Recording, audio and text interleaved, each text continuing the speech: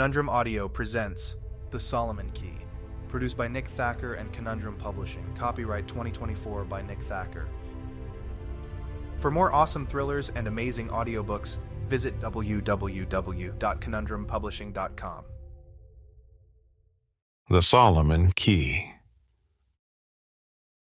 Earth Uncovered. Book 1. Nick Thacker. 1. Brody. Diarrhea. The one call you can't ignore. The one call you can't refuse. Brody stepped back from the mic, held the headphones tighter over his ears, and cleared his throat. He waited a few seconds, then returned to the microphone to repeat the same phrase. "It's the one call you can't..." Cut. The voice spilled into the earphones and pierced directly into his brain as if emanating from inside himself. He had asked the engineer behind the glass to bring down the level of the monitoring output 3 times already. Still, it seemed either he had ignored him, or the director, a real class act himself, Brody had butted heads with in the past, had just turned it back up, once again attempting to prove that he knew best. It was the director's voice that was speaking now. "Let's try that again, from the top." Brody set his jaw. "I hope we can eventually move on to the second line of dialogue in this ad spot, Martin." He saw Martin waving a dismissive hand in his direction through the glass separating the vocal booth from the main tracking room in the studio. He stood over the engineer's shoulder in order to speak into the talkback monitor's microphone from only inches away, which, Brody knew, could easily pick up sound from anywhere in the room. Even from here, Brody could see that the engineer's personal bubble had been breached. "Yeah, whatever. Let's take it from the top, just like I said, and stow your attitude. Ready?" Brody gave a slight shake of his head and silently cursed the director. Regardless of his internal desire to crack a fist through the glass and strangle Martin with a microphone cable, Brody stepped back up and gave the next take his best. "It's the only call you can't refuse," he said, emphasizing the word only and refuse, giving a half-breath's worth of space between the 2 separate beats of the sentence. It was hard to believe, but he had actually trained for this sort of thing. If only my 3rd-grade drama teacher could see me now, he thought. Diarrhea. Had he given the second half of that word enough emphasis? Now that he was thinking of it, was it diarrhea with the emphasis on the die? Or was it diarrhea, emphasis on the second syllable? Brody stifled a chuckle when a memory bubbled up into his brain, listening to the man mispronounce the word diabetes on midday television. Should he go for something like that? Should he say diarrhea in a way that would eventually make him a name, or at least a meme, for later generations? Diarrhea, diary, pronouncing the first part like it was a schoolgirl's journal and then putting an exaggerated grunt at the end. Maybe he could... "Brody, are you in a trance? You still with us? I pay for studio time by the hour, you know?" Brody flicked his eyebrows up and nodded at the glass. The ad company is paying for this, actually, he thought. However, he didn't say anything. "I want to run it again, top to bottom. This time, I want you to really pretend to be there." Brody almost laughed out loud. "You mean you want me to pretend like I have diarrhea? Or that I am awkwardly narrating a voiceover while 2 women are enjoying a cup of tea in the park?" Whatever brilliant marketing company had decided to hire this difficult director had also been brilliant enough to create the absolutely genius commercial for which Brody was now voicing. 2 middle-aged women, both wearing clothes, the kind that were not quite casual, not quite formal, both smiling ridiculously exaggerated smiles that made them both seem like new members of a cult, sipping tea out of actual ceramic mugs while sitting together, sharing a blanket in a park. The mostly blurred background even had children giggling and chasing each other in it. One even had a streamer on a wand and was making S shapes in the air like a color guard in a marching band. "Yeah, sure," he said. He stepped back to the microphone for the 15th time that hour and was about to give the engineer a thumbs up when he felt his phone vibrate. He tried to ignore it, but then he realized he had not put it on silent mode. The sound of Wagner's Ride of the Valkyrie echoed through the signal chain and back into his monitoring headphones, complete with the slight reverb the engineer had put on the mic. He looked through the glass and saw Martin glaring back at him. Martin's mouth dropped open, no doubt preparing to launch into some empty threat of never working again in this town or something, but Brody slipped the headphones off his head and around his neck before Martin spoke, pulling the phone up to his face to read the text message. The director could yell all he wanted. Brody knew who it was from. There was only one person in his contact list with a custom ringtone, and he was almost positive the text would be a waste of time, but there was always a flicker of hope. Always the optimistic belief that this one, after so many years, could be the big one. He read the text from his agent. "Need you to come right away. Opportunity on table. Won't want to miss it." Brody smiled. His agent was probably one of the worst in Hollywood. To the man's credit, though, Brody had worked consistently in L.A., though it was hardly a living and certainly nothing to brag about. He had once wasted a night Googling himself and ended up on a wannabe actors forum, reading about himself.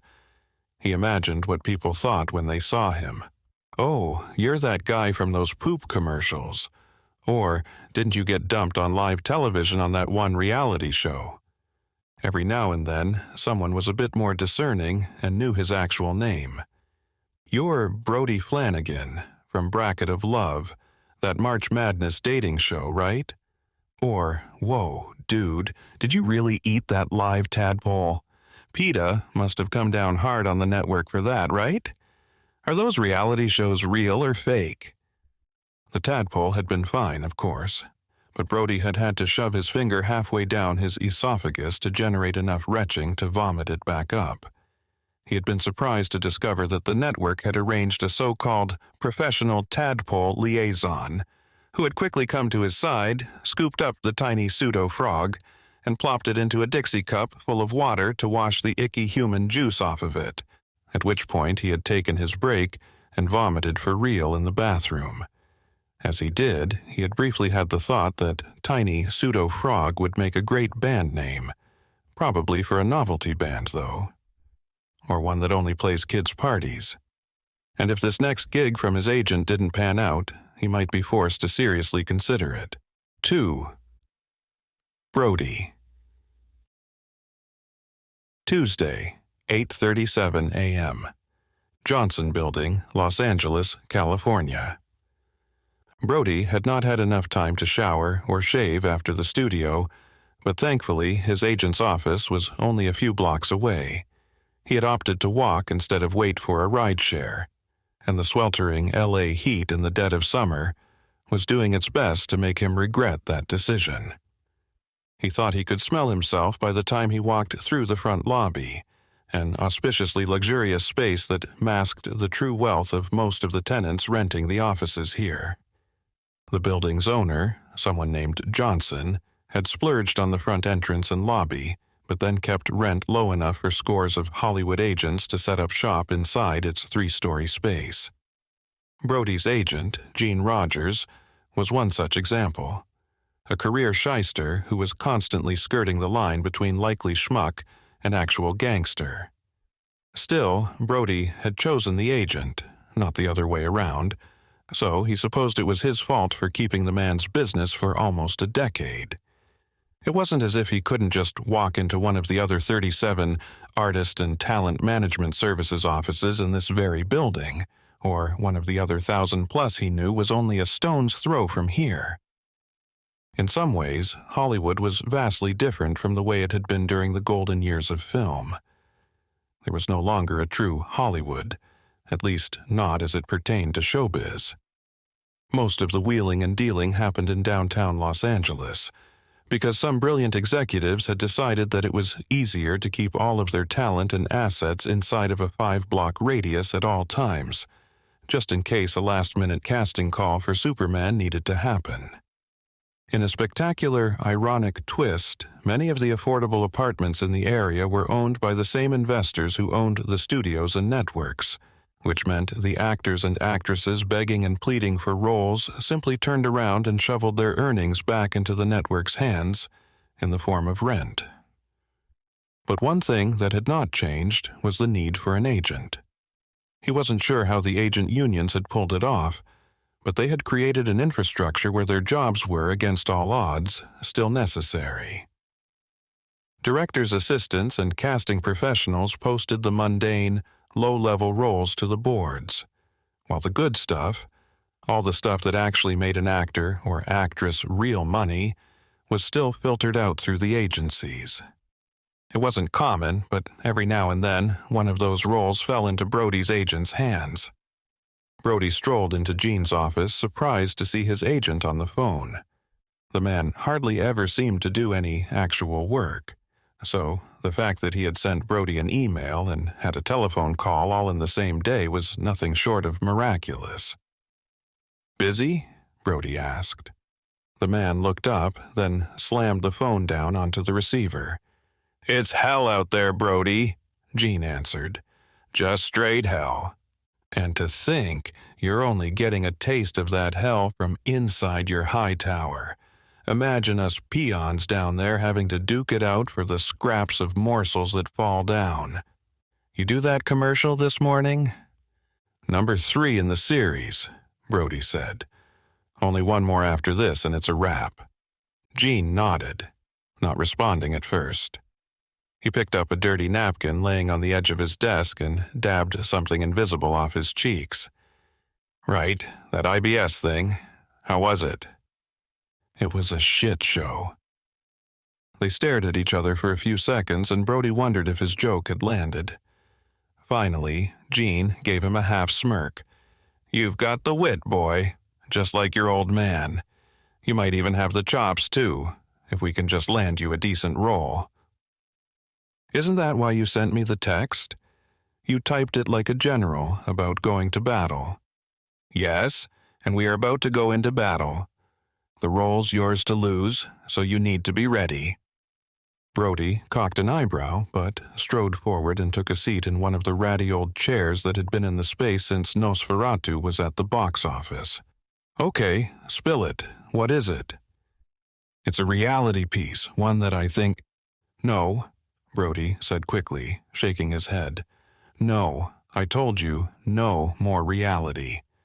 "Well, we're running out of commercials about bowel movements, Brody," his agent said in a low tone. "And I don't exactly have a stack of opportunities on my desk for you at the moment. I understand that you want to refresh your image or renew your brand or whatever some shit, but there comes the point when an actor has to act. Like I said, this one's yours to lose, so it could be easy money." Brody sat there, staring at the ceiling. He saw the beaten-down fan pumping effectively 0 air, one of its arms limping along and causing the other 3 to perform the miserable, sickly dance on the ceiling. Finally, after what felt like an eternity, he looked back at his agent, who was wearing that stupid I-know-better-than-you grin that had long ago persuaded Brody into signing a contract with him. "Fine," Brody said. "What is it this time?"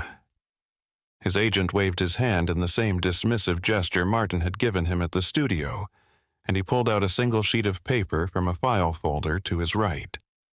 "I printed it out because it has the address for the audition. They want you to come by whenever you're free today or tomorrow. After that, they'll start looking elsewhere." This plan felt different to Brody, for 2 reasons. First, there was an actual, physical location for the audition. That implied that this was a real production, one that had already received the proper check marks from the suits and had already gotten off the ground with some seed capital. It meant they weren't messing around, or that they were messing around and didn't know how things in Hollywood typically worked. Either way, Brody was intrigued. The second reason this was interesting to him was that he seemed to have been tapped, specifically. They wanted Brody, and that could only mean... "I know how it sounds," his agent said. "And it's true. They think that having a tie to your father will be a benefit in this case." Brody squeezed his eyes shut. Here we go again, he thought. At first, having a semi-famous dad made Brody think getting an in and making it in Hollywood would be a shoo-in. Even without his dad actively pulling strings, he figured the casting directors and producers would jump at the chance to have his family name on the bill. And, for the most part, Brody had been sorely mistaken. When his father had passed away earlier that year, Brody assumed, again wrongly, that his career might find a small jolt of life as people remembered the Flanagan name. Perhaps a few more opportunities might fall in his lap, in memory of the old man, or something like that. Instead, he had been bombarded with thoughts and prayers, but no more work, and certainly no better work than he'd had before cancer had gotten the best of his father. "What is it about my dad they're trying to invoke by having me on the set?" Brody asked. "I look nothing like him. I apparently can't act as well as him, and I'm not a professional archaeologist like he was. This is Hollywood, Brody, not Princeton," Gene said. "No one gives a shit about credentials out here. It's who you know, and to these guys there's no one who knows your dad better than you. As such, there's no one better suited for this show than you." Brody frowned. Did they at least say they wanted me for my devilishly good looks? They did not. "Fine. What's it called?" The shit-eating grin returned to his agent's face as he handed the paper to Brody. Brody took it, scanned the page, saw the address for the downtown office where his audition was to take place.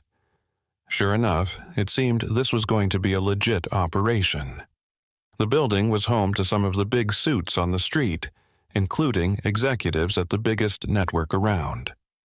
His eyes scanned upward and landed on the working title of the show. "You've got to be kidding me," he said, sucking in a breath. "Not this time, Brody," Gene said. "Just wait till you see the payout. If everything goes through and all the T's are dotted and the I's are crossed, you and I will be going out for a steak dinner." Brody could think of hardly anyone he would be less inclined to go to a steak dinner with. Martin, perhaps. Maybe that engineer who kept turning my monitor up. They're remaking it? Just starting over?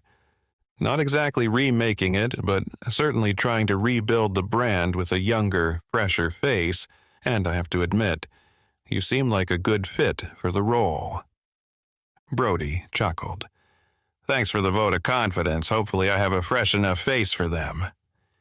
He stood up, hoping to get down to the studio before the afternoon sun would take more of that freshness away. He thanked Gene and walked out the door. Maybe getting a little stinky would actually help me with this audition, he thought. Maybe I should mess up my hair a bit, throw some dirt on my cheeks. If they're going for staged reality, that would be the most staged, realistic thing I could do. He wondered why in the hell that now, after his father died, the studio wanted to remake the old show, the one that had made the Flanagan name famous in the first place. He also wondered if they were already sold on the terrible name. Earth Uncovered Revisited. It seemed more than a bit redundant. In fact, the whole thing seemed weird. A little suspicious, even. He took a deep breath as he plunged himself out into the sweltering summer LA heat. 3. Brody. Tuesday, 9:05 a.m., Los Angeles, California. When Brody was 12 years old, his father, Liam Flanagan, a career archaeologist and world-renowned lecturer, had been given a once-in-a-lifetime opportunity. A new format for primetime television had taken the world by storm, and studios were seemingly relentless in their search for new content. One of the major networks had a travel channel that had a slot for a weekly adventure and expedition-style show. This show was semi-scripted, meaning some of the content would be pre-planned and some of the jokes would be edited in after the fact. But the reality, the premise of the show was kept mostly intact. A professional archaeologist and his team of ragtag specialists would travel the world, investigating ancient and mysterious myths and legends. Everything from the legend of Atlantis to the Amber Room and related Nazi conspiracy theories were covered. Finding the lost wonders of the world became something the average Joe could participate in, from the comfort of their own home. The pilot of Earth Uncovered was a massive success, and the show became a bastion of success for American primetime television. Earth Uncovered was a perfect blend of adventure, history, comedy, and thrills, with a healthy dose of sobering real talk from the show's host, Brody's father, Mr. Flanagan. Earth Uncovered was, in essence, Brody's entire childhood. His mother, content to maintain the home Brody had grown up in and afraid to travel, had stayed in Maine while Brody and his father, in love with his work and his success as a modern-day Indiana Jones, traveled the world to film episodes. While the show was a blend of real-world truth and fiction cooked up in a writer's room, Brody's life as a young adventurer was all real. He had learned to speak 3 languages by the time he was 15, and knew enough of about a dozen others to get by on just about any continent. While the crew filmed, Brody spent many of his days hiking, teaching himself how to rock climb, and learning how to blend in with local cultures. As Brody grew up on the road with his father, he found himself feeling increasingly at home in the world of Earth Uncovered. He loved the thrill of exploring new cultures, learning new languages, and immersing himself in the local customs and traditions of the places he visited. And while his father could be demanding at times, Brody loved nothing more than spending time with him, sharing in the adventure and excitement of their travels. The show's popularity started to soar. Brody and his father found themselves bonding in new and unexpected ways. They spent long hours discussing the mysteries and legends they encountered on their travels, sharing stories and insights that only they could understand. And while the work was demanding and the risks were great, Brody knew that he was exactly where he was meant to be, on the road with his father, exploring the wonders of the world. For Brody, Earth Uncovered was more than just a television show. It was a way of life, a passion that had been instilled in him from an early age. Brody and his father traveled the world, discovering the hidden treasures that lay just beyond the horizon. Always active, Brody had worked for his dad's show as a grip, as an extra, and, on one accidental occasion, as a stuntman. He was physically in great shape. As the youngest member of what often felt like a traveling circus, Brody had developed an early sense of confidence and swagger to go along with his physicality and good looks. Brody had always been aware of the ephemeral nature of beauty, but as he approached his mid-30s, the reality of aging began to set in. He noticed subtle changes in his once youthful appearance, fine lines around his eyes, silver strands that peppered his beard. And while he knew that he still had much to offer, he couldn't help but feel a twinge of nostalgia for the days when his looks were his greatest asset. Despite these changes, Brody was still an undeniably handsome man. His light brown hair fell in soft waves around his chiseled jawline, accentuating the striking features of his face. His eyes, a piercing green that seemed to change with the light, sparkled with a youthful energy that belied his years. And when he smiled, which was often, his face lit up with a perfect dimple that deepened the crease in his cheek and made his eyes crinkle with mirth. But as the years passed, Brody knew that he needed to adapt to the changing landscape of the entertainment industry. He had spent years honing his craft, building a reputation as a talented and versatile actor, and he was determined not to let the passage of time stand in his way. He focused on his health, eating well and exercising regularly, and he made a conscious effort to stay up to date with the latest trends and technologies in the field of acting. And as he continued to work, Brody found that his age had actually become an asset. At least he hoped. He was no longer the fresh-faced ingenue, but a seasoned performer with a depth and maturity that only came with experience. He was able to bring a new level of nuance and complexity to his roles, drawing on the lessons he had learned on the road with his father and the countless adventures he had experienced along the way. Despite the challenges that lay ahead, Brody was determined to stay the course. He had forced himself to embrace his age, to see it not as a hindrance but as an opportunity for growth and evolution. And as he looked back on the road he had traveled, he knew that he had much to be proud of, not just his looks, but his talent, his passion, and his unwavering commitment to his craft.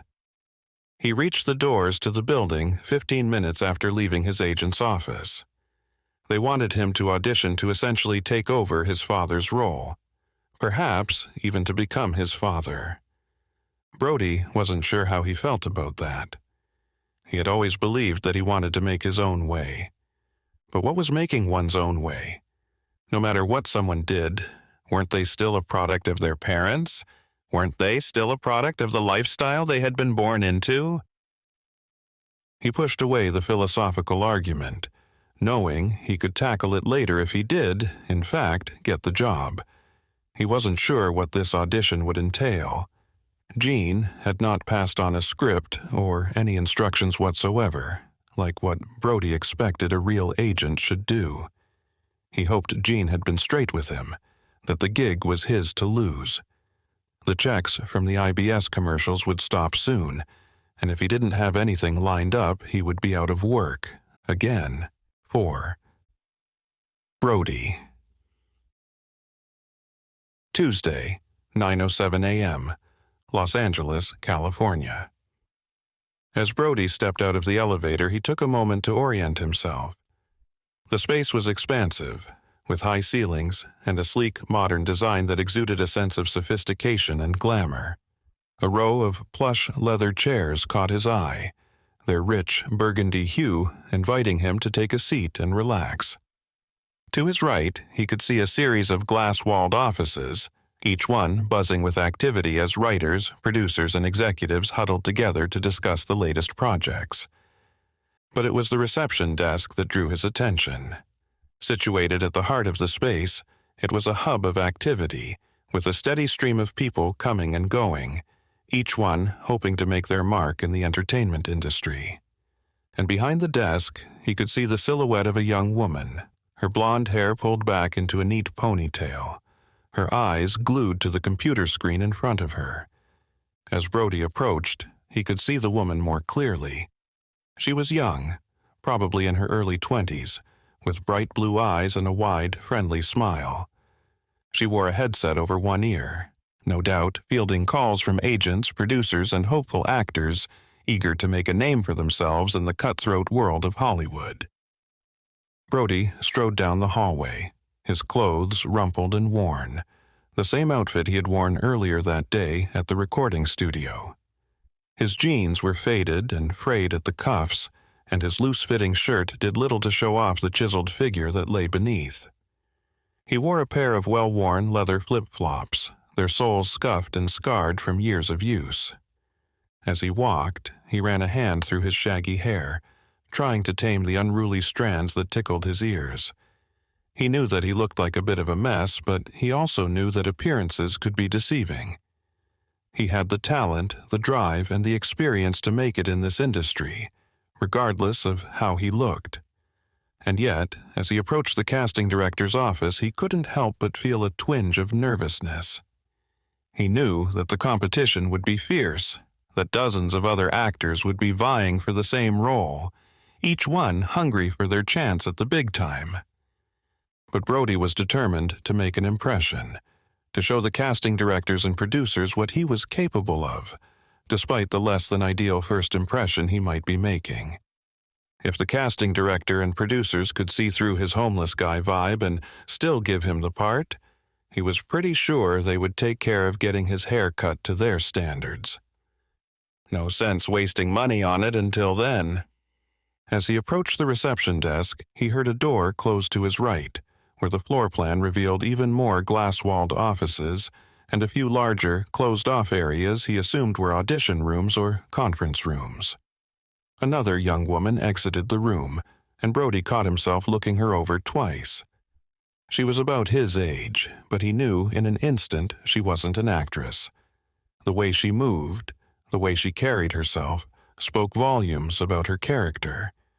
She had not been trained by professionals to look and act and assert herself a certain way. This was a learned instinct. Learned or not, she was beautiful. He couldn't help himself. He immediately started puffing himself up and trying to look more noticeable. It was an ingrained habit, one he had picked up at some point around the time he'd become an adult, or at least some point after hitting puberty. He pulled his shoulders back, set his jaw, and thrust his chin outward just a touch. Not too much. He strode through the hall with a balanced, practiced gait, his feet pointed directly in front of him and his steps even. He knew how it looked. He had viewed it on camera many times. He still had it, whatever it was. But it seemed the gorgeous woman who had just walked out of the conference room was far tougher a nut to crack than the average swooning co-ed he was familiar with. She made a face at him as he passed, showing an actual upturned lip and squinting eye, the outward signs of disgust obvious on her face. As he walked by, still aiming for the reception desk, she even let out a verbal sound of annoyance, a sniffing sound combined with a quick release of breath. He had wanted to give her the benefit of the doubt, but that sound was impossible to misinterpret. She was moving the opposite direction as him, but he stopped fully, right in the middle of the hallway and spun around. "Excuse me?" he asked.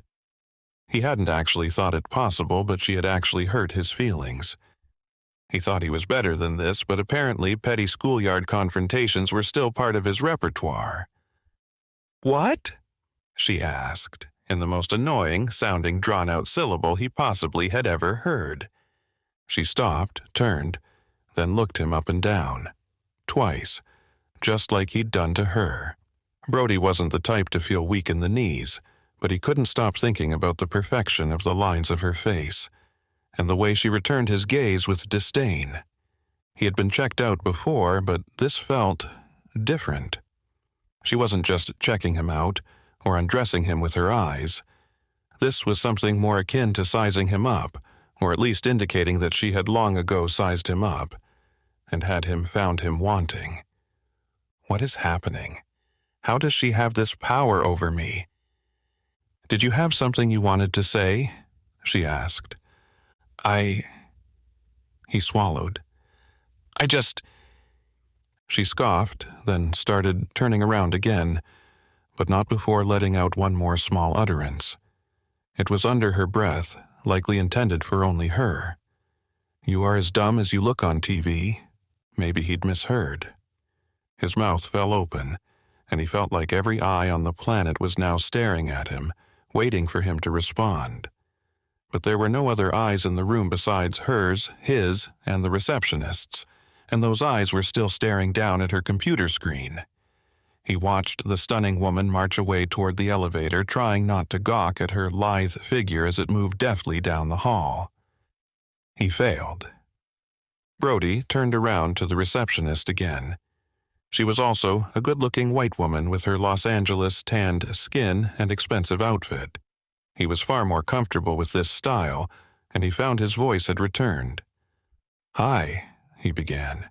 "I'm here to see—" "Name?" she blurted out without even looking up from her computer. He cleared his throat. "Sorry, usually people just—" "Oh," the woman gasped, as she finally looked up and saw who she was talking to. "I'm so sorry." She put on a fake smile. "Yes, Mr. Flanagan, they are expecting you now. That door Dr. Johansson just came out of." "Dr. Johansson?" he asked. "Dr. Anna Johansson, yes," the receptionist said. "You must have seen her in the hall just now. You walked right by her."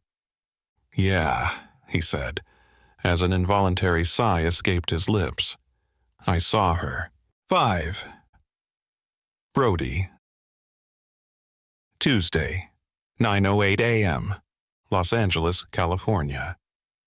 Inside the conference room, Brody immediately felt more at home. Though he didn't personally know anyone inside, the space felt just like every other audition room he had been in, and he had been in plenty, even though over the last few years he had started doing more and more of the digital tapings. Getting into a room like this one and interacting with actual humans, face to face, felt refreshing and set his mind at ease. That ease was short-lived, however, as he overheard the end of a conversation happening at the end of the table when he walked in. Just because his old man had a Lifetime Achievement Award doesn't mean his man-child son deserves the lead role for a show, one woman was saying. And Dr. Johansson agrees. If we lose her because of it, there's no way we'll have the credibility we need. Two of the men seated at the table were facing Brody as he entered, while the woman and the man at the end seemed to not notice him yet. He cleared his throat. "I actually just met Dr. Johansson," Brody said. The woman seemed to be caught off guard, but she quickly gathered herself, folding her hands and placing them on the table in front of her. You must have just passed her in the hall. She was just leaving." "Yep," he said, "but we didn't get a chance to meet. Not officially, anyway." "Dr. Johansson is our science lead," the man closest to Brody said. "We hope." Brody didn't ask any further questions. The man stuck out his hand, and Brody took it. It felt warm, as if it had been cooking in a pocket for a few minutes. He gripped Brody's hand with a firmness that seemed to be forced rather than earned.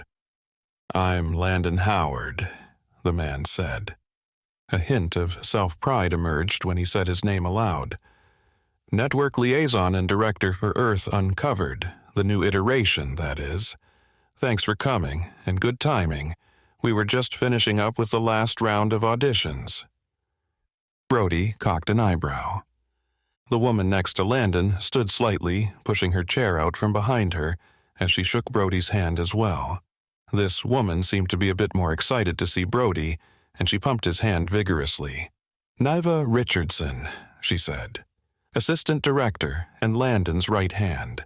As he said, we're glad you came, and don't worry. The other auditions were mostly for the lawyers. You know, to keep things looking like everyone had a fair shot and all." Brody nodded. "Hollywood." The four seated behind the table nodded exactly like the tiny little network robots they were. "So, you guys have a script or something you want me to read?" There was a slight pause as the others shifted nervously in their seats and looked at each other, waiting for the next person in the line to answer. Finally, Landon spoke. No need for that," he said, waving his hand dismissively. "This is just a meet and greet, a final check, if you will." "The weirdo test," Brody said. "You know, like when you hire someone, you just want to meet them even though you already know they're qualified. Make sure they're not a weirdo." Neva smiled, and from his perspective, it seemed genuine. Perhaps she was as good an actor as anyone who had come into the room to audition, he thought. "Look, I'll shoot straight with you," Neva said. "We want you on board, and all that's left is dotting the I's and crossing the T's. I think your agent filled you in on that, right?" Brody nodded. "Well then, that's that. We'll email over a treatment for the pilot episode as well as any scripting direction. Obviously, with this being reality television and all, we're going light on scripted dialogue and are hoping for more of the off-the-cuff interactions." "And I'll be doing these off-the-cuff interactions with Dr. Johansson?" Brody asked. The four around the table nodded in sync with one another, and Landon answered. Her and the other co-host especially. This was news to Brody. His agent, God bless him, had failed to mention that Brody would be sharing screen time with not one, but two co-hosts. Landon spoke up before Brody could pose a question. "Don't worry, you're still top billing. We just needed to round out the, expertise with some professional credentials.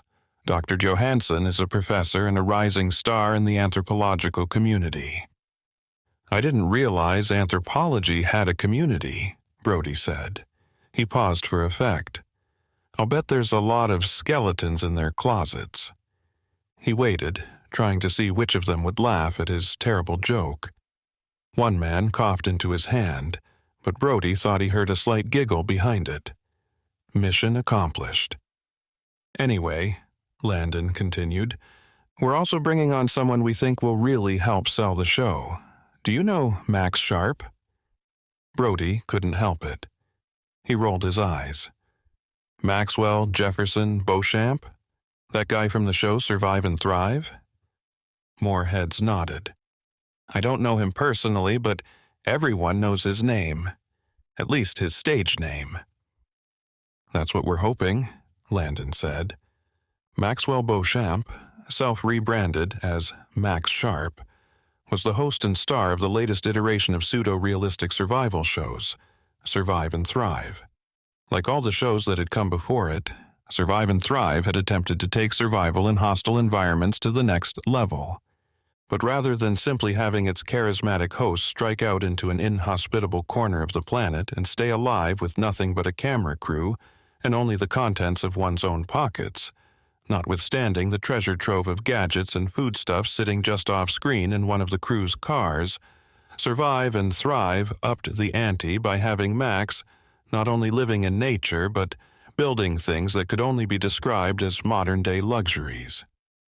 In one such episode Brody had mistakenly subjected himself to, Max had spent time in the Amazonian jungle not just eating bugs and vermin, but building an in-ground dugout hot tub that he filled with the water from a nearby stream and heated with a clay cooking fire. The scene just before the credits began to roll offered a shirtless, chiseled Max sitting in his tub with a gigantic grin and a thumbs up, just before his Australian accent said to the camera, "And that's how you make the best of a heated situation." 6. Brody. Tuesday, 10:41 a.m., Los Angeles, California. Brody paced back and forth across his tiny apartment living room. He hadn't intended to, but he flicked on the TV and started heating water for tea. He rarely watched TV, and he rarely drank more than a single cup of tea, but he had long ago come to realize that this rhythm was his form of processing something. It was involuntary, too, something he hadn't realized he was doing. After returning from the network headquarters, followed by an early lunch, he had mindlessly walked through the front door and filled the pot and started it on the stove, then shouted out the specific sequence of words required to turn his TV on. It didn't matter what channel it was. It happened to be local news at the moment. He had just wanted something in the background droning on while he thought and processed. His father had used to do something similar. Brody had seen him many times in the upstairs office in his childhood home in Maine, pacing back and forth in front of the great mahogany desk. Brody loved that office. When he was 2 or 3 years old, he had gotten a small wooden train set for Christmas, and since his mother was a fanatic about keeping the house clean and uncluttered, Brody's train had found a near-permanent home at the foot of his father's massive desk. Brody would set the track up in a circle, half of it under his father's desk and half of it out in the open. Brody would spend hours there, listening to his father talk through a presentation or read out loud the latest chapter of the manuscript he was working on, and on many occasions he watched as his father did the same thing Brody was doing now, pace back and forth over the carpeted room, wearing a tread into it over decades of performing the same movement in the same place. Brody's faux wood floor would not suffer the same damage, of course, but that was also because he didn't plan to be here for upwards of 3 decades. It was a nice apartment, far too big for a single person like him, but he currently had no choice as to where he lived. His father's money had purchased it a few years back as a gift on his 35th birthday. No one should be in debt to a landlord, his father had told him.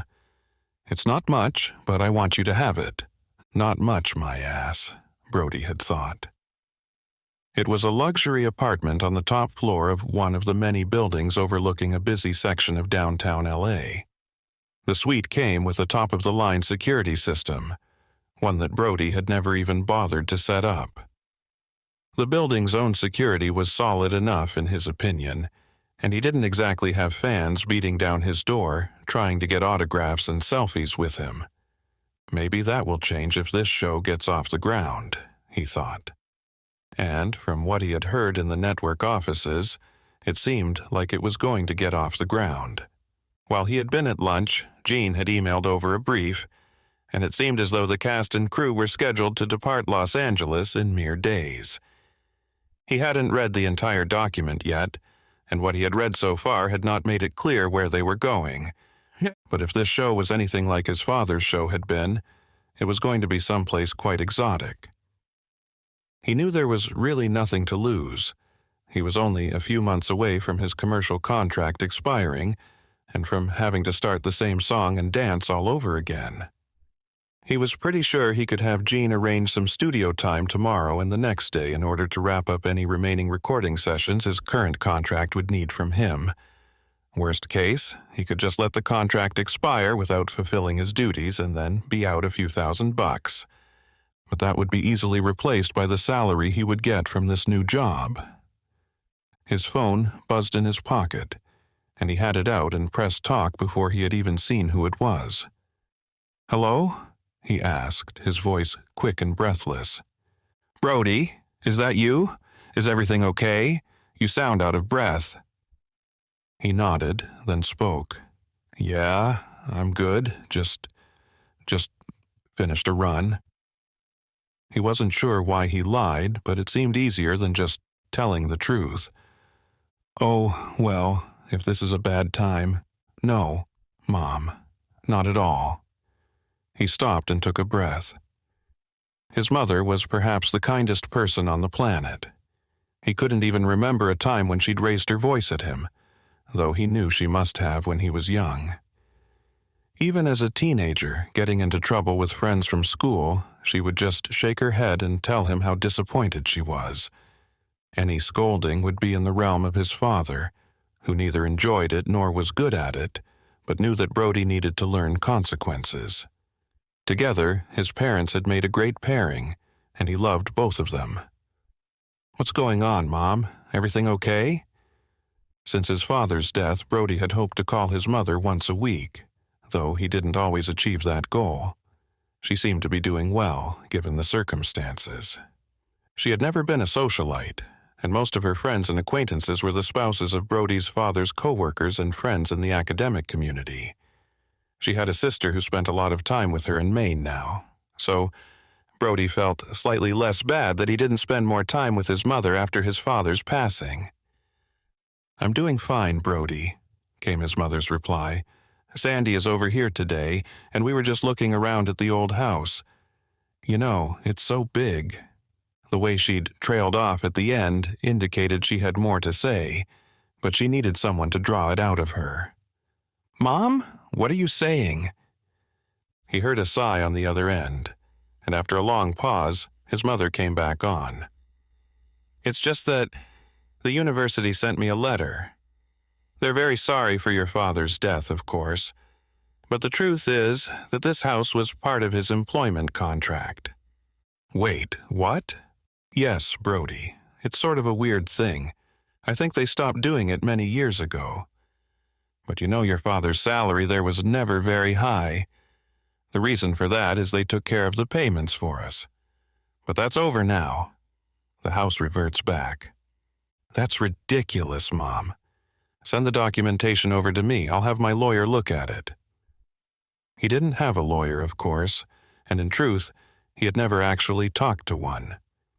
At least not on purpose. But his agent, for better or worse, would know how to find one, and Brody might even be able to afford an hour of their time.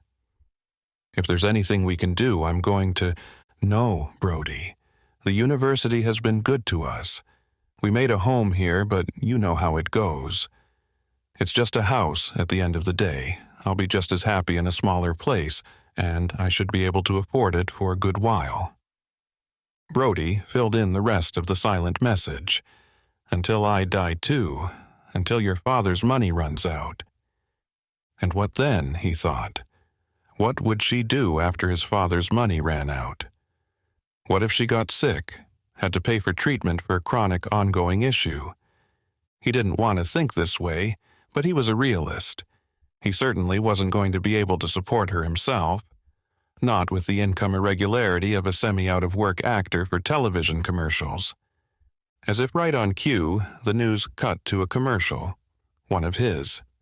2 rock climbers, one acted by Brody himself, working in tandem as they made their way up the side of a steep cliff, using crampons to mark their vertical progress.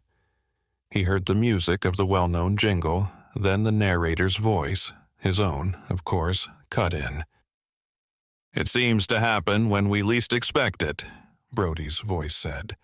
"When we're high on life, when nothing can bring us down." A third actor suddenly entered the shot. This actor flew on screen, wearing a dark brown suit with stretchy material on either side of his body, giving him the look of a flying squirrel. The whole thing had been keyed, shot to a green screen in a studio, and Brody had not even had to leave the ground in order to make it seem as though he were scaling the cliff. That had been a huge shame, really, because he happened to be an accomplished rock climber and could have done a climb like this in his sleep. It was a sport he had taken up as a kid while his father was busy filming somewhere, and he had fallen in love with the thrill and adrenaline rush of it. But television wasn't about reality. It was about the appearance of reality. Brody watched himself on TV as the flying diarrhea monster landed on his back and wrapped his arms tightly around him, hanging on. Computer effects had made it look as though Brody was holding on for dear life, and there was even wind blowing his hair around, for good effect. The sound had been added in post, and it really did seem like he was hanging from a deadly height with a brown-suited actor gripping his lower body. The commercial looked exciting, but Brody recalled that day of filming as being arduous and boring. One of those perfectionist directors who needed 30 takes from each angle. His voiceover returned. "That's when it hits you. That's when it pulls you down to earth. Don't let diarrhea get you down. Cut it loose before it's too late." Brody watched as he kicked the diarrhea monster off him and wriggled free. The brown suit-wearing man screamed and disappeared from view. The jingle returned in full force, and a second voiceover actor, with a lower voice, read the ridiculously long list of side effects and legal jargon that flashed on screen just before the end of the 30-second ad spot. In real life, Brody shook his head. "Mom," he said, "there's an opportunity I got today. I think it could be pretty big." "That's wonderful, Brody. Is it another commercial run?" If it were possible for anyone to be a fan of a man most famous for his bowel movement voiceover work, it was his mother. He smiled. "No, Mom, it's not that. I think it could be something huge. I'd be able to help you out, of course, and—" "Oh, stop it," she cut in. "Brody, I would never ask for money from you. That's just ridiculous." His smile widened. "I know you wouldn't, Mom, and nothing's set in stone yet anyway. I might be leaving soon, though. I'll let you know about it when things start rolling. I don't want to let the cat out of the bag in case it doesn't make." "Well, I'm certainly excited for you, son," she said. "Please do let me know, and good luck. I love you." Brody returned the sentiment and hung up. The tea kettle started whistling from the kitchen, but he was no longer feeling the need. He shouted for the TV to turn off. It took 2 tries, and he wondered why he hadn't used a remote control. He strode over to the couch, where he had tossed his laptop bag upon arriving earlier. He dug the computer out of the messenger bag and opened it. He wanted to read through the PDF in its entirety now, but he already knew what his next step was. Brody opened the computer and fired off an email to his agent. "Hey, how's it going? Wanted to let you know I'm in. Send over the contract." He closed the laptop and sat in silence for a minute, staring up at the vaulted ceiling. "This could be the biggest thing of my career," he told himself. "It's following in Dad's footsteps, but that doesn't mean it's a bad thing. Doesn't mean it's a good thing, though, either." 7. Landon.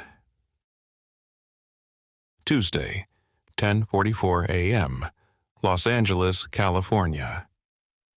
As a director and producer, Landon had spent many late mornings and early afternoons in power lunches, wheeling and dealing. As he folded a menu closed in front of him, he caught a glimpse of the man's glittering watch. Landon knew the brand, one of the most expensive and hard to find in the world. He didn't know the model, though. It was a prototype, not available to the public for 6 more months. He tried not to think about the fact that he was sitting across from someone rich enough to own a watch that cost more than most cars. Not only that, but a watch not even released to the public yet. Who has that sort of sway? Landon glanced across the power lunch table at Brett Donahue. Something in the wealthy man's eyes said he had an agenda, and Landon made his face blank as he waited to receive the opening salvo. "I'm glad you set this up," Mr. Donahue said. "I wanted to talk to you about the show. We're getting a full 13-episode season order up front." Landon's head cocked. That was very unusual.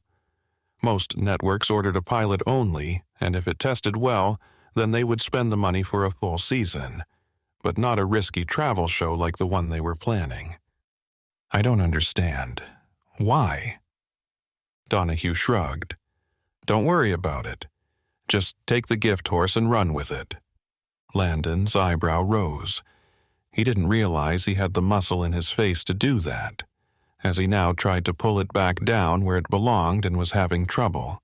Was Donahue paying for it all himself? This is good news. Really good news, actually. This could be huge to have this kind of freedom from the jump. Mr. Donahue nodded. "That's one of the problems I have with Hollywood. Everyone here seems to want their thing to be the biggest thing ever, but they won't put in the time or the work necessary to build it. They simply want it now. I've been an investor almost as long as I've been wealthy, and building something for the long term is truly the only way to make something great. Do you believe that, Landon?" It was an odd question, and Landon suddenly felt like a kid talking to a teacher in a classroom. Or rather, a kid being condescended to by an adult. He shook his head. "I'm not saying you're wrong, but thinking short-term is really the only way to stay alive out here." "Yes, indeed," Mr. Donahue said. "I merely meant to say that I prefer both, if possible. This show, that's an example of short-term benefit. I put the money up, the show gets made, we all make more back from it. That's the short term, and that's the exact reason why I've been pushing this through so hard. But long-term, Landon, that's what I want to talk to you about. The long-term game is that you are no longer just some middle manager for a network." So Donahue was footing the rather extensive bill for the show. Why? Fair point. "I know you have ambition, Landon. That's part of the reason I chose your network. I wanted to work with you. I believe that you could be the face of this organization someday." Landon smiled. If this guy was blowing smoke up his ass, it sure felt good. He shifted in the chair as a server appeared from the back and approached the table. She was carrying 2 glasses of water. "I'll cut to the chase because the food here is extraordinary, and I would hate to make it bland by talking shop." "Sure, what's up?" Landon asked. "Brody will stay on as the lead. You, of course, will direct and produce as previously discussed, but I'm no longer okay with you operating remote. I don't want half your team back here hiding in comfortable offices." Landon felt his skin tingle. What the hell is this guy getting at? "Your television expedition departs in a few days. I want you with them." Landon balked. That had not been the plan, and that was by design. He was supposed to stay here in L.A., safe and sound and far from anything Mother Nature had cooked up that wanted to kill him. Bugs, animals, weird locals. He despised all of them. It wasn't that he was afraid of a little flora and fauna. It was more that he was just accustomed to a certain lifestyle. He liked to say that he was a fan of the great indoors. He shook his head. "I'm sorry, Mr. Donahue. I just don't think that will work. My assistants have already been—" "You can bring your assistants with you. Pick the best one. Take all of them. Hell, I don't care. There's enough budget for extra crew anyway, but I want you down there with them in person. No good director can direct from afar."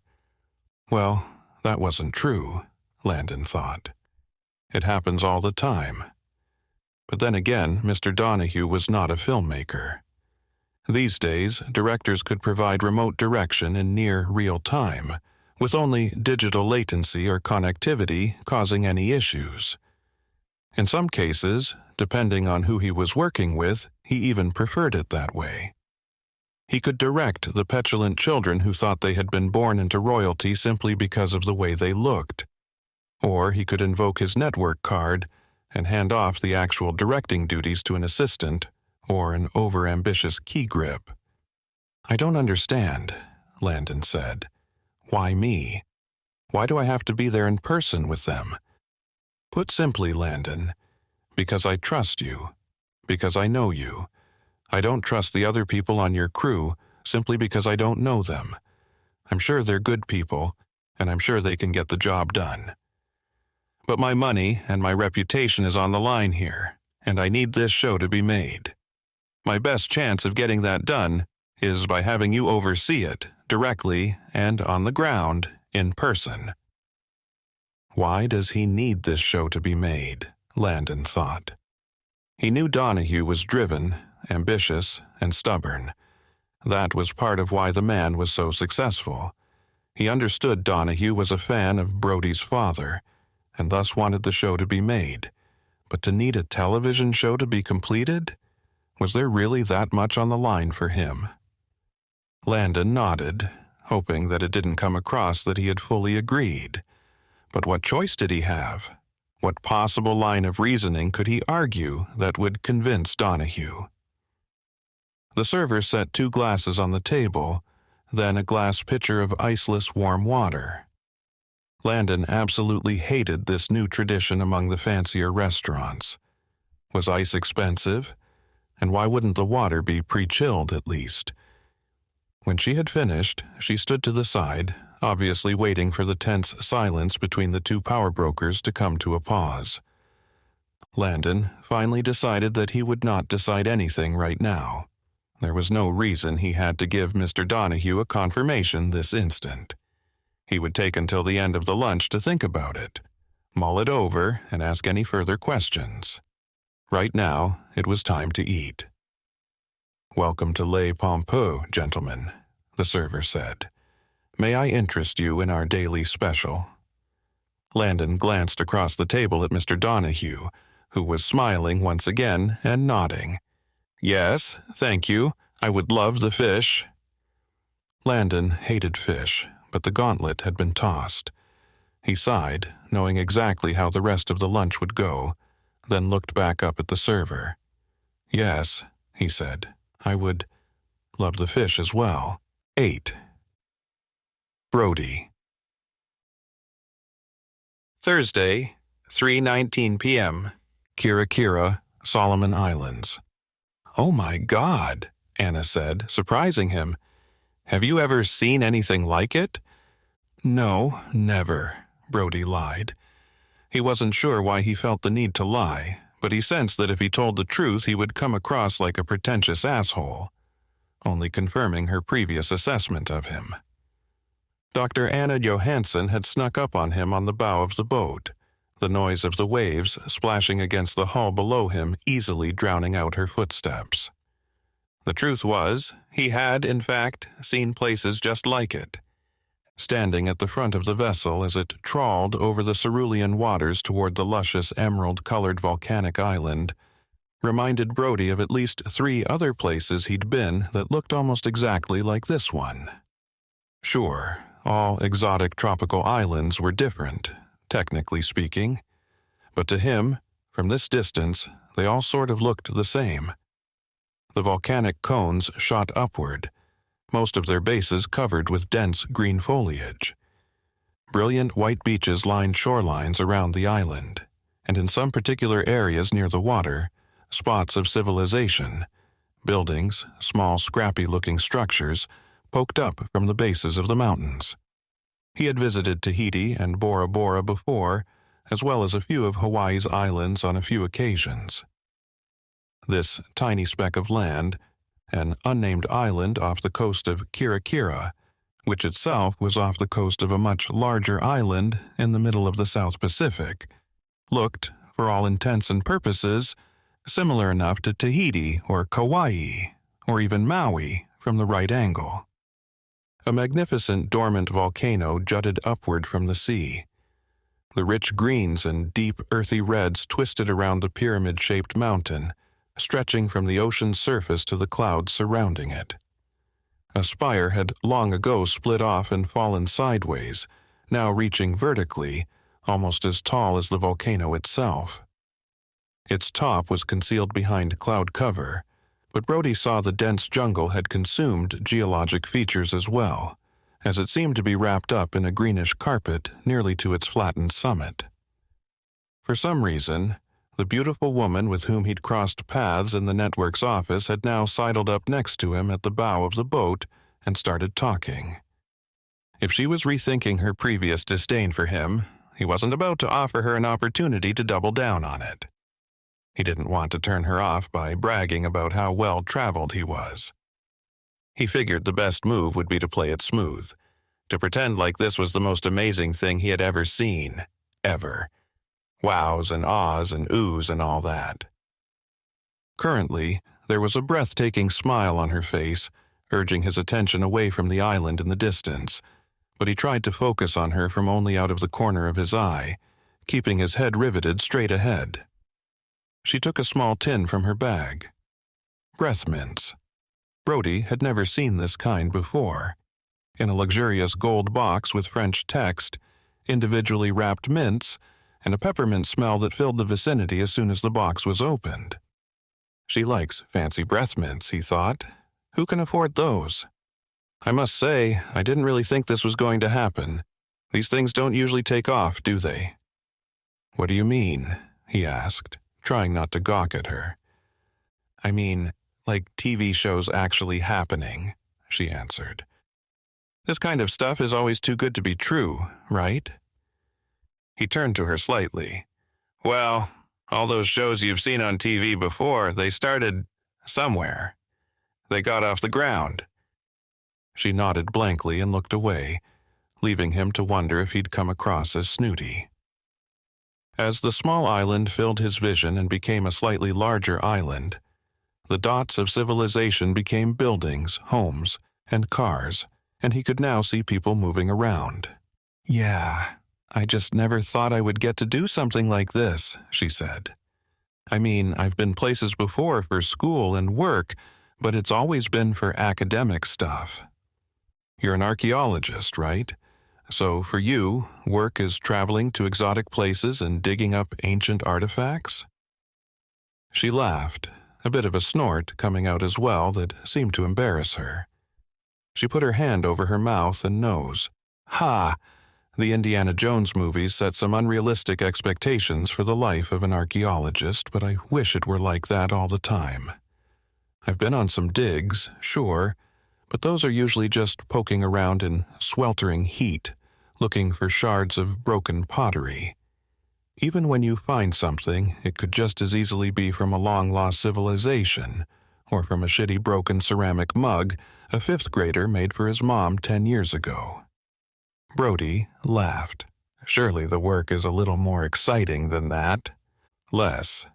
You'd be surprised how dull it is, actually. It's mostly emails, paperwork, applying for grants, dealing with bureaucratic red tape. I know what you mean. It's only a small handful of scientists who get to do the fun stuff, and even fewer of them get to be famous for it. She gazed up at him, her eyes burning through. Like your father?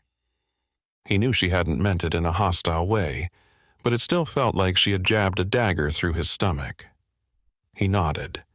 It wasn't always that way. Long before the show and stuff, he was just like you. At this, she turned her chin upward and cocked a perfectly shaped eyebrow. Just like me? He backpedaled. I mean, he worked hard most of the time, for little to no credit. He didn't get to go on exciting and fun digs like a real treasure hunter or something. Most of the time he was in a classroom or in an office, writing papers he was trying to get published. Sound about right? She paused for a moment, then grinned. Yeah, pretty much. Most of us have to teach to get the bills paid. There was a moment of silence, and Brody sensed she wanted to say more but didn't. He saw Doc slide into view off of the port side of the boat and sensed them moving toward it. For a minute, he watched as the island's personality shifted from a singular, large mass to a nuanced, vibrant community. Individuals came into view, and small fishing boats bumped against their moorings in port. He suddenly noticed the smell, the fresh, floral sea breeze that had lifted fragrance from the island and carried it out to sea. Brody couldn't help but feel refreshed by it. No matter what this shoot would bring, success or not, it was going to be a good time here. 9. Brody. Thursday, 3:25 p.m. Kirakira, Solomon Islands. Brody watched his new partner watching the island. Her joy at the tropical sights felt genuine, and he enjoyed seeing an unabashed smile on Anna's face. You know, I had second thoughts about taking the job, she said. Brody saw her flick her eyes upward, as if searching for the right words. That told him she was about to break some bad news to him. He flinched, wondering if she were about to double down on her actions back at the network offices. It's just me? He asked. You hoped for someone a little more studied, is that it? Brody was under no illusions about his place in Hollywood. He knew that he wasn't an A-list actor, or even a B-list one for that matter. He had made a career out of performing in B-roll footage, commercials, and voiceover work, never quite breaking through to the upper echelons of the industry. And if anyone recognized him at all, it was usually because of some forgettable reality TV role he had taken on early in his career. It was frustrating, at times, to be pigeonholed as the nameless, charming but dreadfully ignorant actor who populated those sorts of shows. Brody knew that he had more to offer than just a pretty face, that he had intelligence and talent that had yet to be fully recognized. But he also knew that the entertainment industry was a fickle and unforgiving beast, one that didn't always reward those who deserved it most. Despite these challenges, Brody remained determined to make a name for himself in the industry. He had worked hard to hone his craft, taking acting classes and performing in small-scale productions whenever he could. And while he knew that smarts weren't always required to make it in Hollywood, he had never stopped striving to use whatever intelligence he did have to his advantage. But it was an uphill battle, one that often left him feeling frustrated and defeated. He had auditioned for countless roles, only to be passed over in favor of more conventionally attractive actors with less experience and talent. He had submitted countless scripts, only to receive rejection after rejection from studios and production companies. Brody refused to give up. He knew that he had something special to offer, something that set him apart from the countless other actors and writers vying for their place in the industry. And as he continued to work, to hone his craft and refine his skills, he knew that his moment in the spotlight was just around the corner, if only he could hold on long enough to seize it. Always the handsome dumb guy with diarrhea or recurring migraines, never the superhero. She winced. That's not what I meant. I just feel like I need to get it off my chest. If we're going to be working together, I should probably mention that I used to be a huge fan of your dad's show." This was a surprise to Brody. Here was an accomplished and extremely intelligent scientist and academic through and through. While his father had been as well, most of the world saw Liam Flanagan only as the star and host of a primetime television show, and he knew that most viewers, himself included, knew that reality TV was anything but reality. "He was the real deal," she continued. "He seemed to really know his stuff, and it came through on the show. It's like he had a bullshit detector that he kept perfectly tuned, but he was somehow able to keep the expeditions exciting and relevant, based on true facts and history. It was exactly what I wanted in a show like that. Real history, real science, real archaeology, without just making a mockery of it like another Indiana Jones knockoff." Brody appreciated how her profanity-laced speech contrasted with her prim and proper appearance. There was more to this woman than what he could see on the surface, for sure. He agreed with her, of course, but he was having a hard time taking it all in as a compliment, considering she was using it to explain why she didn't like Brody himself. For everything his father was, Brody was not. He took a breath. "My dad was a real archaeologist, after all," he said. She nodded. "I know. I followed his career after the show began to air. I think we all wanted him to be real, you know? No one wanted to be sucked into a show like that only to find out its host was just some well-paid actor who didn't know a dinosaur bone from a chicken bone." Brody smiled. "No, he was every bit as real as the show depicted. Even more so, in my opinion." He faced forward, watching as the island grew still larger, now able to see individuals running around on the docks, preparing for their arrival or busy with their daily tasks. Seagulls cawed in the distance and flew overhead. She put her hand over her mouth. "I'm so sorry," Anna said suddenly. I realize this might be a hard conversation for you. Talking about my dad is always hard, but it's necessary," he said, trying to reassure her. "Sorry for your loss." "Thank you. He was my hero. I miss the hell out of him, but he did a lot of good in this world. If I can do half as much as he did, I'll die a happy man." He sensed there was more to what she was getting at, and he waited a moment for her to continue. After half a minute of standing in silence by the railing, she turned back to him. "You seem like a good guy, Brody." He laughed. "Am I smashing your expectations?" She turned her face to hide a coy smile. "Maybe a little bit. I had you pegged as just another Hollywood douchebag." "And how many Hollywood douchebags have you met?" he asked quickly. "Sorry, I didn't mean any offense by it. But yeah, what you're saying is pretty much what I suspected. So I had you pegged as simply some pampered, pretty Hollywood golden boy who knows next to nothing about any of the stuff we're supposed to be talking about out here, whatever it is. At first, it just seemed like a money grab. Like the network was trying to take advantage of your name and your relationship to your father. And if they did that, I feel like it would actually tarnish the reputation your father's show had. It wouldn't be as authentic as it was then." "I get that," Brody said. "That's why I initially balked as well. But then I saw the co-hosts, the names they have involved, you and Max. I think that's why they're able to pull it off. They're rounding out my presence with yours, and I think that could actually make for a decent show, even if it gets edited to hell on the cutting room floor." She smiled. "I hope so. Either way, you don't seem to be as simple as I initially thought. I apologize for that." He shook his head. "You don't owe me an apology. Who knows? I might still prove you wrong. I could be even dumber than we all thought. But I do agree with one thing you said." She eyed him suspiciously. "What's that?"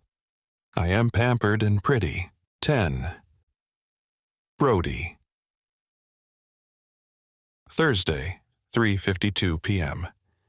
Kira Kira, Solomon Islands. Brody was happy to be once again on the ground after the 3-hour boat ride. He didn't tend to get seasick, but there was something isolating and vulnerable about being in the middle of a large body of water, relying on a floating vessel for safety. He much preferred dry land under his feet than the dark unknown of sea. He smiled as he stepped off onto the small dock in the bay. His feet were unsteady, and he realized after a moment that the entire wooden dock was swaying with the waves. The place was busy, with local fishermen and dock workers bustling about as they carried their hauls to a nearby marketplace. He saw fishmongers shouting orders in a language he didn't recognize, probably one of the 60 or 70 variants of Austronesian or one of the 1,000+ dialects. Though most locals spoke varying forms of Pidgin English, Brody didn't expect to be able to converse much with the native population. He took a step forward, and suddenly a strange, moist object flew in front of his face and smacked onto the ground at his feet. It convulsed for a half-second before lying still. Not an animal, though it was a glob of something. Brody frowned down at it, horrified, trying to make sense of the reddish-brown liquid. A man chuckled from behind a pile of crates to Brody's left on the docks, and he turned to see a miniature-sized man that had to be over 100 years old. His bottom lip was pulled nearly up to his nose, and while his face and body looked like they had been strapped to the side of a ship and left out in the sun for 30 years, his eyes sparkled with youthfulness. He spit again, this time the glob of thick saliva reaching across half the distance. That's disgusting, Brody thought. Although he tried not to think about it, he couldn't help it once the smell hit his nostrils. He forced a smile at the weird old guy, nodded once, and continued his walk up the slight hill toward the town. He noticed a line of SUVs parked about 100 feet away, where a dirt road jutted up against the edge of the docks. Brody's smile grew wider. On-location shoots were always a huge challenge. Reservations had to be made for vehicles, transportation and accommodations, as well as food and meals, crew and cast per diem. Overly expensive foreign insurance, not to mention the laundry list of riders and specific requests the talent agents had slipped into their clients' contracts. Brody, however, preferred to keep things simple. He was no stranger to travel, and he quite enjoyed the adventure of stepping foot onto a new piece of land without much knowledge of the place. He liked to experience the people, the culture, the particular way of life that differed from his own. Years ago, when shooting a brief reality show appearance in Germany, the local segment producer had told Brody to find his chocolate side, which he realized meant what Americans would call his good side for photographs. Language fascinated Brody. No better place to see it in action than live and in person. He walked toward the SUVs, knowing already they were intended for them. The real heroes of shoots like these were the admin assistants, the people putting together all of the arrangements, the ones who had organized these vehicles to be here the moment they stepped off the boat. However, he knew it wasn't done out of respect for him or the crew. The network was most interested in money, both making it and saving as much of it as possible. Every second of efficiency gained by having these vehicles ready to go and fully fueled upon arrival was money back into their pockets. There was no sense waiting around. They were here to do a job, and the network would run them ragged until the job was done. Still, he loved this feeling. The vibrance of life in a new place, the optimism of the unknown. He found himself even more excited that he was going to be able to do something related to his father's own work. As he had told Anna, he only hoped he could do justice to the Flanagan name, or at least not besmirch it if he could help it. Dr. Johansson was still on the boat, likely gathering her things and preparing to disembark. Since Brody hadn't had anything to schlep besides his backpack, and he had been excited to get off the ferry, Brody was first to reach the line of vehicles. He walked toward the one in front, then got in one of the middle seats. He shook hands with the driver, a young man with a star-shaped scar on his forehead. His English was decent, but slow and labored. Before he could speak again, Landon, the director he had met at the network office, jumped into the front seat and immediately filled the SUV with the sound of his own voice. "I told everyone to hurry the hell up," Landon said, not bothering to temper the volume of his voice to better fit the closed interior of the car. "But you know how people are. Like we've got all the time in the world. Hey, you got AC on this island? Crank it up, man." "Oh, hey, Landon," Brody said, frowning. "I didn't realize you were on the boat. I didn't realize you were coming with us, actually. I was up on the bridge, talking with the captain. I've never been a fan of boats, so the higher I can get off the surface of the water, the less my stomach disagrees with me. But until we normalize traveling by giant catapult, this is what we got." Brody frowned but didn't question the man further. He knew for a fact that what he had said was exactly wrong. In fact, the closer one got to the boat's center of gravity, usually the engine room or in front of it, the less likely one would feel the rocking and rolling of the waves outside. Landon was probably not a boat guy. "The network decided to send me along last minute," the director explained. "Not really my thing, but I guess they think my leadership is warranted out here." Brody wondered what brand of leadership that would be, but he had interpreted Landon's statement to mean that the network wanted its talent to have a babysitter. Whatever, he thought. Shouldn't change the job too much. He hoped Landon would not end up being overly picky or dramatic. There were already a lot of personalities and egos involved, and he was busy enough trying to figure out how to navigate those of the people he had already met. One of those people, a crew member named Jose, entered the SUV and got into the back seat. He was followed by another man Brody didn't know, who got in next to him and closed the door. Brody saw from one of the side mirrors that the other SUVs were filling with people as well, all of the 13 cast and crew members that had been on the boat. He saw Anna Johansson get into the SUV directly behind his. When he looked back toward Landon, he saw the director leaning forward in the front seat, glancing into his own side mirror as Anna stepped up and into the SUV, revealing a perfectly toned, stretched-out leg poking out from her shorts. Landon's eyebrows raised slightly, then lowered quickly as he must have sensed Brody's attention.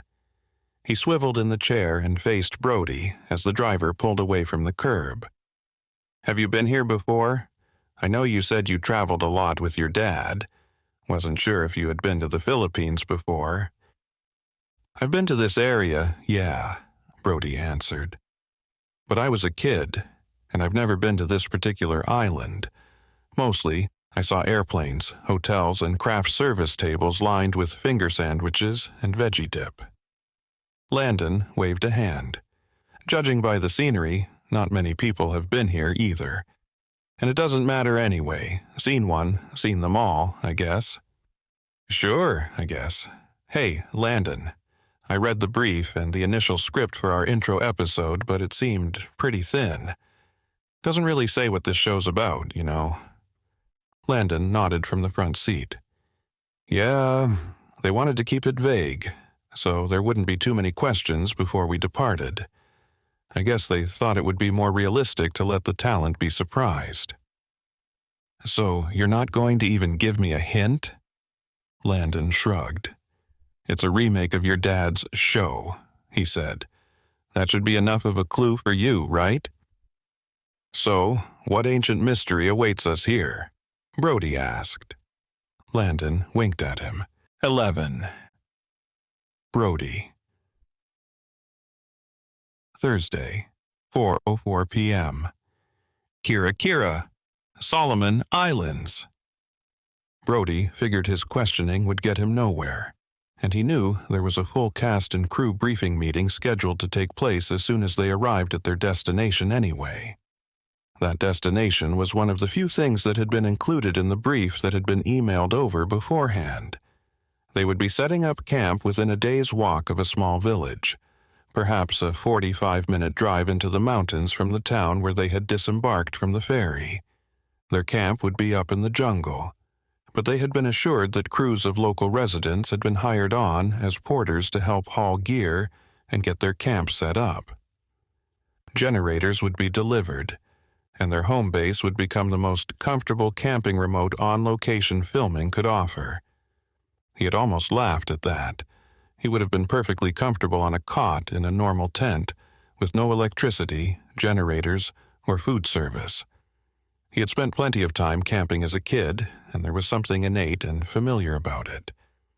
But he had to admit, it would be nice to have access to his phone and the promised cell connectivity if necessary, if for no other reason than to stay in tune with what was happening back home, or to catch up on Netflix shows after a long day of filming. He wasn't sure how often they'd have enough time to head back into the main town, but the fact that they had been assigned a per diem, $100 per day, was promising. He watched the town as it passed by. Men carted around passengers and boxes of gear on carts, and children played in the narrow alleyways that ran like spider webs, intersecting the road they were on. It seemed all of them were spitting regularly, each blob of saliva condensed into a red ball of disgusting sludge. Brody had never seen tobacco like that, and assumed it was a local variety they grew here that had grown popular. Their SUV passed what could only be the main downtown area. A few multi-story buildings shot upward around a square with a Spanish-style government building of some sort in the center. A statue of some regional hero stood sentinel on a square concrete platform. Brody looked up above the building and saw the edge of the volcanic mountain that had produced this island and the smaller vertical spire sitting on the right side of it. The clouds had cleared a bit, and Brody saw that the bottom half of the spire was easier to see now. It was covered in trees and foliage, and the top of it shot upward as a single rock formation, its flattened top completely bare besides a bit of smaller bushes and grasses he could see dotting the sides. On any other occasion, he would have immediately looked around for a place that sold or rented climbing gear, and someone he could hire as a guide. It had been a year or so since he had been on a proper climb, but this spire seemed to call to him. He imagined what it would be like to stand on the top of it. Landon pointed out the windshield, his finger dancing toward the spire as they turned left and drove up the other side of the square, directly toward the mountain and its smaller minaret tower. "That's some kind of ancient religious site or some shit," he muttered to no one in particular. "I guess the locals worship it." Brody noticed the driver glance toward Landon, then he spoke.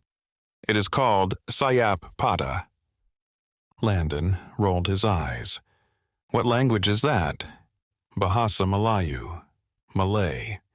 Most of the townspeople and modern ones do not speak it anymore, but at one time it was the only language around. There is still an old village up north that uses the language. It means—" "Right, whatever," Landon interrupted.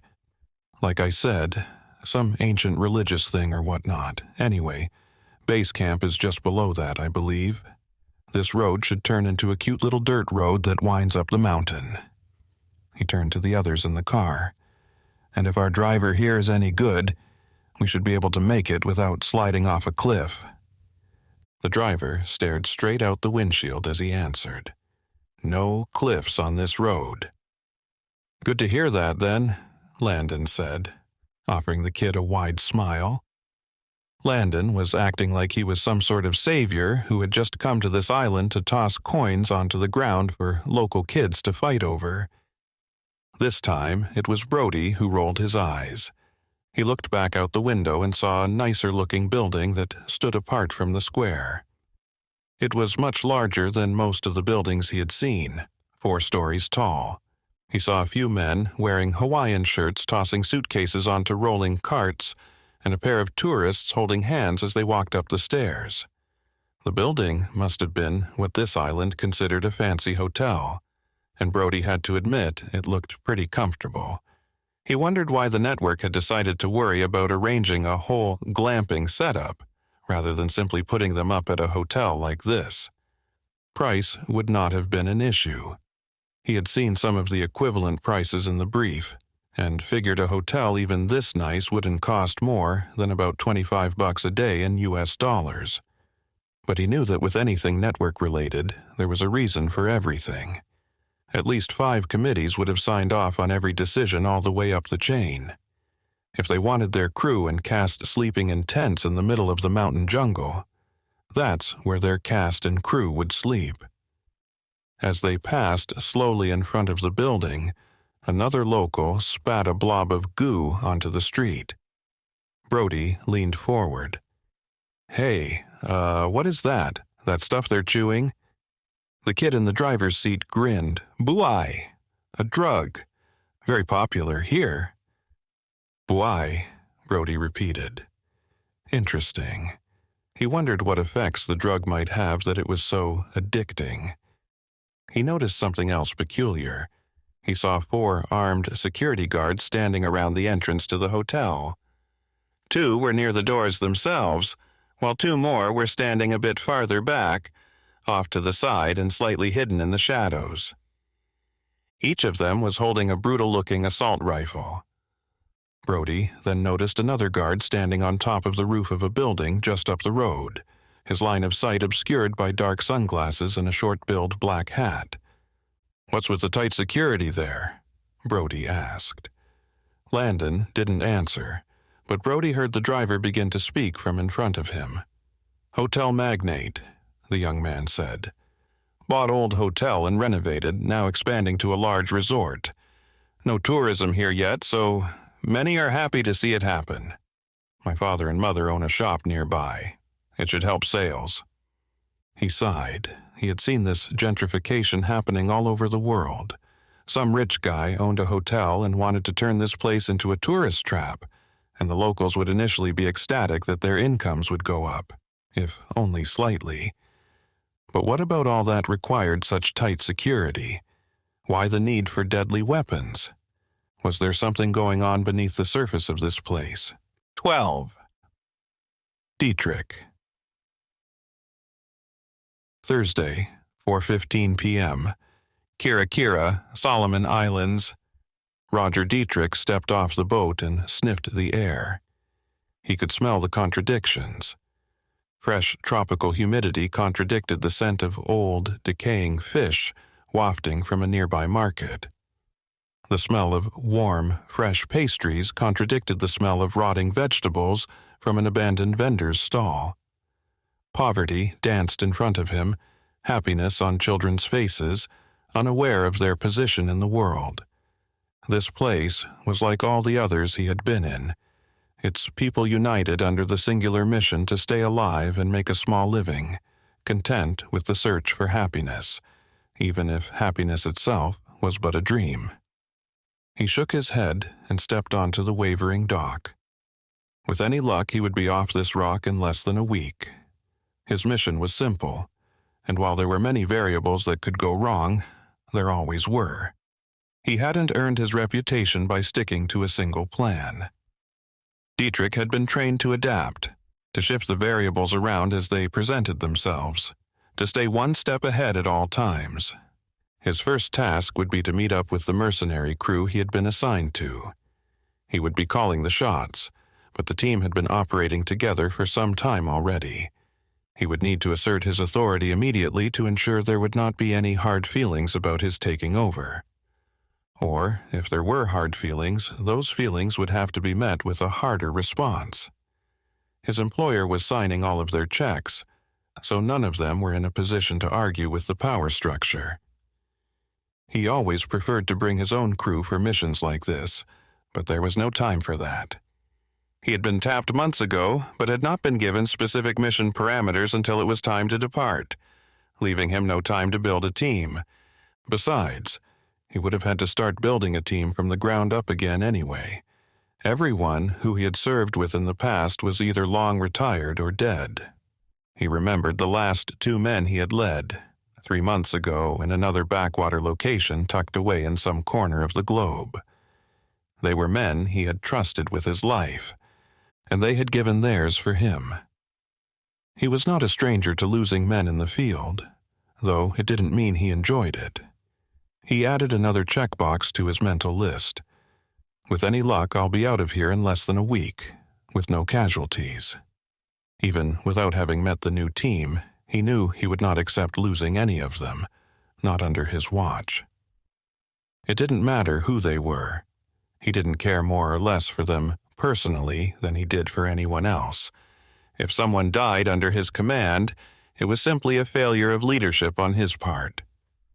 Dietrich walked into what passed as this town's main street. He looked left and right, trying to decide which way would take him to the hotel and meet-up location. This new crew had been here for a month already, having been shipped in from all corners of the globe. Whoever owned the hotel was of the paranoid variety, as Dietrich had laughed at the amount of personnel and equipment that had been flown in to protect the hotel and the new resort property its owner was building. With security like that, he figured it would be easy to find. He preferred to operate with as little connection to the outside world as possible, so there was no one he could ask now for directions. He turned to the right, sensing the slight slope to his left meant the road in that direction would lead down to the water and eventually end. He knew the hotel he was looking for was closer to the town square, and he thought he could see the steeple of a courthouse perched above the roofs of the town.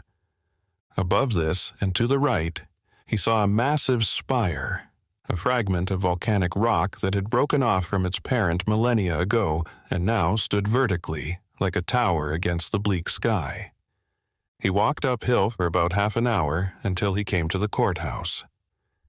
As he rounded the corner, he noticed an odd silhouette striking a pose on top of a building nearby. It was a man, wearing all black, holding an assault rifle with extended scope. Not extremely long distance, but certainly accurate enough to take out anyone on this block, assuming the man using it was good enough. He smiled and walked towards this building. The hotel came into view across the street from it, and he saw two more similarly dressed men standing guard outside the front entrance. Beyond that, set at intervals up and down the street, he saw two more mercenaries. And they were mercenaries, he had been told. It was a shame they had to be used like this, and he wondered how long it had been since the last time they had pulled a trigger. As he knew all too well, money was a great motivator. These guys, trained killers or not, were most likely taking advantage of the situation as much as possible, spending their off shifts in town at a bar or on the beach, and he could imagine how far their paychecks would stretch in a place like this. But if these men were anything like him, he knew they were feeling the stirrings of restlessness within them. They would want action. They would want a mission. He had been sent here to deliver that to them. He couldn't promise their safety, but he didn't need to. These men were prepared for anything he threw at them. The mission itself was simple, but he knew better than to think that meant it was going to be easy. Nothing ever went without a hitch, though he never let a hitch get in the way of completing a job. Once he made contact with the mercenaries here, he would take most of them up into the jungle, tracking the group from California as they filmed their television show. He didn't know the details of that, nor did he care. His goal was to ensure their protection, up to a point. They were looking for something, and it was his job to protect them until they found it. His men would be on full alert at all times, expecting and anticipating a third group that might be landing on the island soon. This group, like Dietrich's own, was searching for the same thing the California crew was trying to find. He and his men would make sure it got found, and then make sure it stayed out of anyone else's hands but his own. Only then would his boss pay out the promised bonus for successful completion of the mission. Dietrich prepared to enter the hotel, glancing and nodding at the guard to his right. First things first. He needed to find out which of these men was in charge. They had been informed he would be arriving today, and he wanted to assert his dominance quickly, to prevent any uneasiness in the shifting of power. That part, Dietrich knew, would be the easy part. 13. Brody. Thursday, 5:26 p.m. Kira, Solomon Islands. The campsite was, predictably, set up in a way that told Brody no one at the network had ever actually been camping. To one side of the clearing stood a giant, expensive-looking camp stove and grill, complete with an elaborate set of wind flaps that he knew from experience would buckle with the slightest breath of wind, and an extendable side table that was sturdy enough for a single pancake. He also saw that the propane intake assembly did not have the right adapter to connect to the 2 propane tanks sitting next to it. He wasn't sure if the adapter was packed away somewhere, but he figured it was unlikely. Just like with the SUVs that had been waiting at the port, this campsite had been planned long ago and would have been set up yesterday in order to prepare for their arrival. Anything that was supposed to be here would already be here. Someone's going to have to make an Amazon order tonight, he thought, chuckling to himself. He also saw that the tents were staked out improperly. 6 stakes, 1 in each corner and 1 along the sides of the massive A-frame canvas tents. But the rain flies that had been erected on top of them had simply been draped over the tops, the lighter waterproof material pressing against the canvas of the tent walls. If it rained, and they were in a rainforest, the rain would simply seep straight through to the interior of the tent. There were a few more minor issues with the way the camp had been laid out, but Brody didn't have the heart to mention them to anyone. There were network folks here whose full-time jobs would be to make sure everything worked well, and they would inevitably find and fix any of these small issues. The hired porters were busy pulling suitcases and luggage out of the backs of the SUVs as more crew and cast fell out of the cars.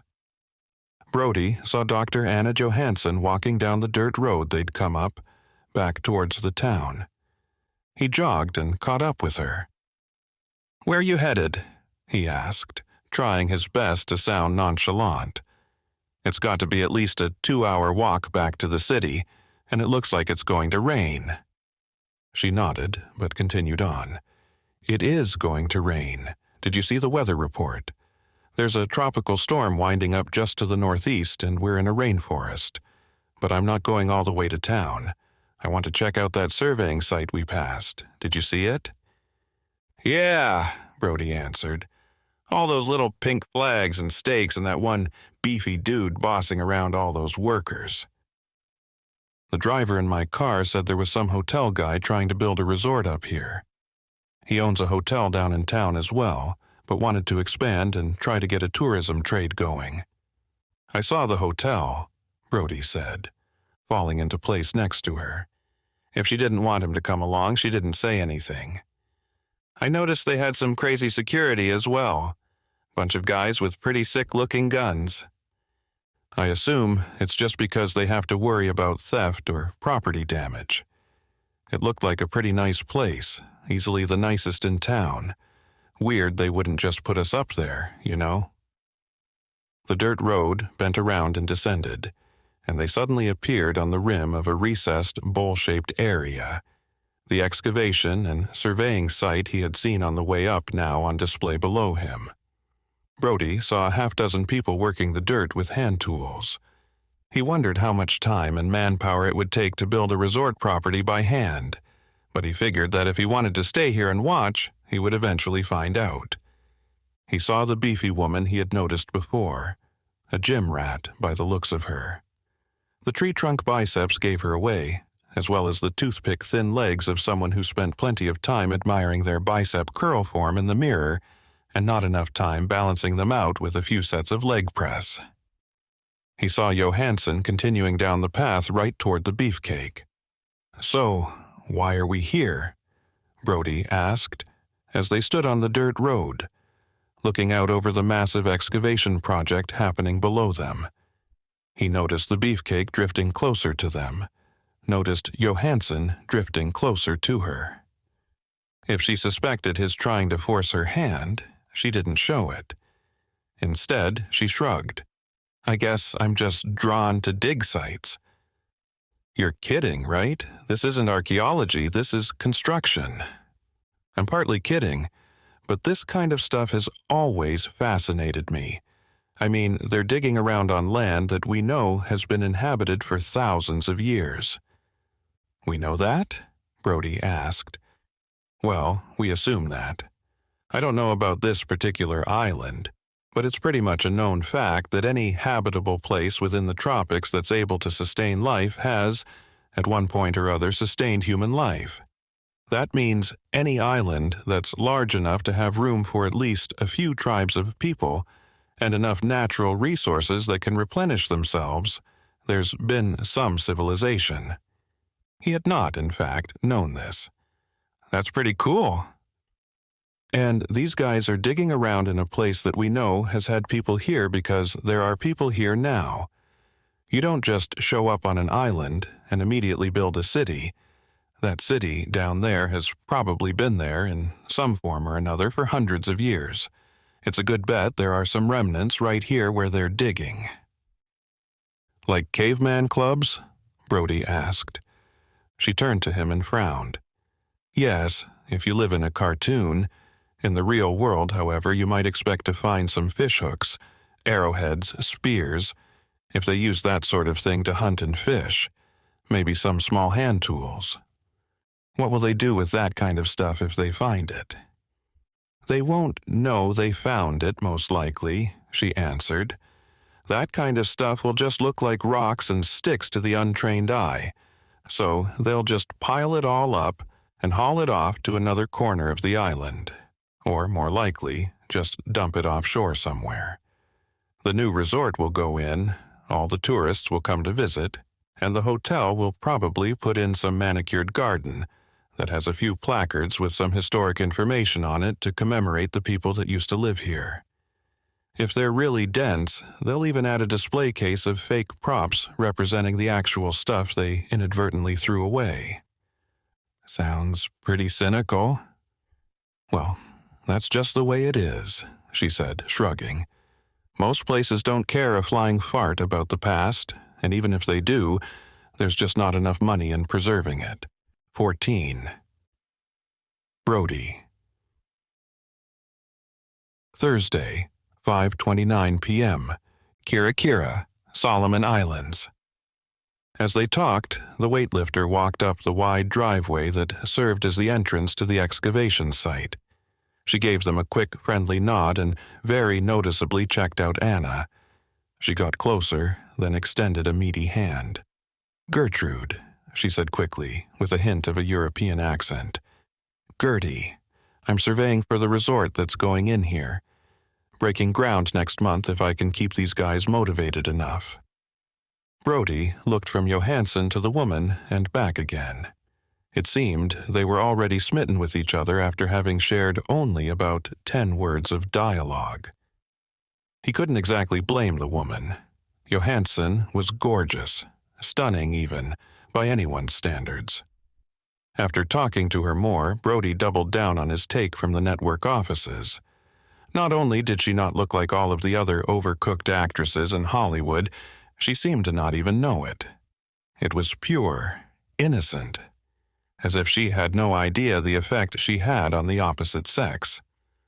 Brody was not the jealous type, but he couldn't help feeling a bit miffed that she actually seemed to be interested in this new person, while Brody, a perfectly capable, decent-looking man himself, was standing right there. Did he not offer enough in the good looks department? Was she just into egregious amounts of feminine muscle? Clearly, that was the only thing this chick had going for her. "Why? Is motivating these guys difficult to do?" she asked. She kicked a rock with one of her feeble little chicken legs as she replied. "Motivating them through sheer force of will alone. Sure, that's difficult. The owner of this project pays them the going rate around here, which means they can pretty much choose to do this job or any other of the jobs around depending on the day or the weather, and most of them do. Early on, I had to drive around town with a pickup truck and beg them to help me out. I've found other, more efficient ways since then." Brody smiled. "Bribing them?" he asked. Gertie looked at Brody, seeming to notice him for the first time. "If by bribing you mean offering them more money, then sure. Turns out $100 goes a long way out here, so I can drop a $5 in these guys' hands every week, and all of a sudden we're best friends." "That's nice of you to do," Brody said. "Especially considering I'm almost positive you're not getting reimbursed."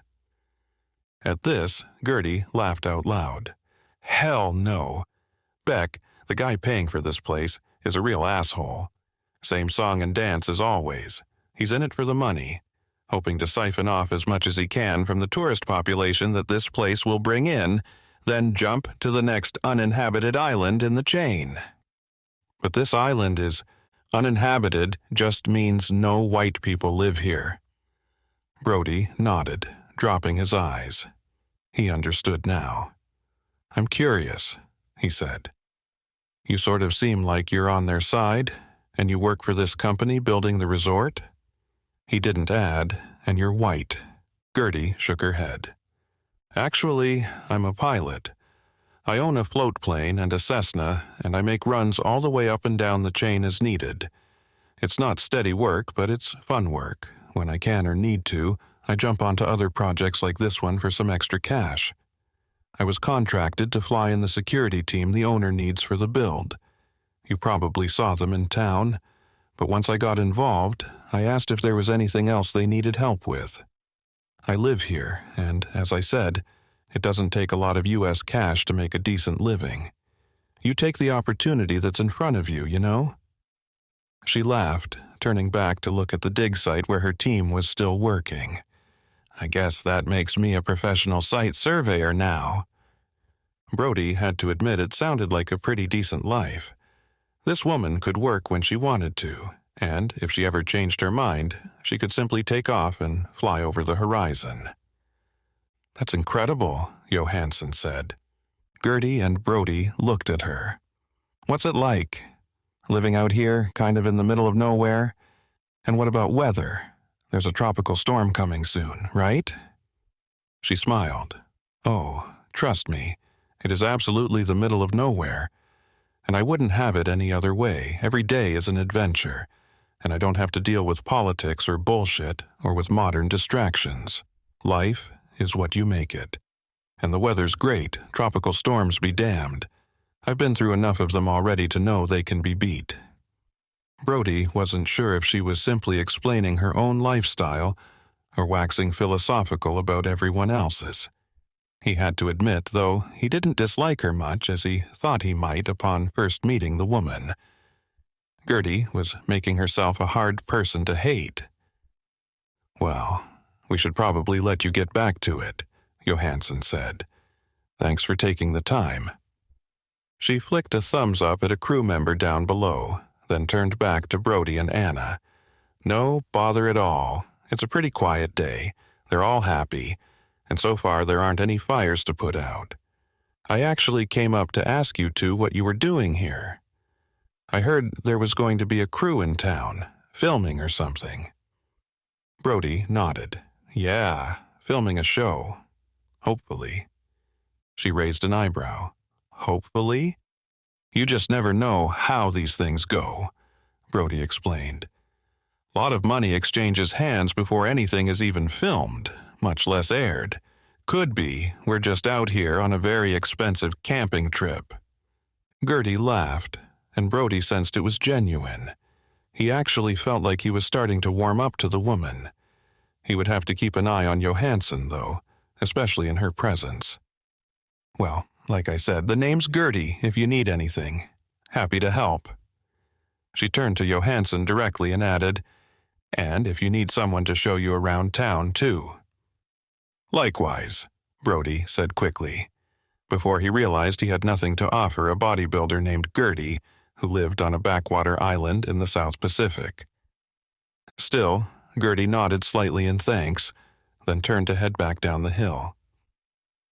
Johansson stood there for another moment and Brody glanced over at her. "Well, that lady was a real piece of work, wasn't she? Actually, I think she was quite nice. 15. Landon. Thursday, 6:12 p.m. Kira, Solomon Islands. Landon stood in the center of the semicircle, his team and crew gathered around him in a huddle of bodies and equipment.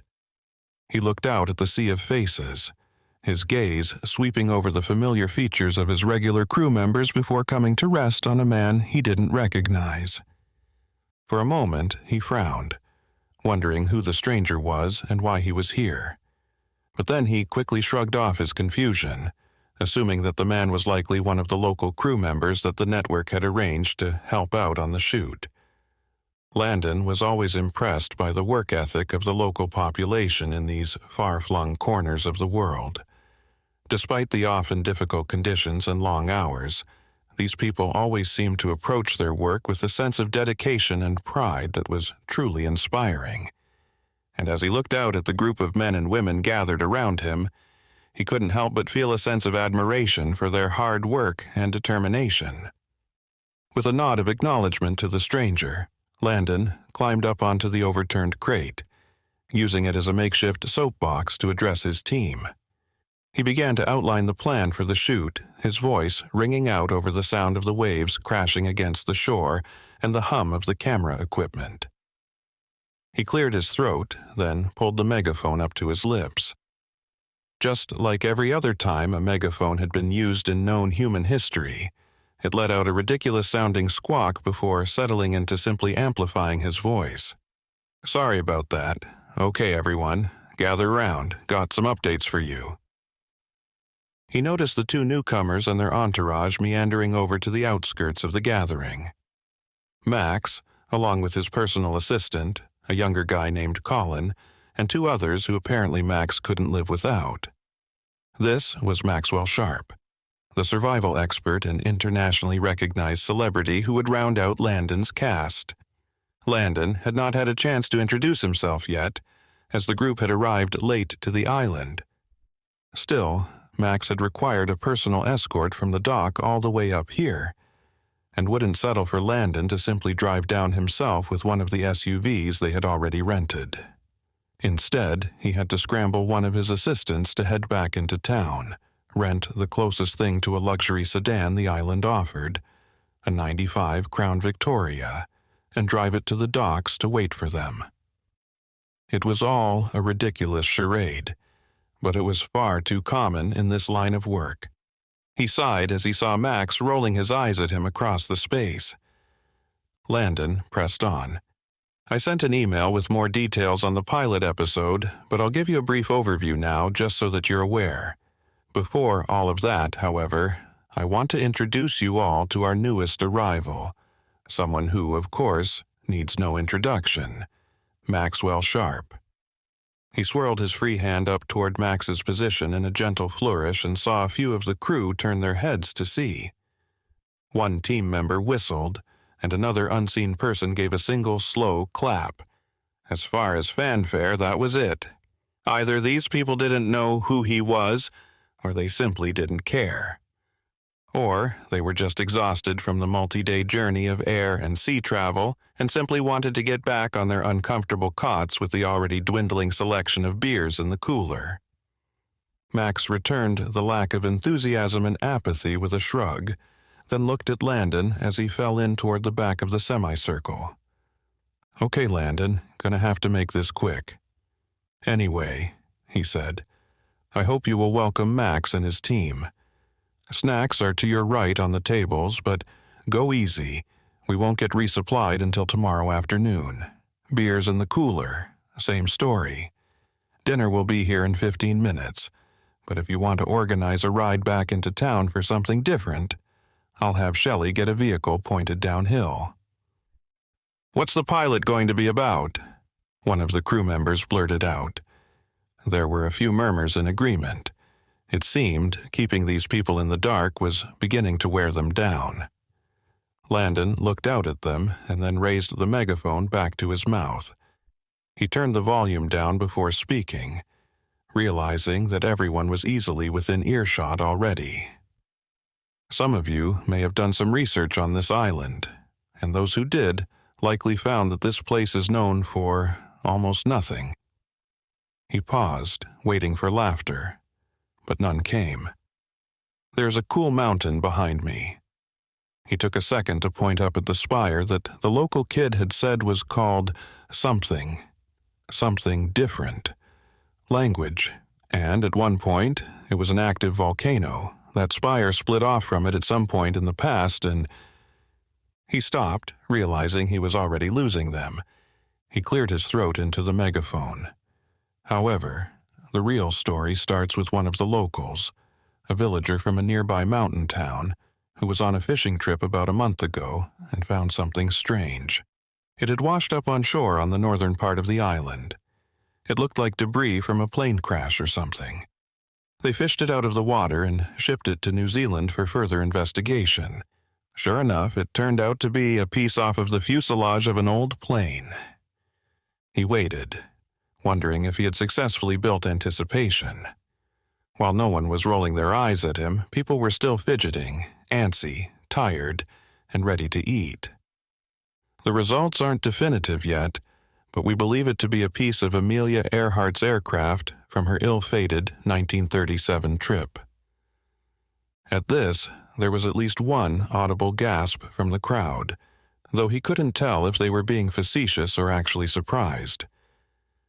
Another voice called back to him. "I thought she crashed somewhere around Howland Island," she said. Dr. Anna Johansson looked at him expectantly. He had anticipated this question. "Yes, that's been the working hypothesis for a while. Still, no one has ever found an actual piece of her plane, even near Howland. There's more in the brief I'm sending you all, but our first episode, the reason we're all here, is going to be an investigation to see if there is anything to this new theory.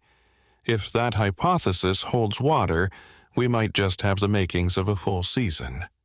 And if it doesn't? Well, we have world-class editors and producers working on this," Landon said, smiling. "I think we can still make a compelling and engaging show out of our time here, regardless of what we find up in those mountains." He pulled the megaphone down and nodded. He hoped it was true. He needed it to be true. 16. Anna. Thursday, 6:20 p.m. Kira, Solomon Islands. After the brief production meeting in the middle of camp, Anna Johansson walked over to where Max Sharp was standing with his group of newcomers. She wasn't sure if they were his groupies or actually helpful assistants, but she did notice that they all seemed to stand guard around him as she approached. One of them, Max's apparent right-hand man and protégé, the younger guy named Colin, reached out a hand as she neared. She shook it, confused but appreciative of the gesture. She was trying to go about this delicately, to ease into the conversation she knew she needed to have. "Hi," he said. "I'm Colin, and I just wanted to introduce myself. I used to be a big fan of—" Well, Max said, interrupting his protégé. His accent was exactly as she remembered it, the same one he used on television. Thick, Australian twang, with a long, lazy drawl to it, and she knew it was fake. She examined him up close now. For being a world-renowned survival expert, the clothes he had chosen would never have given him away. Khaki slacks, leather belt, and a button-down casual shirt tucked into the pants. All crisp and pressed, and it made her wonder how he had managed to keep it that way all the way from Australia, through the boat ride and drive up into the mountains. As she looked up at him, she couldn't help but feel a sense of unease. His towering height and broad, muscular frame seemed almost too imposing, too powerful for her to feel comfortable around. And when she met his gaze, she was struck by the cold, steely intensity of his eyes. They were like chips of ice, piercing and unyielding, with none of the warmth or comfort that she had hoped to find there. Instead, they seemed to bore into her, scanning her every move and assessing her every thought with a chilling precision. For a moment, she felt a shiver run down her spine, as if she had somehow stumbled into the presence of a predator in the wild. But even as her instincts urged her to run, to escape the intense scrutiny of his gaze, she found herself rooted to the spot, unable to tear her eyes away from his. It was a strange sensation, feeling both terrified and captivated at the same time. But as she stood there staring up into his cold, unyielding eyes, she knew that there was something about him that was impossible to ignore. Something that hinted at a power and a darkness that she had never encountered before, and that made her heart race with a mix of fear and excitement. Anna released the grip on Colin, and he stepped aside as if approving of her presence in front of his master, allowing her to introduce herself directly to Max. He flashed her a wide grin, revealing a set of perfect teeth from inside a perfect, chiseled face. His large, wide chin was dusted with a light field of reddish whiskers, all of uniform length, as if one of his assistants had acted as barber only minutes before stepping out of the vehicle. His hazel eyes sparkled back at her as she approached. "My assistant here told me you're now a rising star in the academic community," he said. "Great to see you again." She tried to keep up. He was insulting her, she knew. He knew damned well who she was and what had happened to her career. But Max had a reputation to maintain. Other crew members were watching on, listening. He was a nice guy, and he wasn't about to let her change that perception. Fine, she thought. We're skipping the pleasantries, going straight to the jugular. "It's been so long, you haven't changed a bit." She caught Colin sharing a glance with one of the other assistants. Max laughed, a hearty, full chuckle that sounded warm and reassuring. "What would I change?" Before she could respond, Brody walked over, followed 10 paces behind by Landon, the director the network had sent down to keep an eye on all of them. Next to Landon was a smaller female version of him, an assistant to Landon, she assumed. She hadn't spoken since they'd arrived. Brody spoke first. "Hey, man," he said, extending his hand. "Brody Flanagan, welcome to the show."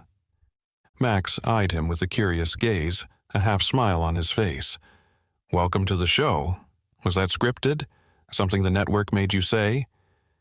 He turned to his assistants, and 2 of them smiled. Colin did not. "Seriously, where are the cameras?" Max said, looking around. "Are you already putting on an act?" She noticed Brody clench and unclench his jaw, but he just smiled back at Max. "Just saying hello is all. Glad you'll be with us." Max rolled his eyes. "I'd say it's good that we're here, wouldn't you?" Max asked, aiming the words directly at Johansson. She frowned, and Brody butted in. "What the hell is that supposed to mean?" he asked. At that moment, Landon arrived and butted in. "We are glad all of you are here, and we expect great chemistry between the 3 of you. I know that that's not something you can really force, but you've all been chosen for your specific role based on your experience and expertise in your field." Landon looked from one star to the other as he spoke, and Johansson saw on his face something akin to fear mixed with frustration. She knew he was trying to prevent any tensions from rising that might lead to an argument between the talent. The network would not take it lightly if Landon lost control of his cast and crew less than an hour after arriving on location. She focused back on Brody and Max and noticed them seeming to square off across from one another. She couldn't imagine things coming to blows, but stranger things had happened. If there was some sort of weird history here between the 2, similar to her own with Max, neither man voiced it aloud. The sound of a car trudging up the hill toward camp reached her ears, and then a crew member's voice called out, "Dinner's here!" Cheers erupted from behind her, and people began emerging from the massive tents to hover around the table. Brody stepped away from the circle and started walking over without another word, and as she turned to follow, she felt a hand on her elbow. Max pulled her back and twirled her around in a firm but elegant motion. "Hey," he began. "I just wanted to ask if maybe we could get some time, alone in a bit," he said. She noticed that he had continued pulling her away from Landon and his assistants, and they were now speaking in relative privacy. "And why do we need some time alone?" Anna asked, raising an eyebrow. He applied another grin, this one crawling up one side of his face, then laughed. I just want to get on the same page as my co-star, he said. And maybe I can, help prevent what happened last time. She cocked her head to the side. And just what the hell do you think happened last time? There was a flash of anger in his eyes, but he swallowed and smiled once more. He changed tack. As I told you, my boy here tells me you're quite the up-and-coming anthropologist. I would love to pick your brain. There's nothing up-and-coming about me, Max, she said. I published my first academic paper when I was 20, she answered. And if your boy knows who I am already, it sounds like I'd be better off getting some of this alone time with him.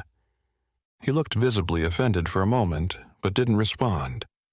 He released her elbow, and she involuntarily rubbed it where his fingers had made it red.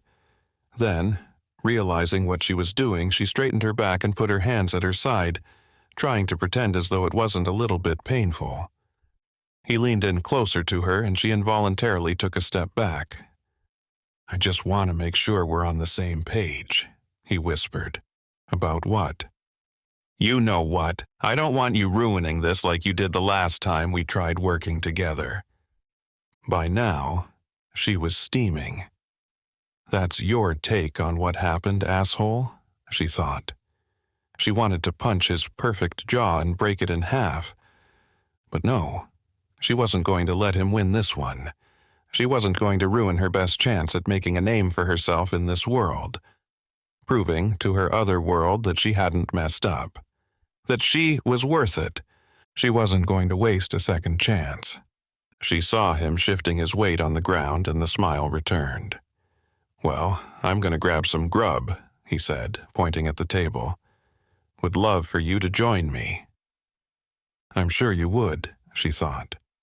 Not sure I'm hungry, she said, turning on a heel and heading directly for the table. 17. Brody. Thursday, 6:23 p.m. Kira, Solomon Islands. Brody got back to the two-table dinner setup just as the delivery truck pulled into camp. It was an old Toyota, from before the company started making the Tacoma. He saw 3 people in the cab of the truck and another sitting in the back, holding onto one of the stacks of boxes in the bed. As soon as the truck stopped, a dark-skinned man in a black shirt jumped out and began loading boxes onto the first table. The crew, already standing around it, didn't even wait for all the boxes to be unloaded. They lunged forward and tore at the boxes, finding inside one a mound of plastic-wrapped sandwiches and bags of chips. Another type of sandwich was in the second box, between bags of chocolate chip cookies. Brody laughed inwardly as he wondered if anyone here was vegetarian or vegan. There seemed to always be at least one in groups these days, especially among Hollywood types. Perhaps the network had specifically chosen for its remote crew people who could eat anything. He had no allergies or dietary requirements, nor did he have many preferences when it came to food. If possible, he ate protein and fat and very few carbs, but when not possible, he just ate whatever was in front of him. He had been blessed genetically, but he had also spent much of his adult life in the gym, keeping his physique where he wanted it. And as particular as he was about his workout regimen, he knew one extra carb-laden sandwich wouldn't kill him. And if what Landon had said earlier was true, that they were going to be running through the jungle looking for Amelia Earhart's lost plane, he figured he could stand to get a little more fuel in him. The makings of a line had begun to form behind the first blob of crew members to dive toward the food, and he stood in this line waiting for his turn. The last box had been unloaded by the delivery crew, and inside this, he saw plates and napkins and plastic silverware. None of it had been touched. As he stood there, he noticed Landon's smaller assistant, and Dr. Anna Johansson walking up to stand in line with him. Anna arrived first, and as he stood waiting, She leaned in closer to him. So, seems like we'll have to do a little bit of team building if we're going to be the dream team Landon wants us to be. Or we could all just do our jobs and go home, Brody said. He wasn't feeling particularly amicable, especially after Max's obvious attempt at making him the odd man out. He had seen her colluding with him afterward as well, and while he didn't care what they might have been talking about, he didn't want to participate in the pettiness of taking sides. Sure, she said, confused. We could always do that. Brody sensed that he'd offended her, and he moved to retract the attitude from his statement. However, with the worst timing he had ever experienced, Landon slipped into the conversation as he arrived at the line. Well, glad to see you two are hitting it off. What did you think of Max? Brody shook his head and forced a smile. It's going to be a hell of a week, he said. He knows his stuff, Landon added, and he'll definitely lend some credibility to the show. Good catch on the network's part. Perhaps sensing the awkward moment for Brody, Anna jumped in. Landon, I had some questions about this plane, or the piece of it anyway, that those locals found a month ago. Landon didn't seem like he wanted to answer any questions about Amelia Earhart at the moment, but he was trapped in line, so he stood still and waited. I know a little bit about Amelia's flight plan, she said. So it seems strange for them to find a piece of her plane all the way out here. Assuming she stayed on course until the plane went down, wouldn't she? Landon cut in. Yes. The common understanding is that she stayed on course until she ran out of fuel. But then again, if you were in her position, wouldn't you head for the nearest landmass? Of course, sure. But that landmass would probably not be this place, right? And I'll admit I know nothing about ocean currents and weather patterns, especially down here, but still, it seems like a long shot. Landon's face told Brody he was growing more and more uncomfortable with the line of questioning. He either didn't know how to answer or wasn't sure he was supposed to. Is he hiding something? Brody wondered. I'm just saying, Anna continued. Has another lab looked at the remnant? Has anyone else verified that it's actually from her plane? Or even from the same decade? Landon had a weird smile on his face, a quizzical expression. Brody strongly sensed there was something about all of this that the director had not shared with his crew, and he had a feeling it was not going to be waiting for them in the emailed brief either. Landon leaned forward and spoke softly, barely audibly. First of all, it wasn't a lab that looked at the plane piece. I just said they sent it to New Zealand. It's just sitting in a museum there, and the curator was one who thought it looked like it might match an aircraft from that time period. Anna looked shocked. Thought it might look like? What kind of scientific intelligence gathering is that? She asked. Landon just shook his head. It's not scientific at all, and that's my second point. We are not scientists, remember? She frowned at him. I mean, you are, but not out here. We're just here to entertain people, to record a TV show that's going to make my network a lot of money. If you do your job and I do mine, it will make all of us a lot of money. But don't confuse that with what you do in the real world. We're not here for science. We're here to film entertainment. None of this was news to Brody, of course, but for Landon to say it so openly and confidently seemed somehow bold to him. Don't these shows work better if there are actual historic facts backing them up? Anna asked. Behind Landon, his assistant chuckled. Of course they do, Landon said, and that's why we're not going to call the damn episode How We Found Amelia Earhart's Plane and Verified that it was actually hers, got it? Marketing will put together a pilot, leaving everything open-ended and mysterious, just like all these shows do. It's no different from any other show, and there's absolutely no reason why we need to find anything of value out here. I didn't think I would have to explain this to you two, of all people. But you're half the reason people will tune in, regardless of what we find. A celebrity survivalist, an up-and-coming anthropologist, and a kid who's the son of one of Hollywood's beloved hosts. Brody hoped that Johansson wouldn't have to continue pressing Landon on this. While he knew it was the truth, he didn't want Landon to have to admit out loud that all of this was bullshit, that the whole reason they were here was to get good ratings for the network and bring in more episode orders. With any luck, they could continue the ruse for 5 or 6 seasons, potentially even reaching syndication. With any luck, he could even give his dad's show a run for its money. But he had no delusions on the matter either. He hadn't thought for a second that they would be investigating actual historic mysteries, at least to reach any definitive conclusions. He would have been content with Johansson's finding a few potsherds or arrowheads or whatever might be out here, and for Max to show them how to start a fire using only the oil from the crack of his nose while scuba diving off the coast in a thunderstorm. And, for his part, Brody would just smile and be lovable and goofy and whatever else the pilot script had in store.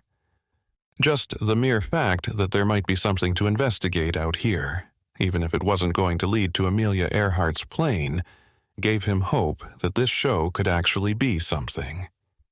He would do his job, as Landon said. Worst case, he would make some decent money.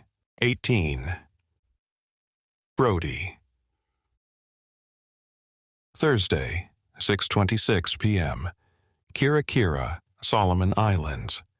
He hadn't realized that Max had entered the food queue until he heard the thick, over-the-top Australian accent. Max spoke as though he were continuing a conversation, though Brody knew that was all part of his game.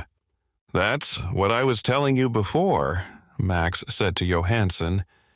"We should get some time away from these TV types. You and I need to stick together." Johansson stared daggers through him. "And why is it we need to stick together?" "It's just that you and I aren't like the rest of these guys.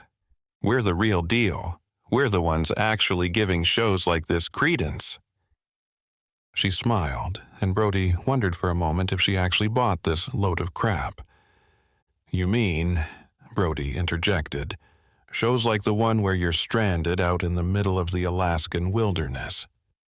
He held up finger quotes around the words shows, and stranded as he spoke. "But then, as soon as the cameras turn off, you go hang out in the heated tent and play video games on the generator with your crew?" Brody had no first-hand knowledge that this was what Max did, but the sentiment was there, and Max picked up on it. His eyes narrowed as he looked down at Brody and stepped forward, out of the line. "You got a problem with me, son?" "Son?" Johansson asked, now joining in. "You two are exactly the same age. That's one of the reasons we thought you would all be a good match for each other," Landon said, trying to rescue the moment. But no one paid him any mind. Brody noticed Colin and one of Max's other assistants behind him, waiting in line for their own meal. Johansson glared back at Max, but he suddenly softened and smiled at her. "If we can't get some time alone, we should at least get to know each other," he said. "Like, for instance, tell everyone here a bit about our backgrounds, you know? How we got started in Hollywood, for instance." Brody noticed Johansson's eyes widen, and her frame stiffened. "Don't you dare," she said. He imagined her pulse quickening, though he couldn't understand why. He didn't know what this was all about. Did they know each other already, he wondered. "Oh, so you do still remember that," Max pressed. "I thought I was going to have to remind you about that time we worked together. Or, I guess I should say, almost worked together." The smile he gave Johansson said everything to Brody. He was a snake looking for an opportunity to strike. A predator, but the weaselly, sly kind. Brody hated people like that. "What the hell?" he asked suddenly, noticing that Landon seemed thrown equally off balance by Max's pointed statements. He also noticed that others, not just Max's own team of personal brand consultants, were beginning to sense the argument brewing between the main celebrity hosts. "Yep," Max continued, raising his voice so anyone in the general vicinity, which meant anyone in camp, could hear clearly. "Ms. Johansson and I were tapped long ago for another show. Similar to this one, actually. I figured Landon knew about it already. That's probably why the network thought of her first. Although there's probably new people running the show back in corporate land because the ones I remember working with would never hire someone like you again." He matched eyes with Johansson, and the two looked like they were about to go at each other's throats. "What's he talking about?" Landon asked Johansson. His voice was quiet, but by now there was no other sound in camp. All eyes were on Johansson and Max. She shook her head and stuck out her bottom lip, then bit it. Brody thought she was going to storm off, but instead she clenched her fists and raised her chin just a bit. "I put that behind me, Max. I've got a career now that's going just fine, with or without this bullshit." She paused for effect. "Oh, and it's Dr. Johansson now, asshole." Max seemed to not even register her words. "Wow, so no one actually knows about it?" He shook his head. "It was pretty disgraceful, so I'm not surprised you paid someone to try to cover it up. Academically, that would be a hard one to recover from." "You're an asshole," she said. "You already said that, and I've been called worse," Max said, winking at her. "And trust me, little lady, you can pretend all you want that the strong, obnoxious type doesn't suit you. But if I recall correctly, you were singing a much different tune back then." At this, finally, having had enough, she turned and stormed away, eventually walking into her tent. Because she was female, and because she had a lead role, she had an entire glamping tent to herself, complete with a generator out back and portable sink inside. Brody had his own tent, but as his agent had not thought to specifically request anything different in his rider, he assumed the network had simply given it to him to remind everyone else who was supposed to be the main star. Max and Colin would be sharing a tent, as would the rest of his assistants. Brody hesitated for a moment, torn between the urge to follow Johansson and the knowledge that she needed space to process whatever had just happened. He knew that she was a capable woman, but he couldn't help but worry about her in the aftermath of Max's cryptic warning. What the hell was he talking about? For a moment, he considered calling out to her, or maybe even following her out into the night.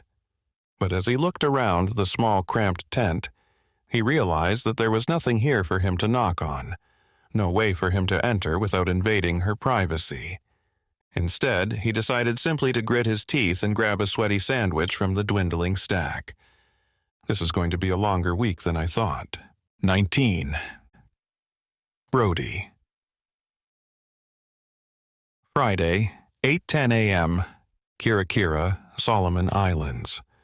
Morning felt much like the night. Brody awoke on his cot, already dripping with sweat.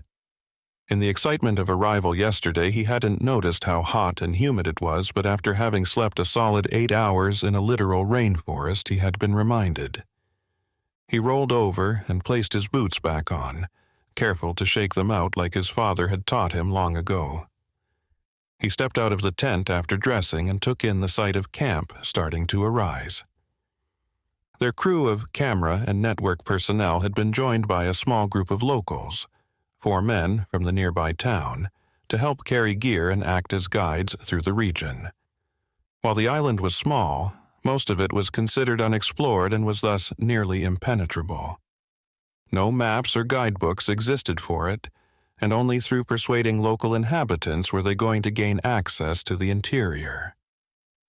The shooting plan for the day was for 8 crew members to join the actors and head into the jungle, getting some B-roll footage for the cutting room to play with back home. The hodgepodge group of 8 would be rounded out by the acting crew of Brody, Johansson, Max, and his protege Colin, who had been on shoots with Max before and was seen as his on-site assistant for shelter building and tasks that Max thought he was too good for.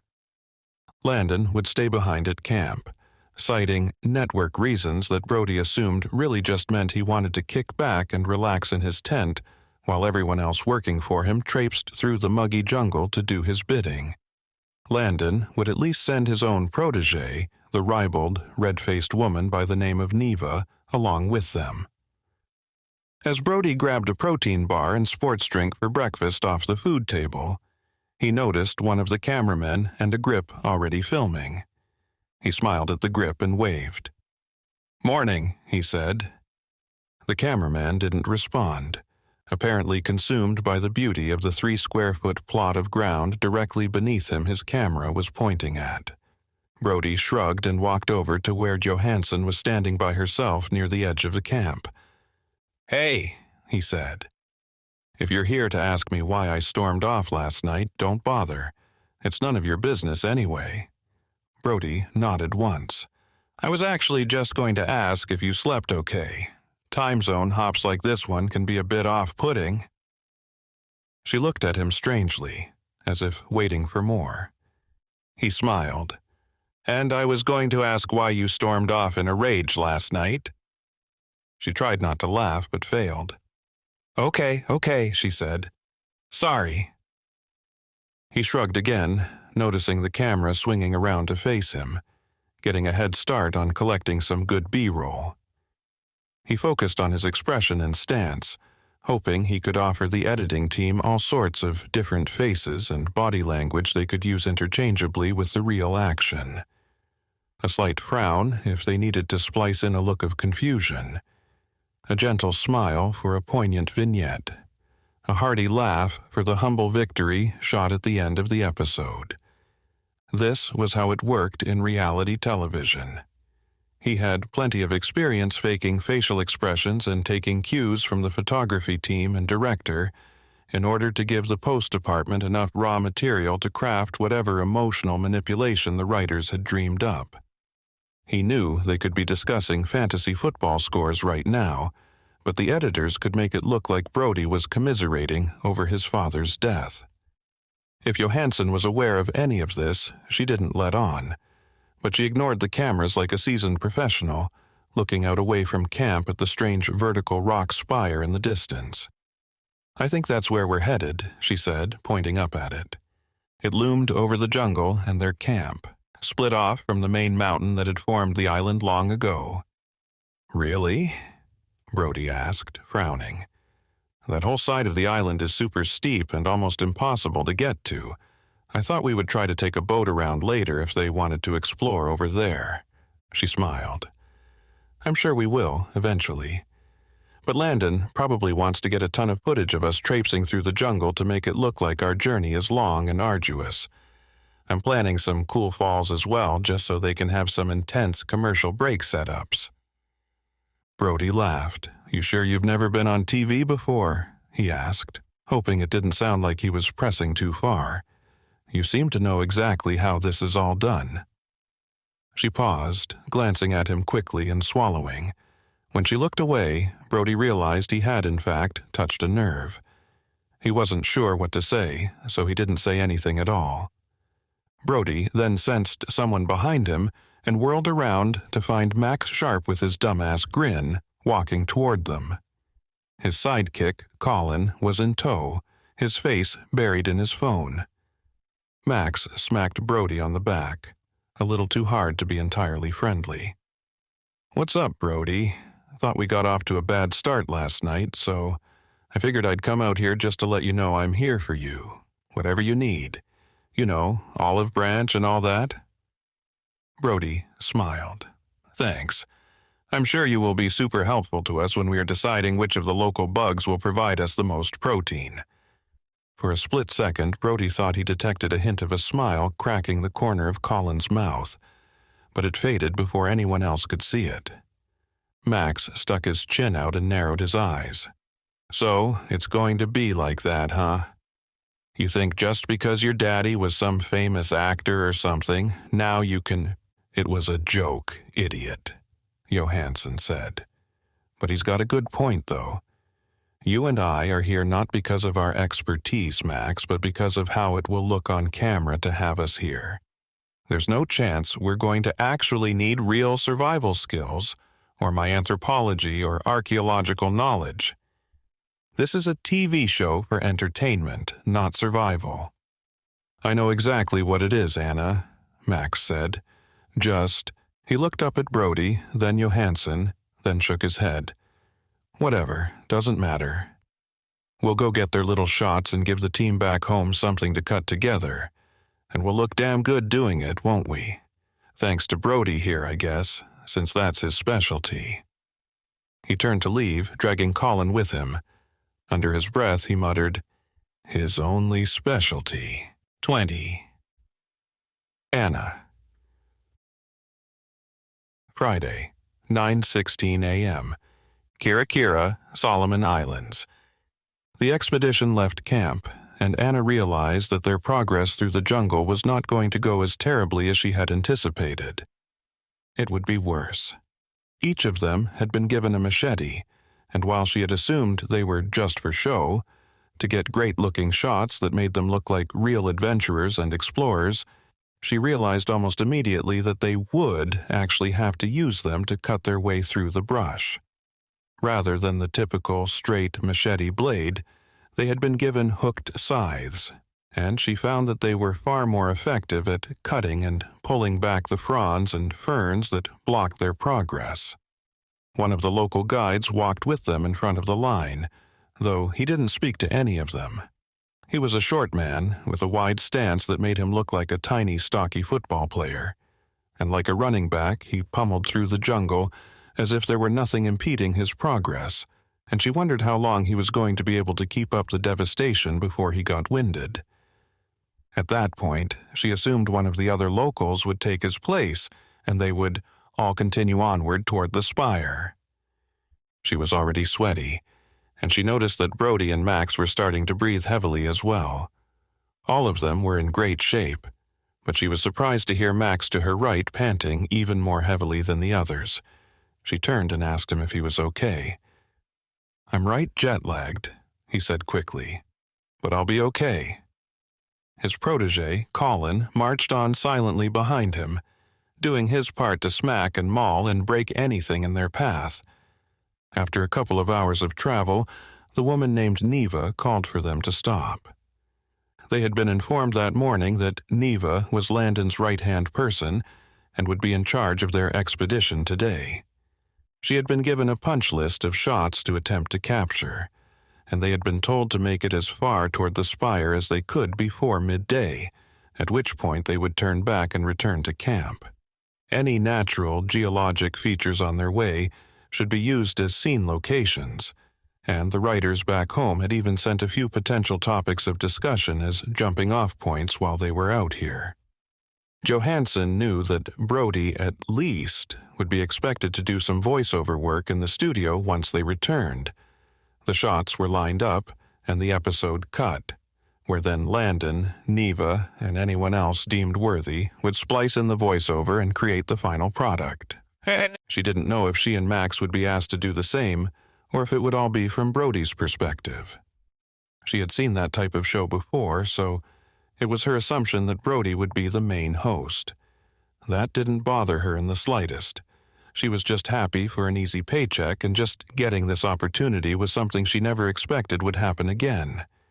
She wished she would have the opportunity to express a little more of her academic side, of her expertise in the field.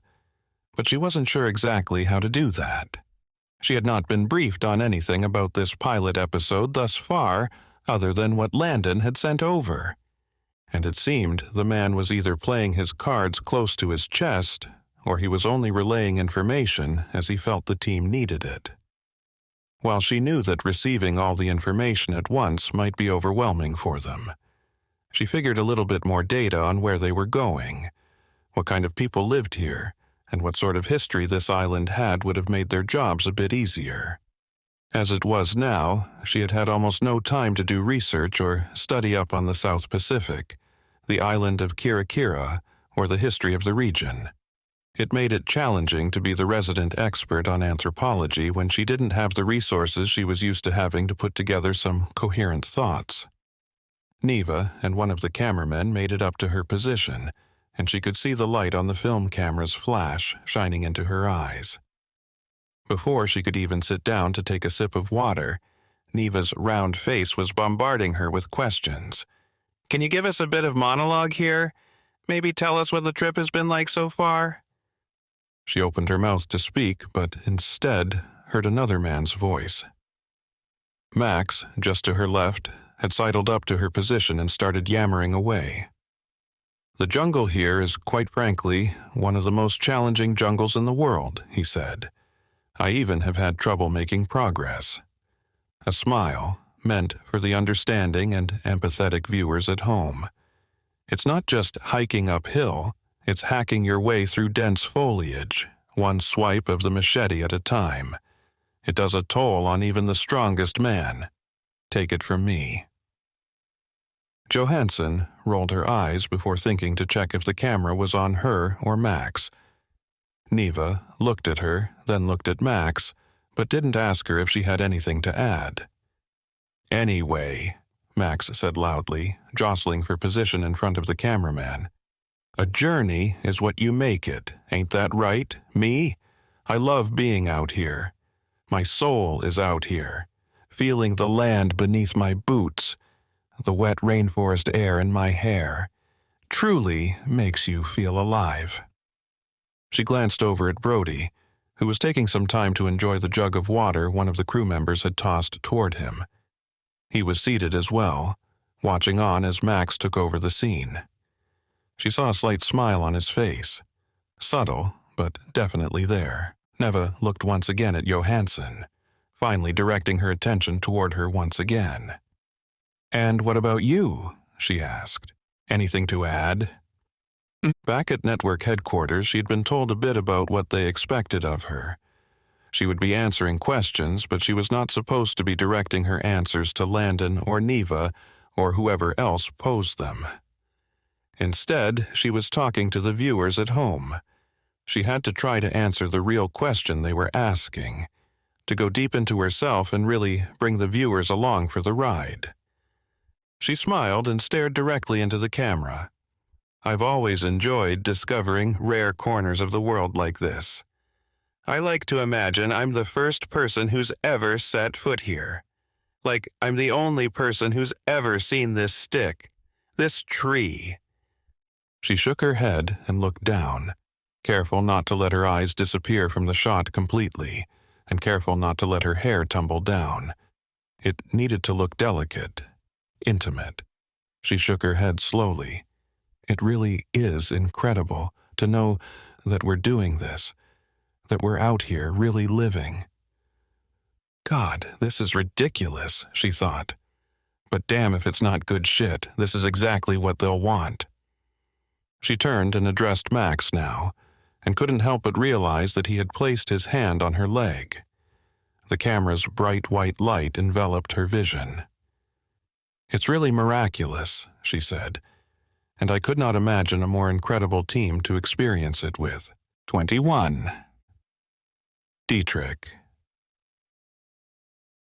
Friday, 9:48 a.m. Kira, Solomon Islands. Dietrich lazily opened his eyes and glanced up at the man who had interrupted his momentary relaxation. The canopy of the jungle above his head swayed gently in the breeze, providing a soothing backdrop to their conversation. "What is it?" he asked, his voice betraying his annoyance at being disturbed. The man cleared his throat nervously, shifting his weight from foot to foot. "Sir, the California group just left for their first expedition. I have some news." Dietrich raised an eyebrow. His curiosity piqued despite his irritation. His hands were behind his head, and he had almost fallen asleep. Once again so close, and yet he knew better than to expect to be able to sleep well on a mission. "You can sleep when you're dead," he told himself. Luxuries like napping were not part of his typical MO, and even allowing himself the lightweight backpacking hammock seemed like a garish overreach. "And," Dietrich said, trying to hurry his subordinate. The man cleared his throat. "And, well, sir, we're guessing they're just heading inland to get some footage for their dumb TV show thing, and most likely—" "Rogers, is there a caboose at the end of this long train of thought?" Rogers shifted. "Sorry, sir. Nielsen and I watched the crew assemble in their camp before they left. We counted off everyone who was going along, then again when the party left. When they had just started hacking their way through the forest heading northwest toward the Sayapata, we saw an extra man join their team." This was interesting news indeed. "You recognize him?" "No, sir," Rogers said. "But he looked like a local, most likely disguised as one of their guides." "You followed them, I presume?" Dietrich asked. He sat up slightly in the hammock, careful not to let it drift side to side. While the group of men and women who were filming their television show had set up an elaborate camp with massive tents, folding tables and chairs, and had had food delivered to them in the morning by some catering group from the city, Dietrich had kept his own camp far more inauspicious. They had set up in a small clearing about 100 yards to the southwest side of the other larger camp, about 200 feet east of the rear end of the excavation and construction that was underway. One of the security team members found the location while surveying the area last week. They were planning on staying here as long as the Cali team camped nearby, so Dietrich had not been concerned over hanging up a few hammocks and allowing his men to relax a little during off hours. We stayed out of sight, crawling along with them but able to keep pace. When they stopped, we noticed that the head count we had before was back to normal. "Interesting. Did you miscount the first time?" "Negative, sir. We retraced their route heading back to camp on the opposite side of the path they cut through the jungle, and Nielsen found the body. It was one of the local crew members who was sent there as a porter to carry supplies and whatnot. When we recounted the group, he was missing, so that's why the count was back to normal." "Dead?" "Very much so, sir. Throat slit, body dumped off the path. We would never have seen it if we hadn't tracked the group on the opposite side on the way back. The one who did it had to be the one who slipped in at the end before they left." "Yes, seems so." "You think he's trying to stay with the California group to spy on their progress?" the man asked. Dietrich didn't answer at first. "I can't imagine what other reason he would be there for, although it concerns me that there's another group tracking the California team." He made a mental note to ask his employer about this the next time they spoke. He had been told to expect a possible third group interested in achieving the same goal. But who were they, and why were they here at the same time as Dietrich's group? Could they also be searching for the same thing Dietrich was here to find? Dietrich chewed the inside of his lip for a moment. He had planned for something like this. He had to, as he was hired because of his ability to plan for all scenarios. But he hadn't actually expected it to happen. While his job was to protect the California crew while they filmed their television pilot, that was a secondary mission parameter. He was really here to ensure they found the item his employer wished to acquire. And as long as the California group was still willing to search for the lost plane, he could complete his mission. But if they got spooked before that, if they got scared and turned tail and ran back to the boats, his mission would be far more difficult. For now, he needed them alive and happy. He needed to press on to find the plane. Then, once they found it and filmed their scenes, he could begin his own search of the area. Dietrich leaned over the side of the hammock and spit. He's not working alone. There's another team hidden out here somewhere. We need to keep our eyes open for them. Same rules apply. Full engagement. No prisoners. Keep it quiet if possible. Rogers snapped his head in agreement. "What about their spy?" he asked. "Do we let him continue unmolested?" Dietrich looked up at the mercenary. No, take him out. Do it quietly, and do not get caught. We need to stay out of the picture as much as possible, but we need to keep this other group out of the way as well. We can pick them off one by one if we have to, as long as they're still moving forward towards our goal." Rogers swayed on his feet for a moment, then nodded again. "Yes, of course, sir. I'll put something together and have one of us take him out later tonight." 22. Anna. Friday, 10:34 a.m. Kira, Solomon Islands. Anna finished speaking, then stared back at the camera. She expected Neva to ask another question, but apparently the woman had gotten what she needed for this particular shot. She tapped the cameraman's shoulder and they started toward Brody. She watched as Brody suddenly came to life, his smile growing and revealing his ridiculously perfect teeth as he chatted up the front of the camera as if it were his best friend. He's a natural, she thought. Whatever preconceived notions she might have had about him, he was certainly a professional. She knew he was no stranger to reality TV, and she was starting to get a glimpse of what it was actually like on set. She had a feeling that most of what she, as well as all other Americans, thought of reality on television was completely wrong. That any like or dislike of a particular actor or actress originated from the editing room's ability to weave a tale rather than a person's actual personality. She had assumed Brody would just be a petty, infantile man-child, the narcissistic type she'd come to know in people like Max. As it turned out, Brody seemed to be none of those things. Sure, he had a bit of the pretty boy persona. He knew he looked good, and he flaunted it. But wasn't that his job? And he could have been a jerk about it, like Max, but instead he actually seemed to be nice. Normal, even. As she sat there listening to Brody, she couldn't help but feel a twinge of nostalgia wash over her.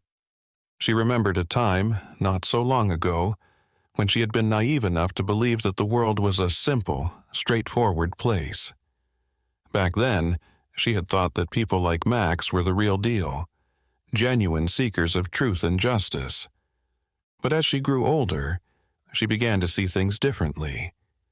She saw how the world could be manipulated and shaped, how truth and reality were often little more than commodities to be bought and sold by those with the power and the money. And she realized that people like Max, for all their bluster and bravado, were often just as much a part of the problem as anyone else. Before, she had realized that reality could be bought and sold, chopped up and reformatted as a particular flavor of the week, all packaged with a nice little bow on top. Max Sharp was the epitome of that. His charismatic, likable persona on screen was far from his true identity. It was a branding package, something the network had created. She shook her head, banishing the memories of her younger self. She couldn't afford to be naive anymore, not when so much was at stake. She had a job to do, a mission to fulfill, and she couldn't let her doubts or fears get in the way. She tried to push the memory out of her mind, but she knew it was just going to continue to return. Max had almost spilled the beans last night at dinner, and although she had been relieved that he hadn't, she knew it was only a matter of time before he used it to gain an edge over her. But to what end? Why did he need to bring her down to lift himself up? Was that just his method of feeling important? Or was there something more to it? What game was Max Sharp truly playing? Anna had considered not accepting this role because of their shared past, but she had eventually decided not to let someone like him dictate her career trajectory. It was a long time ago, she had told herself. I'm not going to let an asshole like Max get in the way of a good thing.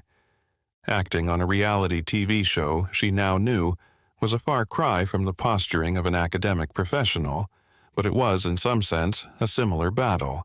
She needed to be better, smarter, and more prepared than her opponents. In the academic world, she did that by publishing, and through convincing her peers to review her work. In this world, perhaps Max's approach was the TV version of that, kill or be killed.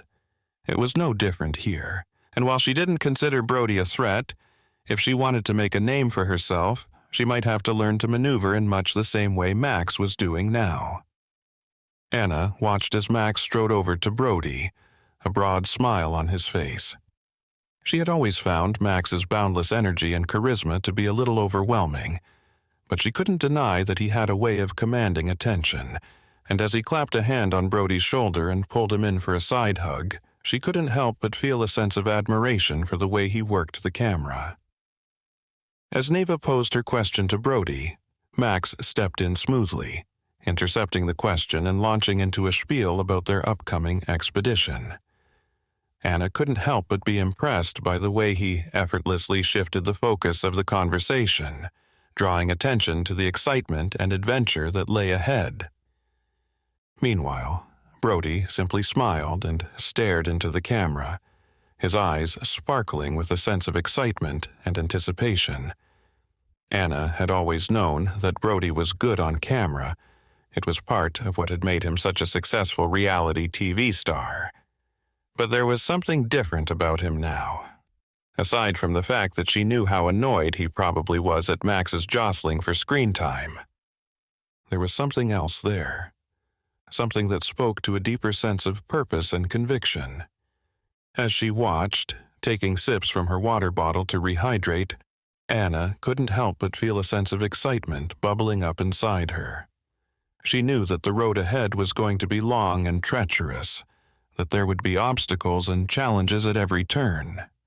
But with Max's boundless energy and Brody's quiet determination, she felt more confident than ever that they could overcome whatever the world might throw at them. Johansson laughed as Brody finally gave up and left Max alone with Neva's interview. It was a dumb question anyway. She doubted any of this would make it through to the actual pilot episode once it was completed. She stood up, ready to get back to trekking through the dense jungle. She turned and saw the rest of the crew milling about, trying to look busy, or at least trying to get as much rest as possible before they started again. As she looked out over the line of people, she noticed someone in the back. One of the locals, she guessed, as she didn't recognize him from the crew's gathering back at camp. What caught her attention, however, was that the man was staring directly at her. His face was unmoving, unwavering. Empty-handed, his hands and arms were at his sides. He didn't even have a backpack on. Was he really here to help? Was he supposed to be a guide, waiting for his turn to lead the group into the jungle? She held his gaze for another few seconds, not wanting to be the first to break it. Someone else stepped in front of her view, blocking her line of sight. When they stepped away, the man was gone. She felt an odd sensation and shivered slightly. It wasn't cold in the forest, and the humidity only amplified the hot temperature. Yet she had goosebumps.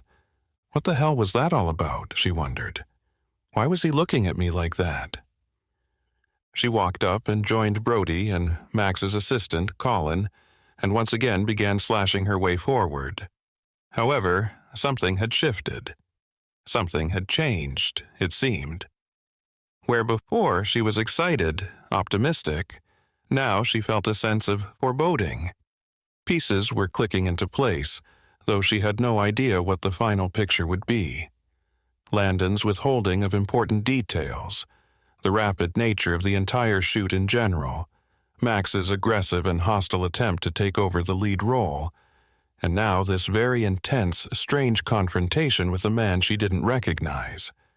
While she couldn't imagine what it might be, she had no doubt. Something was coming. Something was going to happen. 23. Brody. Friday, 12:44 p.m. Kira, Solomon Islands. Brody was glad Neva had ended the shot after only a couple of questions. He had practiced some monologue a bit, knowing that the team would want to record pieces of Brody's experience firsthand. But when Max strode over and put his arm around his shoulder as if they were buddies, he wanted to turn around and sock the guy in the jaw. Brody knew that sort of retaliation wouldn't end well. For all his sharp dressing, practiced fake accent, and general facade, He knew there was real muscle under the man's pressed shirt. He may not be the survivalist he pretended he was on television, but he was certainly capable of throwing his weight around. And Brody was not about to start a fight with one of his co-hosts. If they were going to have any hope of making it through a pilot episode, much less an entire season, they were going to have to figure out how to work together. They didn't need to be a close-knit family, but they at least needed to have some professional decency and outward respect for each other. He figured he wouldn't earn any additional respect from his two co-hosts, so it pumped him up a bit to know that he was taking the high road and extending that respect in their direction instead. With any luck, they would learn to appreciate him for who he was: a good actor, an all-around decent guy, and the son of a famous archaeologist. No more, no less. In spite of Max's general shittiness, he couldn't help but feel philosophical and optimistic as they marched through the jungle. While he sensed a bit of begrudging hesitation in the rest of the crew, especially those who had never really been out of their comfy studio offices, he felt at home out here. He remembered trekking through a similar tropical jungle with his father and his crew 20 years ago, of hacking away flora to reach an ancient temple in Cambodia. On that particular expedition, his father's crew had found evidence that the temple was far older than what archaeologists had originally guessed. He remembered the feeling of exuberance, of sheer surprise and delight, and he remembered the joy on his father's face. He wanted to recapture that now, on this trip. Even if they didn't find something as powerful, or anything at all, he wanted to discover that same feeling of accomplishment. For him, it was difficult not to feel contentment just being in a place like this, even if it were a bit rainier and hotter than he would have liked. There was something innate in him about wanderlust, the longing for adventure. He recalled how he had felt when he had heard Landon explain what they were searching for. Could Amelia Earhart's crashed plane really be out here? Was that why a lot of this show and the script had so far been kept so hush-hush? Perhaps Gene had not known about any of this, so there was no way he could have passed it along to Brody. But even if that were the case, why? It was no secret that Amelia Earhart's plane had gone down somewhere in the South Pacific. There were plenty of treasure hunting types out there searching for it every year, and plenty of people who had claimed to actually find a piece of it. Why should this trip be any different? Why did the network want to keep things under wraps so tightly that they couldn't even tell their future star host about it? He pulled his blade across an extra thick frond, feeling its power as it hacked the thing completely in half. He knew it was going to be sore later, but he wanted to make sure Neva got some great footage of him actually doing the work. He had seen his father do it as a kid. He knew that while most of what they did out here could be completely misconstrued and misrepresented by Landon and his editors, it was very difficult to fake the actual backbreaking work of someone cutting their way through a dense jungle. This was the type of thing a stuntman couldn't be used for, and where CGI would be prohibitively expensive.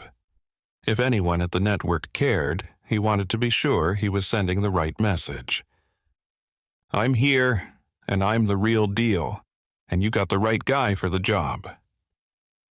They marched for another 2 hours before Neva called it quits. It was early afternoon, and while they would be able to get back to camp twice as fast as it had taken to get out here, she explained that she wanted to make sure they were all back before sunset. Something about the photography crew getting those wide, sweeping shots of camp at twilight. Brody didn't mind heading back. Although they had essentially wasted time cutting a line toward the volcanic spire, he knew that had been the plan all along. He didn't mind a bit of a hike, even if he had to cut his own trail. Being out here was fun, and he was being paid wonderfully for the opportunity. Neva jogged up beside him. She smiled at Brody as he tucked his machete back into the loop around his belt. "Hey," Neva said, her voice low. "Thought I could get a little bit more from you. Before, he—" Brody laughed.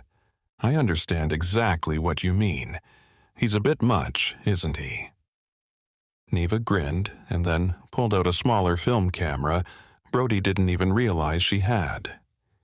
She held it with both hands, looking down at the top of the thing while tilting a screen upward a little bit to get a shot of Brody from slightly below eye level. Without looking up, Neva began. "Tell us about the journey so far. Make it seem like we are really close to finding something if you can." Brody wasn't sure exactly what that meant. How would they know if they were really close to finding something? They would have had to find something in the first place, right? Still, he didn't hesitate. "I can sense it," he started, forcing excitement to color his face. "It's like, I can feel it in the air, you know?" In a moment of inspiration, hoping that the humor would translate through the television screen, Brody broke into the chorus of Phil Collins' "In the Air Tonight." When he finished, Neva was smiling. "Perfect," Neva whispered. "Absolutely perfect. Keep going. But do it again without the song, because the network probably won't pay for the rights to it." Brody nodded quickly, then recounted what he had seen that day. He wasn't a botanist or geologist, nor did he have much experience identifying the exotic plants and flowers surrounding them, but he did his best to describe the general feeling of walking through such a lush rainforest. After a few minutes, Brody saw over Neva's shoulder that Max had smartened up to Neva's ruse. The man was frowning, barreling up the path toward them to get involved once again with the scene. Neva apparently sensed him coming and flicked off the camera just as Max appeared. She winked at Brody, then turned to intercept Max. 24. Brody.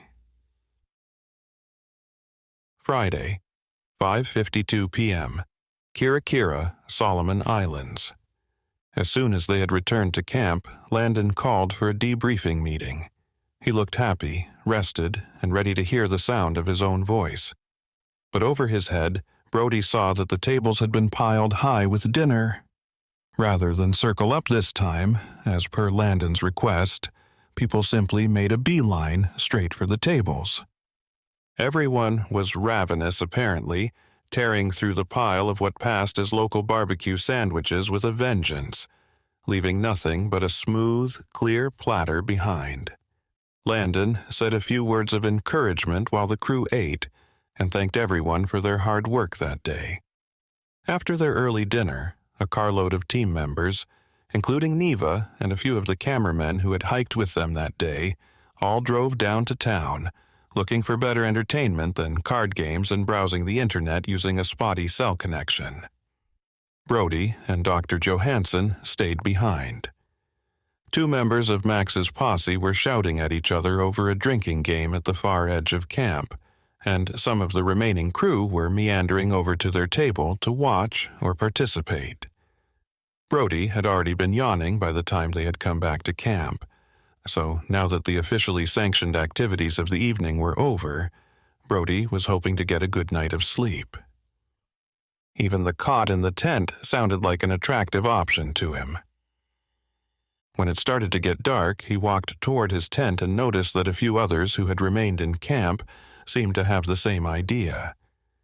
It had only been an hour since the SUV had left with its thrill-seeking passengers, yet lights were turning on inside a few of the tents around the camp.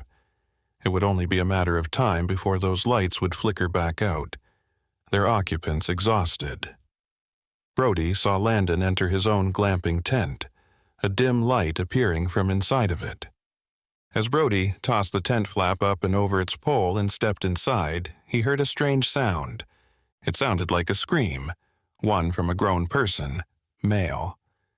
It was deep, but yet similarly high-pitched, as though at the top of their register.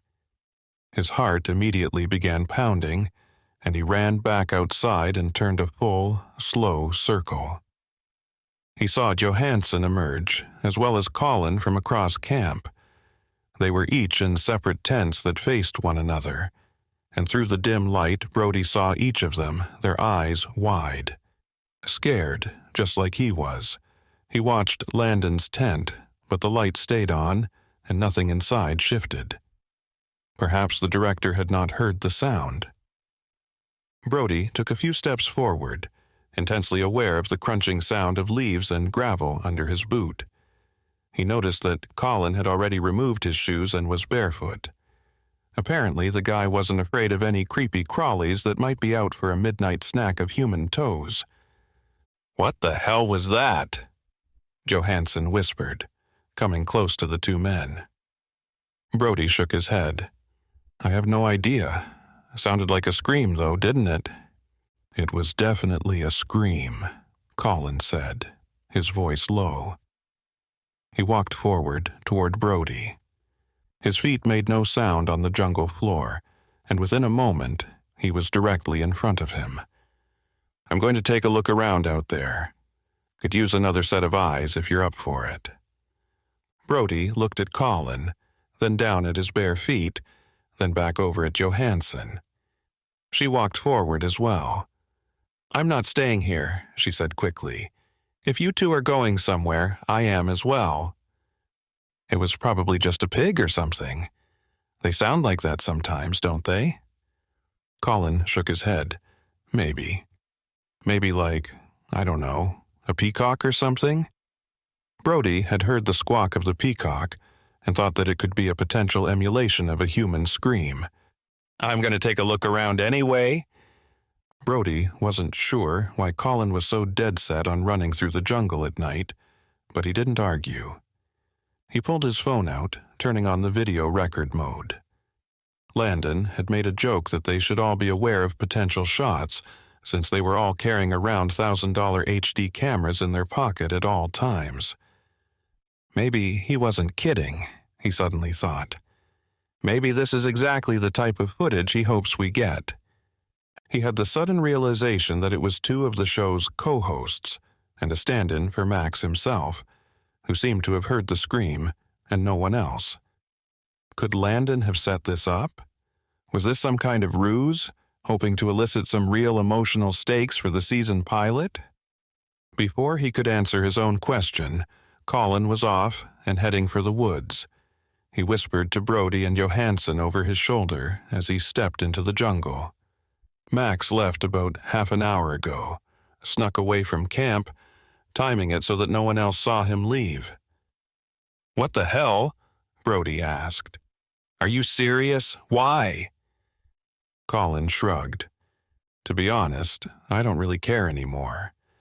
He does this stuff all the time, runs off and does his own thing, then comes back with some awesome footage of something that looks incredibly dangerous and thrilling.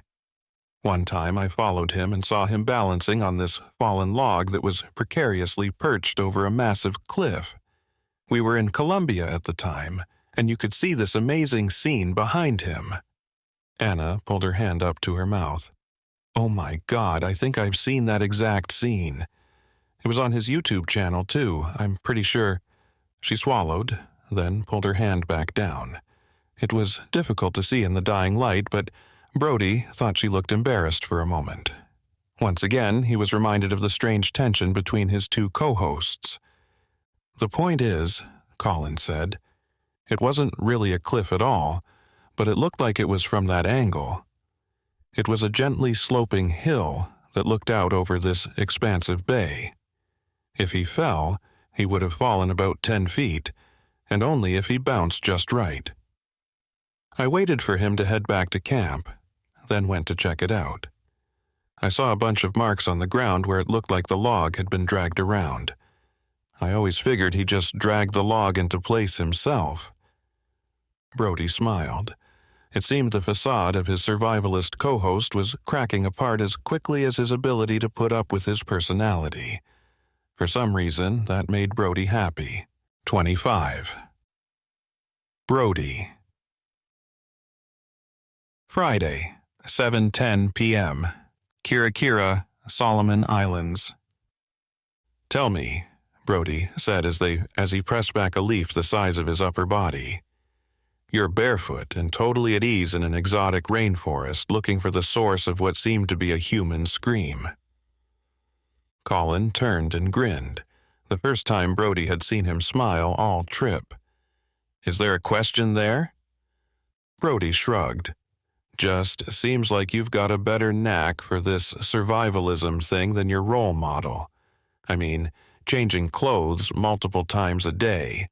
That first outfit he had on made him look like he had just gotten done with the church. Then, during the hike today, he wore brand new cargo pants and a pressed shirt. I mean, how did he even travel with that? And if anyone should be the pretty boy around here, isn't that my role to play? Anna turned. Don't forget, he changed before dinner too, remember? He had that fancy Hawaiian shirt thing on. I remember, because he brushed up against me while we were in line, and I could smell his shitty cologne. At this, Colin actually let out a chuckle. First of all, he's not my role model. He pays me well, and told me that my job is to keep him happy and stay out of his way. If you read between the lines, that means my job is to try as hard as possible to get more attention onto him from directors, camera people, anyone who's anyone in the industry, while making sure it never falls to me. That sort of thing. They walked on, and the group fell silent. Brody sensed there was more, and when they came to a small clearing and crouched down at the edge of it, Colin continued by whispering, "The thing is, I wasn't actually hired for any of that. I was hired because I'm actually good at all the stuff he says he's good at." Anna quickly jerked her head in his direction. "Are you saying he's not good at any of that stuff? That he doesn't actually know how to survive in the middle of nowhere?" Colin stared off into the clearing while they waited, then shrugged. "If he is, I've never seen it. I've been with him now for about 5 years, and I've been on 2 different shows with him. There's always, and I repeat, always, a pretty lavish setup just off camera. The longest I think we hiked at one time was maybe a couple of miles. The longest I've seen him sleep in a tent was, well, last night." Brody let out a low whistle of amazement as he looked around him, the jungle alive with the sounds of nocturnal creatures. He realized, however, that he needed to keep the noise down. They were still searching for the source of the scream, and the last thing they wanted was to scare off whoever or whatever might be out there. He fished out his phone and activated the camera, holding it out in front of him as he continued to move through the jungle. The purplish moonlight filtering down through the canopy cast strange, shifting shadows on the forest floor, and Brody couldn't help but feel a sense of awe at the sheer beauty of it all. As he moved deeper into the jungle, his eyes scanning the darkness for any sign of movement or sound, Brody couldn't help but feel a sense of excitement and anticipation building inside him. He knew that they were taking a risk, that the dangers of the jungle were very real, but he also knew that the reward, the chance to capture something truly extraordinary on film, was worth the risk.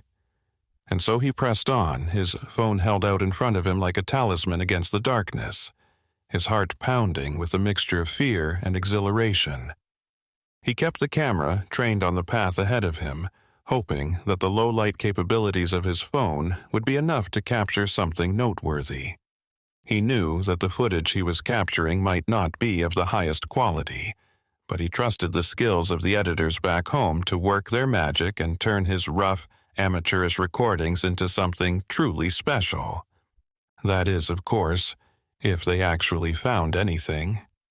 Another sound reached his ears, this time closer, but much quieter. It sounded like a moan. "Did you hear that?" he asked. The other 2 nodded, and Colin stood up and walked out into the middle of the clearing. "It came from directly across this space," he said, continuing to keep his voice low enough so it was barely audible.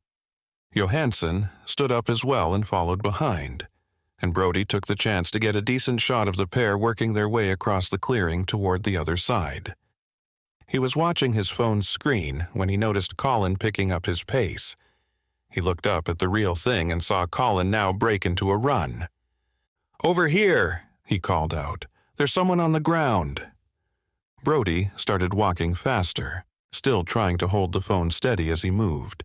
Whatever this was, even if it were fake, and Landon had cooked it up to pass off as reality, It was going to make some thrilling TV. They might have to use just the audio on top of B-roll footage, but the editors could figure that out later. As he reached the opposite side of the clearing, he saw what Colin and now Anna were looking at. Sure enough, on the ground in front of their feet was a man, stretched out and prone. Dead. He looked like one of the local crew members who had been with them that day, though he hadn't caught the man's name. If he were like the man who had been walking up front with him most of the journey, he would not have gotten his name in the first place. That man had barely spoken a word. Brody swallowed, unable to speak as he looked down at the lifeless man. "He's with us," Anna said. "I saw him today on the trail. He was in the back, I think, next to this other guy who was staring at me." "Staring at you?" Colin asked. "Yeah, I don't know." She rubbed her shoulders. "It was the weirdest thing. He gave me a creepy vibe."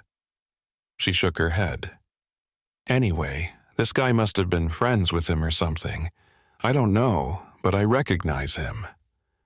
"I don't think I've ever seen a dead body," Brody finally said, his voice a whisper. "Me, neither," Anna added. Colin was silent. Brody watched his face as he looked at the downed guide. It was curious, as if he weren't looking at a dead human, but a puzzle. What's he thinking? Brody wondered. What's he trying to figure out? And then the truth hit him like a punch to the gut. He knew the question Colin was looking for an answer to, and suddenly Brody felt naked and vulnerable out here in the jungle.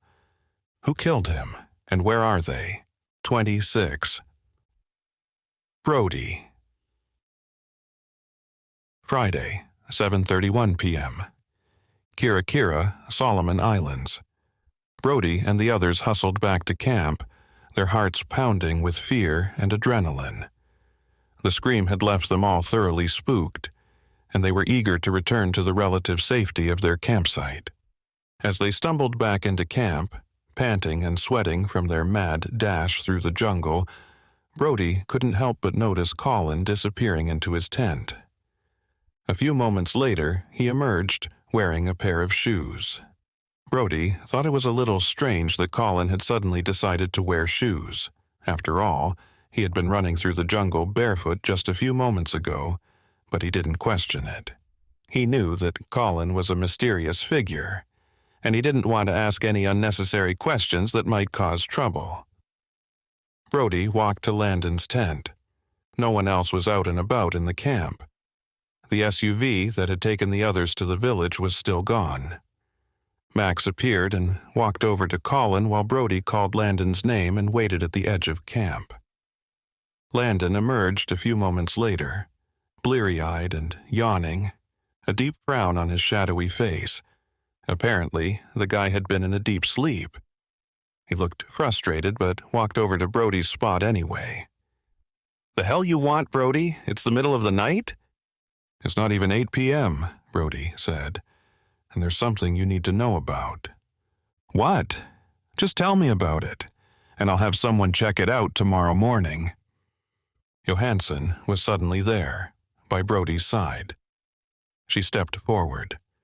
"It's a dead body, Landon," she said. This got Landon's attention, immediately waking him from his stupor. He blinked a few times, his mouth moving as he tried to speak. "Wait, what? Like a dead human body?" Brody nodded. "Looks like a local, but I didn't recognize him from our crew. Anna said she saw him with us today on the trail up toward that spire." "Toward the—" Landon was still having trouble getting his mouth to function properly. He looked up at Brody and started to speak, but before he could, Max came barreling toward the group. Brody heard Max's drawl even before he could see the man through the darkness. "Sounds like you've all been having a little fun without me," he said. He noticed Colin right behind Max. "This isn't a game, Max," Anna said. "Someone's dead." I know," Max answered, waving a dismissive hand. "Colin came and told me about it. All scared and stuff, too, so I'll have to check it out. Show me where the body is, and I'll do a little investigating." Brody rolled his eyes, thankful that no one else could see them in the dim moonlight.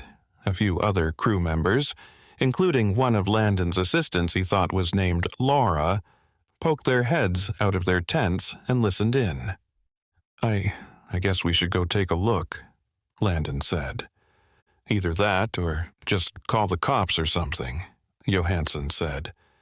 "I guess there's no reason for you to see it if you don't want to."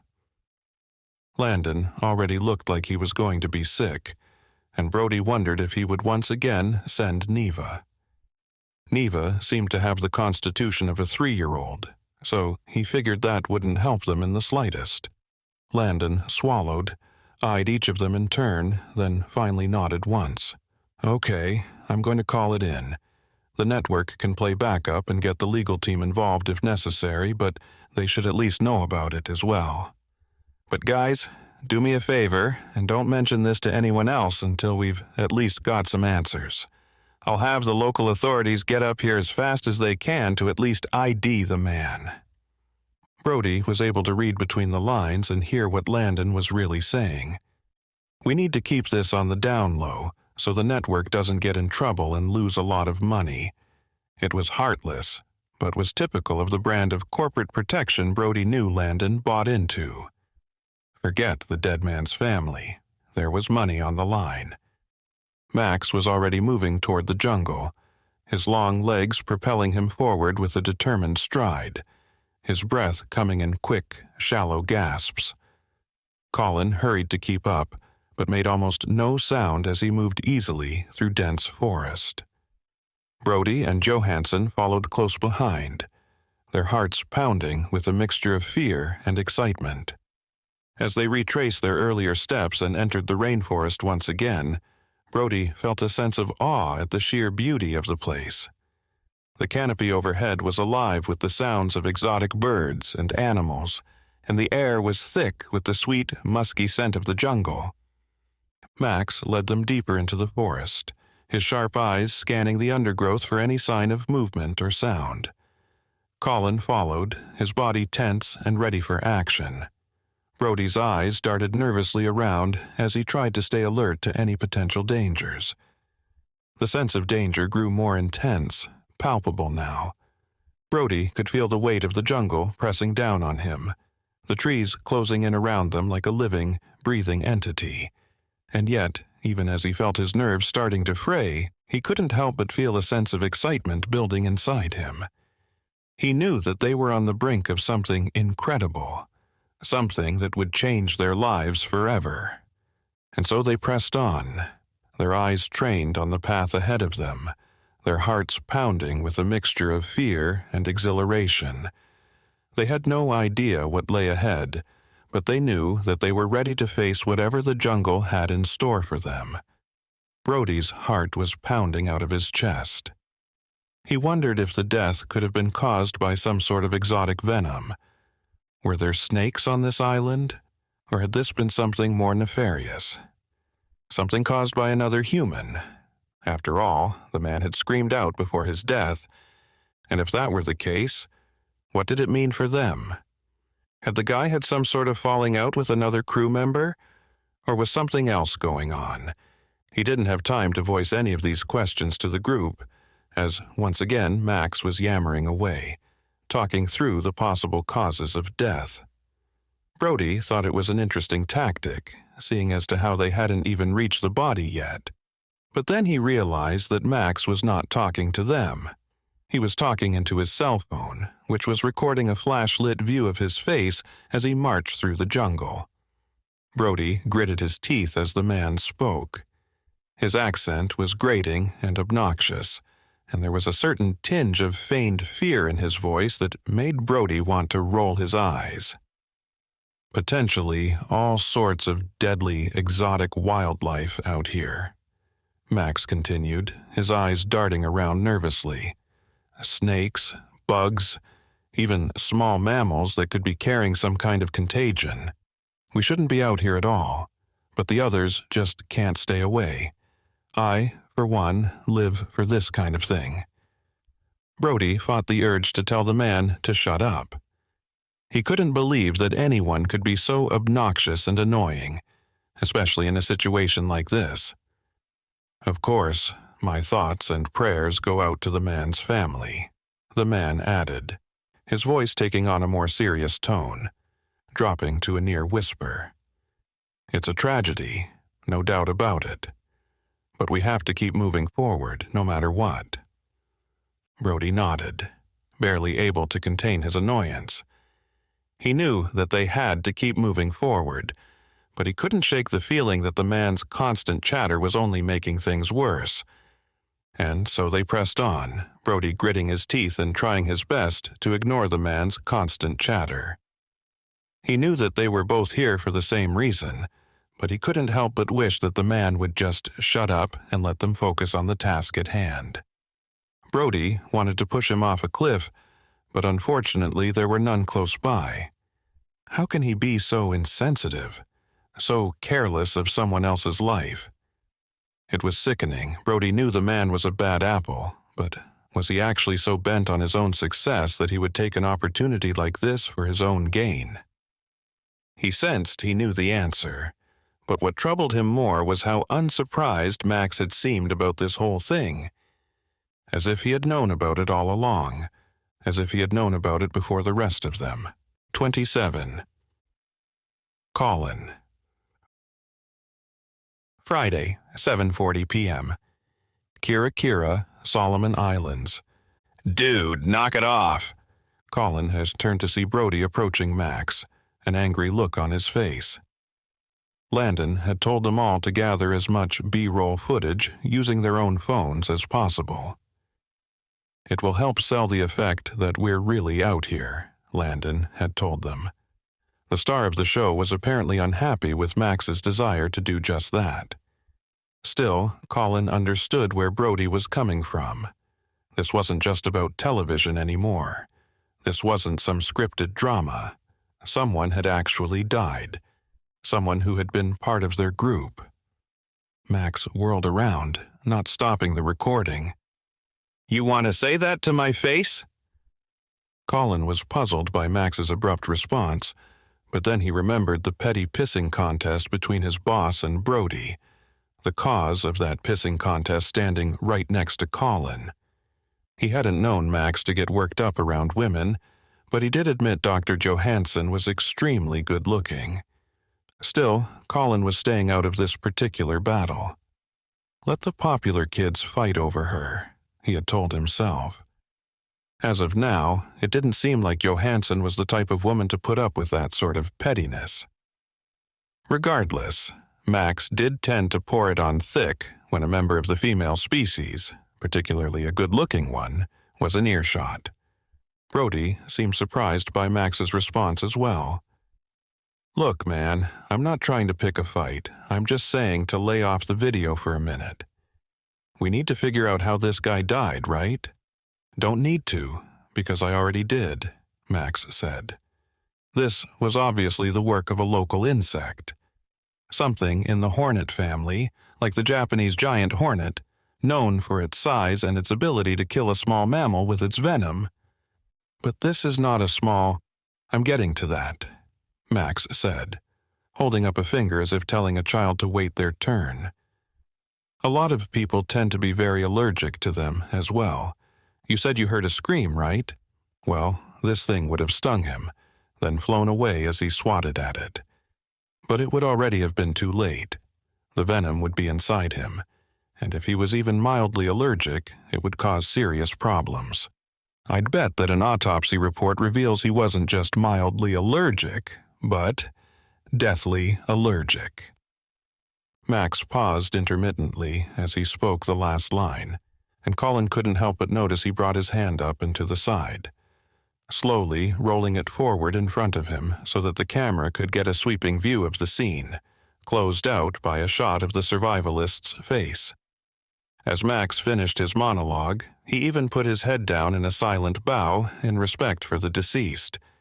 It was egregiously vain, but Colin had come to know all of Max's quirks, including this one. his quirk of having such an inflated ego that he tended to say things that were completely implausible. And what he had said was, Colin knew, completely implausible. He kept his mouth shut, but silently willed Brody and Johansson not to put too much emphasis on the man's words. There was still going to be an investigation, and Colin only hoped that the local authorities were capable of performing an autopsy. He also hoped that they would be willing to do so. He wasn't convinced yet, but his hunch was that this was nothing as simple as an allergic reaction to an insect's sting. If Brody or Johansson sensed this as well, they didn't say anything. Max continued, bringing the phone around and pointing it down at the dead man's body so he could get a good shot. Most of this, obviously, won't make it to air, but at least it will be in the can if the editors want a crack at it. Either way, I think it really shows the drastic situation we found ourselves in, team. Wouldn't you agree? Colin watched as Max lifted the phone and pointed it at Johansson's face. The flash clearly blinded her, and she took a step back as she tried to regain her composure. When she did, her hand swatted up and batted at the phone, knocking it completely out of Max's hands, bouncing off his nose, and then onto the ground. What the You can't just screw around with stuff like this, Anna said. Brody's right. This isn't TV anymore. This is real life. Someone just lost theirs and you're making light of it? God, you're an asshole. I wasn't making light of... Save it, Sharp. We need to get something to cover him up. The bugs will be on him in a matter of minutes, so it's the least we can do to maintain a little decency. Max looked like he was going to pop, the veins in his neck strained, but he bent down, brushed off his pant legs, then grabbed his phone from the jungle floor. When he stood back up, he was staring at Colin. I need you to write up what I said, finding an insect that might fit the bill. There's bound to be one out here somewhere. We're on a desolate island, but these islands are always loaded with interesting genetic anomalies, like that murder hornet thing. Colin took a mental note but didn't respond. I'll also need to record a voiceover in case we use this footage. I want to sound like I know what I'm talking about, so make sure it's tight. Write the script up as well, and I'll record it tomorrow night. Got it? Colin noticed that Brody and Johansson were staring at him, both their jaws open slightly as Max laid down his demands. But this sort of thing was exactly what Max had been paying him for over the last 5 years. His expertise, his knowledge, and his willingness to comply with even the most random of orders. To be fair, this was a vast improvement from the early days of just fetching Max's thick, sugary coffee and providing an unlimited amount of donuts. Bagels didn't provide enough sweetness to make sure Max had them on set at all times. Now, Max had been bringing him along for the last 2 seasons of the show he had been filming, as well as the one before that, and they had gotten into a bit of a rhythm working together. He couldn't say he enjoyed the man, but the work paid well and there was always a promise that Colin was going to get his own chance in the limelight. But there were times, and this was certainly one of them, when he felt as though he didn't know the man at all. That rhythm now felt missing, replaced by something else. Dread? Fear? He couldn't be sure. What he could be sure of was that Max had layers, just like everyone else. What was Max hiding beneath this particular layer? 28. Brody. Friday, 8:04 p.m. Kira, Solomon Islands. The short hike back to camp seemed to take longer than ever, but as slowly as they seemed to be traveling, Brody's mind was racing. Who had killed this man and why? Could it have been something as simple and innocent as an injection? Could the man have just been in the wrong place at the wrong time? Certainly a person from this island would know better than to run to the jungle in the evening, especially if they were deathly allergic to whatever Max claimed had bitten him. And what was up with Max's enthusiasm for jumping in and stealing the show again? He had done it on the trail, he had done it back in camp, and now he had done it out here where the stakes were much higher. Worse, he hadn't even seemed to care that someone had died. He hadn't even seemed surprised. Somebody had died, and all Max saw was the potential to steal the limelight. He knew the man was narcissistic, but this was taking things to the next level. And Colin, what was up with that guy? He seemed like he had a good head on his shoulders, especially compared to his boss. As if reading his mind, Colin strode up next to Brody and started to talk quietly. "It wasn't a bug," Colin said. "Yeah, that seemed a bit fishy to me. But how do you know for sure? Aren't there bugs like that in the world?" "Sure, without a doubt. The so-called murder hornet, for example, that America was freaking out about a while back. The Vespa magnifica. It's a real hornet, and it's a nasty little thing. I saw pictures of those, didn't seem little." Colin laughed. "Yeah, that's true. They're as big as a grown man's open hand, and they sting and they can kill you, but they're not out here. If they were, they would have taken over and quickly killed everything off, then died off themselves. Not enough renewable food in such a limited space for a creature like them. Are you like, what's it called, a bugologist?" Colin laughed again. "An entomologist? No, but I know my way around places like this. Rainforests? Tropical jungles? Pretty much anywhere that's got sky overhead. I did a brief stint with the Rangers, but rolled out into a civilian position teaching survivalism. It was good money, but this opportunity came along and offered more money, and I thought it would be fun." "Wait a minute," Brody said. "So you're telling me you're actually some special forces soldier guy with all the survival instincts Max wishes he had?" Colin smiled, and Brody noticed for the first time that the man wasn't uptight or cold, like he'd thought before. He was hesitant. He didn't want to show up his boss and potentially lose the lucrative position. He was either the most empathetic human being Brody had ever met, or he just legitimately didn't care for attention and credit. Max has some instincts, but what I have is not just instinct. I've got the experience to back it up. Max isn't completely useless either, in my opinion. He's just a grown-up Boy Scout. Good when there's a script and lines to follow.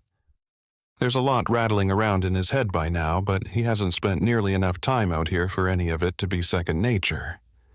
"Should you be telling me this?"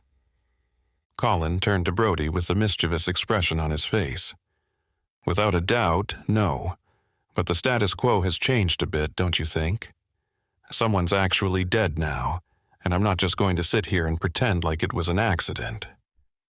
Brody stopped in his tracks, just on the edge of camp. He saw Landon and a few others huddled together in the distance, Max himself walking toward his own tent. Headlights rolled up from the hill, illuminating a bit of the sight, but mostly casting long shadows over everyone's already dreary phase. He heard the sound of heavy machinery in the distance. The resort's work crew at the nearby excavation site.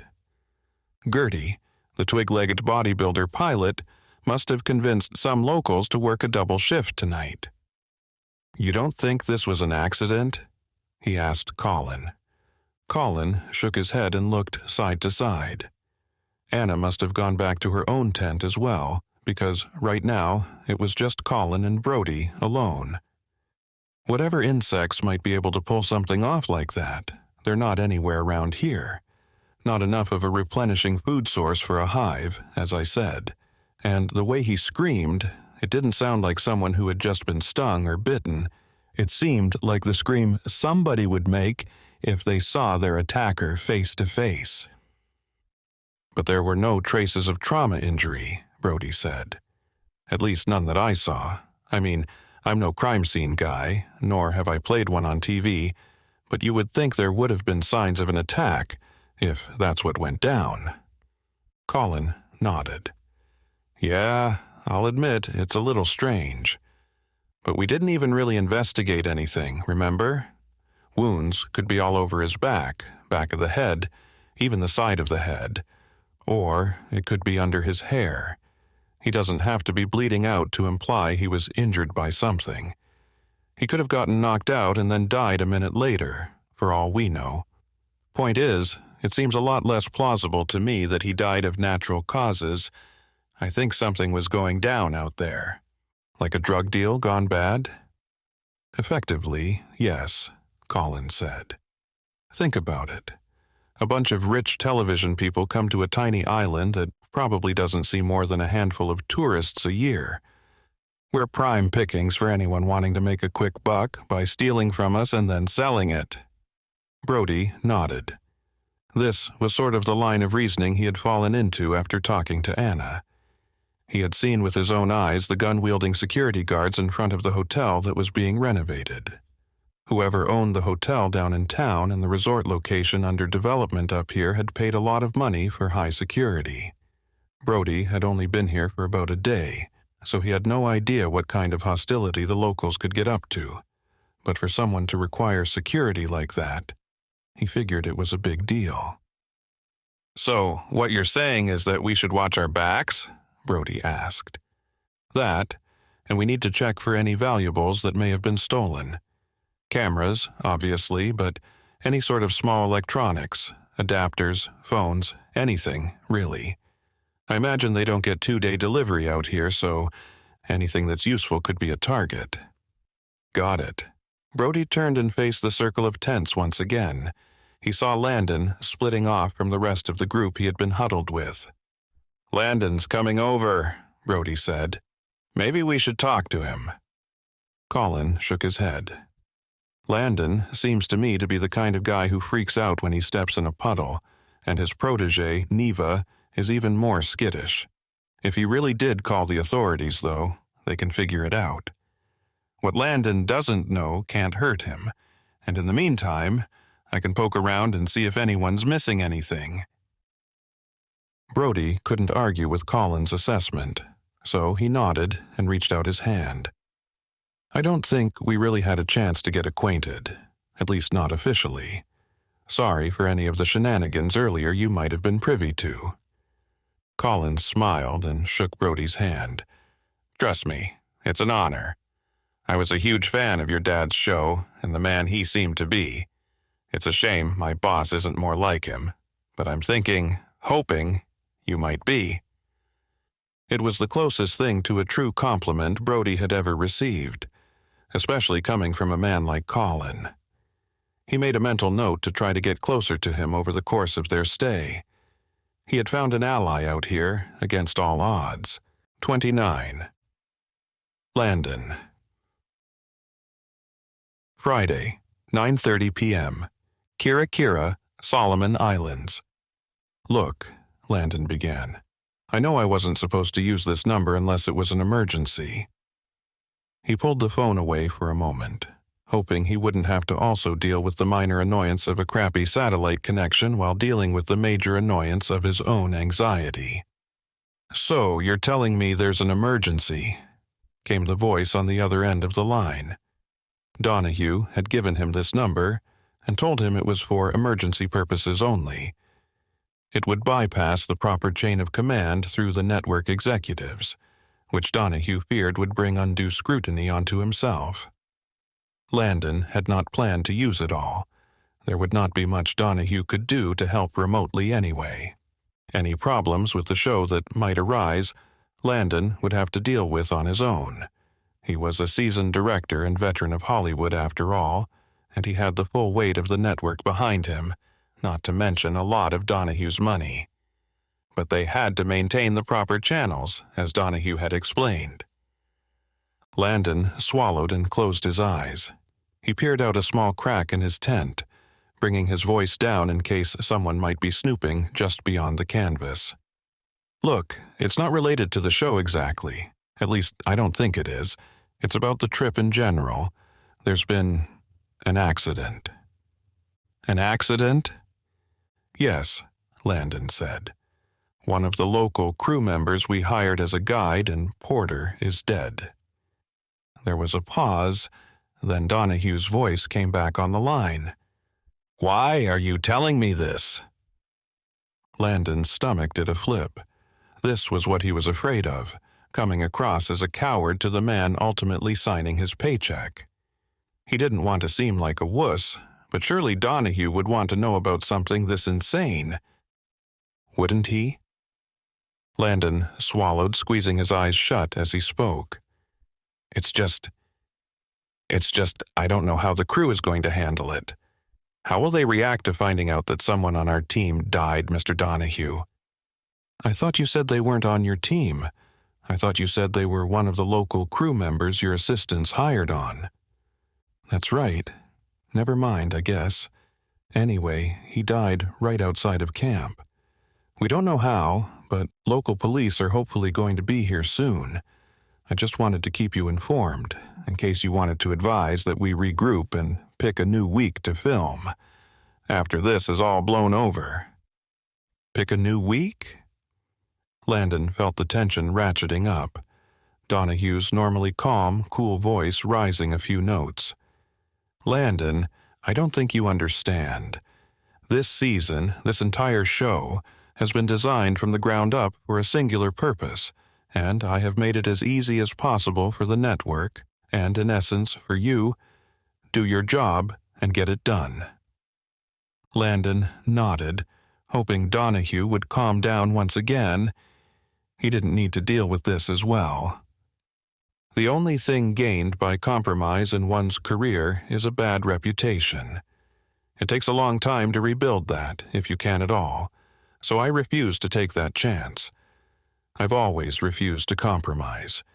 I trust you will be able to handle on-the-ground activities, which is both why I put you in this position and why I told you to take care of anything that might come up. My interest is in getting this show done on time, on budget, and according to the parameters put in place long before you were part of the team. Your mission, as it turns out, is exactly the same now. Our interests are therefore, temporarily at least, aligned. Please do me the courtesy of respecting that relationship and understanding that I am giving you full authority while you are there. Landon nodded quickly. Man up, he thought. You're just in a different element. This is no different than any other show, and you've been through a lot. People die all the time, he knew, and it doesn't always mean foul play was involved. For all he knew, the guy could have just had a heart attack. Certainly sad, but certainly no reason not to press on. Sure, of course, he said, nearly forgetting Donahue was still on the line. I'll talk to the team tomorrow and make sure they know the full story. We're hoping to get to the spire by midday tomorrow, where we can actually start looking around for the plane. There was a slight pause, and he heard Donahue clear his throat. Good, that is exactly what the schedule dictates.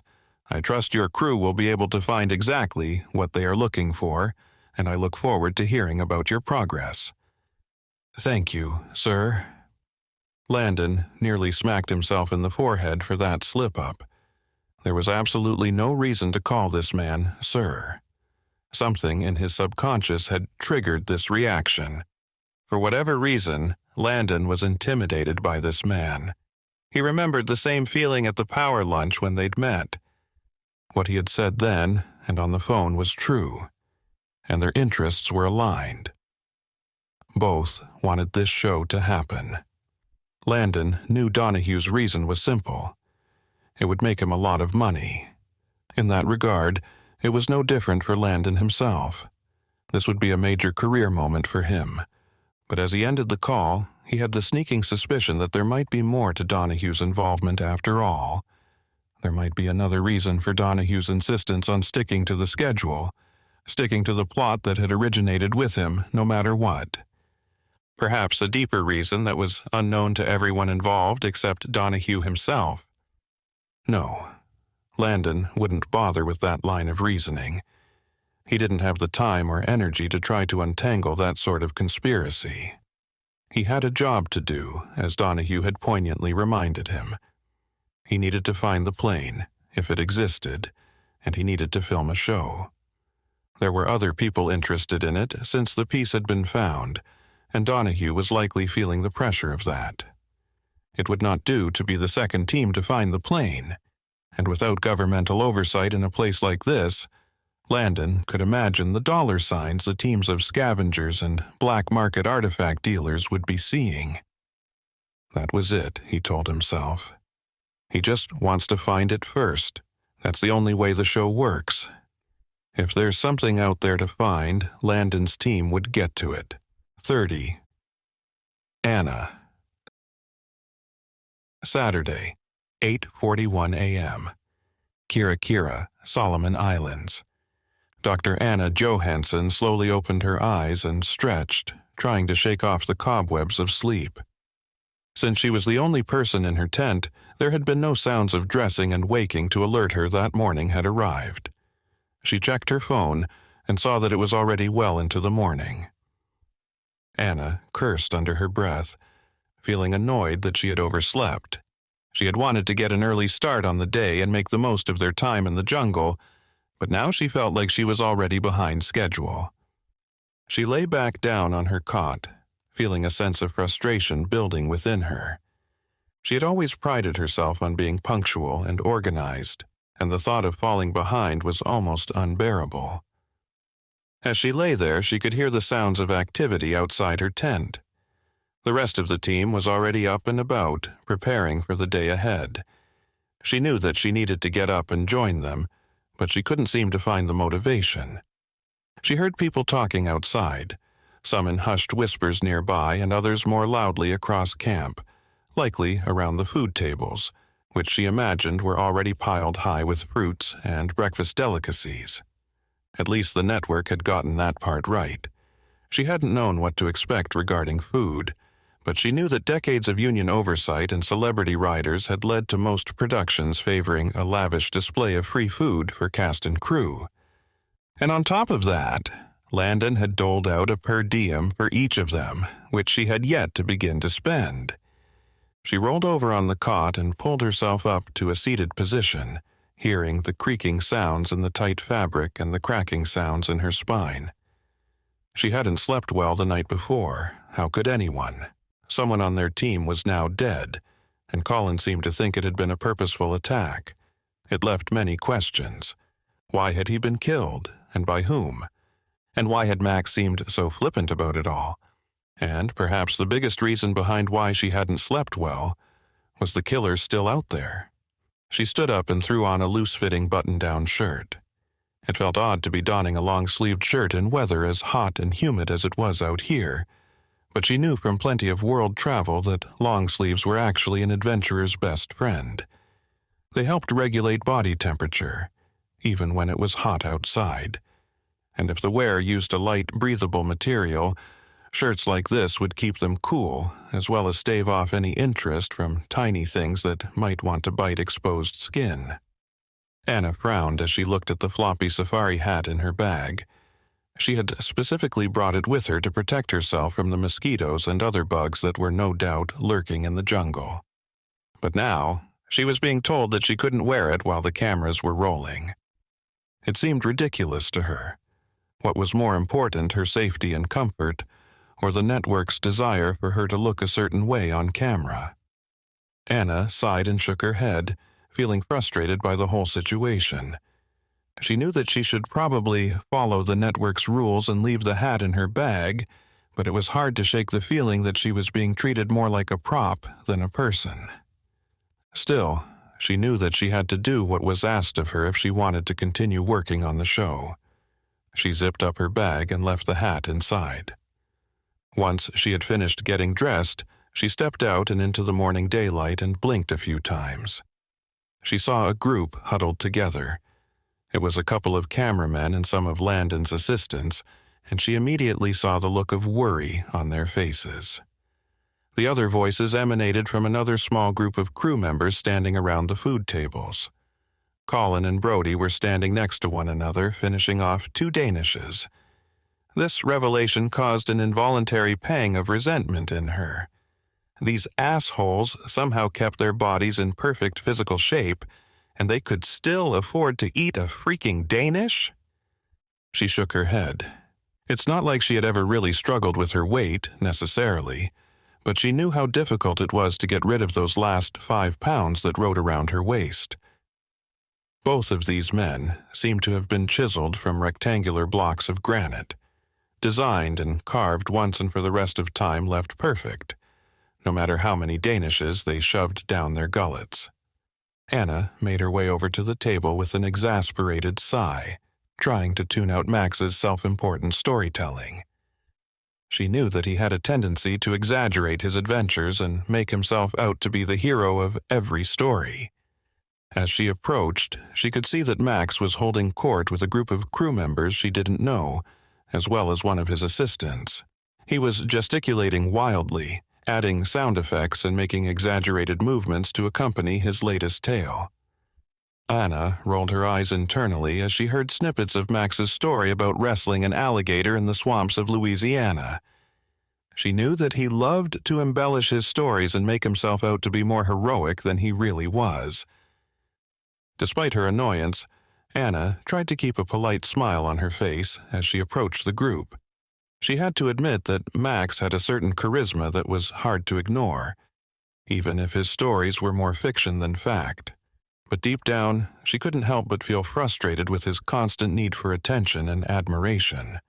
She rolled her eyes, noticing that the two crew members near Max seemed to be more interested in the nothing that was happening just past Max's head in the jungle than they were in hearing the rest of his story.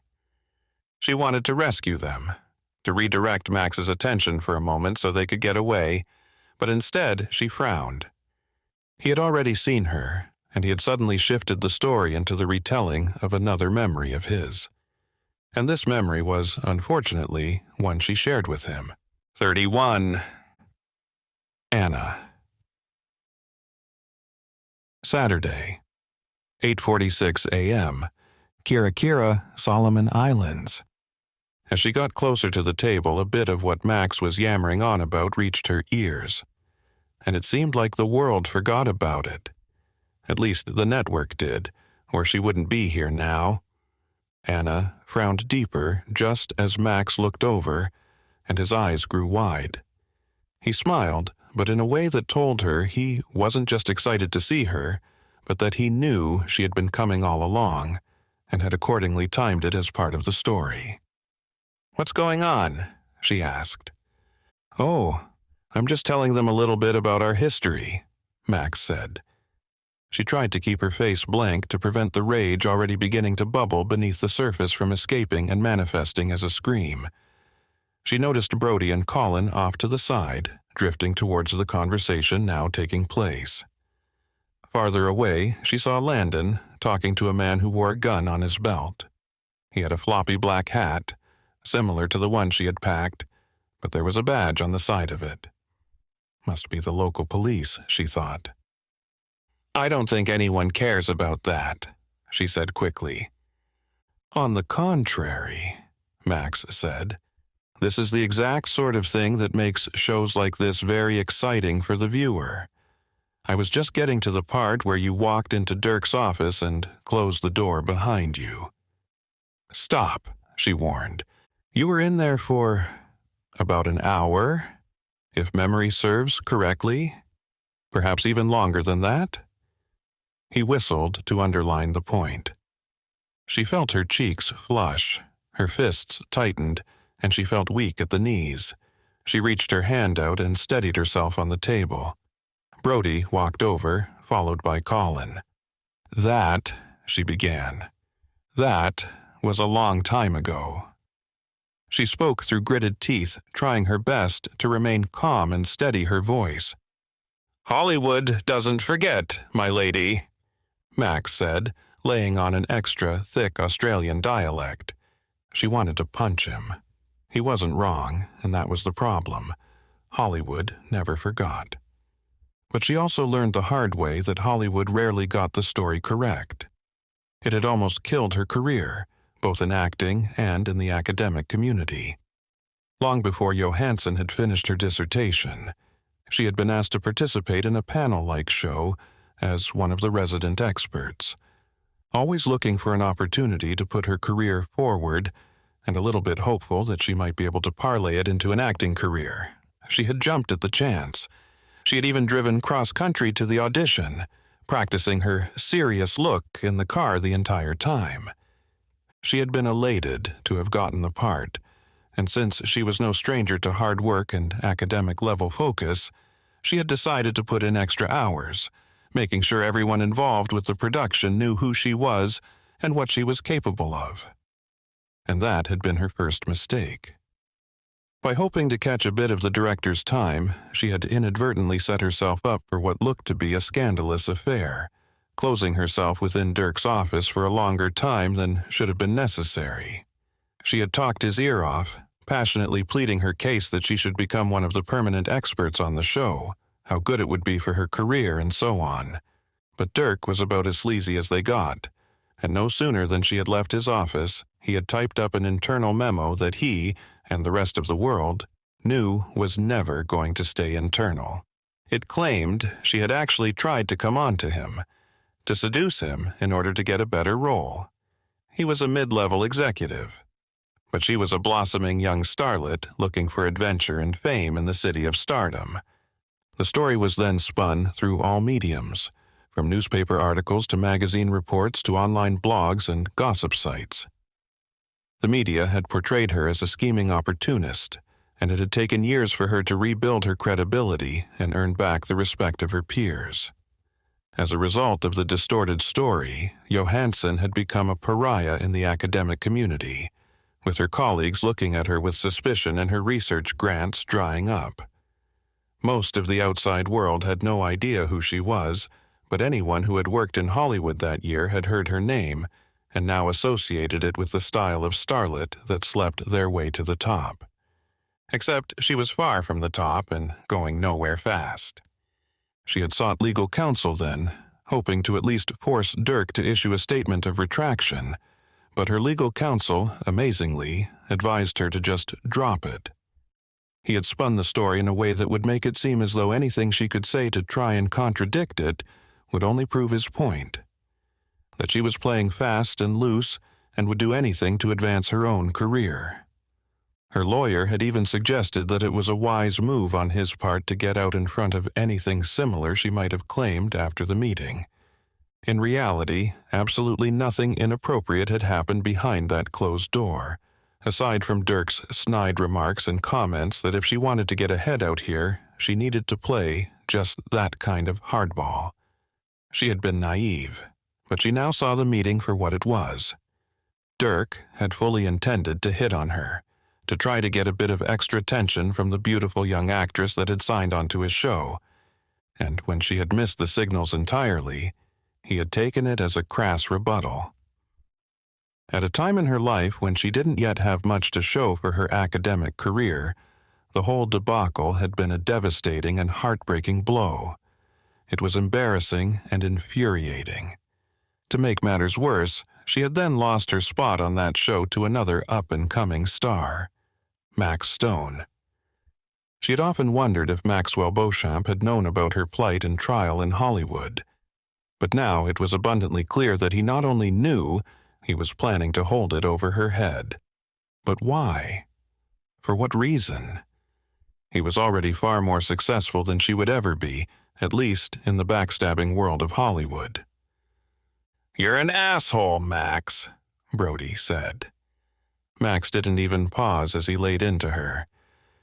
"You're just like all the other good-looking chicks that come through Hollywood," he said. "You'll sleep your way to the top no matter whose career is on the line." "I didn't sleep with anybody," she said through gritted teeth. "Oh, I know," he said, holding his hands up in mock defeat. "That's what they all say. Look, I've been in the position myself. Quite a few ladies want to take advantage of my success and expertise in order to get a leg up in the industry. Honestly, I can't blame them for it. But at least they can own up to it. At least today." Brody closed the distance fast with a single stride forward. Anna's eyes grew wider, and she shouted in surprise just as Brody's fist connected with Max's jaw. She heard a crack as Brody lost his balance and stumbled, nearly falling to the ground with the impact. Max jumped backward and was rubbing his chin, his mouth open. "What the hell was that, you dick?" he yelled. He suddenly lurched forward and started toward the Brody. He got about halfway before Colin was there, blocking the way. "Move out of the way, idiot!" Max yelled. "I can't, sir," Colin said. "It's my job to keep you safe out here, and you know that you are contractually obligated to get along with your teammates." "He hit me first," Max said. "He has to pay for that." "And he will," Colin said. "Landon will report it to the network and to the union," Colin said. "They'll have a protocol for this, and Brody's pay will be deducted at the very least." She wasn't sure this was true, but no one questioned Colin's quick thinking. The assistants and crew members nearby were all watching, wide-eyed at the spectacle. Brody was standing once again, his back straight and glaring at Max. Max, for his part, was busy clenching and unclenching his jaw, likely trying to loosen it up. Anna saw a blush of red bruising under the skin where Brody had hit him. "The bigger problem is that makeup is going to have a hell of a time hiding that," Colin said, "especially since they didn't send enough gear along. If we were filming a zombie show, maybe." One of the assistants standing near Max spoke up. "I bet we could come up with some scenario where Max falls or gets hit in the head with a stick or something, then film. He's already got the injury. Might as well give it a reason for being there." There were some chuckles, but Max simply stood there seething. Brody was still, his solid frame unwavering as he stared at the taller man. She felt the tension, the anger each of them held for the other. This is going to get far worse before it gets better. 32. Landon. Saturday, 8:50 a.m. Kira, Solomon Islands. Landon ran to the commotion at the folding tables near the edge of camp. The police officer, a man who hadn't even bothered to give him his name, followed lazily behind. It seemed the police were about as unfazed by the sudden death just outside of their camp as Landon was terrified by it.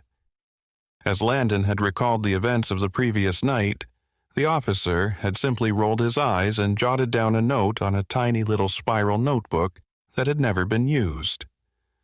Landon reached the table and started shouting, "Knock it off! What the hell is wrong with you guys? What are you even fighting about?" His eyes flicked from one of his co-stars to the other. He felt things spiraling out of control, as though everything was unraveling quickly, and there was not a damned thing he could do about it. "She was coming over here to," Brody began, wiping the side of his mouth with a sleeve. He saw a welt on Max's face and suddenly felt his heart sink. "And Max?" "Save it," Landon snapped, suddenly feeling the exhaustion of the previous night, the terror, and the frustration all coming to a head. "You guys might be treated like royalty back on the mainland, but out here, you work for me. If you can't keep it together, you cease to work for me. Do I make myself clear?" No one spoke. Even the assistants and crew members who had been standing by were shifting nervously as they stood near the breakfast display. Finally, Dr. Johansson looked over at him and began talking. "Landon, what's all this about? You've been on edge ever since we got here. I'll admit this is my first foray into this sort of thing, but it seems a bit tense. I mean, even besides these guys fighting, you've been tense since we got here." From behind her, Max scoffed and looked away, but he didn't say anything. Landon wondered what the best move was. He couldn't just come clean. He wasn't about to admit that while the network was technically backing this project, it wasn't the network's investment that was funding it. There was more at play here, and he didn't even know what that was. He had already tried to back out and had been told to keep his head down and get the job done. The crew would eventually get suspicious. He knew that all along. The crew knew that at any sign of trouble, network television executives tended to backpedal quickly, hoping to keep their noses clean from any legal matters. And a dead body, especially that of one of their own crew members, was certainly a legal matter. The fact that they were still here, still supposedly filming a show, told the crew more than Landon's words ever could. And yet, he wasn't even sure who the dead crew member really was. He didn't know any of the local crew that had been hired, nor was he entirely sure who had hired them. It was all starting to look like a glued-together mess, but that glue had not yet dried and was now dripping all over the place. "Look," he said, pinching his nose between two fingers, "I'm just as in the dark as you all about the guy who died yesterday. The police are looking into it and will take it from here." "But what if somebody killed him?" someone asked. "As I said, they're looking into it. We've got bigger problems right now," he said, wincing at the words. "I mean, we have other problems, so we can't afford to have this petty infighting. Whatever you two grown men are bitching about, you need to work it out and get over it." "What bigger problems?" Brody asked. Landon tried to keep his composure, and he kept his gaze steady, turning his head slightly to face Brody.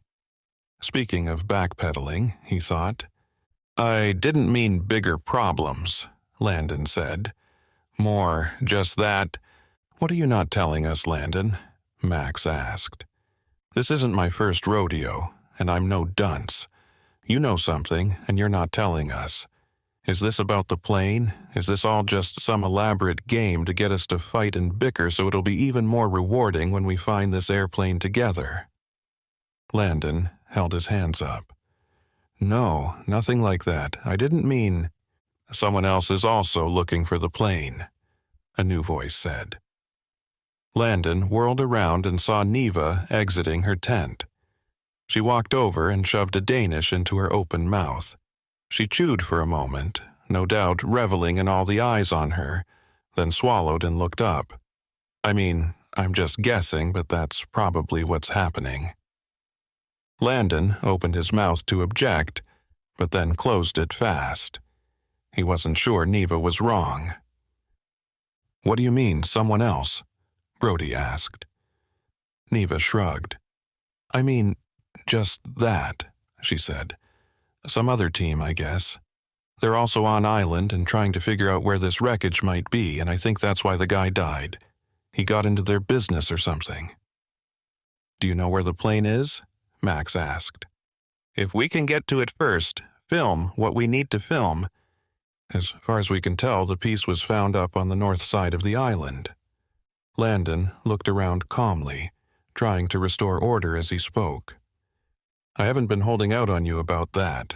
You know what I know, that a piece of the plane was found a while ago and sent in for laboratory investigation. The final results of that investigation are still coming in, but it appears that the material could be from the plane flown by Amelia Earhart." "Did you know someone else was interested in finding this thing?" Brody asked. Landon shook his head. No, he did not. And he was terrified of what that meant. It meant Mr. Donahue might not know about it either. He had already gotten a tongue-lashing for calling the emergency line his benefactor had given him, and now it seemed as though Landon would have to call it again if he didn't hear from him soon. What was he supposed to do? He had a show to run, a pilot to film.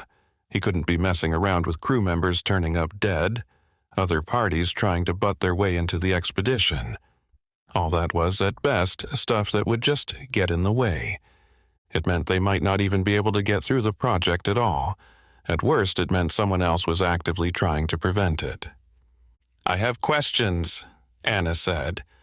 "For one, are we safe out here?" Landon swallowed, then looked over at Neva.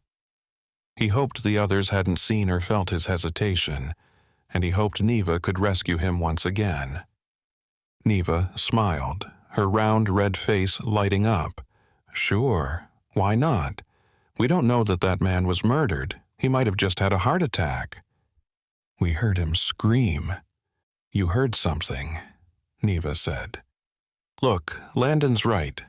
The point is, this isn't anything for you guys to worry about.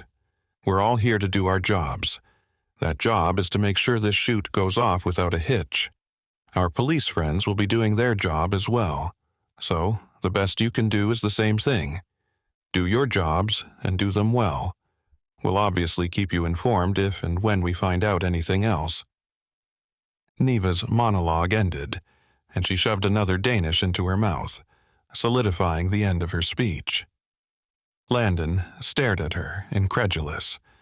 He didn't know Neva very well, but he did know the woman to be squeamish, fragile, and a bit aloof. What he had just seen, what he had heard from Neva's mouth, was the opposite. Either Neva had miraculously found some long-hidden confidence, or the woman was simply trying to manifest some to protect herself. And if that were the case, what did it mean? Perhaps Neva was wrong. Perhaps she was just trying to ease his own fears, as well as the team's. Perhaps they were in danger out here. 33. Brody. Saturday, 9:10 a.m., Kira, Solomon Islands. There was another expedition into the jungle planned for that day, but their scheduled departure time had come and gone. Brody was not necessarily surprised by this. He figured the incident last night would have everyone a little on edge, and he figured the network would want to slow down, to give the police whatever time and space they needed to conduct the investigation. The network would be most interested in saving their own ass, of course, and couldn't have something as legally devastating as the death of one of their hired local crew members get in the way of filming. And yet the police officer who had arrived to talk to Landon had left a few minutes ago, and it didn't seem as though he was going to return. He had barely even looked at the body, which Brody knew was still lying out in the woods, unburied and visible to all. He wondered if Landon was going to move their camp, or at least try to have the body removed. He wondered if Landon even thought that was his responsibility. As far as Brody knew, it was the director's job to do anything that wasn't explicitly stated outright in their contract. Moving dead bodies away from filming locations was not one of the riders in Brody's own contract. He busied himself for a few minutes getting his clothing in order. The casting director, Patricia, had worked closely with the costume department at the network and had pre-ordered all of Brody's clothing before their departure to Kira. They had done a reasonable job as well. Most of the clothing was of a good quality and fit him well. He picked out a shirt that he would wear later today if they did in fact embark on another excursion through the jungle. He tossed the shirt on his cot just as he heard a voice call out from outside the tent. "Knock, knock." It was Johansson's voice, and Brody told her to enter. She slid into the tent, tossing the flap over the pole to leave the door open. "You have a minute?" she asked. He cocked an eyebrow and smiled. "A few. I was planning on just sitting here and going through my wardrobe a few times until Neva or Landon or one of the other guys decided what the hell we're supposed to be doing." She laughed. "Yeah, I'm sure this is new for everyone. Did anybody ever die on set while you were filming?" He shook his head. "No, some old guy had a heart attack once, but he was just a grip." "Just a grip?" Brody coughed. "I mean, it wasn't like he was murdered or crucial to production. He just went to the hospital, and filming went on without him." "Yeah, I suspect the network is in a tight spot with this one," she said. "They want to film. They've spent a bunch of money getting us here, I'll admit, but it could be a huge liability if someone's running around murdering crew members." Brody laughed. "Yeah, I suppose that would be somewhat of a liability." "Speaking of, why wouldn't the network just press pause on the whole thing? Why wouldn't they just delay it a week or two? It would be a pretty inexpensive vacation to just put us up here for an extra week, in the whole scheme of things, and it would give them plenty of time to play the plausible deniability card while they figured out the legal mumbo-jumbo." Brody shrugged and sat down on his cot. "I don't know, but Landon seems really uptight about this whole thing. I've never worked with him before, but it's usually the producers who are stressed about everything. Neva seemed fine, strangely enough. But Landon keeps getting more and more wound up. It's like he's got more on the line than the rest of us or something. Maybe the network will fire him if he doesn't get the show made. Maybe, Brody said. But that doesn't make sense either. Someone died, and that's not really Landon's fault. If the network wants to make sure they are covering their own ass, why would he care if they're delaying the shoot? On the other hand, why would he care if they're pushing it through and wanting him to continue? That was the job he signed up for anyway. Anna sat down on the cot next to him, and it creaked under the extra weight. Yeah, I guess it seems weird. I don't have much experience with working with directors, of course. Brody swallowed, then looked out the front of the tent across the space. Max and Colin were talking quietly, Max's two assistants standing next to him. One was taking notes. What he said earlier, Brody said suddenly. Is it true? She nodded immediately, as if expecting his question. Yeah, all of it. I didn't sleep with that asshole Dirk, not even close. On the contrary, I was worried he was going to come on to me instead. I was so naive. I had no idea that he was planning on using it all against me. Why'd he do it, though, really?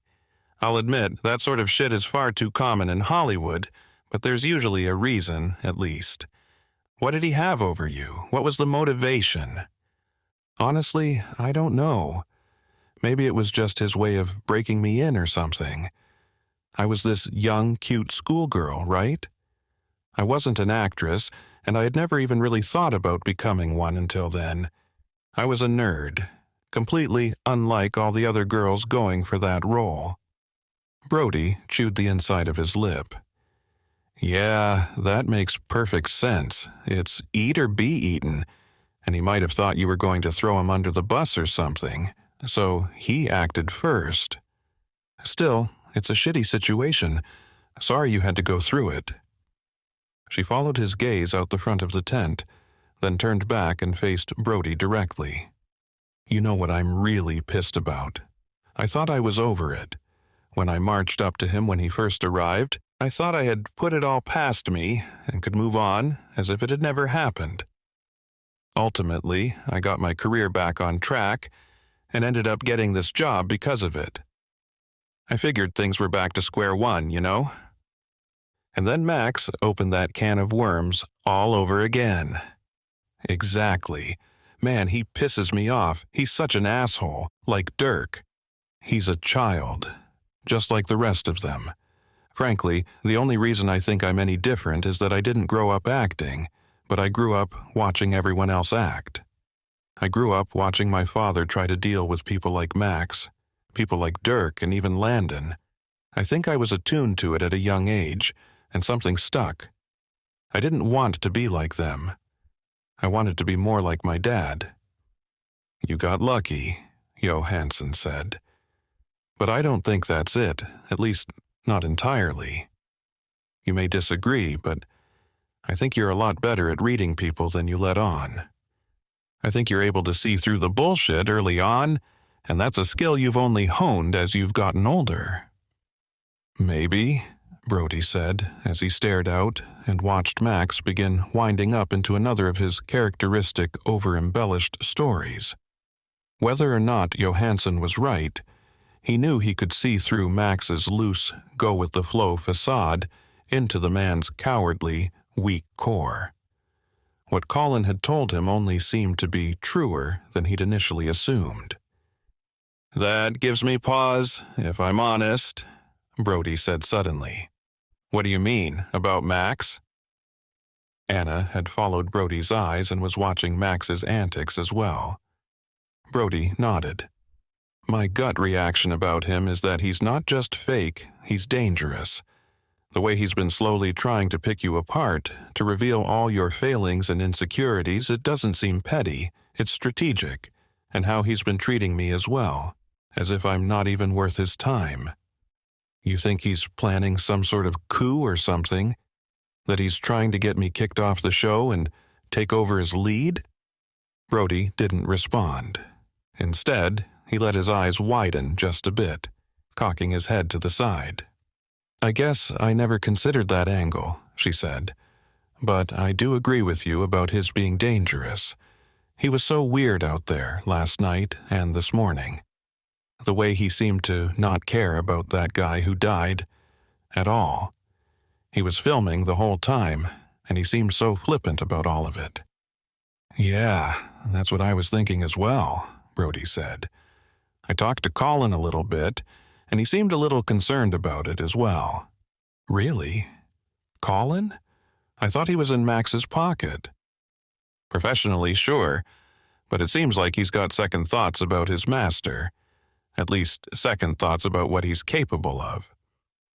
Anna suddenly asked Brody the question he had begun toying with in his own mind. "Do you think he could have done it?"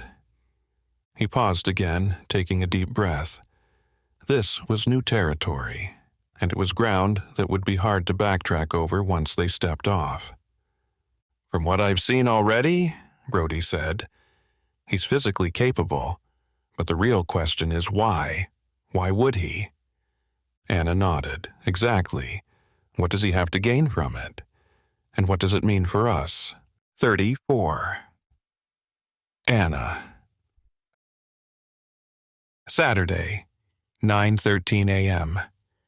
Kira, Solomon Islands. "You think he's telling the truth?" Brody asked. Johansson stood back up, brushing off her pants. She didn't want to give anyone the wrong idea, especially considering how the industry had previously portrayed her.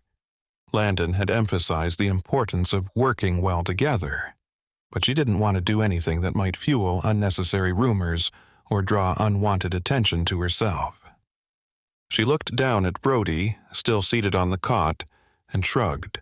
"I don't know. He's been acting sketchy, sure, but who's to say? What about Landon? You think he's telling the truth?" Brody looked back up at her, pondering, as if not understanding the question at first. Finally, he spoke. "Landon seems harmless enough.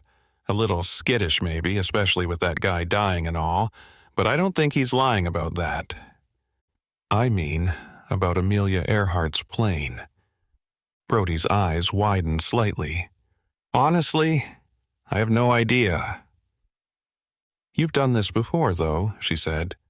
"With your father, right? That was a different time, and a completely different production team. The stuff they talked about on the show was always planned out ahead of time. I didn't even know we were coming here until 2 days ago, and I found out about the plane piece those locals found at the same time you did."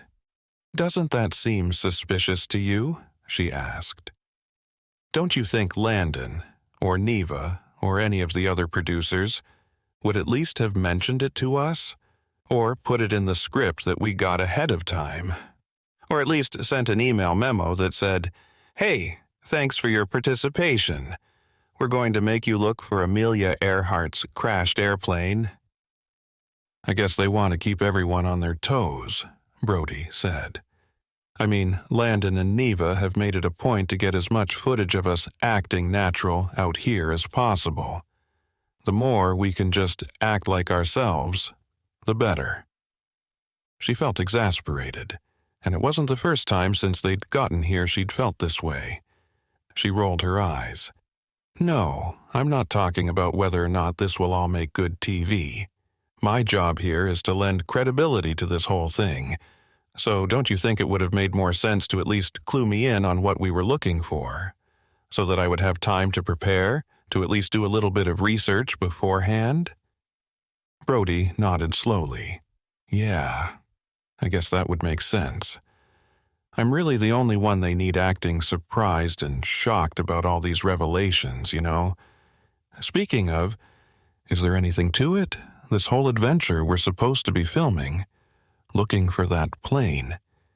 Is there any reason to suspect we might find it?" She started pacing inside the tent. This was exactly the question she had been trying to answer since Landon had revealed the news to them. I mean, it's not completely outside the realm of possibility, though I'd say the probability is pretty low. Amelia Earhart set off with her navigator Noonan on...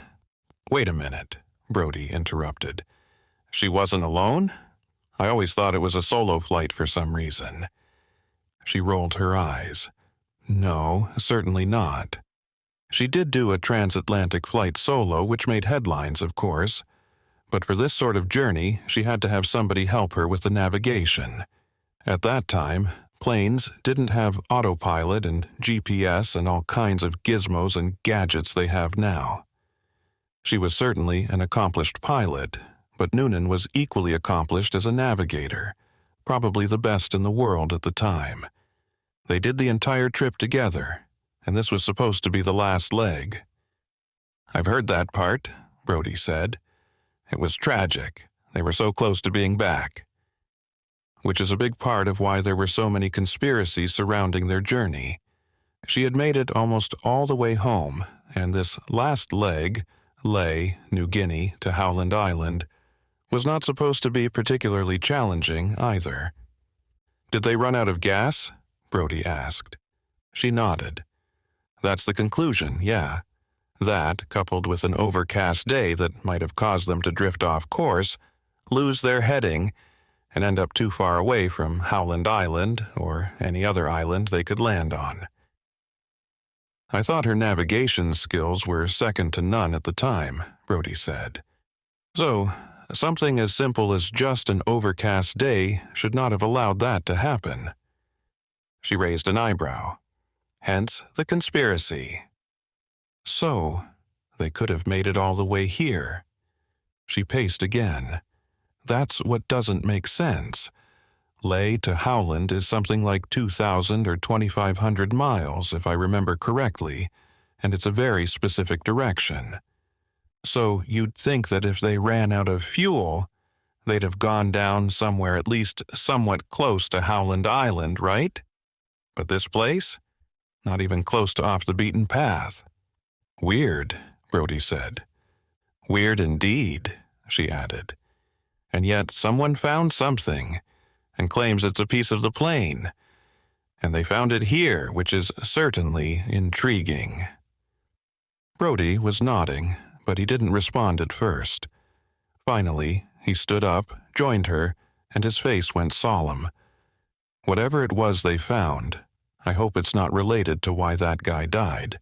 35. Colin. Saturday. 10:01 a.m., Kirakira, Solomon Islands. Landon had called another impromptu meeting, and Colin saw the others slowly meandering toward the table. The remains of breakfast had disappeared, and for the time being, both tables were nearly empty, save for a few nearly empty cardboard boxes and cartons. Any moment now, the hired crew members from the village would roll up the hill and start to set up lunch. Colin couldn't help but feel a sense of unease as he approached Landon, who was already surrounded by a small group of crew members. He tried to shake off the feeling, telling himself it was just the shock of the morning's events. He anticipated that Landon would address the crew member's death, but he couldn't shake the nagging feeling that something else was going on. As he drew closer, he noticed that Landon's expression was grave, and the conversation appeared to be more serious than he had initially thought. Colin wondered if he was being paranoid, but he couldn't shake off the sense that something was off.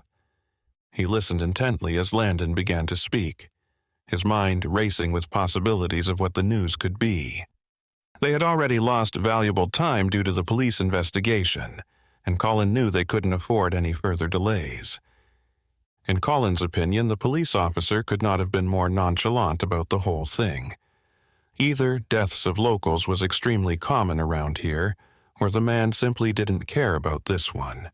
He hadn't even so much as bent down to investigate how the man might have passed.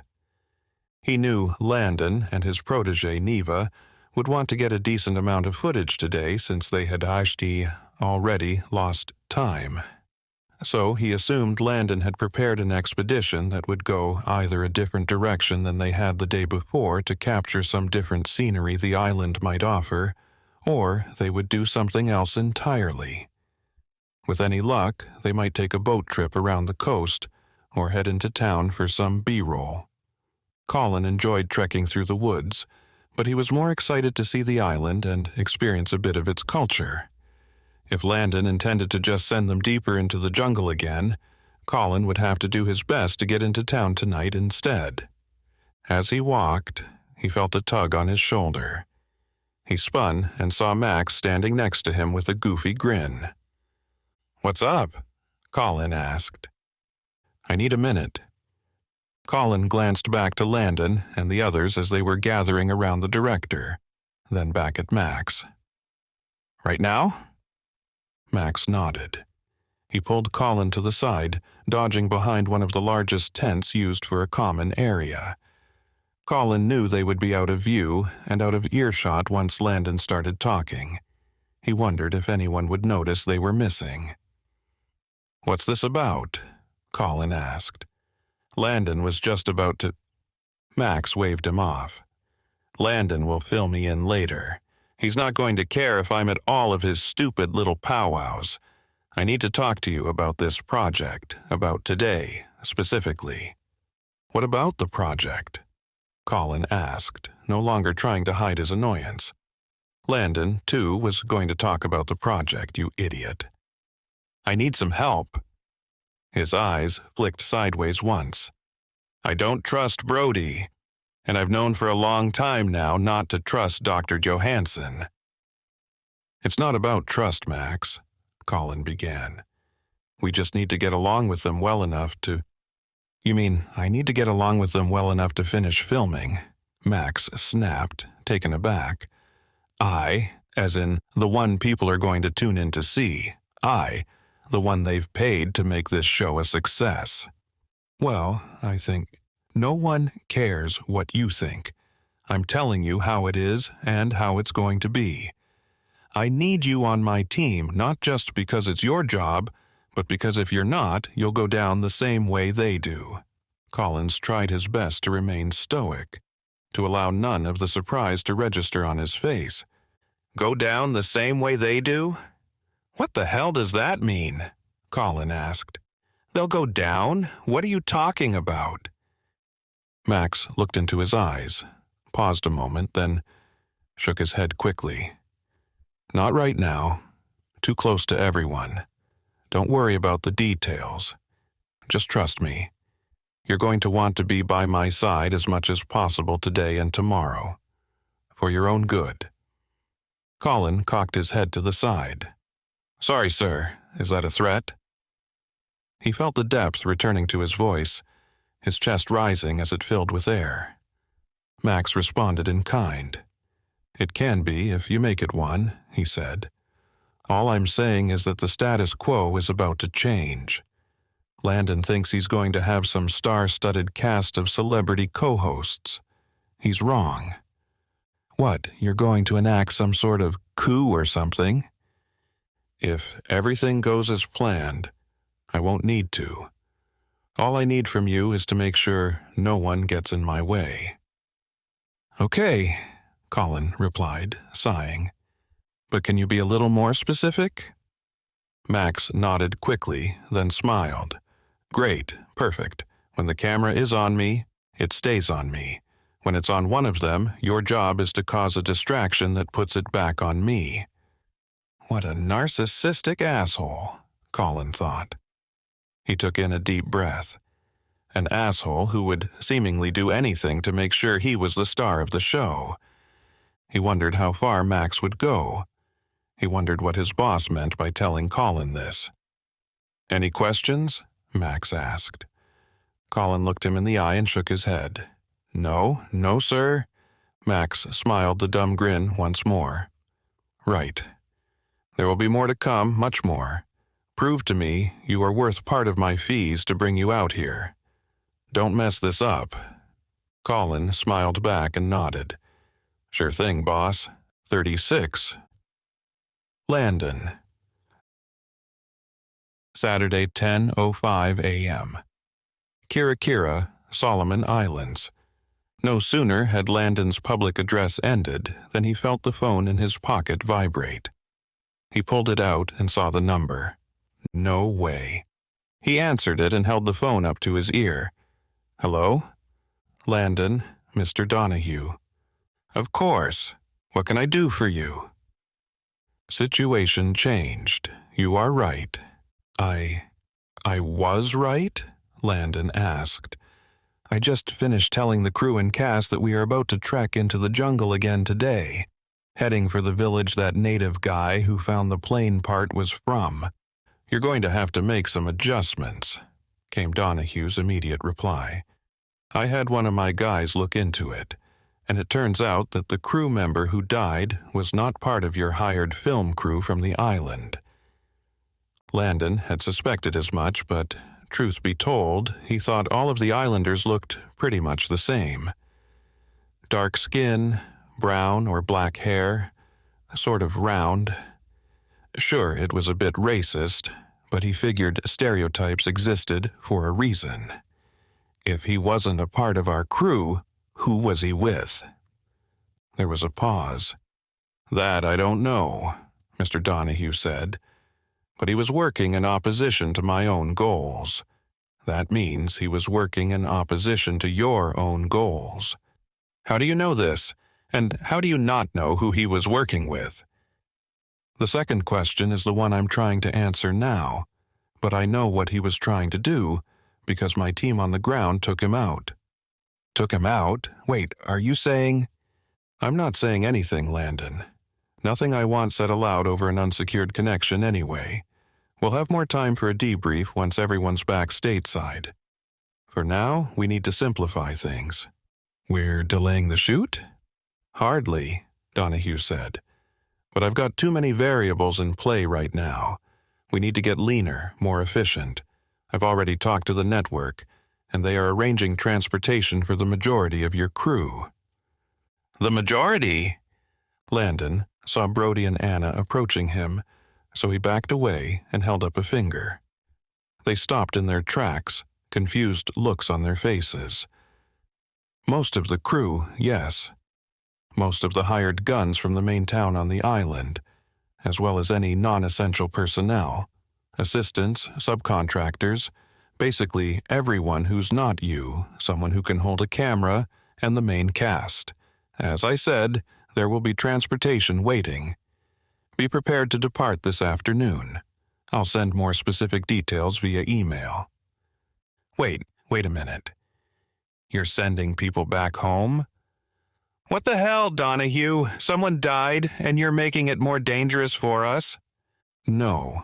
The players on the field are revealing themselves.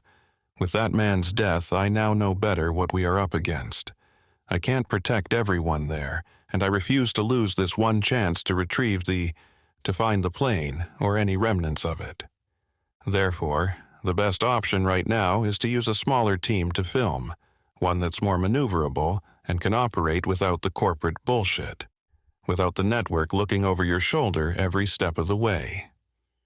In one sense, Landon understood this.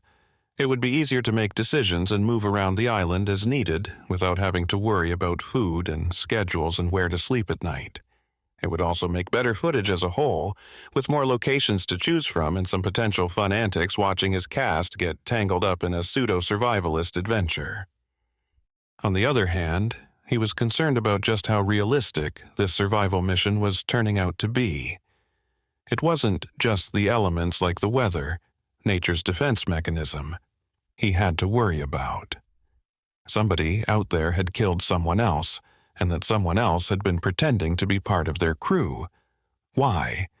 And now Donahue was going to reduce the size of that crew drastically. It's going to leave us exposed, Donahue, Landon said. I don't feel comfortable. This isn't a suggestion, Donahue said quickly. Look, I have to be in a meeting, and I'm already late. I'll send over details for transportation, but I want your crew loaded up and ready to go by lunchtime. Anyone who's not on the docks by the time the boats arrive will be left behind.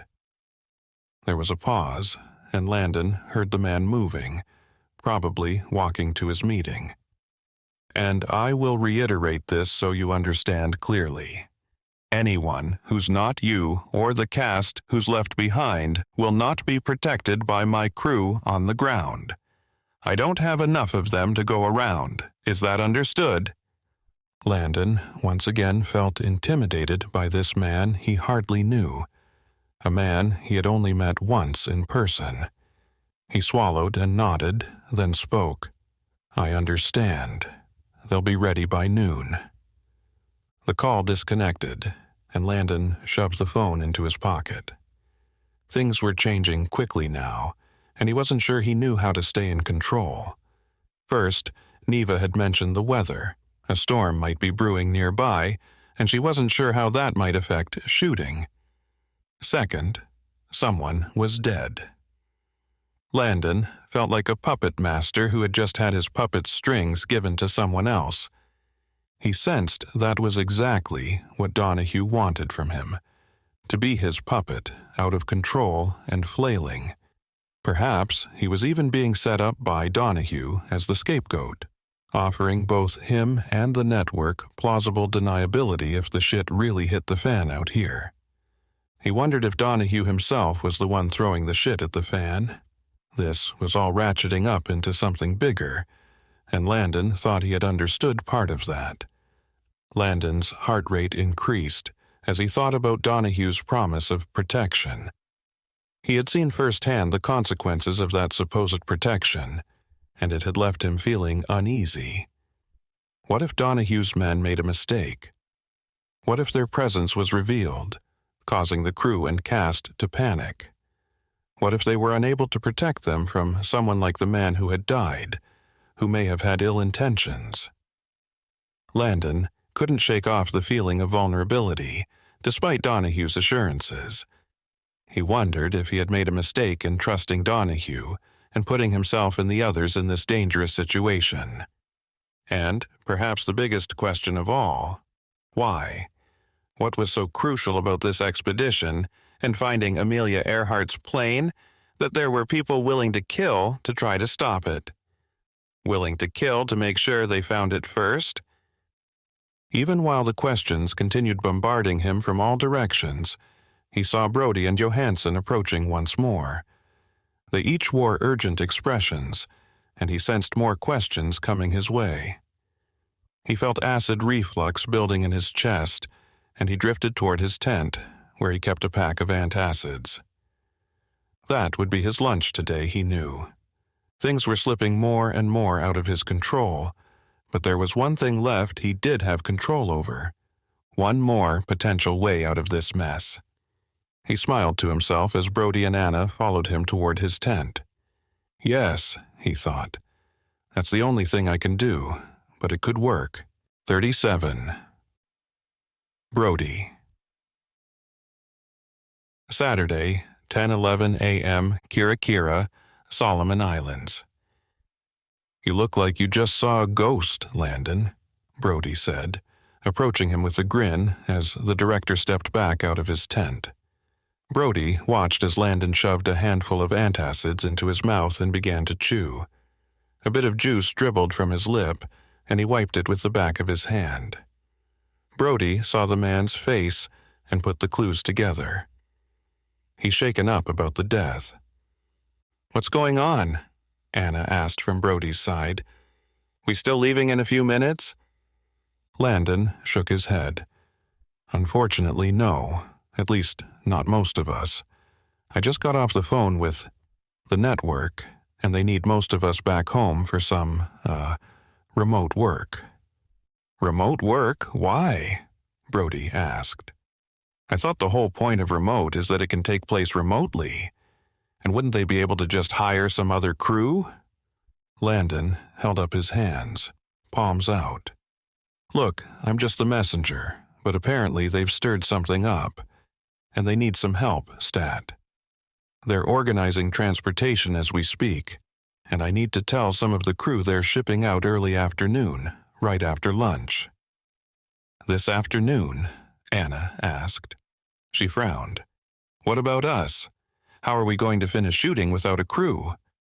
You three are going to stay. You, Brody, and Max, as well as whoever he wants to stay behind from his posse, since that's contractually non-negotiable. I'll leave Neva with you as well. She's got a mirrorless DSLR that can handle just about everything we need, and you all have phones that can fill in some flavor footage. I'll leave a list of shots with Neva, but you all know what she does already. There's a village on the other side of the mountain, accessible by a small trail that one of the locals can show you. Get over there and try to find someone who knows someone who found the piece of that plane. If you can, figure out why they only just now found it, and why they went public with it when they did." "Find someone who knows someone?" Brody asked. "We're supposed to just wander around this island and hope we bump into somebody who knows something." He noticed Johansson shrug next to him. "Actually, it could be fun," she said. "And it's a small island, Brody. I'm sure between the three of us we could figure out at least something useful. As long as we've got enough hard drive space and battery backup, we should be able to pull off enough footage to give the editors stuff to play with." Landon snapped his fingers and smiled at both of them. "See? Now you're thinking like a real filmmaker. That's the right attitude." He turned to address Brody directly. "And she's right, Brody. It's a small island." Brody's frown deepened. "Yeah, but usually the network sets up drops and checkpoints. On my dad's show, they used to place people at certain points on the trip that he was supposed to accidentally bump into, you know? Stuff like that. They would give him information or reveal something about the investigation.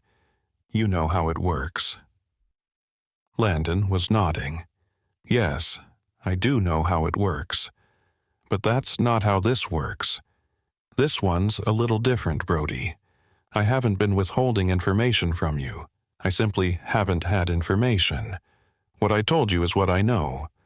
Somebody found part of what they thought to be Amelia Earhart's plane. There is no preset drop point, no prearranged meeting point with anyone on the island. This is as real as it gets. You wanted to be a reality TV star. This is your chance. For both of you."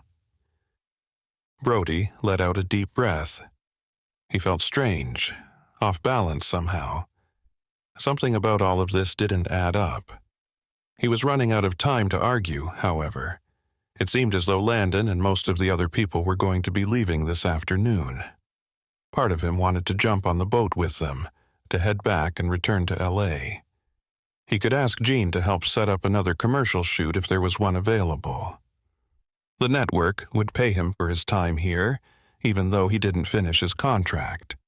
As per union regulations, he would be able to at least get paid for the week of travel and shooting he did do.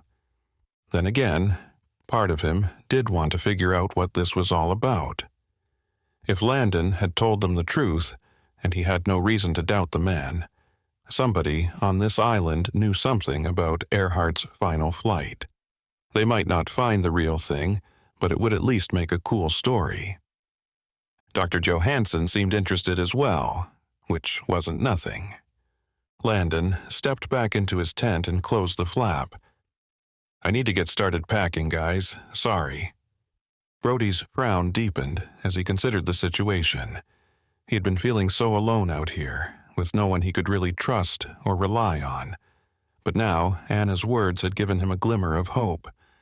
Maybe he wouldn't have to face everything alone. He still wasn't sure how he felt about Max being in the mix, but he trusted Anna's judgment. If she thought it was a good idea, then maybe it was. At the same time, Brody couldn't shake the feeling that things were going to get worse before they got better. He had a sinking feeling in his gut that this was only the beginning, and that the danger they were in was far from over. But at least he wouldn't have to face it alone. With Anna by his side, he felt like he could handle anything. He had to admit that things were starting to look up a bit. Anna wanted to stay out here with him, with Max as well apparently, but he figured she wouldn't want to get closer to that asshole. Still, the bar was low for looking up. Someone in their crew had just died. It seemed to have been foul play, and now Landon was ditching them with a skeleton crew and told to just wing it. If he wasn't optimistic about spending more one-on-one time with Anna, he might even have thought the entire thing was a bit suspicious. 38. Brody. Saturday, 11:52 a.m., Kira Kira, Solomon Islands. The second expedition into the jungle set off a little over an hour later. Brody had packed a bit more food and a bit less water this time, as there would be no extra hands lugging food with them this time around. Furthermore, the others had all filled their canteens to the brim, and Brody knew that in such a rainy jungle, it was likely they would be able to find fresh water at any number of the many mountain streams. They began their trek heading through the same freshly cut foliage they had cleared the day before.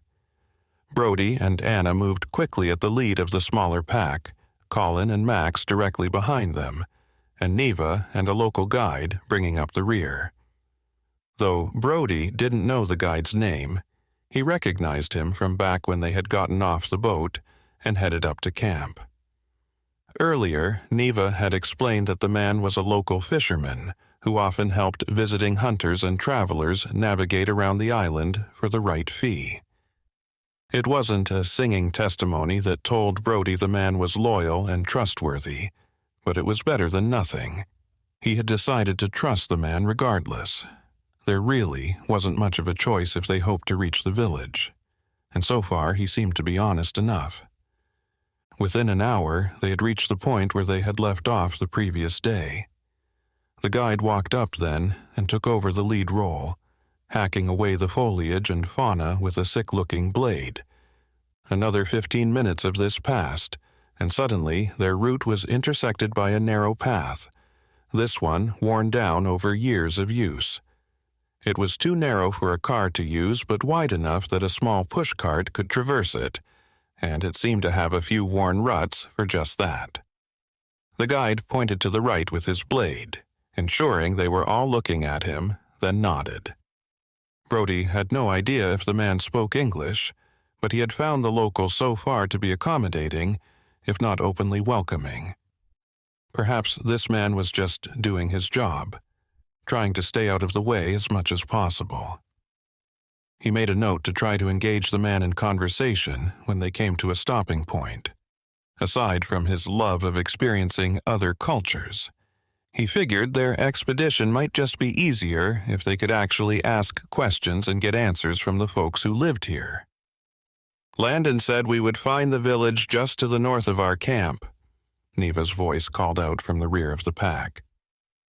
She had the DSLR out and assembled with a short lens in one hand, silently capturing most of their progress, moving back and forward to adjust for the lack of a zoom. Should only be a half hour or so on this path. No one spoke, even Max, which was very surprising, and Brody once again started to lead the way with Anna. He wondered if the others were feeling the same unease he was experiencing. So far, Landon had been telling them the truth. He knew there was a village around here, and claimed it was the same village the native who had found the plane piece was from, and that was it. He didn't know much more about the area or the plane itself, and he didn't seem to be holding anything back. There was a distinct lack of information and knowledge in their ranks, but it certainly seemed to reach the top. It wasn't a power move on Landon's part. Landon and the others had left around the same time Brody's team entered the jungle once again. 2 of the SUVs had driven off with much of their gear and personnel, Landon promising to send one back up for Brody and the rest of his entourage. The whole ordeal had been done in haste, as if Landon and the others were not just excited to get back home, but were equally excited to leave this place. It was almost foreboding, and the sense of unrest seemed to permeate through Brody's shirt and into the skin. It didn't help that there was talk of a growing storm that might start traveling in their direction. He hoped he was just making too much of the situation, spending too much time in his own head. Just because a man had perished near their camp didn't mean they were all under attack or the future targets of one. It didn't mean there was anything to worry about out here. They had a job to do, and that job was totally innocent. Try to find the failed last flight of Amelia Earhart and Fred Noonan, film whatever they could along the way, and generally create something entertaining. What else could this be about? Brody hadn't realized they had been walking for another half hour until he heard the sound of people talking in their native tongue. the version of Malay he had heard bits and pieces of since arriving. The path widened up ahead, and he saw a clearing. A valley cut left to right, stretching out on either side of his view. Its narrow floor, the foundation of the village they were heading toward. Far on the left, a picturesque waterfall tumbled down from above, forming a river that first pooled at the waterfall's base before heading downstream. It twisted through a collection of homes made of hand-formed bricks and sticks.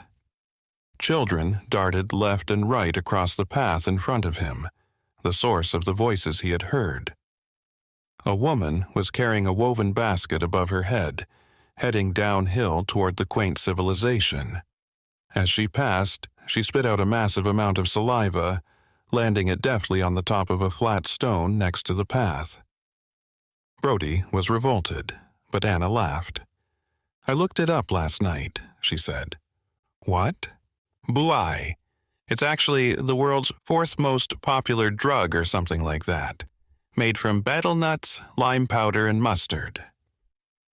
Brody had already learned of the drug, but somehow felt even more revolted hearing Anna talk about it.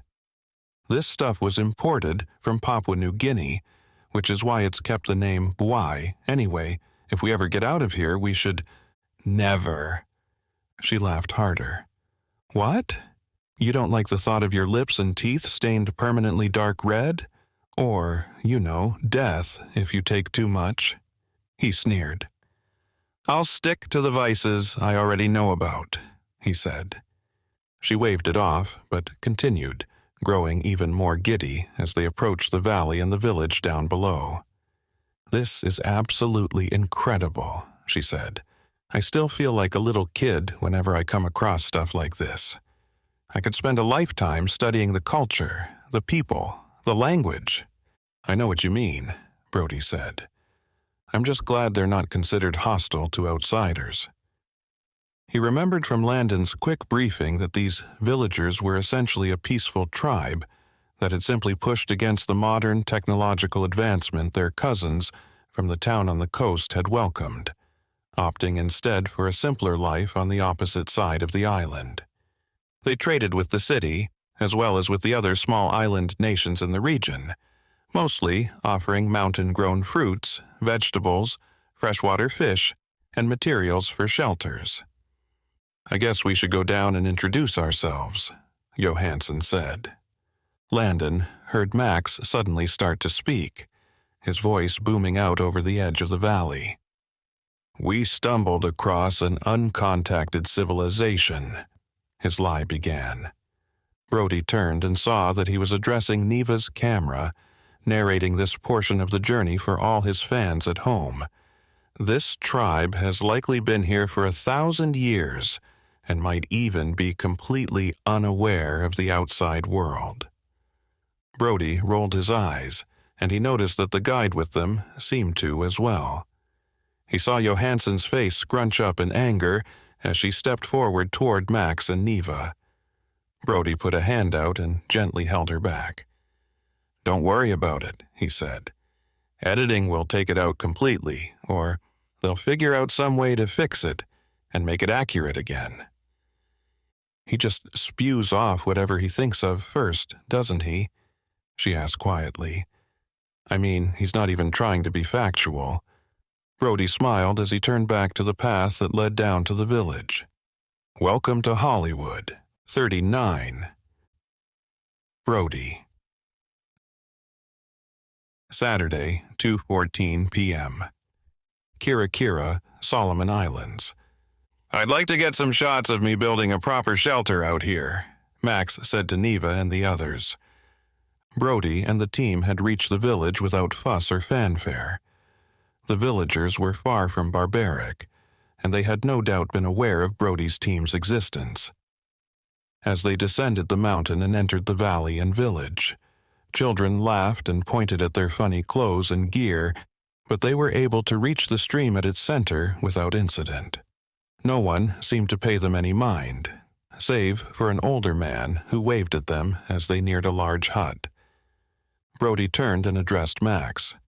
"I'm not sure that's necessary," he said. We're not going to be staying here, and we can easily get back to our own camp in a couple of hours, possibly less, even in the dark.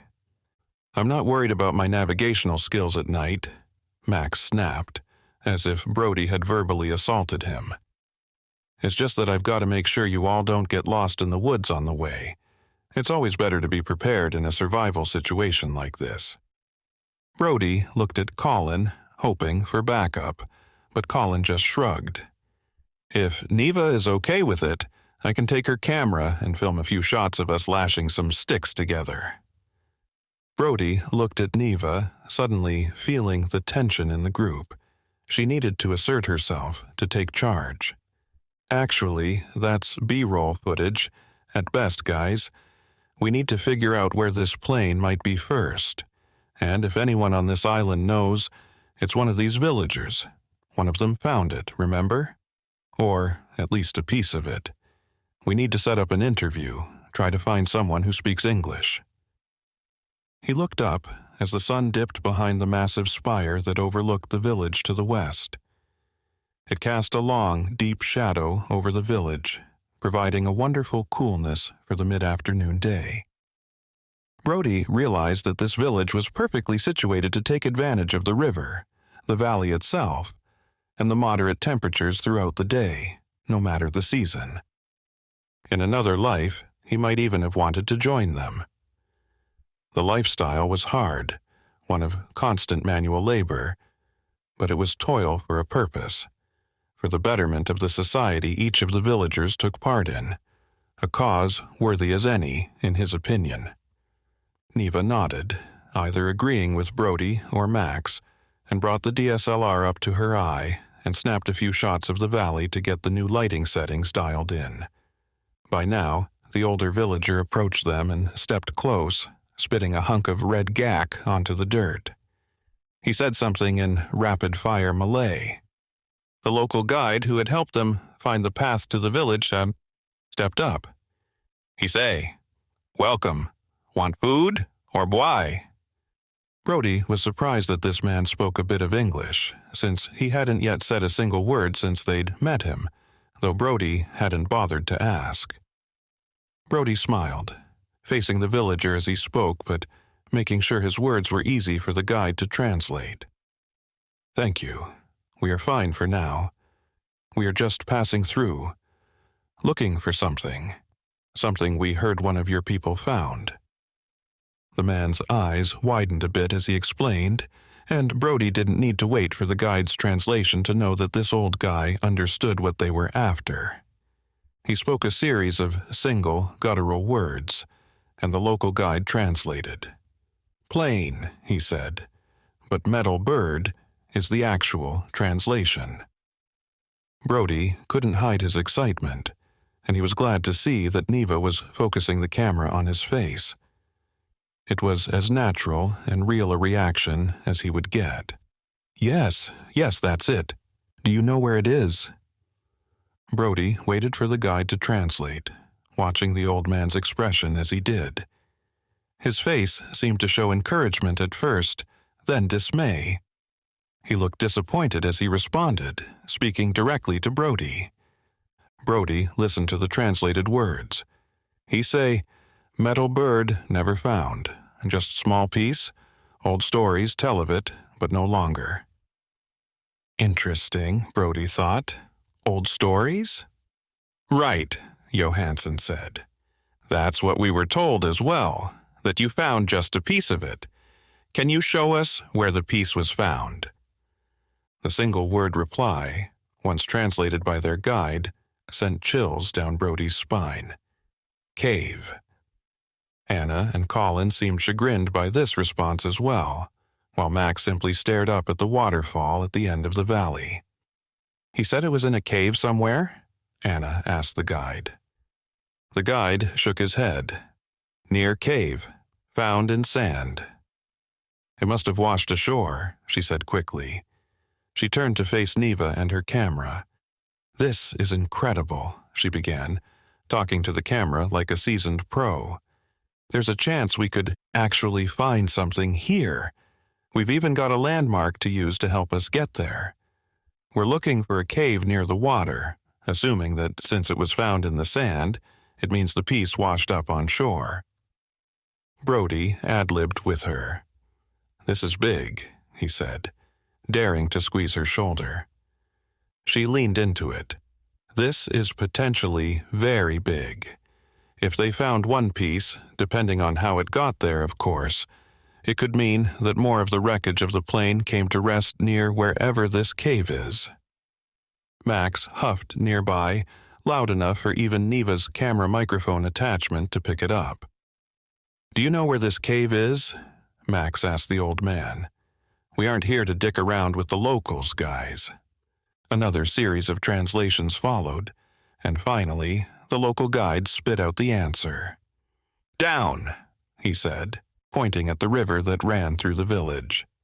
Brody followed the man's finger and saw that the river disappeared around a bend, but that there was a very clear downward stretch through the valley.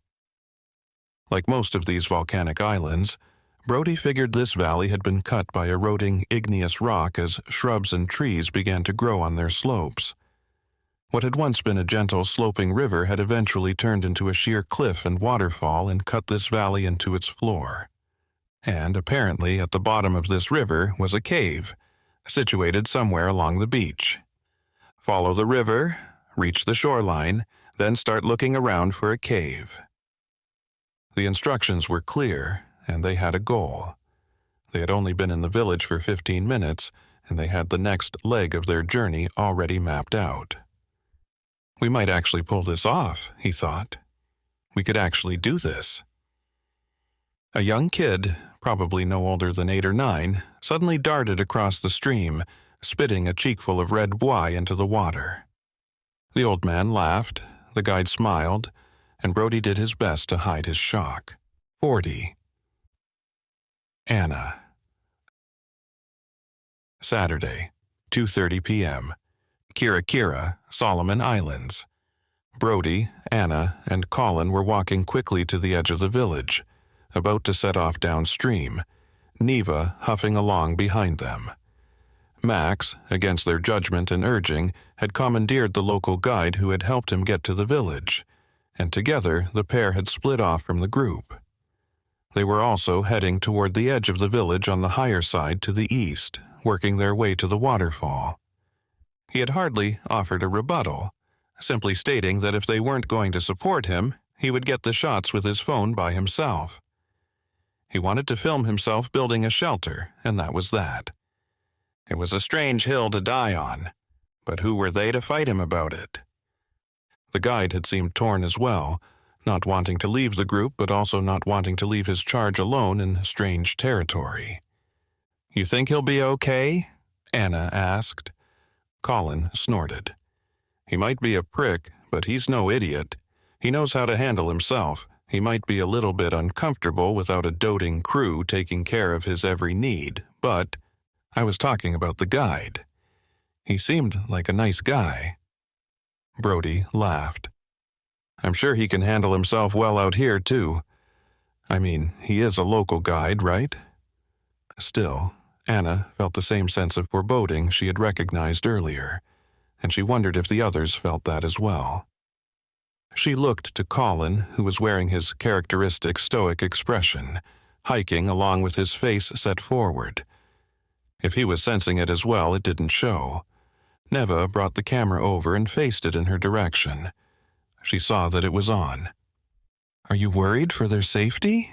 Neva asked, her voice shifting down a few pitches, likely trying to sound better for the tiny onboard microphone. She shrugged as they walked. "I don't know. Something about him just feels off." Neva flicked the record button, and the red light dimmed and died. She got the message. "I can't record that sort of stuff." She continued regardless. "It's like he doesn't want to be here, or he does, but he's angry he's not the lone star of the show." Neva laughed, still holding the camera up, pointing it at her even though she wasn't recording. "Does she think I don't know?" "Well, he is an actor," Neva said. "That's sort of what we should expect, right?" Brody spoke, rescuing her. No, I'm understanding what she's saying. Max has definitely been acting weird about this whole thing, about everything, really. I don't know him, but he's definitely been standoffish and rude. Granted, I've never worked with him directly, but he seems a bit over the top about making sure he is in every shot. Again, that's pretty much to be expected, right? Suddenly, Colin stopped and turned facing Neva. He gently pushed the camera down, meeting Neva's eyes. I know you've picked up on it as well, Colin said. Anna listened to his words, hearing them for what they were. An accusation, not a question. You and Landon know more about this little operation than anyone else. You were there long before we came into the picture, so you know how this whole situation came to be. She and Brody stopped in their tracks and formed a small half-circle around Colin. What do you mean? Johansson asked, now addressing Colin. She looked at Neva. What's he talking about? Neva rolled her eyes. Guys, calm down. Just because everyone else got sent back to the mainland doesn't mean there's anything to worry. We're not talking about that right now, Anna said. Yeah, it's sketchy as hell that as soon as someone from our crew shows up dead, everyone splits. But we're asking about Max. What happened with him? He wasn't cast, Colin finally said. He just ended up with the part.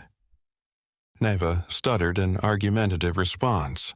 Look, it's not like, okay, fine. I mean, yeah, he didn't audition per se. He didn't have to go in front of the casting crew and director like you two did. That's just because you and Landon aren't really calling the shots. Are you? Anna and Brody turned now and stared at Colin. She had completely underestimated this guy. Not only was he capable, smart, and confident out here on his own, it seemed he also knew, or had intuited, a bit more about the situation than he had been letting on. It seemed to take Neva by surprise as well, leading Anna to suspect that she and Landon had thought this all a secret. Look, Colin continued, I don't know the details, and I don't know what's going on way at the top level, but this isn't how any network this size brings on its cast. I mean, there should have been at least 5 closed-door meetings before any of us was sent out here.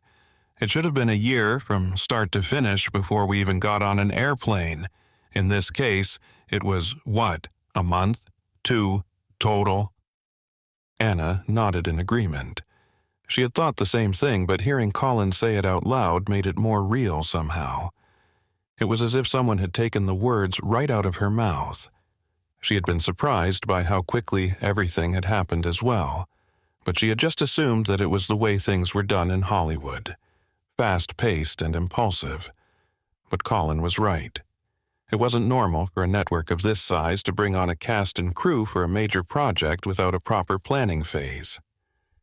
She looked over at Brody, who had been silent for a while, lost in thought. He finally spoke up, his voice low and serious. I don't like it. It feels like we're walking into a trap. Like they're not telling us everything. And I don't trust Landon. Something's off about that guy. Colin nodded in agreement. Exactly. And that's why we need to be careful. We need to watch our backs and stick together. I don't know what's going on, but I have a feeling it's not good. Neva swallowed, then looked down at the ground. Yeah, it's weird. Fine, I'll admit that, but it doesn't change anything. We're all out here. Who hired us? Colin asked. Who's really pulling the strings?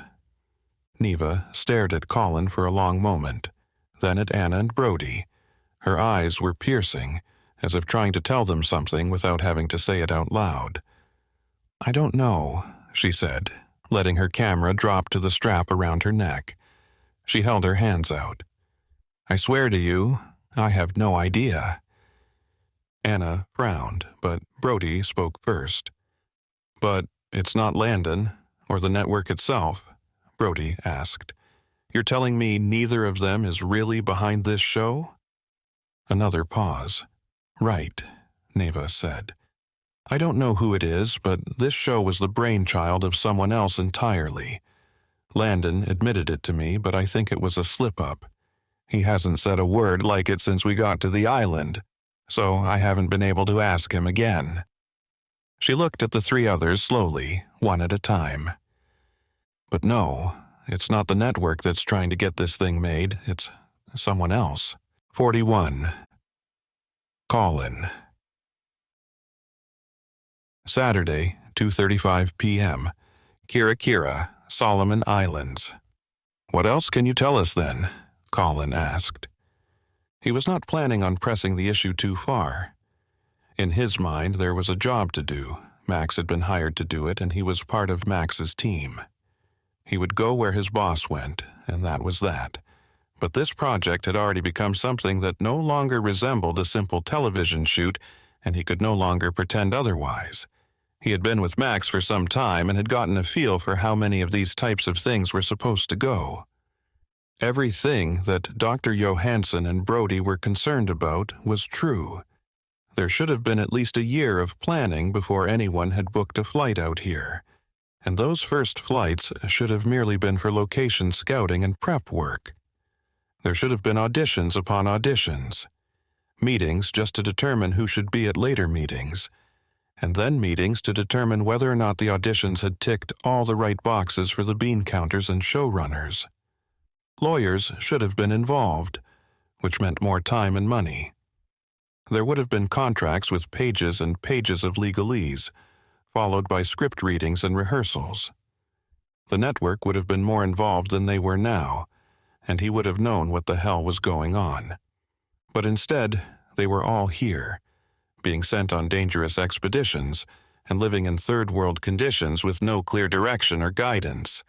It was all incredibly irresponsible, and Colin was starting to wonder just how much of this was actually legal. He had no doubt that Landon was behind all of this. Colin had seen his type before, the kind of man who played fast and loose with the rules, who believed that the ends justified the means. And while he couldn't say for sure what Landon's ultimate goal was with this project, he knew it wasn't good. The man was dangerous, and the longer they stayed out here, the more Colin worried about what might happen to them. And then, once they got out here, why would the network call them all back immediately, only 2 days after they had arrived? Why would they allow Landon, the self-declared leader of the entire group and the network's most important asset, to leave while leaving the less important but far more expensive assets out here? There had been a strong push by Landon for them to continue with the project, and Colin was part of that now. They had been left behind to gather footage, to try to find whatever truth was out here. But now that Neva had revealed another truth to them, Colin wasn't sure what he believed anymore. Was there even a plane to be found?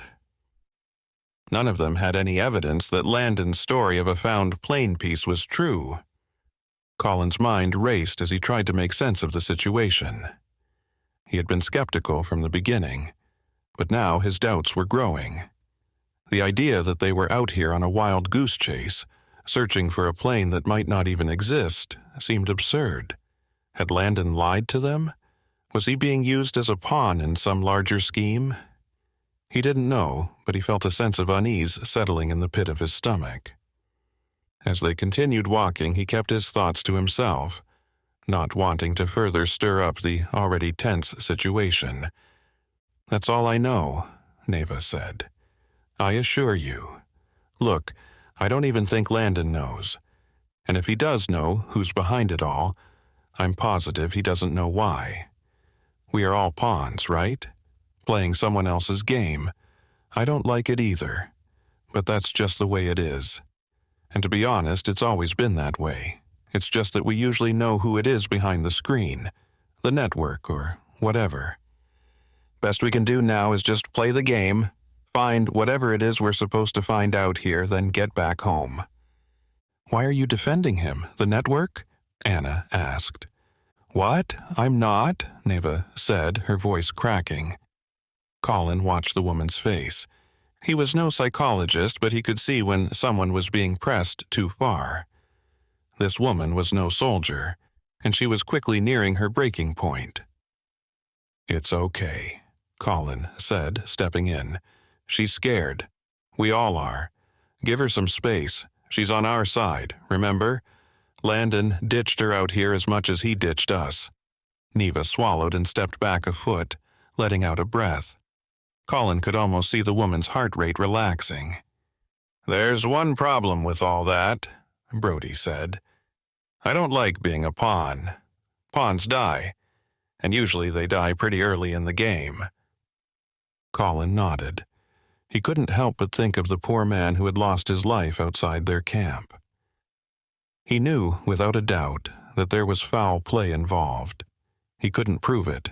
He was not an investigator and couldn't pretend to make sense of whatever evidence might be there, but he sensed it was true. Worse, he had the nagging sensation that the person he had aligned his career with was not who he said he was. He knew Max had a past, but he hadn't considered what might happen if that past came back to haunt them both. "We have to get back to Max," he said suddenly. There was a distinct feeling of the air being sucked out of the jungle around them, but he continued. "We have to go back now." "Why?" "I think that guide is in danger. I think Max is going to do something to him." "You think he's capable of killing him?" Brody asked. "Why would he?" "Neva said he was never auditioned, right? He was just placed here as if somebody, whoever this mysterious person or group is that's pulling the strings, just jammed Max into the cast at the last minute. Normally that would be suspicious, but something I could explain away as oversight or negligence or just simply last-minute changes on the network's part." "But," Anna began, "you don't feel that way. What's different about the situation? What is it about Max himself?" "It is Max himself. Anyone else, sure, it would be weird. But hell, Hollywood's weird. But this is Max we're talking about, and the fact that we now know he was popped in last minute by some strange group that we don't know about." He paused. "Do any of you know what Max did before he got his start in the acting world?" Heads shook all around as he continued. "He doesn't talk about it much, and he's worked very hard to build a character, the Max Sharp brand, if you will, around who he wanted to become. You know, he's not my favorite person, but you have to admit there's something there, at his core. He may not be a true survivalist, and he may not be the real deal, but he doesn't have zero experience whatsoever. It's just that the experience he does have is something different than what we all thought it might be?" Brody asked. "Yes, exactly. Before Max changed his name and tried to launch his acting career, way before we all met him, he was a soldier." "Yeah," Anna said. "I knew he was military, but are you saying he was like a Navy SEAL or something?" Colin shook his head. "No, I mean, after that. He was a soldier for hire." "Wait a minute," Neva said. You're telling me Max is a mercenary?" "Hitman, assassin, mercenary, sure, though those aren't the terms he would use. He didn't do it much, but that's because he didn't have to. Apparently he made so much money he only had to take a few contracts in the 5-year span before he started acting. He got tired of it for whatever reason and threw in the towel, deciding to become that actor instead. I've always thought it was that he stumbled across some pay stubs or contracts for a high-paid actor or something while on a job. Figured he saw he could make as much money without putting himself at risk." He saw Anna squeeze her eyes shut, and Brody's mouth turned downward as they processed the news. "Now, I'm starting to think there might be even more to it than that. Like his acting was just a front or something. I'm not sure of the details, but we need to find Max." "Right," Colin said. "We definitely need to find Max. 42. Anna." Saturday, 2:48 p.m. Kira Kira, Solomon Islands. They set off back upriver toward the town. Anna knew they needed to hurry, but she wanted to try to piece together more of the story first. If Max did kill that guy back at camp, and the guide with him now is in danger, why? She asked. What motive does he have? Killing local guides on a remote island? Colin shook his head as they marched on. Neva simply hung her head, staring at the ground. Her camera had turned off minutes ago after filming her, and had not turned back on. She saw Brody look around, then back at her. We're not thinking big enough, he said. What do you mean? Well, we're trying to find a solution to a puzzle we don't have all the pieces for. I mean, even Landon didn't know much about this whole project. But he did know that someone else was pulling the strings. Why wouldn't that same person have hired Max as well last minute? Max, who we now know was a hitman. Anna nodded. Yeah, except this is a real shoot with a real network behind it. I mean, Neva's still here, and all the crew and support staff that left earlier. They're real network employees. If this mystery person just wanted a few locals dead, why send them all out here? And us? Why not just send Max, or a hitman who's not employed by a television studio? I'm not saying this is not real, Brody continued. I'm just saying it's clearly part of something bigger, part of something larger than even what Landon and Neva knew about. She thought of the seaplane pilot they had met just down the road from camp, where the new resort was breaking ground. Anna remembered her mentioning that she had flown some of the security personnel onto the island, the armed guards they had passed in town, ostensibly working for the same group that was building the resort up here. Their weapons seemed quite a bit more sophisticated than what a typical security guard needed, in her opinion. Perhaps the network was behind that. Maybe they wanted to control the island, to have a place to shoot whatever shows they wanted, free of governmental oversight. She had heard of cruise ship vacation lines doing the same thing, to offer guests a premium experience they could fully control. If the network was planning some sort of coup, planning to take over this island and use it as a shooting locale for future projects, she had to give them credit. It wasn't a bad choice. So far, she had not seen any hostility from the locals, and there were only a handful of them anyway.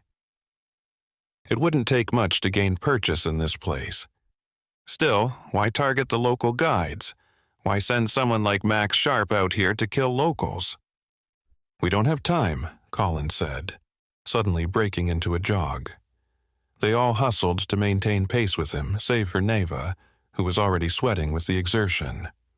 I'm going to run ahead, check it out. From now on, Max stays with us.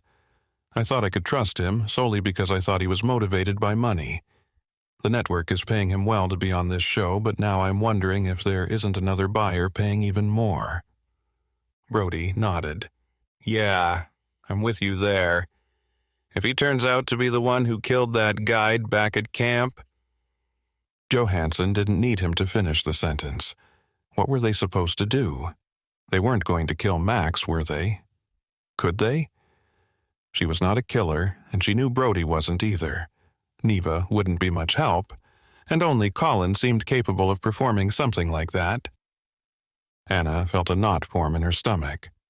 The idea of killing Max, or anyone for that matter, was completely out of the question. It was true that Max was becoming more and more of a liability, but murder was not a solution. They needed to find a way to deal with him that didn't involve breaking the law or risking their own safety. She looked at Colin, who seemed to be lost in thought, and wondered what was going through his mind. Did he think that killing Max was an option? She couldn't imagine that he would actually go through with it, but the fact that he hadn't offered a rebuttal was disturbing. And Colin was working for Max, and besides, he was too clean, too refined. He seemed like a good guy. Was he capable of that sort of violence? As they walked in silence, Anna couldn't help but feel a sense of unease.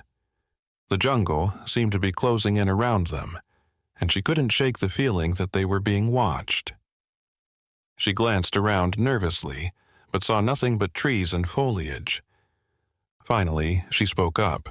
"We can't kill Max," she said firmly. "There has to be another way."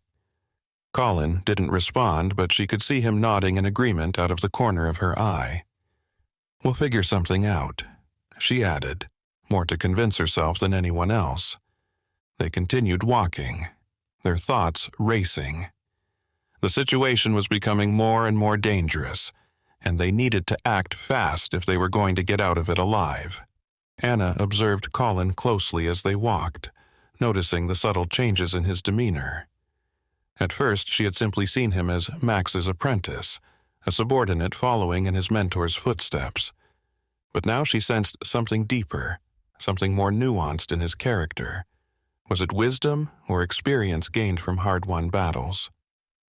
The more time she spent with both men, the more she realized how different they truly were. While Max was sly and unpredictable, Colin appeared to be the opposite. His quiet and reserved mannerisms now seemed more intentional, as if he was purposefully holding back.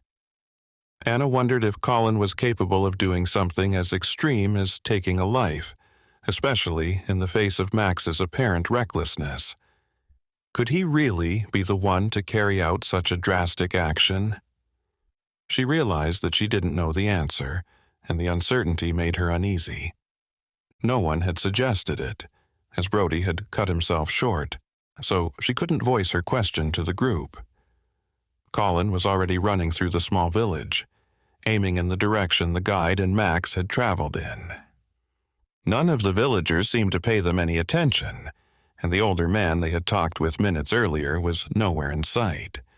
With any luck, they had all been wrong about Max, and he was just doing what he'd told them, building a shelter while filming himself with his phone, the guide acting as assistant. Max had already shown that he was not interested in playing by anyone else's rules but his own.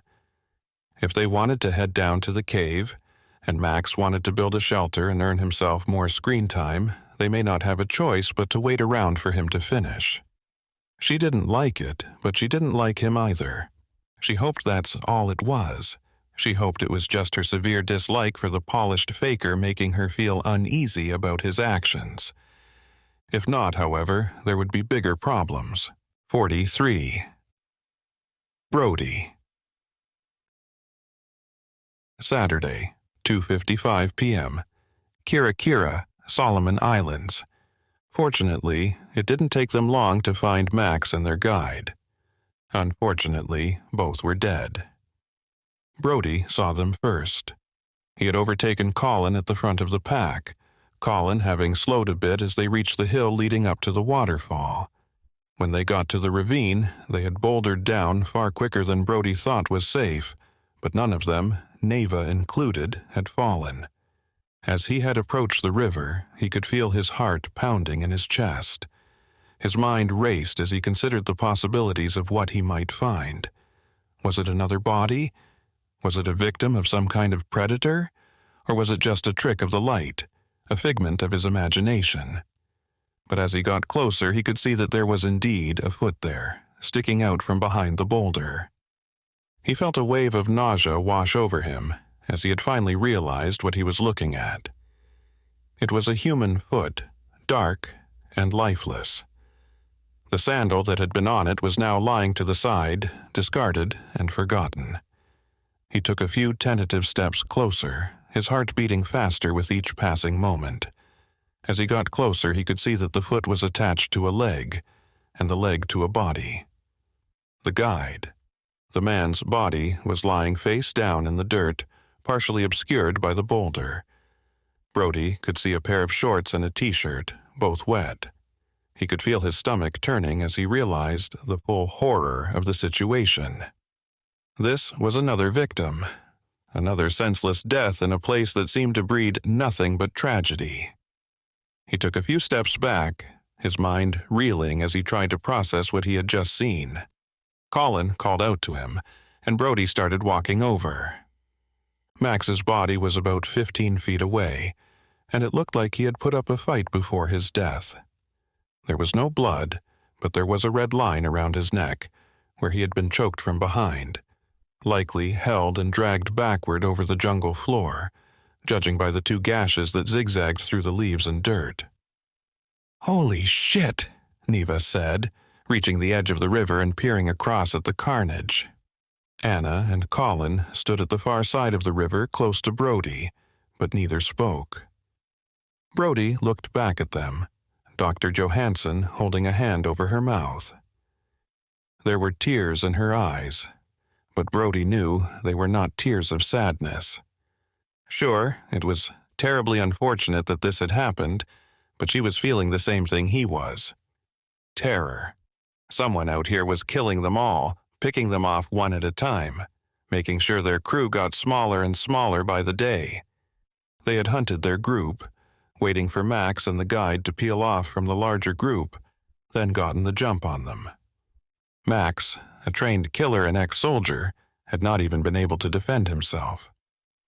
Anna stumbled over a pile of small rocks and walked closer to the guide's body, followed by Neva and Colin. Brody watched Colin as he hopped from rock to rock like a human-shaped mountain goat, deft, light on his feet, and seemingly completely unfazed by the rocky floor. "What happened?" Anna asked. "Did they fight each other?" "No," Brody said. "Look." He pointed to the ground where Max's boot heels had dug in, then dragged his hand up and ended at Max's neck. "He was choked to death by the looks of it," he said. "Wire, too, judging by the blood on his neck," Colin said. They were silent, stealthy. He walked over and knelt down next to the guide. He pressed his hands against the dead man's shoulder and waist and rolled him up and onto his side. The man had to be at least 250 pounds, but Colin moved him as if he were no heavier than a child. He knelt down even closer, inspecting the area around the man's neck. Finally, he tapped on an area next to the carotid artery with 2 fingers. "If you're checking for a pulse, you won't find one," Anna said. "No, not a pulse." He felt around a bit more, then turned to the others, keeping his hand in place. "Right here. You can feel it if you want. It's a bump." "A bump?" Brody asked. "My guess is it was some sort of dart, either fired from a compressed air dart gun or blowgun." "Like a tranquilizer, so he's not dead?" Anna asked. Brody heard the optimism in her voice, even though he knew the truth. Colin shook his head again. "No, unfortunately, he's dead. Rigor mortis will set in soon, so I'm going to lay him out flat in case anyone decides to come for the body for a burial. Same with Max." Brody watched as Colin approached the body and began to inspect it. He was careful not to touch anything, but he leaned in close to get a better look. Brody couldn't help but feel a sense of admiration for Colin's ability to remain so level-headed in such a gruesome situation. It was clear that Colin had seen his fair share of death, but the ease with which he seemed to approach this one was unsettling. As Colin continued to examine the body, Brody felt his own emotions starting to bubble to the surface. He couldn't stop himself from thinking about the man's family and what they must be going through. He felt a deep sadness for the man, who had died in such a violent and senseless way. But he knew that he couldn't let those emotions take over. There would be time to mourn later, after they had dealt with the situation at hand. He looked over at Anna, who was standing a few feet away from the body, her hand covering her mouth in shock. He knew she was trying to keep it together. He respected her for that, just as he respected Colin for his ability to remain calm. As he watched Colin work, Brody couldn't help but wonder how he could learn to compartmentalize his emotions like that. He had always been a sensitive person, easily affected by the things around him. But in situations like this, that sensitivity could be a liability. He needed to find a way to turn it off, to be able to focus on the task at hand without getting lost in his emotions. It was something he would need to work on if he wanted to survive in this line of work. and he knew that that sort of mindfulness only came with longer bouts of practice and years of study. It was what every practitioner of yoga and meditation or daily prayer yearned for, the ability to control thoughts that otherwise flowed freely through the mind. It was impressive to see it, and yet it only added to the enigma that was Colin. Colin stood up and came back to Brody and the others. Brody noticed then that Neva had not turned on the camera since they'd reached the floor of the ravine. Apparently, the woman was having second thoughts about this expedition as well. This trip was no longer about filming, it was about survival. Brody's mind raced as he tried to piece together what was happening. The fact that Landon had left so abruptly only added to the growing sense of unease in the group. The revelation had shed some light on the situation, but it only made things more confusing. Brody couldn't shake the feeling that they were all in danger, and he couldn't help but wonder what other secrets were being kept from them. As he looked at Neva, he saw the fear in her eyes and felt a pang of sympathy. He knew what it was like to be scared and alone in a strange place. He reached out and put his hand on her shoulder, trying to offer some comfort. He could feel the tension in her body, but he held his hand there, hoping to convey a sense of solidarity. He spoke in a soft voice, trying to keep it steady and calm. He wanted Neva to know that they were all in this together. "Hey," he said. "We're all scared, Neva, but we're going to stick together from now on. We stick together, and we'll be fine." He hoped that his words would offer some comfort, but he knew that action spoke louder than words. They needed to act quickly if they were going to survive whatever was coming their way.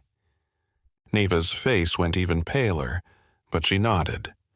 "Right," she said quickly. "Of course." Despite her words, Neva then turned and ran a few feet into the jungle, away from the river. Brody heard the sound of hacking and coughing a moment later. Brody turned to the others. "Well, this just got a bit more serious," he said. "We need to get out of here and stat. 44. Brody. Saturday, 3:00 p.m. Kira, Solomon Islands. Brody was about to walk over and feel the man's neck as Colin had suggested. He took one step forward and heard a whistling sound. He felt a small burst of pressure zip by his ear. In front of him, on the ground, he saw the pink feathered end of a tiny dart. Brody stopped, startled. Colin had seen it as well. He stood and looked up past Brody's back. "Get down," he shouted. Brody was already moving. He dove forward, landing just next to the dead guide. Anna and Neva hadn't seen the dart fly by Brody's shoulder, but they reacted to Colin's exclamation. "We can't stay here," Brody said, nearly sucking up a mouthful of leaves. "They're reloading," Colin said. "They only have one blowgun, or we'd be dead by now. But if they have any other firepower, doesn't matter." "You're right. We need to get out of here." "It will take too long to climb back up the—" "No, we're taking the long way, going downhill. We can follow the river. It's the same one that leads down to the village. From there, we can hide in the huts, or at least put some distance between us." Neva and Anna didn't argue. They jumped up quickly, starting to move downstream. Brody allowed Colin to pull him up to his feet, and together they crawled over the boulder near the guide and down the other side, breaking into a run when they got to their feet on the opposite side. Brody didn't bother throwing a glance over his shoulder. He had seen the dart. That was enough. Someone was after them, the same someone who had killed Max and the two guides. Who were they, and what did they want? He picked up his pace, ran like his life depended on it. Because now it did. What happened?" Anna asked, breathing heavily as Brody caught up to her. About 100 feet away from where Max and the guide had died, the valley cut to the left, the river splashing against the wall there before following suit and heading to the right as it continued downstream. Brody ran in silence, ignoring Anna's question until they reached the bend. Only then did they slow to a jog. The previously moist, leafy jungle floor slid toward one of rock and stone as it narrowed, and Brody could see that the entire gulch would quickly be covered in water after a heavy rain. It was lucky that the small waterfall behind them had not been fed by a rainstorm today, or they would instead be swimming down this river to get to safety. A blow dart, Brody said through deep breaths as they regrouped near the vertical wall of the canyon, the river pressing against his toes. Nearly got me right in the neck. I just happened to start walking toward the guide. He shuddered. Missed by inches, Anna. If I had just been standing still. Well, you got lucky, she said. He frowned, at first not understanding her flippant tone. Then he realized she, like him, couldn't bear to dwell on it. The point is, she continued, you're alive. We are alive, and we need to stay that way. Brody felt invigorated by her words, though it didn't do much to ease the fear. Why is someone trying to kill us? They walked as quickly as their boots would allow over the slippery, unsteady rocks of the riverbank. There were a few spots where the gulch got steeper as the water descended, but it was becoming clear that this was in fact the same valley that eventually would open up to the large, flat oasis that served as home to the village inhabitants. Another 10 minutes of stepping delicately over river-smoothed stones, and the topography once again changed. The area flattened out, the river slowing and widening into the river they had seen earlier that eventually would split into the numerous streams that ran through the village. The valley itself came into view, the sides of the narrow gulch broadening like arms that had opened around civilization. Brody even saw the huts in the distance, though there was one new, peculiar feature about it now. "There's no one there," Johansson said. Smoke rose over a few doused campfires, and a few birds flew overhead, heading toward the ocean. Other than that movement, the valley was completely still. "All of the fires have been put out as well," she continued. "Weird," Neva said. "There were people cooking, kids playing, older adults working and stuff. Where'd they all go?" Brody felt the chill. They had only been gone for an hour, and in that time, after chasing Max and the guide up into the mountains, the entire village had simply emptied. All of the villagers had simply vanished. "This is getting even weirder," Johansson said. Brody noticed that Neva had her camera out again, the red light on. Despite running for her life, the small woman was still sticking to her guns as a cameraman and director. She either loved her job, loved filming, or just needed a distraction from the fact that they were all one blow dart away from the long sleep. Either way, Brody was just glad the woman was documenting whatever it was that was going on here. For such a small island with a single main town of islanders, Kira seemed to have no shortage of excitement and mysteries to provide. The chill struck him again, this time causing him to flex, then relax his shoulder blades. "We need to keep going," Colin said over his shoulder. "Let's at least get down there, check it out. Maybe they're all hiding inside or something." Brody nodded, and no one else spoke. They followed Colin down toward the outskirts of the village, then into the village proper. They soon passed the large hut the older villager had emerged from, and they waited while Colin poked his head through the open door. He turned around, then shook his head. No one home. Brody frowned, shaking his head. Surely the entire village, women and children and all, wouldn't have just suddenly run up into the mountains to try to stop us, and that old guy we talked to seemed hospitable. He certainly wasn't trying to convince us to leave. So I think we can rule out hostility on their part. They're not the ones who are shooting at us. They're not the ones who want us dead. "Right," Colin said. "I do think it's two different parties, at least. But it doesn't answer the question of this mystery. Why is everyone who was here earlier suddenly gone?" Johansson looked left and right. For the moment, they were completely alone in the valley. Brody sensed her trepidation. He was feeling it as well. For the moment, they were alone, but that didn't mean there wasn't someone looking down at them from somewhere out in the jungle.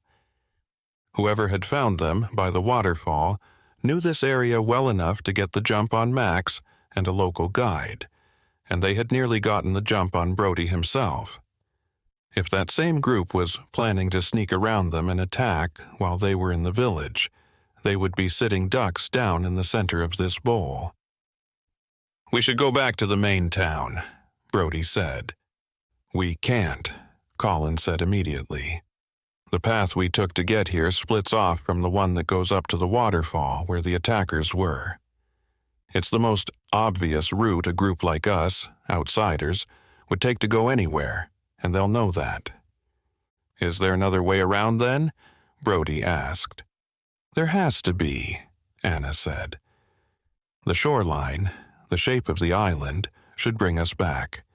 If we can get down to the beach and make our way southeast, then double back, following the island's outline. Assuming there's an accessible route around, the beach itself should eventually take us back to the town." "She's right," Colin said. "The cliffs and rocky terrain start mostly on the north section of the island, near that spire up there. There's a risk of rocky terrain jutting out into the sea blocking our route, but it's our best shot at getting back to town. If not, heading downstream and toward the coast is at least heading in the same direction the villagers said that cave was in. We might go poke around there, maybe even get Neva her shots of us in action, but all the while try to stay ahead of whoever's trying to kill us." Brody was about to respond when he heard the sound of gunfire. The shots seemed to come from somewhere far off in the distance and up one of the sides of the valley, but he ducked down involuntarily. He heard 3 hissing sounds and dull impacts a second later. He looked to his left and saw 3 holes in the tarp that served as the western wall of a small hut. His eyes widened, and he followed Colin's lead in heading to the left, behind a wall made of dried mud bricks. Not great, but more substantial than a tarp. 45. Brody. Saturday, 3:44 p.m. Kira, Solomon Islands. 3 more shots rang out, this time from the opposite side of the valley. The rounds didn't land near them this time. "There's a group shooting at us," Brody said, "and a group shooting back at them. And they've upgraded their weapons, apparently. A blowgun wouldn't have the kind of range to reach us all the way down here," Colin said, justifying their switch to higher-powered weaponry. "But military assault rifles won't either, not with much accuracy anyway." Brody thought of the gun-wielding security guards from the hotel down in town. Were these the same people shooting at them now? Were those men trying to stop Brody and his team from snooping around out here? "Time to move, no matter who it is," Colin said, pushing against the mud wall to his feet. Anna and Neva reluctantly followed suit. Colin started along by the stream's side once more, continuing to follow the water's path toward the ocean. Up ahead, the valley cut back to the left once more heading north, so it was impossible to see the shoreline from here.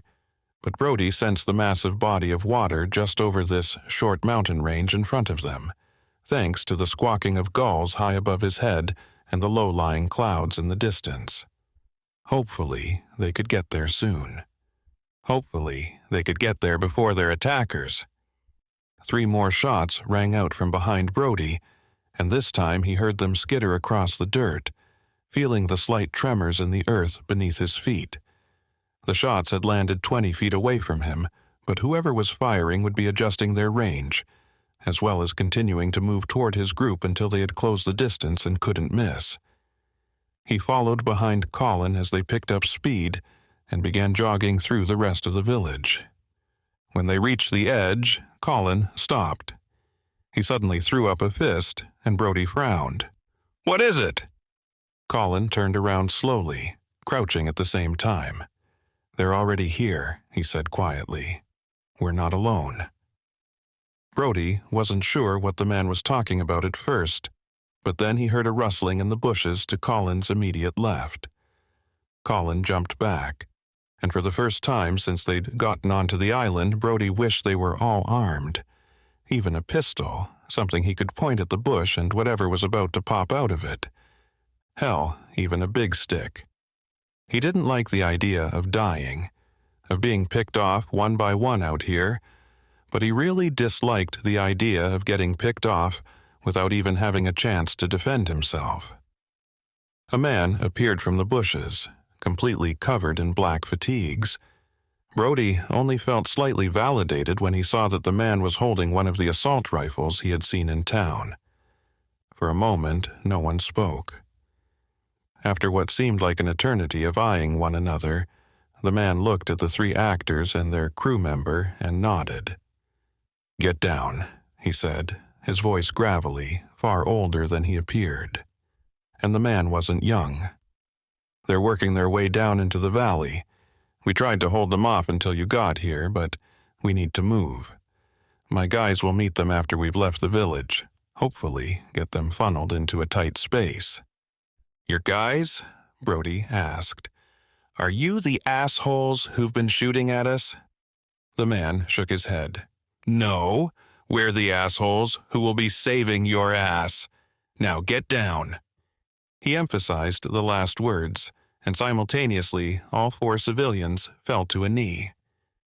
Brody turned around and watched as 3 more men, similarly dressed, sprang out of the jungle from his right side. Each of them had matching weapons, and each of them looked like they had been waiting ages to kill something.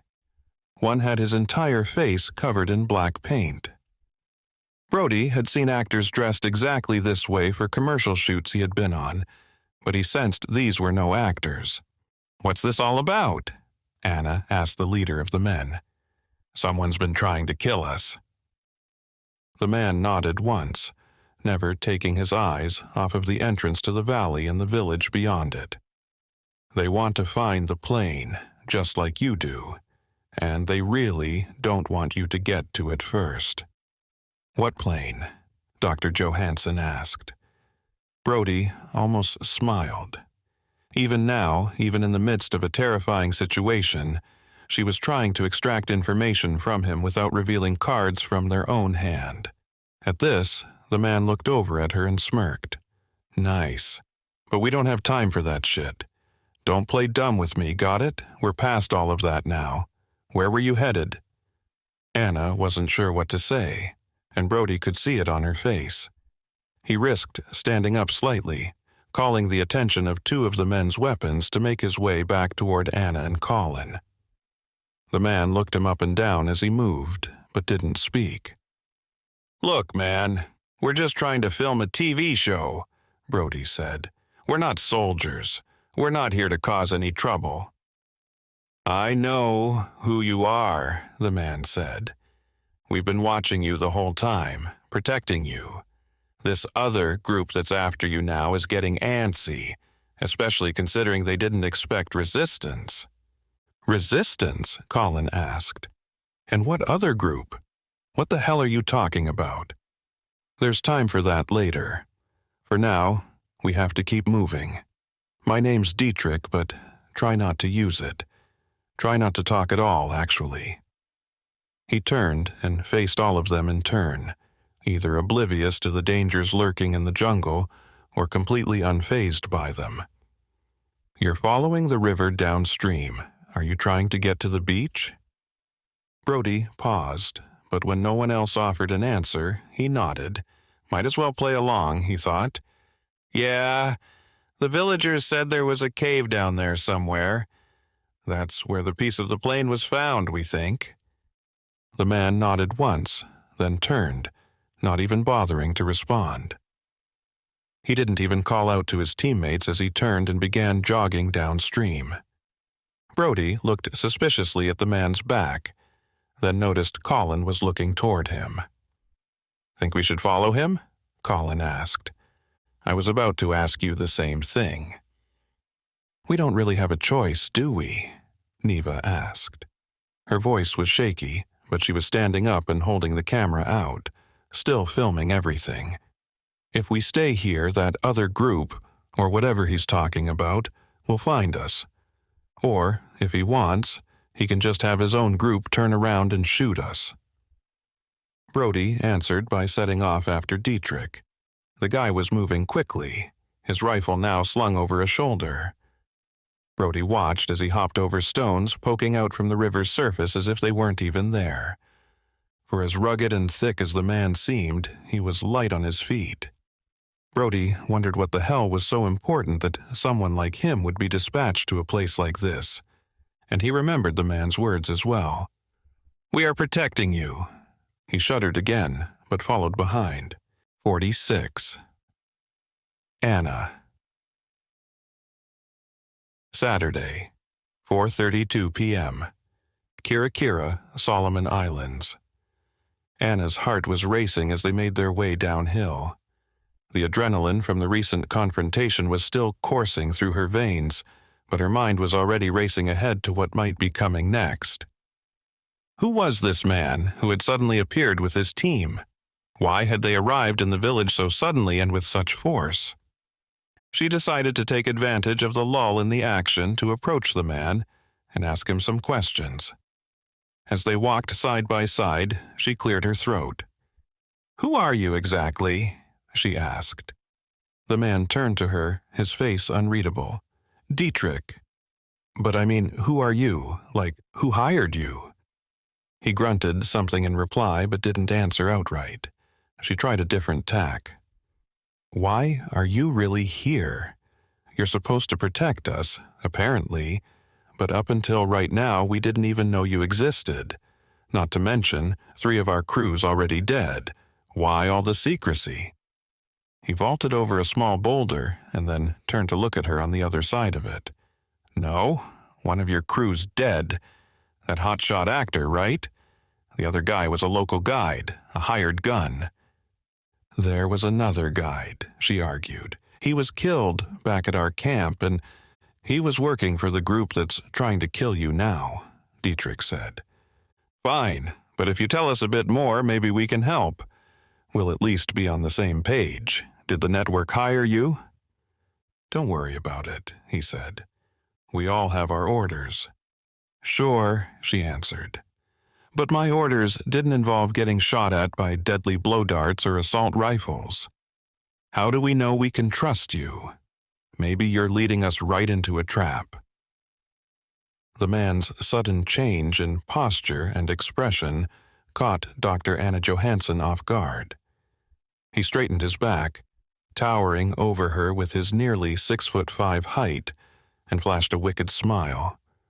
Anna felt a chill run down her spine. She had seen that smile before on the faces of men who enjoyed inflicting pain on others. "Why would I trap you when my men could have simply killed you all like this?" he said, snapping his fingers as if to emphasize his point. Anna's heart raced as she struggled to maintain a calm exterior. She shook her head. "Okay, good point.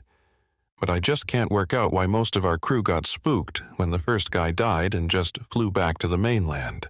But Landon wanted us to stay the course and film his precious pilot episode for our show. What's so damned important that he's got to keep filming out here when people are dying? And then to learn that he left a freaking team of professional killers behind to protect us? It all seems a bit strange." "Life is strange," the man said, turning and beginning his journey downstream once more. "But I did not say that this Landon person hired us." She knew the man intended for the conversation to be over, but she was not done yet. "So it wasn't Landon. Are you also looking for Amelia Earhart's plane then?" she asked. The man didn't respond. She couldn't be sure, but it almost seemed like he was ignoring the question on purpose, trying to be nonchalant about the whole thing. Anna considered Dietrich's motives for being there with them. She wondered if he truly didn't care about finding the plane, or if there was some ulterior motive at play. She couldn't shake off the feeling that there was something more to his presence on this expedition than just protecting them. Perhaps he had been sent to keep an eye on them or even to sabotage their efforts to find the plane. It was difficult to say for sure, but Anna felt there was something off about the situation. Her thoughts were interrupted by a rustling in the bushes nearby. Anna's heart raced as she readied herself for a potential attack, but it turned out to be Neva stumbling through the foliage. She looked pale and disheveled, clearly still shaken up from their earlier encounter with the armed men. Anna took a deep breath and tried to calm herself down. She knew she couldn't let her fear get the best of her, especially now that they were so close to potentially uncovering the truth about the missing plane. But she also couldn't ignore the nagging feeling that there was something sinister at play. Brody and Colin seemed to feel the same way, and Anna couldn't shake off the sense of foreboding that hung over them all. Something was wrong here. The villagers were gone, leaving their small settlement completely abandoned. That was both impractical and unwise. What could be so important that they would all flee their homes in half an hour? Could they have known about the other group beforehand? Could they have known that the group was about to attack and therefore decided to vanish into the surrounding mountains? Brody sidled up next to her as they walked. "Something feels weird," he said. "What? You're not used to being shot at by poisoned darts and assault rifles?" "Actually, that's one of the only known variables right now," he answered. "I don't like it, but at least we know we're under attack, and we know that they're generally behind us. I'm more interested in what the hell we're walking toward. Are we even going to find this cave? And why all the spooky soldiers trying to kill each other over it?" "I have a feeling we're going to find out," she said. "But definitely weird, you're right about that." Brody nodded, a stoic look on his face. He slowed, Anna matching his pace, and let Colin catch up. When the three of them were in alignment, trudging over smooth rocks of the riverbed, Brody whispered, "No matter what happens, it's us and them. Got it?" Anna didn't get it. She looked up and met his eyes questioningly. "I mean, we can play this game, but something tells me we're pawns, just like we discussed earlier. Right now, Dietrich and his men need us for some reason. That's why Landon left us here. The show must go on, and all that. But this time, it's about more than just the show." Colin nodded. "They need us until they don't. It's us and them now, but it can very quickly become us against them." "You mean?" "I'm afraid so," Brody said. "I don't know that they'll outright kill us, but we do need to do our best to stick together, no matter what. None of us splits apart from now on, right?" Anna swallowed and lifted her chin before nodding at the others. Stick together no matter what. She had no problem with that direction. What she had a problem with was that no matter what implied this was all about to get far, far worse. 47. Brody. Saturday, 5:00 p.m. Kira, Solomon Islands. They reached the beach in another half hour, and before Brody even saw the water, before the noise of crashing waves hit his ears, he heard the sounds of chanting. "I think we found our lost villagers," Colin said. As they stood there at the edge of the jungle, Brody took in the scene before him.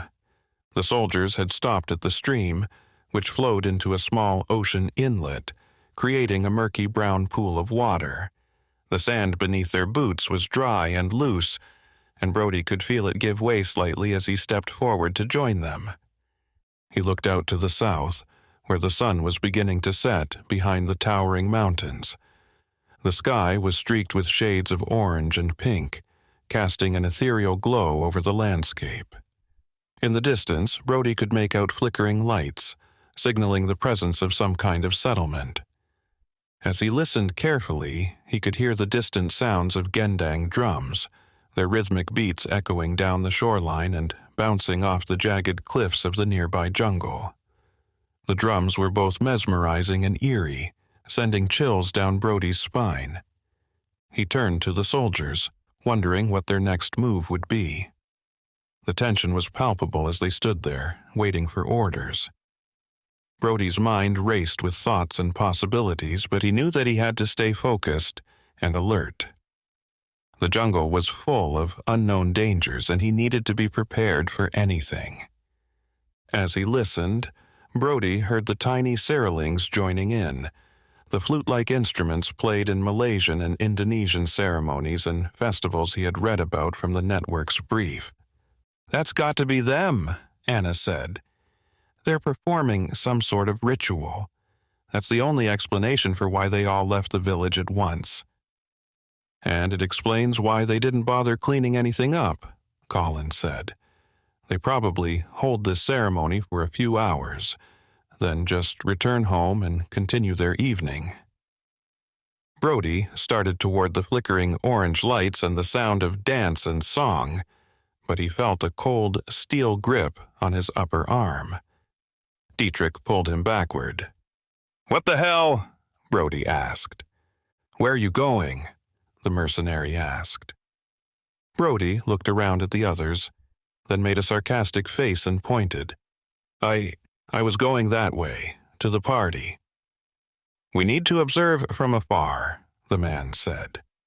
"We don't know what they're going to—" "Forget that," Neva said. "I want to get some footage. And besides, they invited us, remember? They told us to find the cave, and I'd say our best bet is it's that way." Brody was taken aback by Neva's sudden surge in confidence, but he couldn't help but feel that it was more a result of her exhaustion and desperation to get out of this mess than any newfound bravery. He knew that Neva was naturally nervous and skittish, and with the dangerous turn that their expedition had taken, she was likely at her breaking point. Brody understood her desire to wrap things up and head back to civilization, where they could decompress and relax with a cold beer. However, Brody couldn't ignore the gravity of the situation they were in. They had stumbled upon something big, and he knew that they couldn't just walk away from it. He could sense that Neva, and possibly even Colin and Anna, were ready to throw in the towel and cut their losses, but Brody was determined to see this through to the end. He knew that there was a lot at stake, and they couldn't afford to give up now, no matter how tempting it might seem. "Besides," Brody said, looking back to the mercenary leader, "we're still being followed by that other group, right? We should at least keep moving." The man looked from Brody to the rest of his group, then let out a breath. "Fine," he said curtly, "but don't go making friends. We're here to observe, to watch and learn." "You mean to try and extract whatever secrets possible and potentially steal anything valuable from them," Brody thought. He second-guessed himself. Maybe bringing these mercenaries directly to the villagers was a terrible idea. After all, the old man had told them, the film crew, not the mercenaries, where the cave was. He thought it was unlikely they would start cutting down innocent women and children, but he didn't know this man and what they wanted. Also, there was still a threat from the jungle. The blowgun and assault rifle wielding group that had attacked him in the valley near the waterfall was still out there, still hunting them. "Let's go," Brody said. He allowed Dietrich to take the lead, knowing that for the time being they were on the same side.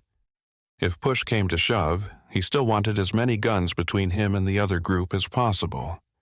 This group hadn't actively tried to kill him yet, so Brody was willing to call Dietrich one of the good guys. For now. Brody's eyes widened as he took in the view of the beach. The sand stretched out before him, a glistening expanse that shimmered in the light. It was like something out of a postcard, an image of paradise that was too good to be true. To his left, the beach curved around a point, and he could see a few small boulders that would require them to crawl over to continue their journey. But then the beach opened up, revealing a wide crescent-shaped bay that took his breath away. It was the kind of place that Brody could easily imagine being transformed into a luxurious resort community, with people lounging on the sand and sipping drinks in the warm sunshine. But instead of sunbathers, a group of villagers holding lit torches caught Brody's attention. They danced together in a semicircle near a rock formation at the center of the bay, creating a hypnotic rhythm with the pulsing of the drums that echoed through the night air. As Brody took in the scene, he noticed a gaping black opening in the rock formation. It was nearly invisible against the dark rocks surrounding it, but Brody knew immediately what it was. The place where they might finally uncover the truth about the missing plane. "The cave," Anna said. He nodded. "That's where the ceremony is, too," he said. "This is what they wanted us to see.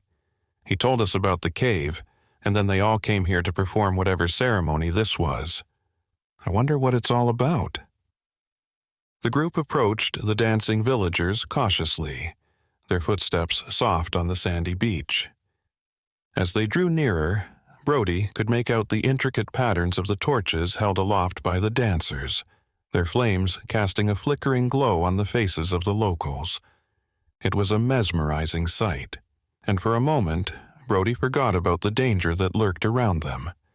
As they came closer, the villagers turned to face them, their expressions inscrutable in the wavering light. Brody couldn't help but feel a twinge of apprehension. They were strangers in this place, and the situation could turn ugly in an instant. But to his surprise, the islanders didn't seem alarmed or hostile. In fact, they seemed almost welcoming, as if they had been expecting them. The group stopped 100 feet away from the dancing villagers, unsure of what to do next. Brody could feel the weight of their gazes on him, assessing him and his companions. He wondered what they must think of this motley crew of outsiders who had stumbled onto their beach. For a long moment, no one spoke, and the only sounds were the lapping of the waves and the chanting of the dancers. Brody felt a sense of unease creeping over him. He had a feeling that this encounter was far from over, and that there was something lurking just beyond the edges of his awareness. Brody's group of 8 formed a tight band near the half-circle of villagers, keeping the distance. The villagers sang and chanted in a language Brody had never heard before, no doubt some form of Malay like what the taxi driver had mentioned when they first arrived in port. Something about their words, the style of it all seemed modernized yet ancient, as if the villagers were trying to explain something from before any of them had been born. While he had seen that they lived a simple life, interacting with the outside world, wearing normal clothes and using modern construction materials for some of their houses, this ceremony seemed to be a memory of something older. Brody had never seen anything like it. The villagers' clothing and construction materials seemed to hint at a modern society, but the ceremony they were now witnessing was steeped in ancient traditions. He wondered if this was a celebration of some sort or a commemoration of a past event. The beads and bone fragments that adorned the villagers' hair were intricate and beautiful, and Brody couldn't help but feel a sense of awe as he watched the ceremony unfold. The islanders moved with a grace and fluidity that Brody had never seen before. Beads and bone fragments had been intertwined in the long hair of the islanders, piled high in layered hairstyles. The older men wore animal hides and grasses around their waists, which added to their already imposing presence. Faces were painted, accenting dark skin against the embers from the torches. As they danced, their muscles rippled and flexed in the firelight, making them seem almost otherworldly. The children were just as mesmerizing, with their infectious laughter and boundless energy. They ran circles around their parents, their tiny feet pounding the sand in time with the music. The teenagers, meanwhile, assisted the elder dancers, guiding them through the intricate steps and offering their support. Brody realized that this was a community deeply rooted in tradition, one that valued its heritage and celebrated it in grand fashion. He felt privileged to be able to witness such a beautiful display of culture and was grateful for the opportunity to experience it firsthand. Whatever the purpose of all this, it was absolutely fascinating to Brody. He looked over and saw Neva fiddling with the camera yet again, trying to dial in the proper settings for the dusk light. In any other situation, Brody would have tried to head toward the cave and sit on one of the boulders, taking this all in and enjoying it. But here, tonight, it seemed as though these people were trying to tell him something. He didn't know what it was, but he still had the sense of foreboding he'd had since arriving on the island. Something's not right here, and it's more complicated than any of us imagined. 48. Brody. Saturday, 5:17 p.m. Kira, Solomon Islands. As the drums slowly died down, Brody felt a sense of reverence settle over the villagers. Even the children had grown quiet, sensing the gravity of the moment. The rhythmic chanting of the men continued, growing deeper and more primal, sending shivers down Brody's spine. He wondered what ancient ritual they were witnessing, what secrets lay buried beneath the surface of this seemingly idyllic island. Suddenly, Brody saw the old villager they had met earlier enter the center of the circle. He was flanked by several other elder men, their faces lined with age and wisdom. As he approached the group, the chanting grew louder and more intense, and Brody felt his heart racing in his chest. What was about to happen? What was the significance of this object the old man held? Brody couldn't shake off the feeling that they were on the cusp of uncovering something incredible, something that would change their lives forever. When the man reached the center, all the chants and music stopped. He heard the sound of waves lapping against the shoreline, gentle and soothing. The tide was low, yet the moon was out somewhere in the sky. There was a calm, orange glow hanging over everything as the waning sun and rising moon fought one another. The torchlights added serenity to the overall effect. His group stepped forward, lulled forward by the man's speech. He spoke with a quiet voice, and Brody didn't want to miss whatever might be next in the ceremony. Neva, at his side, was still filming. Brody stepped closer to Anna, and together they reached the back of the circle. A young boy, no older than 5 or 6, glanced up at Brody and smiled. What is this all about? He thought. What are they celebrating here? He wondered if any of the villagers spoke English.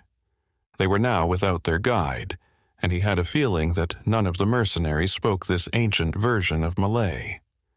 Landon, the producer, would have loved to get some footage or an interview with the old villager, but Brody knew that it was not the right time to interrupt the proceedings.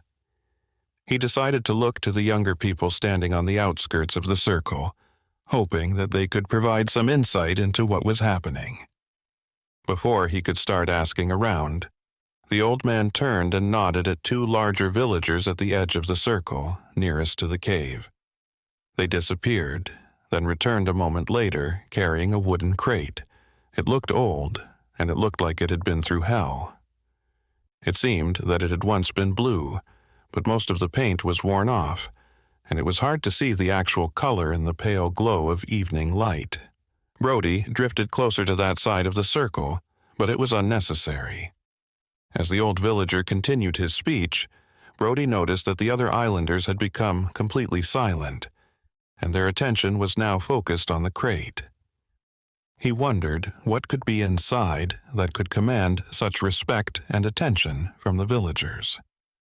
He strained his eyes in the dim light, trying to make out any markings on the box, but it was too worn and faded to discern anything. Brody felt a growing sense of anticipation as he watched the old man and the 2 villagers next to the crate. He couldn't help but wonder what was inside and why it was so important to these people. He felt a pang of regret that they had lost their guide, who could have potentially helped them understand the significance of the ceremony. As the 2 villagers placed the crate in the center of the circle, the old man fell silent, and all eyes were now fixed on the box. Brody felt a palpable tension in the air, as if the whole village was holding its breath in anticipation. He couldn't help but wonder what secrets this crate might hold, and he felt a twinge of excitement at the prospect of uncovering something truly significant. But he also felt a sense of trepidation, knowing that they were in a foreign land, and that the situation could quickly turn dangerous if they made the wrong move. For now, he decided to stay back and observe, hoping to learn as much as he could about the mysterious contents of the box. No one spoke. Brody looked over at Neva, but Neva was locked into what was happening through her tiny viewport on the camera.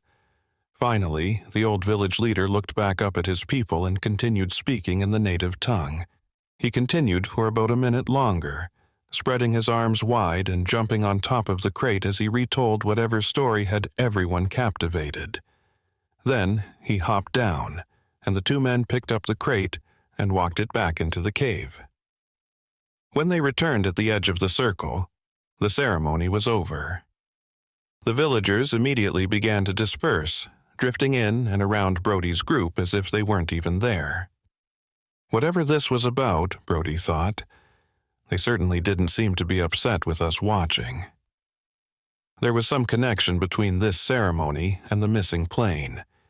He recalled the story of the villagers who had found a piece of the plane and taken it to New Zealand, and wondered if this was the same community.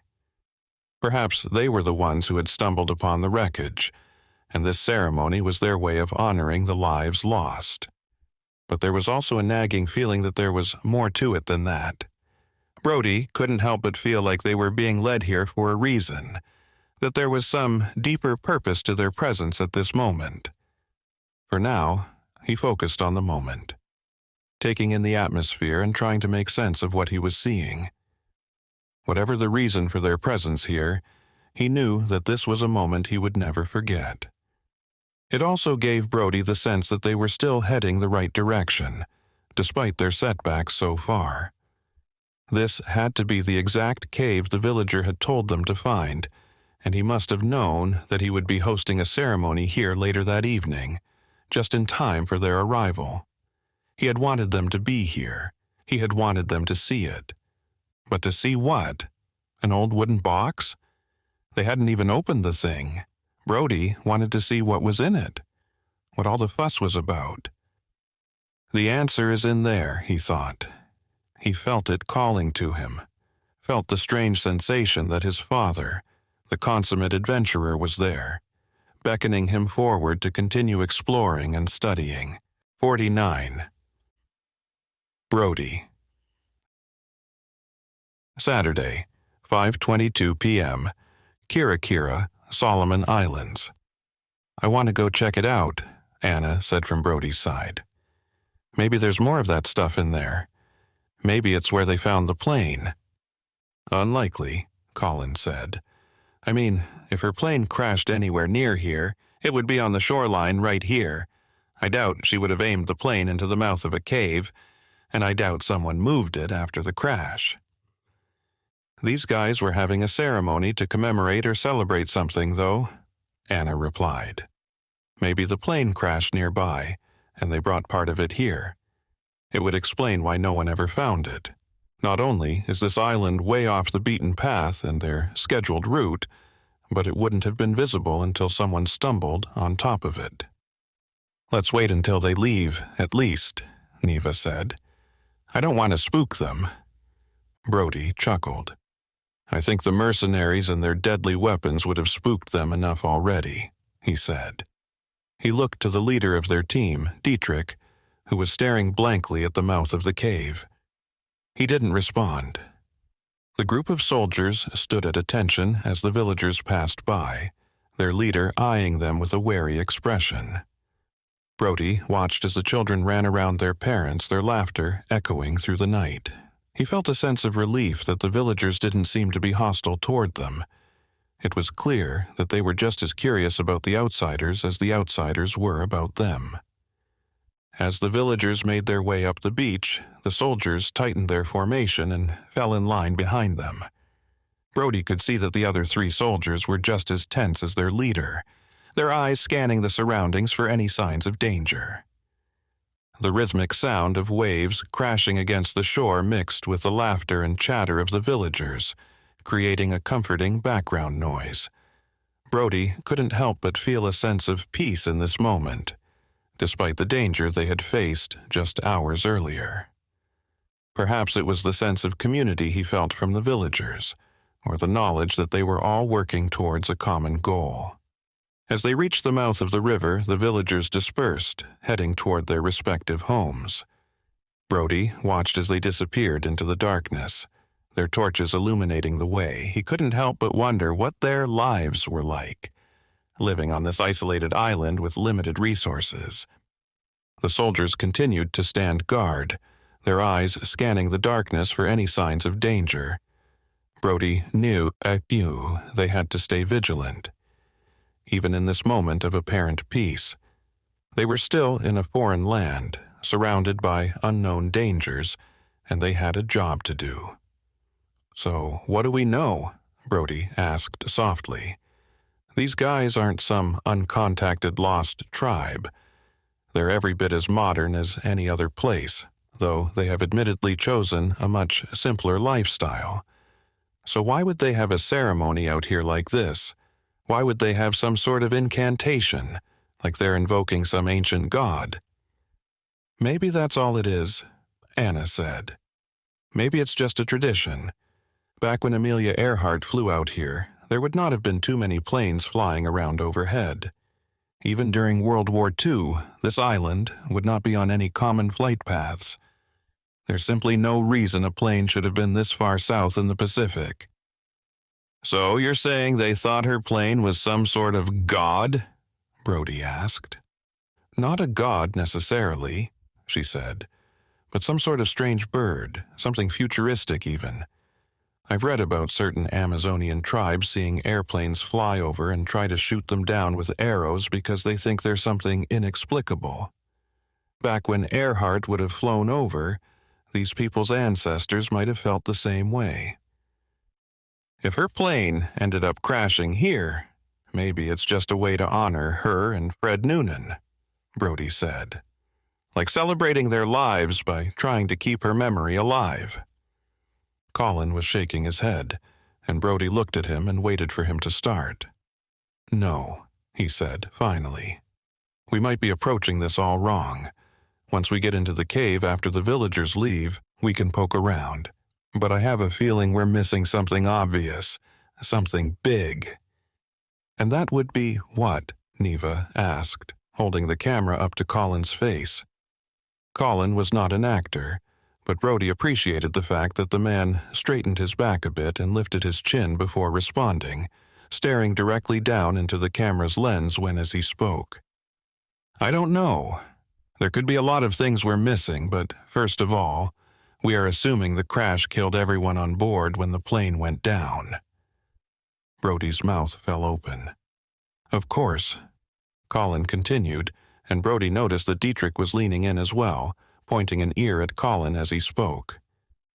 "What if this celebration was not a celebration of the plane at all?" Colin asked, still addressing the camera. "What if this dance and ceremony was not meant to celebrate some futuristic bird that died on their beach, but it was meant to honor the people who were inside of it?" Brody was nodding, and Neva turned the camera to him. Brody continued as if Colin had passed him a baton. "Right, what if they're not celebrating Amelia's plane, but Amelia herself? What if she didn't die in the plane crash? What if she was a part of this village, becoming one of them after crash landing her plane on their beach?" It was an exciting proposition. That they weren't just looking for Amelia Earhart's lost airplane, but pieces of the woman's life itself. Everyone searching for her had always assumed that she had gone down with her plane, her life ending with her controls that fateful day. But what if everyone had been wrong? What if Amelia had a life after the crash landing, but could not get off the island or get word out to the rest of the world? What if she had resigned herself to her new fate, eventually becoming part of this tribe of people? Perhaps she had survived after all for a time. From the rest of the world's perspective, her fate would have been the same, lost to history and time, and she would eventually have died here on the island. But what a story it would be. What a revelation. Brody suddenly had a feeling he knew why the stakes had been raised. He understood why Dietrich and his men had been sent here to protect him, to protect his friends. He knew they had to find the plane. Because finding the plane would allow them to find the pilot herself. 50. Anna. Saturday, 5:25 p.m. Kira, Solomon Islands.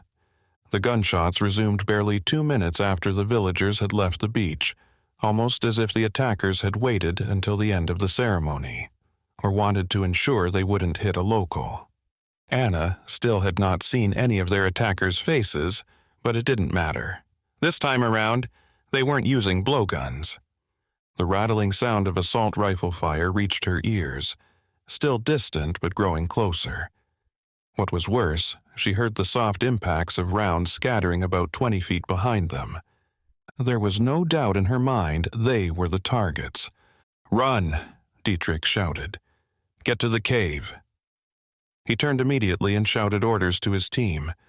"Get around their position. Try to flank them, but at least hold them off. I'm going with them." Anna's heart pounded in her chest as they sprinted towards the cave, their feet pounding against the sand.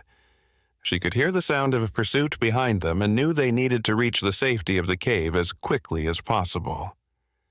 As she ran, Anna heard a sharp gasp from behind her and turned to see one of Dietrich's men fall to the ground, blood gushing from his neck.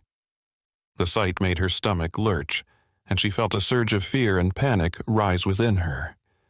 The other soldiers moved to help their fallen comrade, but Dietrich barked out an order, his voice tense with urgency.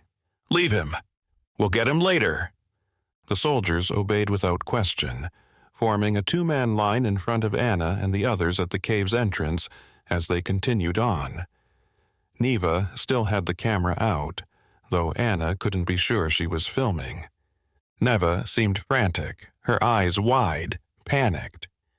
Anna didn't have time to dwell on the gruesome sight as they reached the entrance of the cave.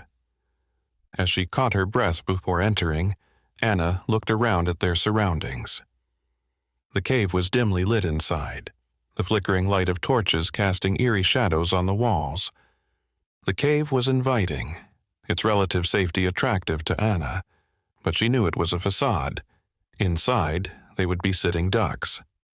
If Dietrich and his mercenaries couldn't hold off their new attackers, they would be stuck with their backs to the wall. "Get inside," Dietrich said, "but start looking for another way out. Hopefully, this cave is connected to a larger cavern system." As he said the words, she knew it was a long shot. Caves in places like this were formed from lava tubes and waves crashing against them, the rise and fall of the sea levels controlling growth as magma pierced the Earth's surface and cooled.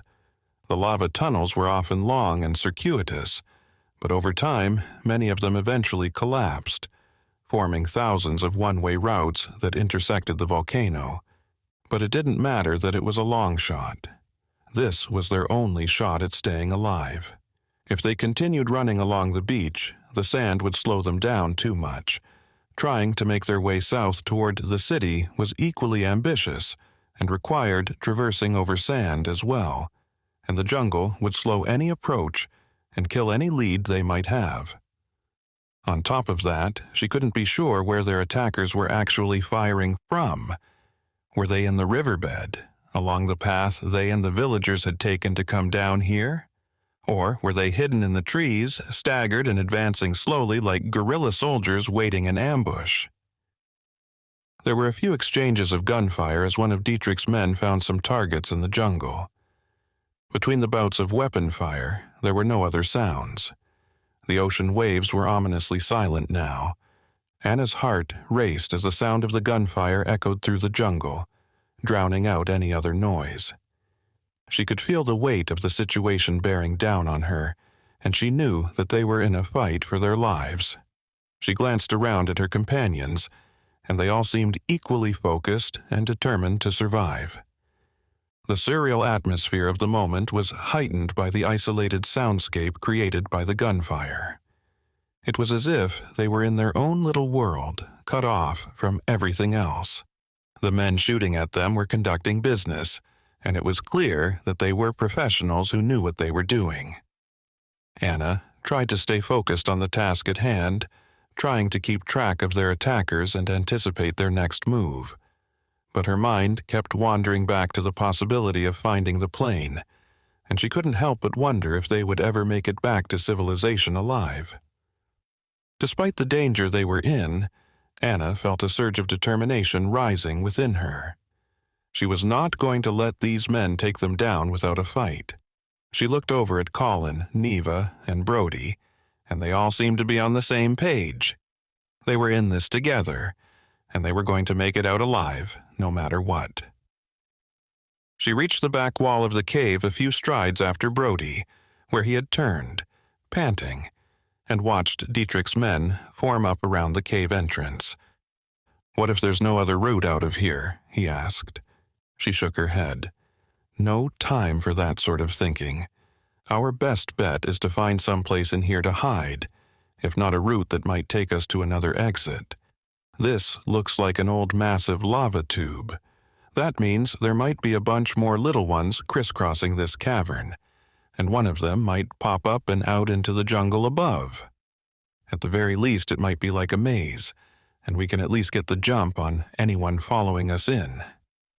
Brody snickered under his breath. "Or we get lost and die alone and cold."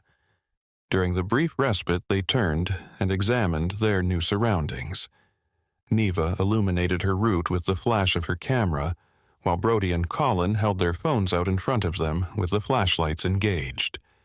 She didn't want to waste the last dregs of battery life she had left, so she ambled around, eyeing and observing the cavern's spaces with the ambient and reflected light. 51. Brody. Saturday, 5:35 p.m. Kirakira, Solomon Islands. Brody sighed as he watched Dietrich analyze the fight from just inside the cave's entrance, stepping out into the fray. There were now 3 groups on this island, trying to find whatever it was to be found here. 3 groups wanted to be the first to discover the true secret of what had become of Amelia Earhart. And 2 of those groups were actively trying to kill each other. Anna and Colin had finished their short search through the main cavern, eventually joining Neva and Brody at the center of the space. "There's nothing here," Anna said. "Certainly not another way out." "If there is, there's not enough light in here to find it," Brody answered. Colin looked at him as if waiting for further instructions. Brody shrugged. "Let's hope Dietrich's team can fend off the attackers. Speaking of, where did they go?" He stepped closer to the front of the cave, careful to stay back a few feet from the opening, but he looked side to side, his eyes scanning the beach. The tide was down now, extending the beach another 10 feet. Dietrich had walked farther away to the north, now standing closer to the riverbed, and was still firing into the trees along the edge of the jungle. His 2 men were next to him, clustered together as they aimed their weapons at several locations down the line. Dietrich's actions were adding to the chaotic atmosphere on the beach, and Brody felt a sense of dread creeping over him.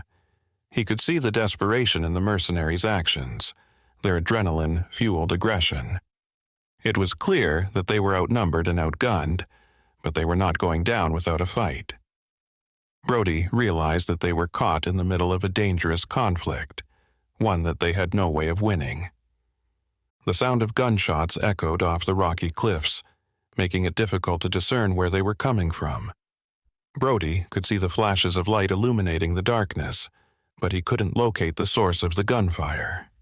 It was as if they were under attack from all sides. Brody heard one of the men scream after the sound of bullets met their target, but he didn't fall. Dietrich cursed, and another man shouted for them to move down the beach more, to consolidate their small force.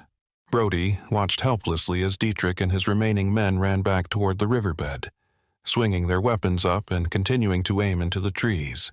He didn't know the men, but he suddenly wished he had something to offer. They were protecting him, and he only wanted to be useful. But they were better protected here, staying hidden. Whoever they were trying to get to Brody and his team, and they were willing to fight to do it.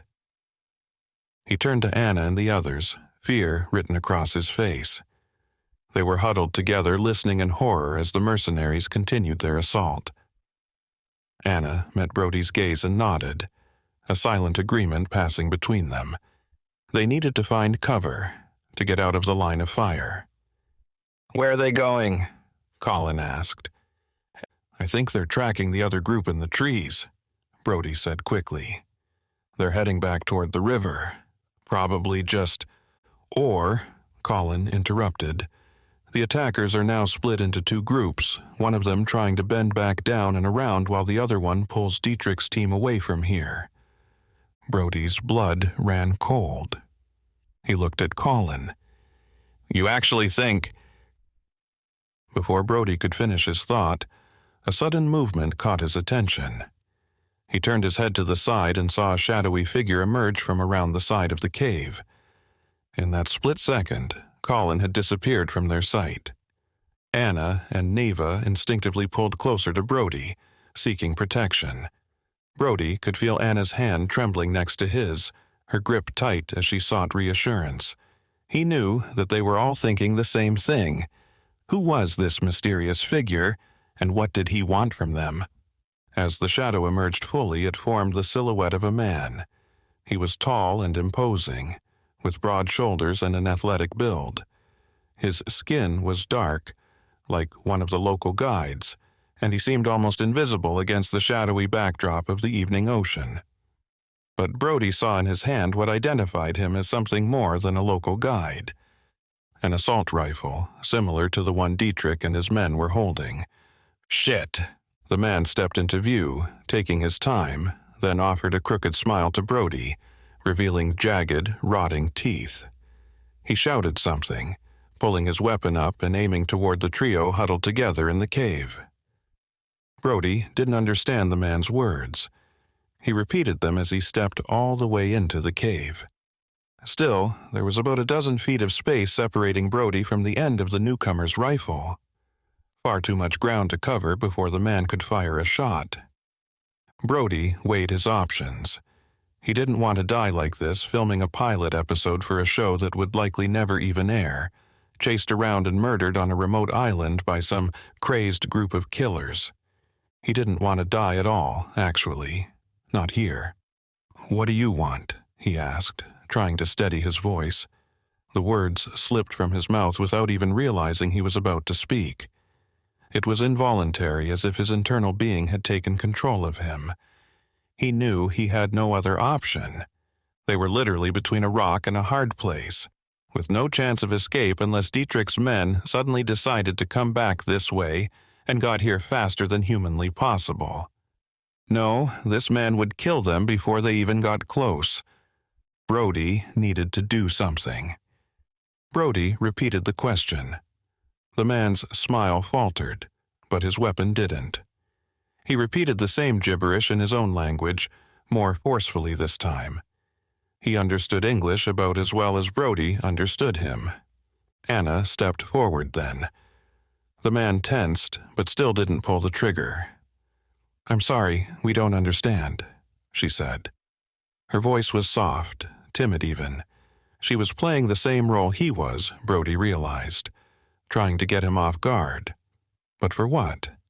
"Please just tell us what you want, in English if possible." She underlined the statement by lifting her hands up, facing her palms toward the man. It was about as vulnerable a motion as one could make. Hopefully, it landed. The man stepped one more foot into the cave, sniffing and clenching his jaw. If he understood what Anna had said, there was no indication on his face. The man's face suddenly contorted in shock and surprise, as if he had just seen a ghost. His eyes widened with confusion and fear, and for a moment he seemed frozen in place. But Brody was already on high alert, sensing danger in the air. He scanned the area around them, searching for any sign of movement or threat. And then he saw it. Another flash of movement, another blur of black against the darkness. In the next instant, he also heard the sickening sound of something hard striking bone once more, followed by a sickening crunching noise. The man slumped to the ground in a heap, his body limp and lifeless. Brody could see the dark, sticky liquid seeping from the wound on his head, staining the ground around him. It took him a moment to register what had happened. Someone had attacked the man with a viciousness that was almost inhuman. Brody's heart raced as he tried to make sense of the situation. Brody was shocked and even more surprised to realize where the blow had come from. Colin appeared then from his hiding spot, moving forward slowly like a wraith, a dark shadow hidden just to the right of the cave's entrance, mere feet from where the man had entered. Brody hadn't realized that Colin had left his side earlier, the man's thin frame disappearing into the cave's walls, and had completely forgotten once the man had entered with his weapon pointed at them.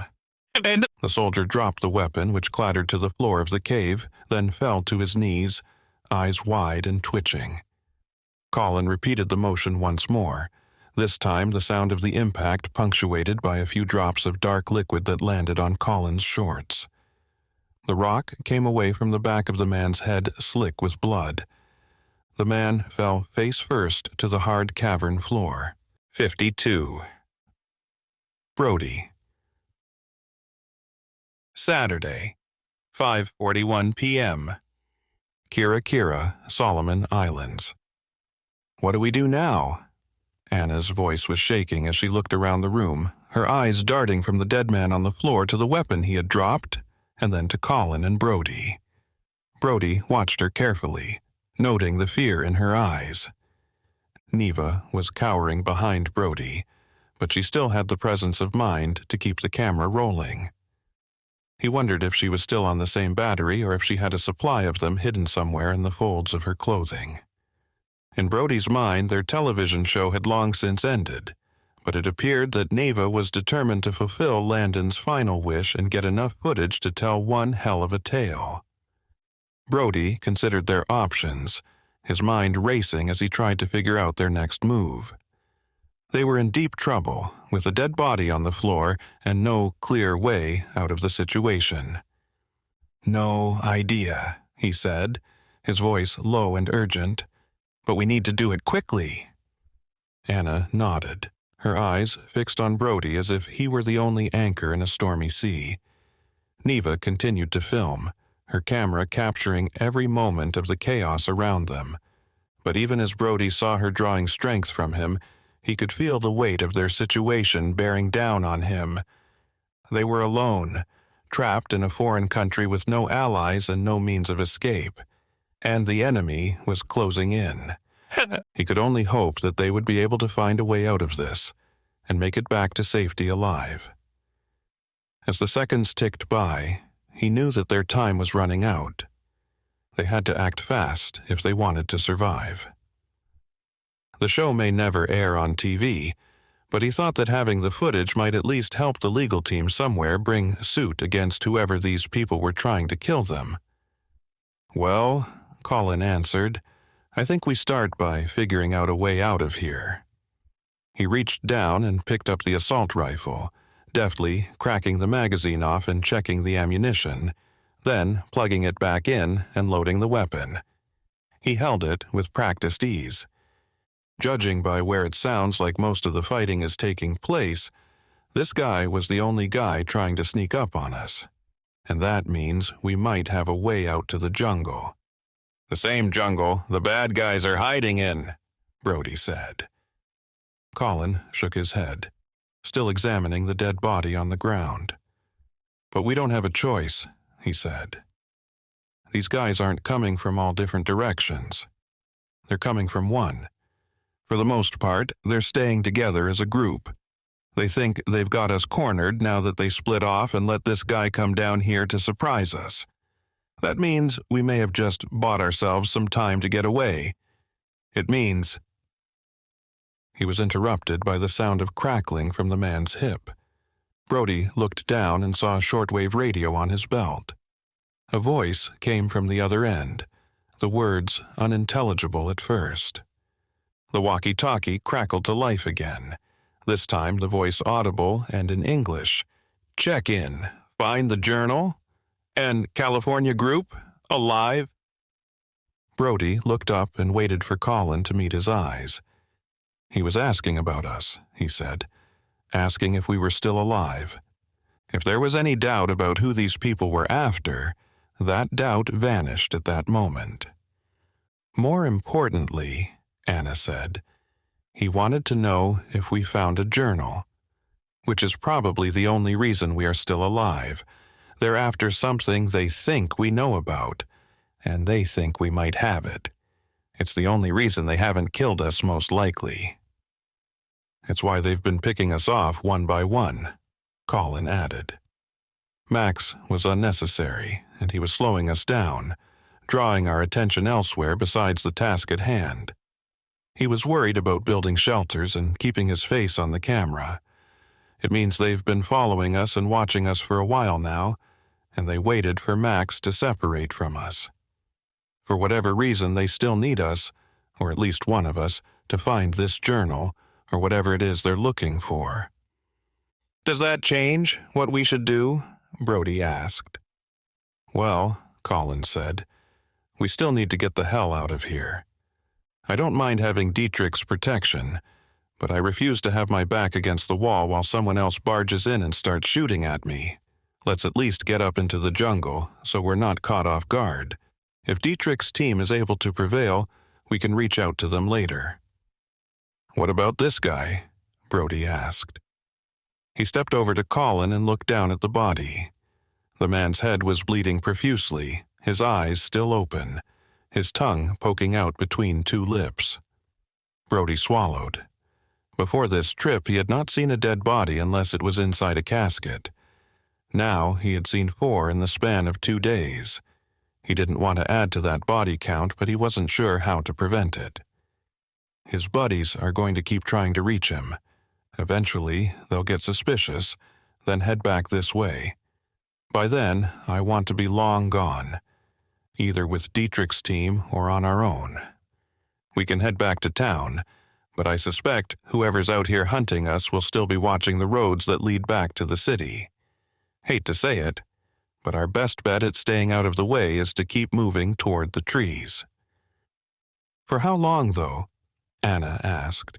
"We can't just start living in the trees like monkeys." "Not forever, of course, but we know what they want now, what they're after. I'm not sure exactly what it is or what it has to do with, but they think we know something about a journal, which means it's probably related to finding Amelia Earhart's plane. With any luck, we can keep moving and find it before they do." Brody knew it wouldn't be the ultimate answer to their dilemma, but it would solve a major problem. It would offer them a bargaining chip, something with which to negotiate their lives. It was leverage. 53. Colin. Saturday, 5:45 p.m. Kirakira, Solomon Islands. Colin looked up and caught movement in his peripheral vision. Dietrich approached with 2 of his men. One was holding his shoulder where a bullet had pierced it and sailed through. He would live, but he was going to feel it. Dietrich's team had dwindled to 3, and he looked pretty upset about it. His voice reached Colin's ears, a growling rasp that matched the man's expression. "Time to go," he said gruffly. Colin noticed that Dietrich's eyes had fallen to the dead body on the floor of the cave, then back up to the weapon in his hands. Colin squeezed the rifle a bit tighter, hoping Dietrich wouldn't ask for him to turn it over. "They still out there?" Colin asked. Dietrich nodded once. "Took out one of my men early on, and Rogers here is as good as gone until we can get him patched up." Colin saw Rogers frown, but he didn't argue. We started to make some progress. Then they disappeared into the woods. Decided not to chase after them. You're the #1 priority right now. "Why is that?" Dr. Johansson asked. His eyes, nothing but slits, slipped to her in the dark cave. Because I said so. It wouldn't have anything to do with a journal, would it? Brody asked. Something your team is looking for also? Or are you really just here to keep us safe? Dietrich's mouth opened once, then closed, telling Colin and others everything they needed to know about Dietrich's actual plans. He turned back to Colin and continued to address him as if choosing him as the group's de facto leader. Did you find it? Colin answered immediately. No, but we can. We just need time. Dietrich's bluff had been called. They were after the journal as well, and he knew the mercenary was excited to hear if Colin and his team had found it. This was why the other group was attacking them as well. This was why Dietrich's team had been sent out to keep them safe. Whoever was pulling the strings at the top had thought Max, Brody, and Johansson would make a good team, that they could somehow find this journal. Somebody back home thought they were the right people for the job. He wondered if they would think differently now that Max was dead, their team and support crew was gone, and Colin and Neva had joined forces with the actors. He wondered if they knew that someone else was out here as well, trying to prevent them from accomplishing their mission. No thanks, we're good. No thanks? What the hell does that mean? It means no thank you. My team's on life support, if you haven't noticed. New orders came in 5 minutes ago.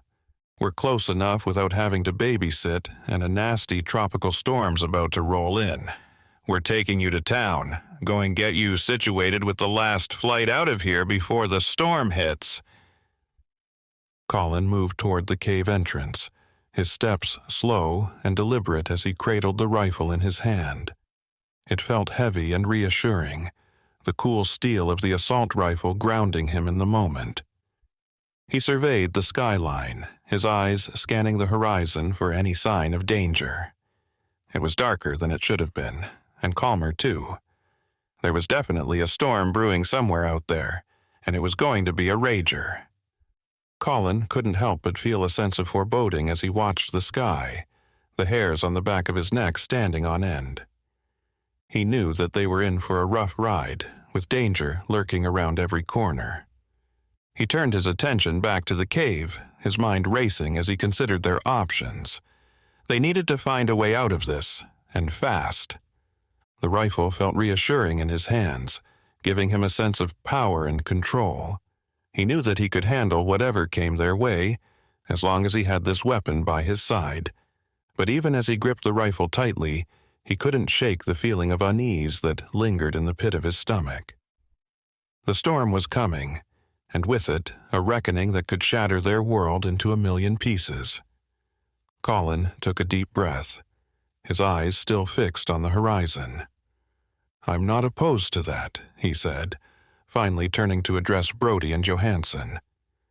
Neva was still cowering behind Brody, apparently trying to hide from everyone's view. At least there, we can regroup and figure out what to do next. Dietrich didn't respond. He simply turned and started walking away. One of his men eyed his weapon, but before the man could reach for it, Colin spoke again to Dietrich. We can't go back to the city, he explained. Those guys you were shooting are going to have more people on the road. They're going to be waiting for us. Dietrich stopped and grunted a response. We're not taking a road. Colin suddenly heard the unmistakable jab of rotor wash breaking over the jungle. I lost 3 men already, and there's 4 of you. That means we got enough room for 1 flight out of here. Shut up and be ready. We're wheels up in 2. He continued walking toward the beach, fully out in the open now. Colin looked back at Brody and Johansson, who were wide-eyed but calm. Neva, however, seemed like she was about to lose her mind, working herself up into a frenzy. He could see the camera shaking in her hand and wondered if that was something the editors would be able to fix in post-production. He thought it was unlikely. Together, the 4 of them followed Dietrich and his 2 remaining soldiers to the beach, where the chopper descended and prepared to land on the soft sandy area where the ceremony had taken place. 54. Brody. Saturday, 6:04 p.m., Kira, Solomon Islands. The flight to the small city was short and uneventful. The pilot didn't even bother landing, and Dietrich simply dumped them out the open door onto one of the longer docks in the small port, barely 100 feet from where the boat had similarly delivered them a few days prior. As soon as Colin and Neva were out of the side door of the helicopter, the chopper rose and disappeared over the side of the mountain. Brody looked at his companions. "Well, we're back to square one. What now?" "At least we're safer here," Neva said, taking a look around the port. "Right. I don't think this place has much of a police force, unfortunately," Colin said. "Which means we need to keep our eyes open. Speaking of, where is everyone?" Brody had noticed it as well, more of a sense than a visual clue. But now that he focused purposefully, he realized his gut instinct had been correct. They were the only people around. It seemed like this village, similar to the one up in the mountains, had completely emptied. He doubted, however, that the inhabitants of this place had simply walked somewhere to perform a ceremony. As he watched the ghost town, he saw a man appear, carrying a flat piece of plywood and a hammer out the front of a shop across the street. Brody jogged over, followed by the rest of the people. "Where is everyone?" he asked slowly, hoping the man understood English. The man, wide-eyed at first at the arrival of 4 light-skinned tourists, looked them up and down and finally stuttered a response. "A storm? Big? Very soon." "You mean everyone totally leaves the island when a storm comes in?" Colin said. "Go to Honiara. Large, more space." Brody rolled his eyes. "Great. I was hoping that by coming here we would be able to blend in a little bit more since there would be more people around. Turns out it's a ghost town here." He felt Johansson dragging him away from the front stoop of the shop. "Come on," she said.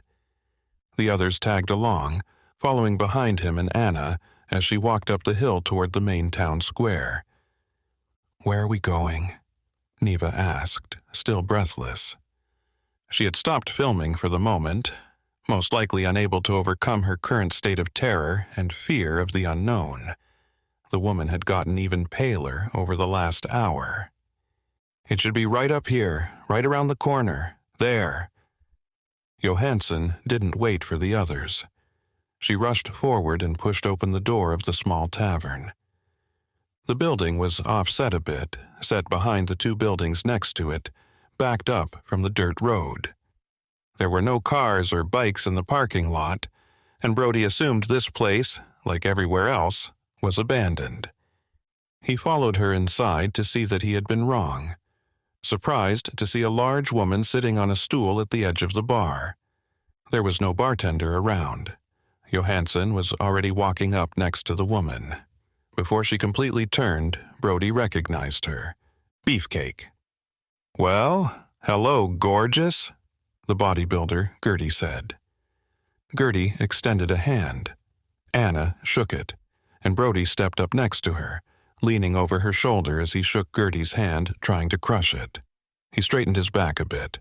Then Anna took a step back as he realized he might be coming on a little strong. She didn't need his protection. "I thought everyone was gone," Gertie said, the grin slipping into a frown. "I saw your crew, the SUVs. They left yesterday, didn't they?" Anna nodded. "They left us behind to continue filming. Apparently, this show is that important to them." Gertie chewed the inside of her lip for a moment, narrowing one eye. Brody could see immediately that she didn't buy the story. "It's bullshit," Anna said, confirming. "This was never about the show." "No, I suppose it couldn't be." She shifted, eliciting a groan from the poor stool trying to sustain her weight. "A storm is coming too. Gonna be a doozy." "Are you staying?" she asked Gertie. She nodded. "I'm a local, and I don't have anywhere else to go. Everyone else gets on a boat and heads over to Honiara, the larger island north of here, which has a little bit better infrastructure for these sorts of things. They hunker down there for a week or two, then slowly start heading back here when things die down. It's a small town sort of thing. Just up and leave. Trust everyone to leave your stuff be, then get back to life when you're ready. Bit surreal, but it works for them. I prefer to stay, and besides, free beer anyway, long as I keep an eye on Ol' Muff's place. To underline her statement, she walked around the bar and pulled out 2 more pint glasses. Sorry, only 2 clean ones left, and dishes ain't part of my job description. She winked. Anyone up for a round? On me. She waited behind the bar, then reached over and grabbed her own half-full glass of dark beer and looked back up at Brody and the others. Wish we could stay, Anna said quickly, but I'm afraid there's more to it than that. You guys were marooned here to film a TV show. We've already determined that there's more to it than that, so why not just take a breather and have a drink with me? Storm's not going anywhere, so it'll be warmer and drier in here. More to it, meaning people are chasing us. People who have already tried to kill us. Kill you? Gertie scoffed. Not a lot of crime out here, but you must have had to piss off somebody, something fierce for them to be chasing after you and trying to cause you harm. Anna ignored her nonchalance. You said you flew in a bunch of security personnel for that hotel magnate who's building the resort, right? Gertie nodded slowly, draining the rest of her beer. We just got dropped off on the dock by those same guys, she said. A guy named Dietrich, you know him? Gertie stared at her for a long moment, then at Brody and Colin, and finally at Neva, who was slinking by the front door as if ready to bolt. Finally, she opened her mouth. He seemed like a hard guy, honestly. Didn't talk at all the entire flight. He's in charge of the security team here, though it wasn't that way a week ago. I suspected that group was more than just a band of rent-a-cops, but I'm not paid to ask questions. So why are they really here? Brody asked. Hell if I know, Gertie shrugged. They told me they'd be renting the only local chopper on the island once they landed, but to stick around in case they needed to get off this rock quick-like. I told you the truth. I just fly them in and out, and I'm not paid to ask questions. Frankly, in this case, I was paid a bit extra, specifically to not ask questions. If you had to guess? She swallowed and nodded as if anticipating this question.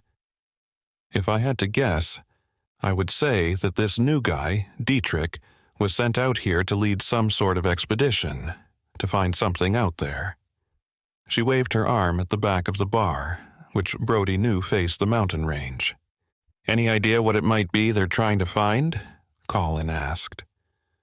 Brody nodded at his discretion. Gertie shrugged. No idea what specifically it could be, but I have to guess it's worth a significant amount of money if a guy like that took time out of his day to personally escort you 4 back here before setting out again. Don't tell him I said this, but he doesn't seem like the hospitable type. 55. Brody. Saturday, 6:24 p.m. Kira, Solomon Islands. Is that really why you're still here? Brody asked. Because you're their ride when they're finished finding whatever it is they're here to find? He watched the woman's face, tried to read her expression, expecting it to be different from her words. If she had been lying to them, Brody would know. I told you the truth before, Gertie said. Yeah, I'm their ride, but I wouldn't have gone anywhere anyway. This is my home. I live a block away, I drink here every afternoon, catch up with my friends, and do it all over again the next day. When they're done, Dietrich will call me. I'll get the plane prepped and ready to go, and we'll be wheels up 25 minutes later. That's the long and the short of it. Did you know something like this was going on? Anna asked. Did you know they were here to kill us? Gertie frowned. Not Dietrich's team, Brody said. Someone else. Did you bring them to this island as well? Gertie looked genuinely stumped as she shook her head. I'm sorry. I wish I could help you more.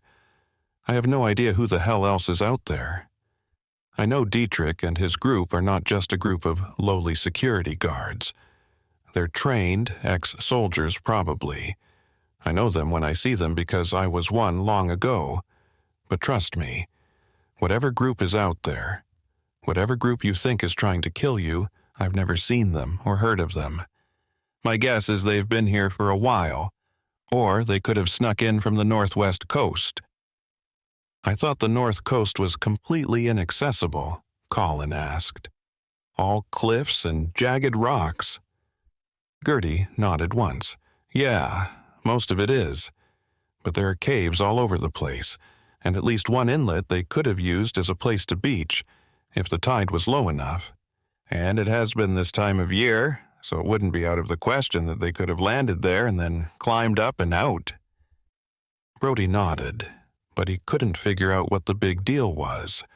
Couldn't understand why multiple groups of mercenaries had come to the island at the same time he and the film crew had, all looking for the same thing.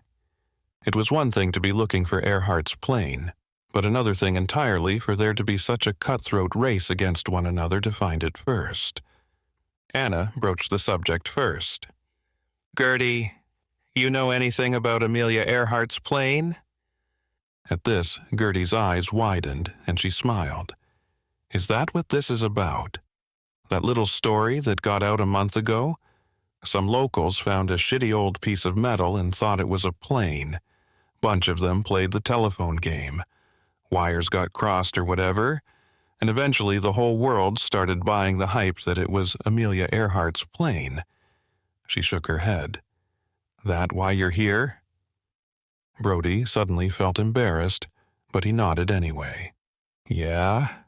Whether it's here or not, it seems like the other groups think it is. Gertie slapped the top of the bar and guffawed. Well, now I feel like I've heard everything. I didn't have you pegged as loony, but someone upstairs, at your network or whatnot, might be. Whoever's paying your bills has a few loose screws. Gertie, people were actually shooting at us, Anna pleaded. People were actually trying to kill. I'm not saying they're not trying to kill you, she said, still laughing a bit as she poured herself another beer.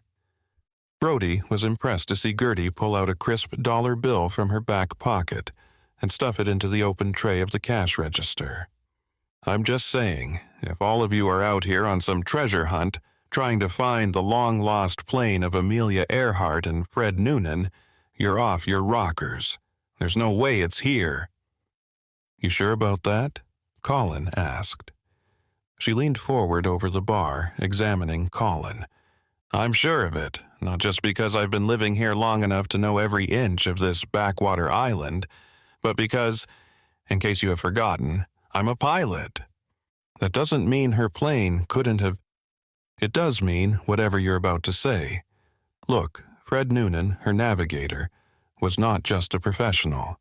He was the best there ever was. Certainly, the best the world had to offer at the time. Amelia herself wasn't some Joe Schmo pilot either. She was well-trained and a damn good pilot, and she had a track record of it. Together, they were an unstoppable team. There's no way in hell they would have got their wires crossed that badly while flying from Leh to Howland. It simply doesn't happen. But they could have made a mistake. Noonan could have simply miscalculated. Gertie held up a hand. You're all nice folks, and I mean no offense. But I can't help but take a bit of offense at matters like this. Everyone comes out here to this corner of the world to look for that damned plane. Everyone thinking they got some new information. Thinking this or that about navigation techniques in the early half of the last century. But they're not experts, and I am. So it's hard not to take offense when the newest batch of adventurers and treasure hunters come out here claiming to know something or other about any of this. The truth of the matter is, I've probably forgotten more about air travel and navigation and Amelia Earhart and Fred Noonan than I know now. I've been studying her routes since I was a kid. I pored over the same charts and calculations everyone else has. Brody looked around, finally realizing he was going to have to ask the obvious question. Then, what happened to her? Where did her plane go down? Gertie shrugged. If I had a map, I'd show you. Most likely candidate is somewhere within a 100-square-mile chunk of water off the coast of Howland Island. With the fuel load they were carrying and their planned sector, there's simply no other option. I hate to piss in your snow cones, folks, but you ain't going to find anything on this island that looks anything like her plane. Brody felt crestfallen. He had been so sure there was something out here, so sure they were on the right track. The network, all the way down to Landon and Neva, believed in this project, even if it was just reality television, even if actually finding something out here was not a requirement. He had felt hope after hearing that there were multiple parties involved. Sure, those parties had put their lives in danger, but the fact that they were even here suggested that they were all on the right track. It suggested that Amelia Earhart's plane was here, but Gertie was adamant. They were chasing a dead end. 56. Brody. Saturday, 6:35 p.m. Kira, Solomon Islands. Brody and the others waited with bated breath for Gertie to continue. He wanted her to be wrong, to suddenly remember something that would change their fate. But deep down, he knew that it was unlikely. Gertie was a trained pilot, a professional in every way, and if she said that they were out of options, then they were out of options. He couldn't help but feel a sense of frustration and anger at the situation they found themselves in. They had come so far, fought so hard, only to be brought down by a seemingly insurmountable obstacle. On the other hand, he also understood where Gertie was coming from. This woman had probably answered these questions from unknowing outsiders 1,000 times. She knew the ins and outs of the aviation industry, had seen it all before. Brody could see the lines of fatigue etched into Gertie's face, the weariness in her eyes as she contemplated their situation. He knew that they were asking a lot of her, but he also knew that she was their best hope for survival. She took a deep breath, then let it out again. I know you're all hoping I'm wrong about this. I know you're all hoping I may have missed something. But don't forget all the other people who have studied this. They haven't forgotten anything, collectively. They haven't missed anything, collectively. As I said, you're not the first people looking for the plane, nor will you be the last. Sure, someone from my island found a piece of metal, possibly even a piece of an airplane, and it looks like it was part of the plane the old lady flew. But don't forget, it wasn't the only plane made. It was quite a popular model in its day, and it would be the perfect plane to fly over an island like this one, made for the long haul, not a rickety little single-prop design. But because there's still speculation, Colin began, it means we can't completely write off this as a possibility, right? You can't write it off, sure, Gertie said. Her plane's out there somewhere, sure, but here, not a chance. Look at the facts. 1, we know the plane went down somewhere. 2, we know the fuel load she had. 3, we know who was on the plane. 4, we know where they were headed. Finally, we not only know where they took off from, but we also know the wind speed that day, the weather. Were there storms? Anna said, interrupting. Maybe the wind pushed the plane farther off the route. No storm, and even not much wind, Gertie answered after a sip of beer. Doesn't matter anyway. If they got pushed off course, they wouldn't have crashed immediately, right? They would have waited until the last minute, until they ran out of fuel completely. This island is less than halfway to their destination from their takeoff point, based on fuel load. They wouldn't have crashed here because they would have more than enough fuel left. It just doesn't work. What about crashing somewhere nearby and then floating here? Gertie shook her head. Nope. Would have gone under only a minute after she landed in the water. Plane like that would be sent straight to the bottom, our intrepid explorers within. Like I said, you're on a wild goose chase, and there aren't any golden eggs at the end of this rainbow. It took Brody a second to parse the compound mixed metaphor, but as humorous as Gertie was trying to be, Brody didn't feel like laughing. He sensed early on that the network might have been sending them out here not to find an actual plane, but to film a television show. That was what he was contractually obligated to do, after all. But in the midst of all that they had found, all that they had been through, he had gotten his hopes up. Something about being shot at, chased through a riverbed, and stumbling upon some strange ceremony all made him think there was something to the myth. Anna suddenly turned and walked out of the bar. Gertie raised her eyebrows, then looked back at Brody. "Your lady friend seems upset," she said. "You do as well, if I'm honest. Look, the storm's about to be here, and I have a feeling it's going to be nasty, so there's no sense trying to hop over to another island. Stick it out with me here, and I'll fly you guys home myself." She paused, sipping her beer. "Well, at least we can get you to a bigger airport on a bigger island." "Appreciate the offer," Brody said. "We may just take you up on it." Gertie smiled, and Brody sensed it was genuine. This gal meant them no harm, and while it felt as though the woman had severely let them down, he had to admit he appreciated some honesty. If only that honesty hadn't told them everything they were after was a farce. 57. Brody. Saturday, 6:47 p.m. Kira, Solomon Islands.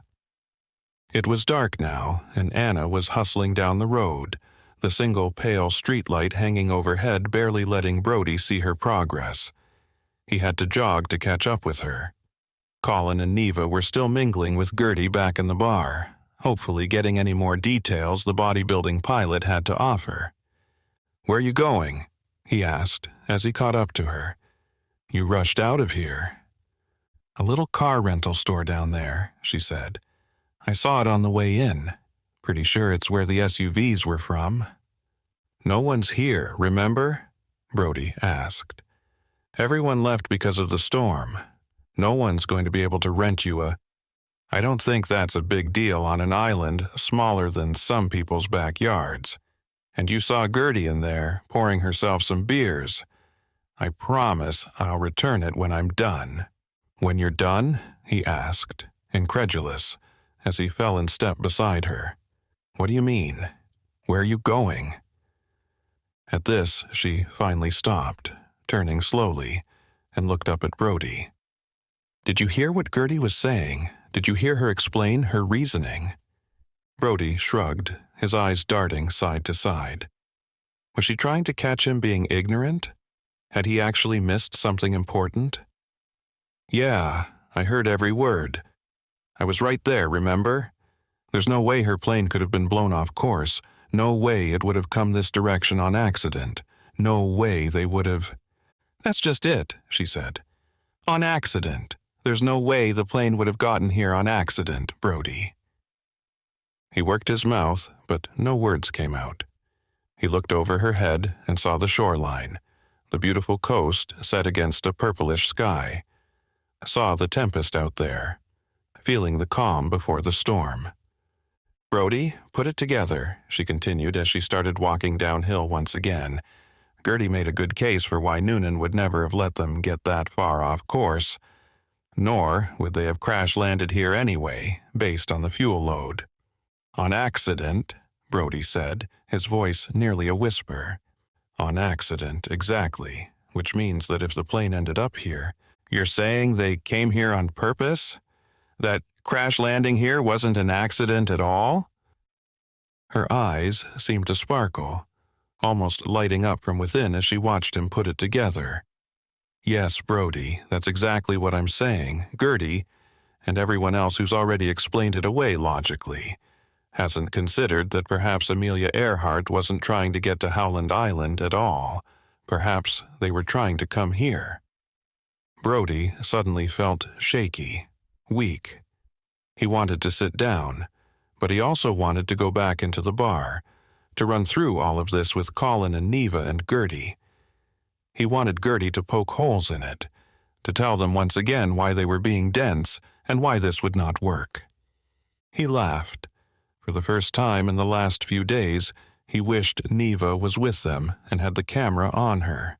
This was about the most genuine surprise Brody had ever felt, and it was a shame it wasn't being filmed. If they came here on purpose, why? Brody asked. This island was equally just as remote then as it is now, and even less inhabited, most likely.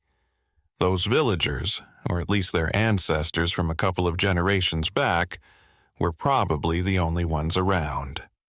Brody, we were sent out here to find a plane. We were sent to find what became of Amelia Earhart, her navigator, and their doomed expedition. But those two groups out there, the one trying to kill us, and the one that's only not trying to kill us because we're not a threat to them, they weren't sent here to find a plane. Technically speaking, I mean. Brody's eyes widened. The journal, there. He didn't even finish the thought, instead allowing Anna to drag him along as she raced toward the car rental's tiny, squat building. Just as she had predicted, the front door to the place was unlocked, no one inside.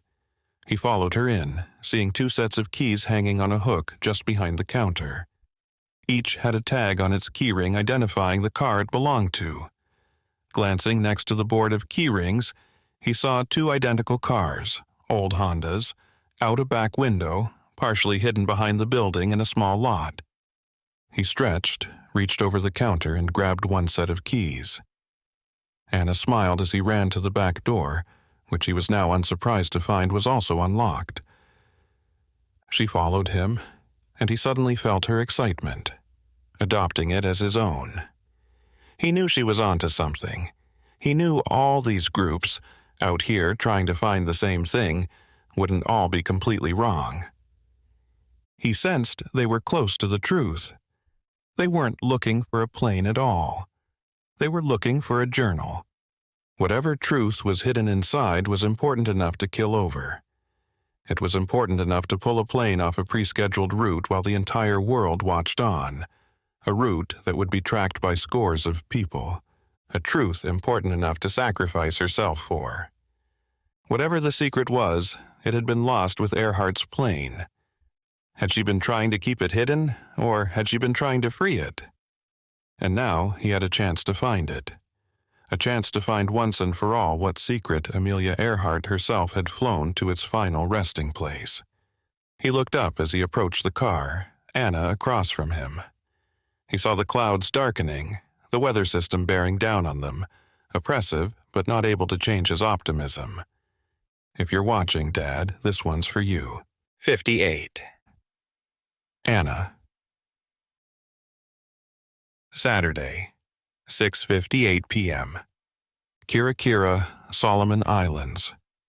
"Are you out of your mind?" Neva asked as Brody and Anna pulled up to the bar in their new rental car. "You'll kill us." They were parked on the road, facing uphill toward the small downtown square.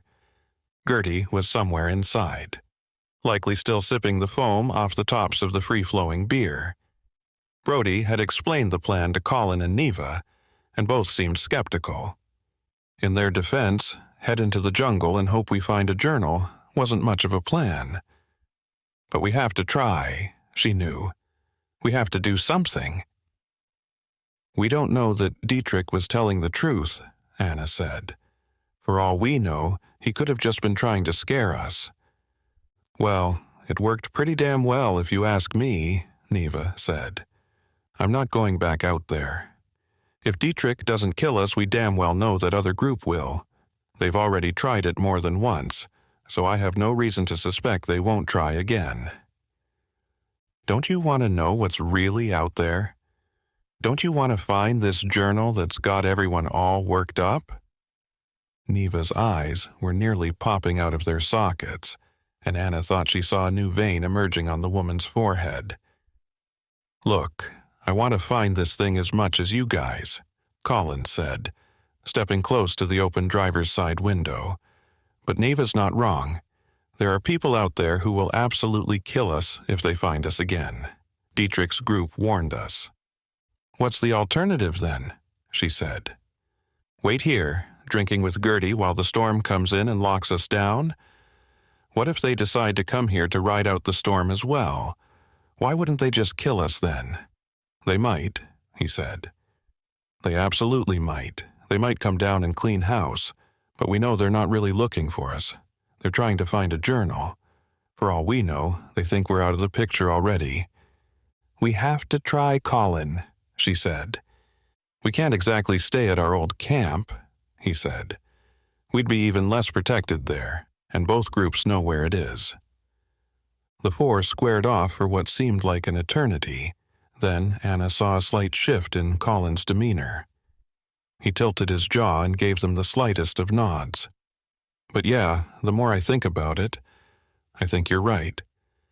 I'm not sure we have a choice." "Wait, what?" Neva asked, her voice shaky, no doubt seemingly more upset that she had lost someone to the opposing team than in her worry about her own safety. "Guys, we don't even know it's out there." Gertie explained exactly why it doesn't make sense that Amelia Earhart's plane was ever here.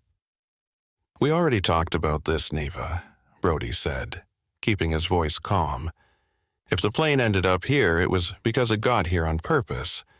And since Dietrich's guys and that other group are looking for a journal that might have belonged to Fred Noonan or Amelia Earhart, the fact that they think the plane ended up here means that there's something very important in the journal.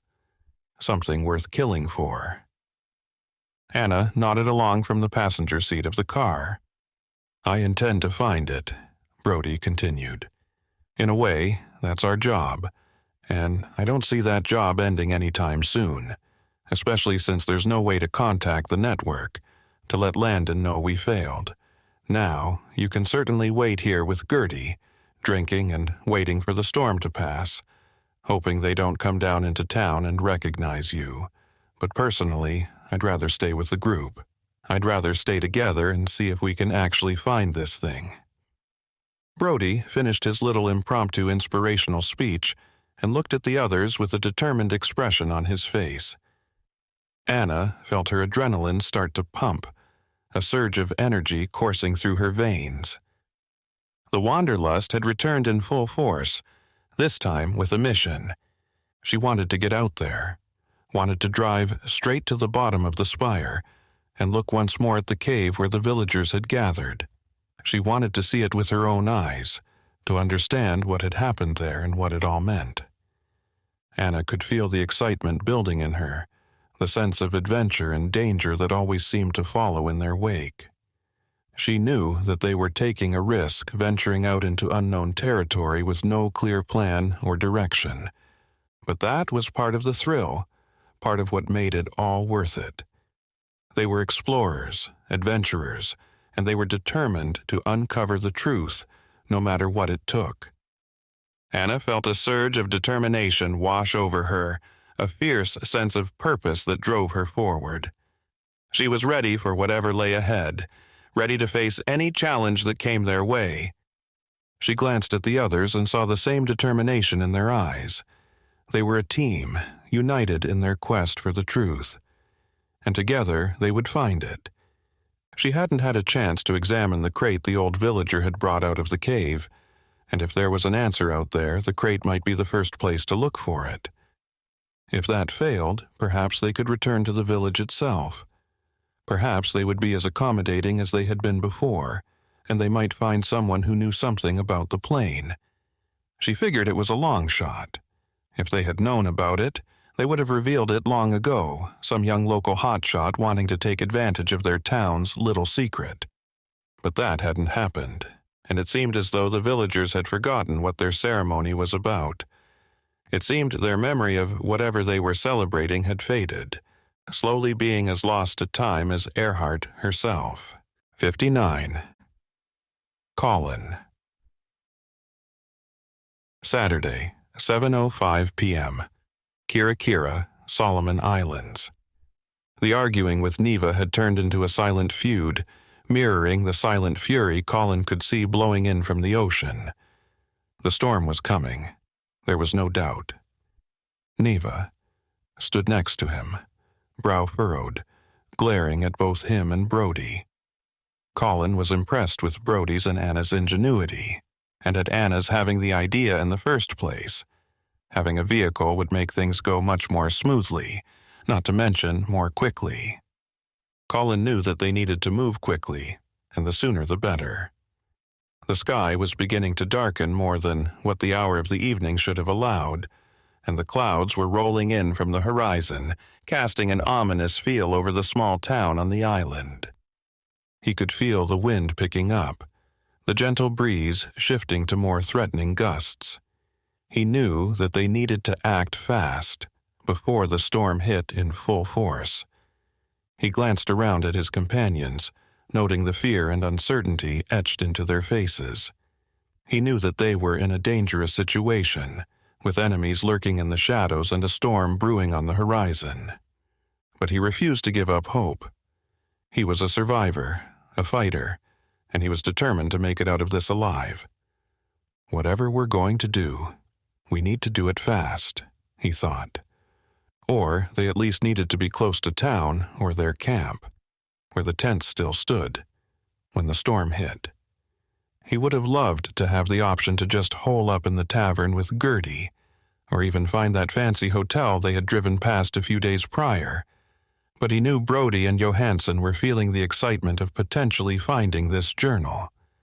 He felt it himself. "Hop in, boys," Brody said. Colin walked around the side of the car, hoping that by putting a door closer to Neva, the woman would decide to come along. He understood the woman's fear and trepidation, but he believed that it was better if they stayed together. That said, he couldn't force Neva to do anything. If Neva wanted to stay in town with Gertie and drink the storm away, so be it. He got close to the door, and Johansson rolled her window down. "This is it," she said excitedly. "I can feel it. We're so close. This has to be it." "So, back to the cave?" he asked. They hadn't found anything there before, but it was still their best bet. If the plane piece had originally washed up on shore there, it would at least be a good point from which to launch a more thorough exploration. And since the cave lay at the base of the gigantic spire, perhaps they could even figure out a way to walk around the geologic formation, looking for similar caves that might be dotting its sides. Perhaps their target wasn't the cave where the villagers had done the ceremony, but a smaller, more hidden cave. That would explain why the villagers had been so open about the ceremony, inviting them to see it. Maybe the real treasure, the plane itself, had been moved and hidden somewhere else. The larger cave would be used as the site of the ceremony as a way to remember the mechanical bird that had fallen out of their sky so many years ago. He remembered the way the chief of the village had been standing. Near the crate, the personified version of an airplane forming in the air as he stretched out his arms and spoke, his counterparts dancing and singing around him. And then it hit him. The man had been standing on top of the crate. Not next to it, not in front of it, but on top of it. Is that symbolic somehow? He remembered the older gentleman's face, how he had danced and moved and writhed to the rhythm of the drum beats with his arms stretched wide on either side of him. He remembered how he balanced on top of the crate as if... He moved his hand away from the door handle and came back to Anna's window. "What was the name of the spire?" he asked Brody and Dr. Johansson. Brody glanced up from the steering wheel. "What? Just get in, we can drive up there. That's where the cave is, and I think it's a good place to..." Colin shook his head. "No, we might need to stay here and find a computer, or something with an internet connection. I need to Google it. I want to know what it was called. Do either of you remember? Either of you have a phone that's got even a little bit of a connection?" Brody looked up at the ceiling of the car, squeezing his eyes together. Johansson just looked back at Colin. "Say, yep," she said. Something like that. They called it say, sigh, yep, or yap, but it was 2 syllables in the first word like that. "Landon dismissed the kid who told us in the SUV," Brody said. "But yeah, you're right. Say, yap, pray tar, pay, tar." Johansson said it, snapping her fingers. "Sayap pata."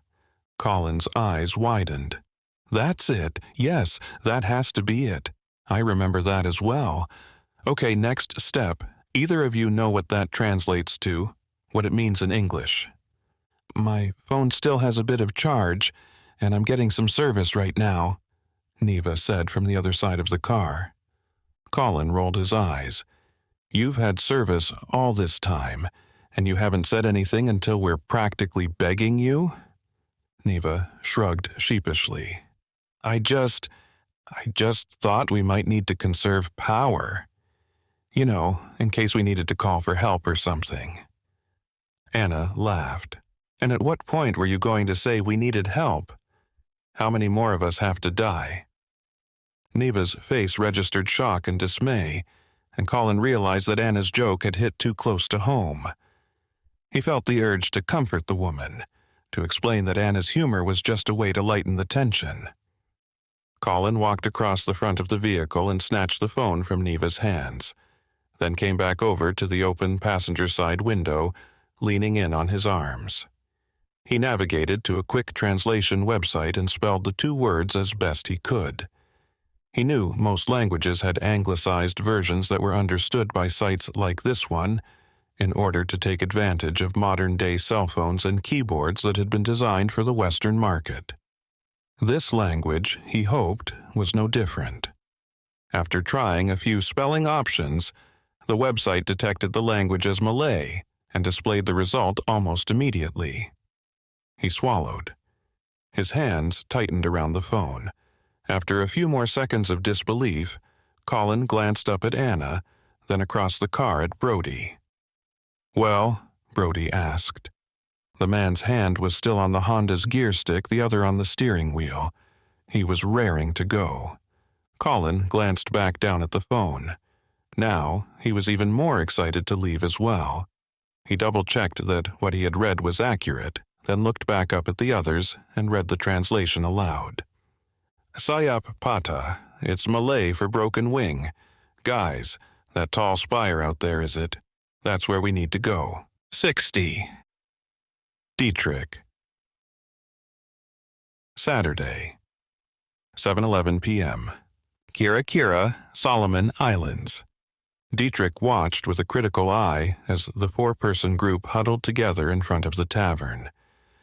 He had been observing them for some time now, noting their every move and analyzing their behavior. Previously, he had seen the younger 2 members of the group run downhill toward the docks, while the other 2 remained inside the bar. Their pilot, a woman he only knew as Gertie, was supposed to be in town somewhere, but he hadn't seen her yet. Dietrich had been told by his employer that Gertie would stay in town no matter what, waiting for the completion of his mission. No matter the storm that was descending upon this island, he hoped that was still the case. He needed to be ready at a moment's notice to get off this hellhole. He watched as the group huddled together, their faces tense and uncertain. He could sense the fear that radiated from them, the sense of vulnerability that came with being stranded in a foreign land with no allies or means of escape. But even as he watched them, he couldn't help but feel a sense of admiration for their tenacity and resilience. They were survivors, fighters, and they had made it this far against all odds. He knew that he needed to be careful, to approach them with caution and strategy, but he also knew that he couldn't afford to waste any time. The storm was coming, and with it, a reckoning that could change everything. Dietrich took a deep breath. His eyes locked on the group as he weighed his options. He knew that he had to be smart, to use every tool at his disposal to achieve his goals. But most of all, he knew that he couldn't give up until the mission was complete. He would do whatever it took to get off this island, no matter the cost. Dietrich shuddered from his post across the street. It was getting colder, and he hoped their mission would end before the bulk of the tropical storm hit. He was prepared for rain, but he didn't prefer it. He hardly required luxury. As long as he had a secure place to lay his head down at night, he could be content. But if he had to choose a place to settle down for the rest of his life, this place certainly wouldn't be it. He had watched in silence from behind the nearby building as a car sped back uphill toward the man named Colin and the small, roundish, out-of-shape movie person who had exited the tavern, both now waiting on the street.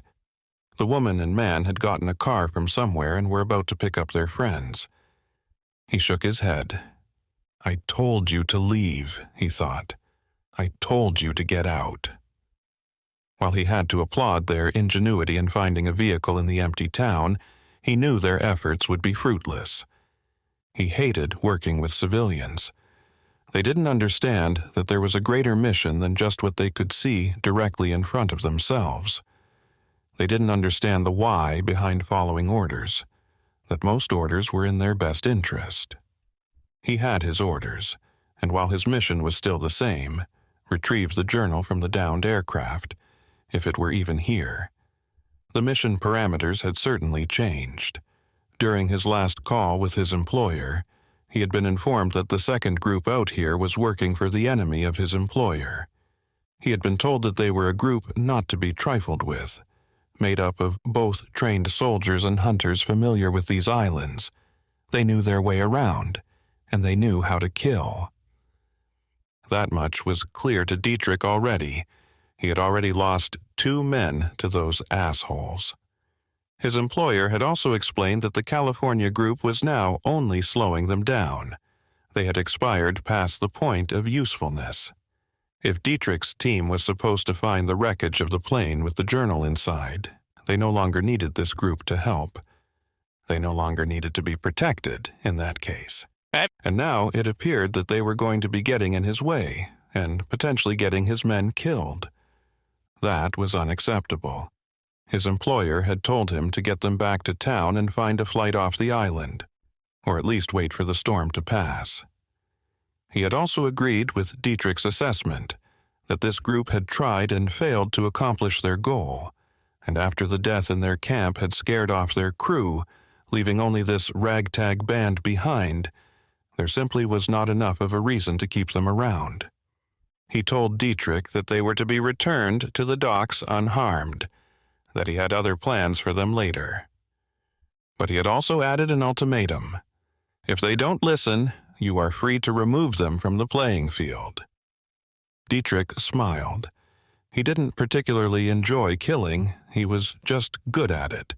It was a career, he was a professional. In reality, it was his desire to see the mission completed without a hitch. It was his job to accomplish his employer's goal as quickly and efficiently as possible, earning himself and his men their bonuses. It seemed this California group was going to disobey his direct orders and head back into the jungle. He could kill them now, simply taking them out one by one, starting with the driver. He could complete the mission then without trouble, getting back to his men waiting at their old camp for his return. But as he watched, as he saw the excitement on their faces as they conversed, it seemed they might still be useful to him. It seemed as though one of them had discovered something crucial to their search. He could see on their faces the exuberance and optimism. What did they know now? What had they discovered? There was no other reason for them to be here, no reason for them to stay on the island, and certainly not trek deeper into the jungle when a tropical storm was spinning up and moving their direction. There was no reason for them to stay after their own team had abandoned them. These weren't the adventurous type, folks wanting to go on an expedition for the journey's sake. They seemed pampered, pretty, and well put together. They looked exactly the way he figured a group of Californians should look. He smiled but kept his eyes forward on the group. No, there was no reason for them to be here other than what he had already determined. They had discovered something. The clue that might lead to the journal's whereabouts. He wanted to know the clue. He needed to know what they knew. He stood silently, pulling his weapon in front of him from its sling on his back. He stepped forward, out into the street. None of the group had seen him yet, but it would only be a matter of time before they did. They would likely be confused, then upset, then frightened. That should buy him an extra few seconds. To close the distance, to get out in front of the vehicle before it could get away with 3 of their team inside. He needed them alive, at least for now. He had to find out what they knew. He shook his head. No, I don't need them alive. At least not all of them. He brought his weapon up just as the man closest to him, the lean, muscular man leaning in through the car's window from the street, noticed him.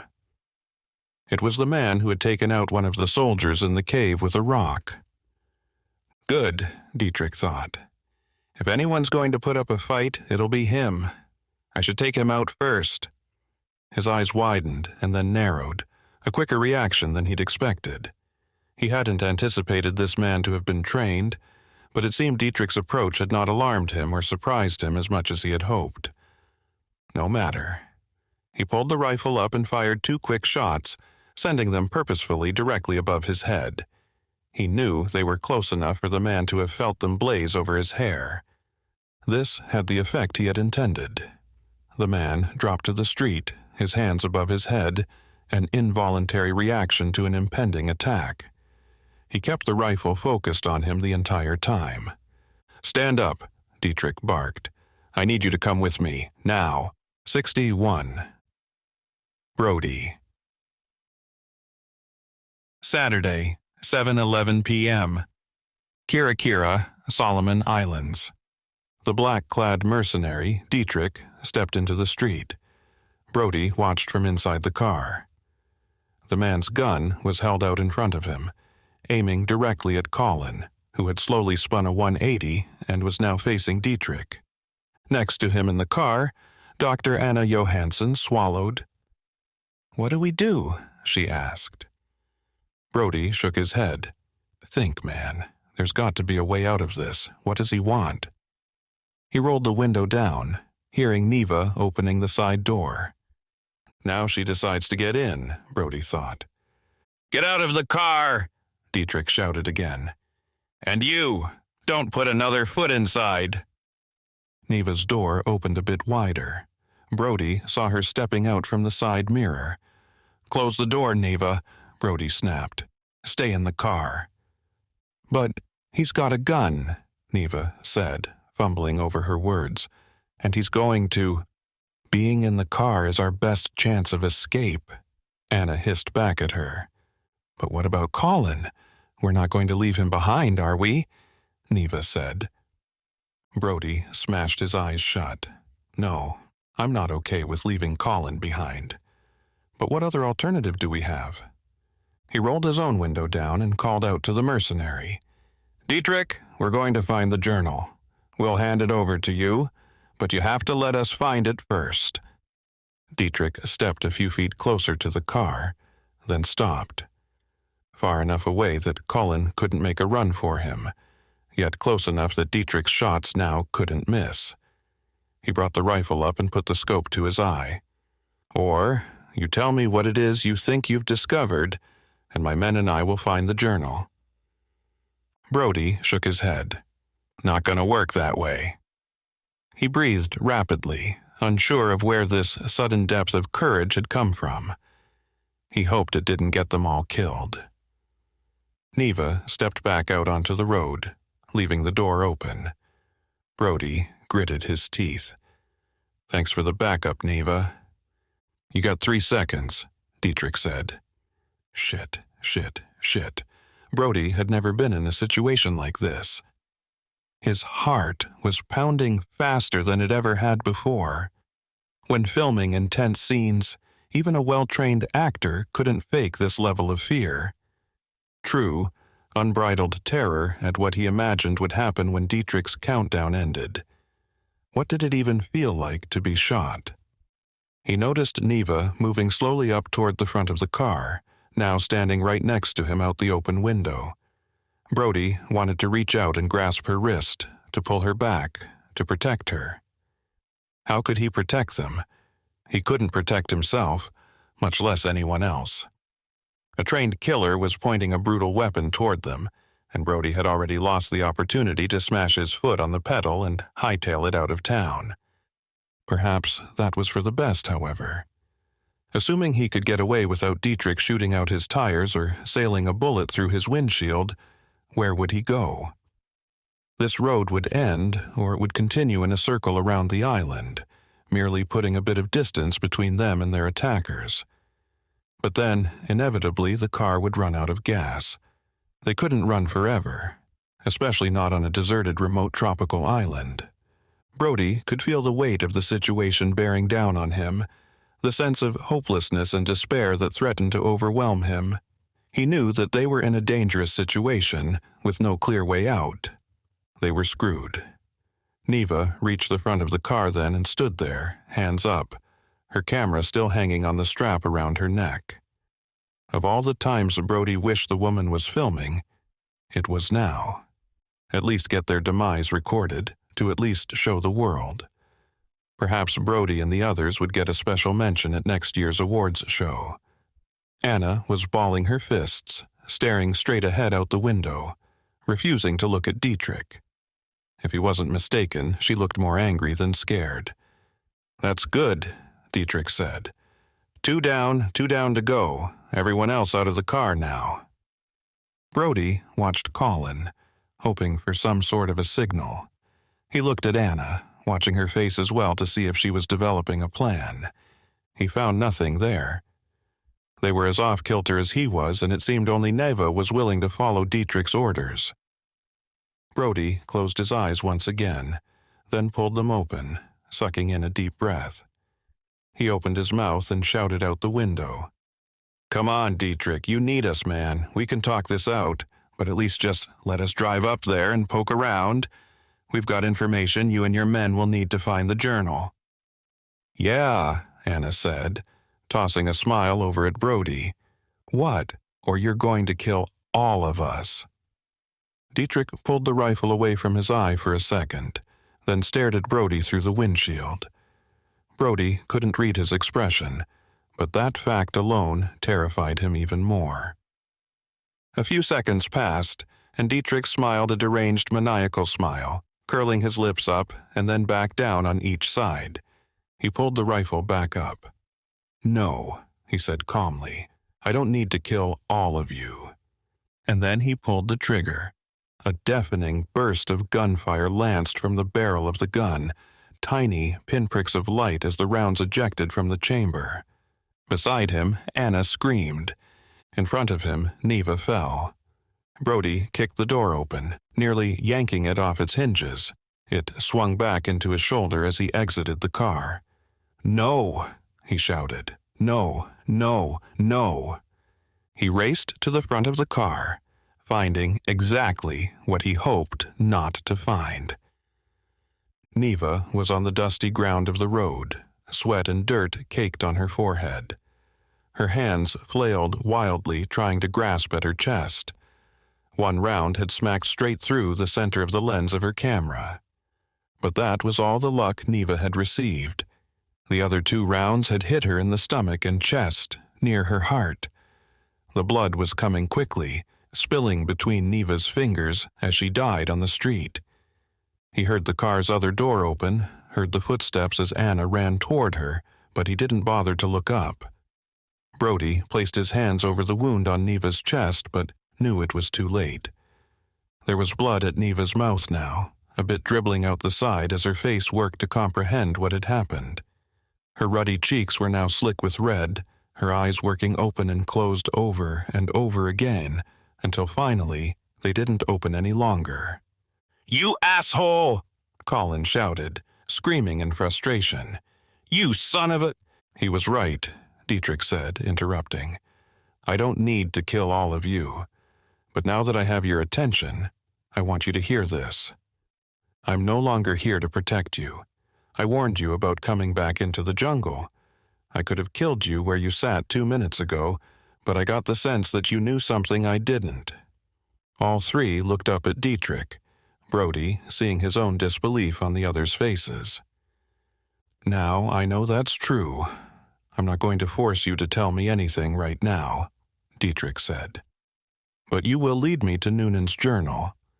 You will take me to the plane, and you will find the journal and place it into my hands. If you don't, you will die, one at a time until you all look like your little blustering friend here." Anna glared at Dietrich, but Brody saw the twinkling in the side of her eyes. It wasn't a sparkle of hope. It was a tear. And it represented failure. It represented the culmination of everything they had feared the last few days. "We're not helping you," Brody said. "You're just going to kill us anyway, so you might as well do it now." He knew that trying to call the man's bluff was a dangerous game in any situation, even more so with someone like Dietrich. Still, he had to try.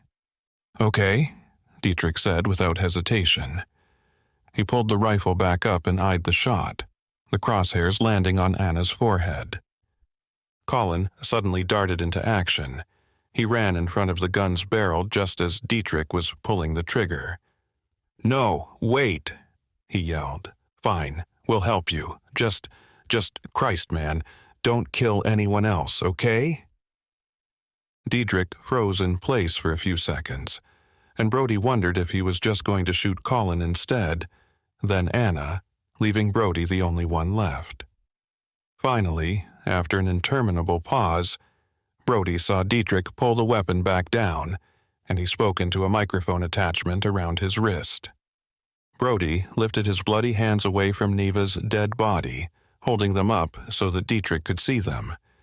He didn't have a plan. How could he? He had never been in a situation like this. He had never even played a role like this. He couldn't act his way through this one. 62. Colin. Saturday, 7:27 p.m. Kira, Solomon Islands. They abandoned the car in the street, engine still running. Colin noticed that Brody hadn't even thought to turn it off, and Dietrich didn't seem terribly concerned about the environment. So there it sat, in the middle of the single-lane road, a dead woman lying face up in front of it. Colin wasn't sure what his next move should be. He couldn't fight off Dietrich, especially since they weren't armed. Colin was versed in a few different forms of hand-to-hand combat, but even if he tried to put up a fight, he would get himself killed, leaving Brody and Dr. Johansson to fend for themselves, which he knew wouldn't bode well.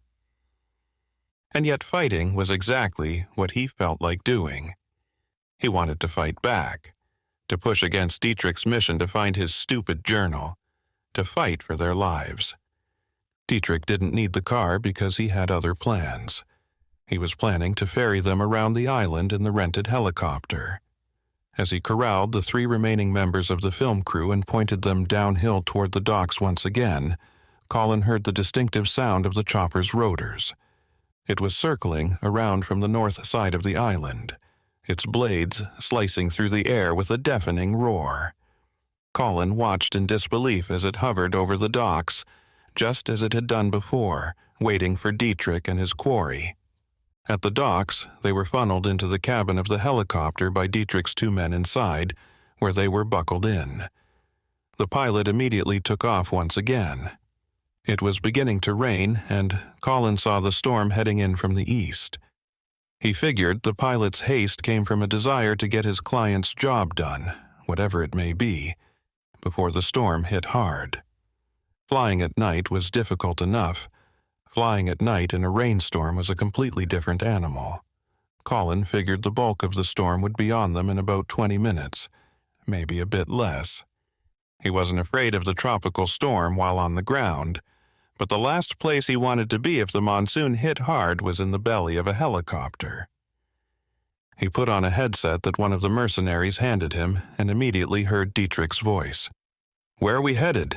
the man asked, his voice clipped. Colin had just watched Neva bleed out on the ground in front of the car, and even though it was far from the first death he had ever seen, he was still shaken up. Brody and Dr. Johansson could hardly speak, while Dietrich stared at him from across the cabin as if nothing had happened. Not only was this man a trained killer, he actually seemed to be enjoying himself. He looked excited, hungry for more.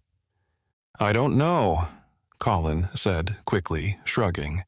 "We hadn't discussed it yet." His eyes flicked to Brody. The actor was slouched sideways, nearly leaning on Anna.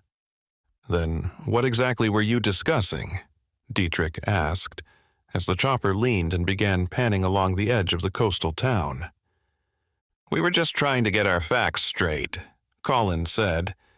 "Just trying to make sure we hadn't missed any, clues." Dietrich nodded, then leaned forward through the cabin, his elbows on his knees.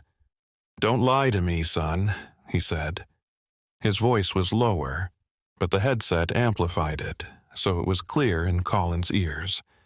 "You saw what happened to your other friend. There's 3 of you left, and I don't need all 3 of you, remember?" Colin nodded. Brody and Anna still hadn't spoken a word since leaving the car in the town, their eyes wide in disbelief. This is what he had feared most. Dietrich knew they were on to something. It's why he had let them live so far. Colin felt the weight of their discovery settling in, the precariousness of their position becoming more and more apparent with each passing moment. He knew that they were in danger, but he still couldn't quite put his finger on what it was they had discovered, what their hypothesis was. His mind raced, trying to develop some semblance of a plan. A man like Dietrich would not hesitate to kill, but he would hesitate to kill someone who might have the information he needed. There would be no way for the mercenary to know which of them knew more than the others. For all he knew, Dietrich had just killed the only person who had the full story. Colin was weighing the options when Dietrich nodded at one of the mercenaries sitting to Colin's right. This man immediately lurched forward, grabbed Anna by the hair, and pulled her from her seat. With his free hand, he pushed forward to unbuckle her seatbelt, and her smaller body fell to the floor of the cabin. Colin reached for his own seatbelt, but Dietrich lifted a pistol he had retrieved from an ankle holster and held it up to him. "Don't." Colin seethed, not seeing anything at all in the man's eyes. Nothing that would tell him what he was about to do. No evil, no hate. Just a dark void. This man likely had never experienced human emotion. He was a machine, a robot built for one purpose, and Colin suddenly wondered if he had miscalculated. The other mercenary grabbed the handle of the chopper's cabin door and pulled the door open. Colin's face was immediately spattered by raindrops pelting into the chopper as they flew towards the storm. The waves below, once calm and pleasant, were choppy and white-capped. He heard Anna screaming through her own headset, but her microphone was still flipped up above her head, so it was distant, dull. Brody's eyes were wide as well, his hands now grasping forward, trying to work toward her. His seatbelt was still on, and Colin wondered if Brody would have the sense to try to grab Dietrich's weapon. It would be a stupid move, one that would likely end in their deaths, but Colin was not about to go down without a fight. The second mercenary pulled Johansson forward and held her out over the edge of the chopper, hanging her out the open door. The wind picked up more now, bolstered by the rotors, and Colin felt the temperature in the cabin drop significantly. Still, Dietrich's voice was calm. "I gave you a chance to come clean, to tell me the truth. One of you better start talking right now." Brody swallowed Colin, trying to give him a silent shake of his head. He still didn't think Dietrich would do it. He didn't think the man could so easily throw away the only assets he had on this mission. But then, what did they know? Anna screamed, frantically trying to grasp the mercenary's leg or arm for something to hold on to. She grasped the handle on the door, but the mercenary simply kicked her arm and pulled her hand away. then thrust her upper body forward more so that she was now leaning halfway out of the side of the helicopter. Colin watched in horror as Anna was yanked toward the open side of the helicopter. He could see the terror in her eyes, the desperation as she clawed at the mercenary's arm, trying to find something to hold on to. He felt a surge of adrenaline as he realized just how precarious their situation was. One wrong move, and they could all end up falling to their deaths in the raging sea below. The mercenary's boot was wedged between the floor and the wall, the only thing keeping him and Anna from tumbling out of the helicopter. Colin knew that it wouldn't take much for the mercenary to lose his balance, to send them both plummeting to their deaths. He also knew there wasn't a damn thing he could do about it. The pilot continued flying, continued focusing on the storm, not acknowledging the storm raging inside. Colin closed his eyes, looking down. 63. Colin. Saturday, 7:32 p.m. Kira Kira, Solomon Islands. "It's the cave," Colin said. "It's the spire," Brody said. They looked at each other. Both spoke simultaneously, and Colin could only hope that the responses had been mangled beyond recognition through their tiny headsets. Dietrich nodded at the mercenary, who pulled Anna back into the cabin and closed the door. Immediately, the chopper seemed to fly more steadily. Immediately, Colin felt his anxiety subside. It didn't go away, but there was at least a brief respite. He hung his head, then looked back up. Dietrich looked from him to Brody and then back again. "Well, well," Dietrich said. "Seems like one of you is lying to me. I should throw her out the door just for that." For a tense moment, Colin watched as the mercenary, still holding onto Anna's hair, looked at his boss. His other hand was on the door of the chopper, ready to open it as soon as Dietrich flicked his head in agreement. Thankfully, he didn't. "What should we do about this?" Dietrich asked Colin. "Your friend is trying to cover for you, or you're trying to cover for him. I say we kill them both and take the girl with us," the other mercenary said. "Surely don't need all three of them. I bet she's the one." Dietrich held up a hand, and the man immediately shut his mouth, the fear in his eyes palpable. His gaze came to rest on Colin, and he fixed him with a cold, hard stare. "You're a liar," he said, his words laced with venom. Colin felt a chill run down his spine as he realized just how dangerous this man truly was. He wondered what Dietrich saw in him, what gave him away as the one who had been trying to play a game. Could he tell that Colin was a trained soldier, a man who knew how to fight and how to survive? Or was it something else, some subtle sign that only a man like Dietrich would be able to pick up on? Colin's mind raced as he tried to come up with a response. He knew that he was in a dangerous situation, that one wrong move could mean the end for him and his friends. But he refused to back down. He was a soldier, a man who had been trained to face danger head-on and come out on top. With a steely glint in his eye, he met Dietrich's gaze head-on. "I'm not a liar," he said, his voice steady and strong. "But I am trying to stop you from doing something you'll regret." Dietrich's eyes narrowed, and for a moment Colin feared that he had gone too far. But then the mercenary let out a low chuckle. "Regret? You don't even know what you're talking about. What you think you're stopping by stopping me, and you think I'll regret it? Boy, you're delusional." He spat. "But you're a brave one," he said, his lips curling into a cold smile. "And yet it won't save you from what's coming." Dietrich was obviously very good at what he did, with few moral hang-ups. Could he tell that Colin had, in fact, been lying to him? "Pretty boy here doesn't know any better," Dietrich explained, motioning toward the Brody, who looked like he was about to cry. "He was scared, so he told me the truth. You, on the other hand, know better. You've played this game before, haven't you?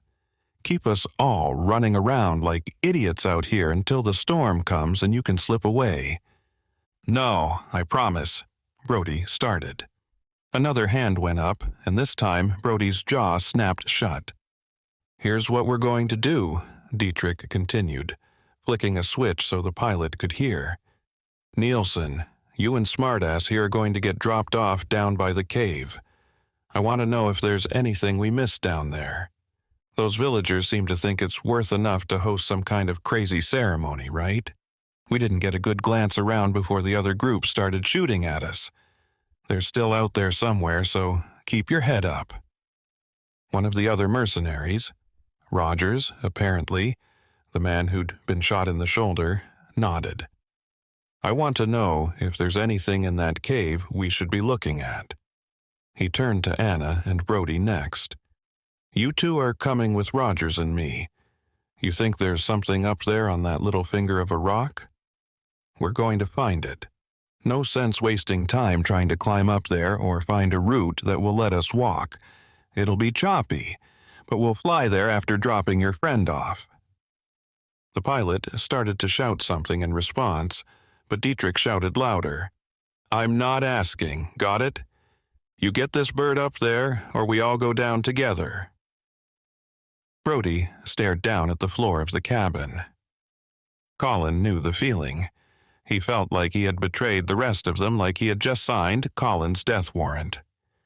He badly wanted Brody to look up, to meet his eyes and see that he was not upset with him. He wanted to tell him that it was going to be okay, that he was going to do everything he could to fight back and get up there to help Brody and Johansson. Dietrich, while well-trained, was operating a bit out of his element now. Colin got the sense that the soldier was used to control, was used to having situations planned out and escape routes mapped. He got the feeling that a blind chase in stormy weather to find a journal was not part of his normal job description. For that reason, Colin had determined that Dietrich had made a mistake, had made an error in judgment. Splitting them up was going to be psychologically hard on Brody and Anna, but it was going to also split Dietrich's group in two. He was already down a man, already playing behind the ball. Colin was going to take advantage of that. The problem was he had no idea how to do that. 64. Anna. Saturday, 7:36 p.m. Kira, Solomon Islands. Anna watched in horror as the helicopter descended close to the shoreline, about a dozen feet above the ground, its rotors whirring dangerously close to the rocks. She could see Colin being pushed out of the open door, his body tumbling through the air before disappearing from sight. The sound of his yelp echoed in her ears, a reminder of just how dangerous their situation truly was. She could feel her heart racing in her chest as she tried to come up with a plan. The mercenary, Nielsen, waited until they were only a few feet off the ground before he jumped out of the helicopter, landing with a thud in the hard-packed sand where they had all stood earlier that evening. Anna could see that he was nursing an injured shoulder, but he seemed to be able to operate just fine despite the bullet wound. She felt a surge of anger as she realized just how callous he truly was, willing to put his own life on the line for the sake of his mission. Colin found his feet quickly and seemed no worse for wear, but she watched the man yank Colin the rest of the way up by his collar, ripping off the top button of his shirt. His hands were bound with a zip tie Dietrich had pulled out of a pack and put on him in the chopper, but his legs were still free. Together, the mercenary and his captive walked up the slightly sloping beach toward the gaping maw of the open, dark cave. Outwardly, Anna was silent, her eyes fixed on the scene in front of her in disbelief. She could hardly believe that her new friend was being carried away, potentially to his death. Inside her mind, however, she was screaming. She wanted to do something, to kick Dietrich and knock him out of the helicopter as well, but she knew it was futile. They were up against two well-trained soldiers, armed and dangerous. Brody wasn't putting up a fight, and that left only Anna to defend them both. She could feel the weight of her own helplessness bearing down on her, a heavy burden that threatened to crush her spirit. But she refused to give up. She was a fighter, a survivor, and she would do whatever it took to protect herself and her friends. She glanced at Brody, hoping to find some sign of encouragement, but he looked just as lost and hopeless as she felt. She knew that they needed a plan, a way to disarm the mercenaries and escape this hellish nightmare. But how? Dietrich had already shown that he was willing to use deadly force to achieve his goals, and Anna knew that they were running out of time. This had become a nightmare, and the weather in the darkness outside only reflected back her own fear. The helicopter began ascending once again, and was immediately hit by a gust of heavy wind. The pilot fought against the gale to retain control of the craft, but to Anna, it felt like he had just barely been able to do so. He pushed the chopper harder, the rotor's angle flattening so the helicopter could ascend in a more direct line straight up. The top of the spire was invisible now, the heavy clouds that normally had settled around it replaced by a thick carpet of darkness and sheets of rain about 500 feet above their heads. The moonlight did its best to light the landscape, but it instead cast long, ominous shadows everywhere. She experienced the terrifying flight in abject horror as the pilot navigated closer and closer to the vertical rock wall. Just when she thought they were going to slam into it, that one of the rotors would reach out and grab a chunk of hard stone and cause them to tumble to their deaths, she squeezed her eyes shut and tried to push away the fear. When she opened them again, the chopper had righted itself and was now flying smoothly upward, just barely poking above the nasty layer of storm clouds. "Brief opening," she heard the pilot say in stuttered English over the headset. "Need to set down there, not want to flip over." Dietrich grunted something in response, and Anna felt the chopper slide sideways as it neared the edge of the top of the spire. It continued diagonally upward for a bit, and suddenly Anna saw the top of the sacred site.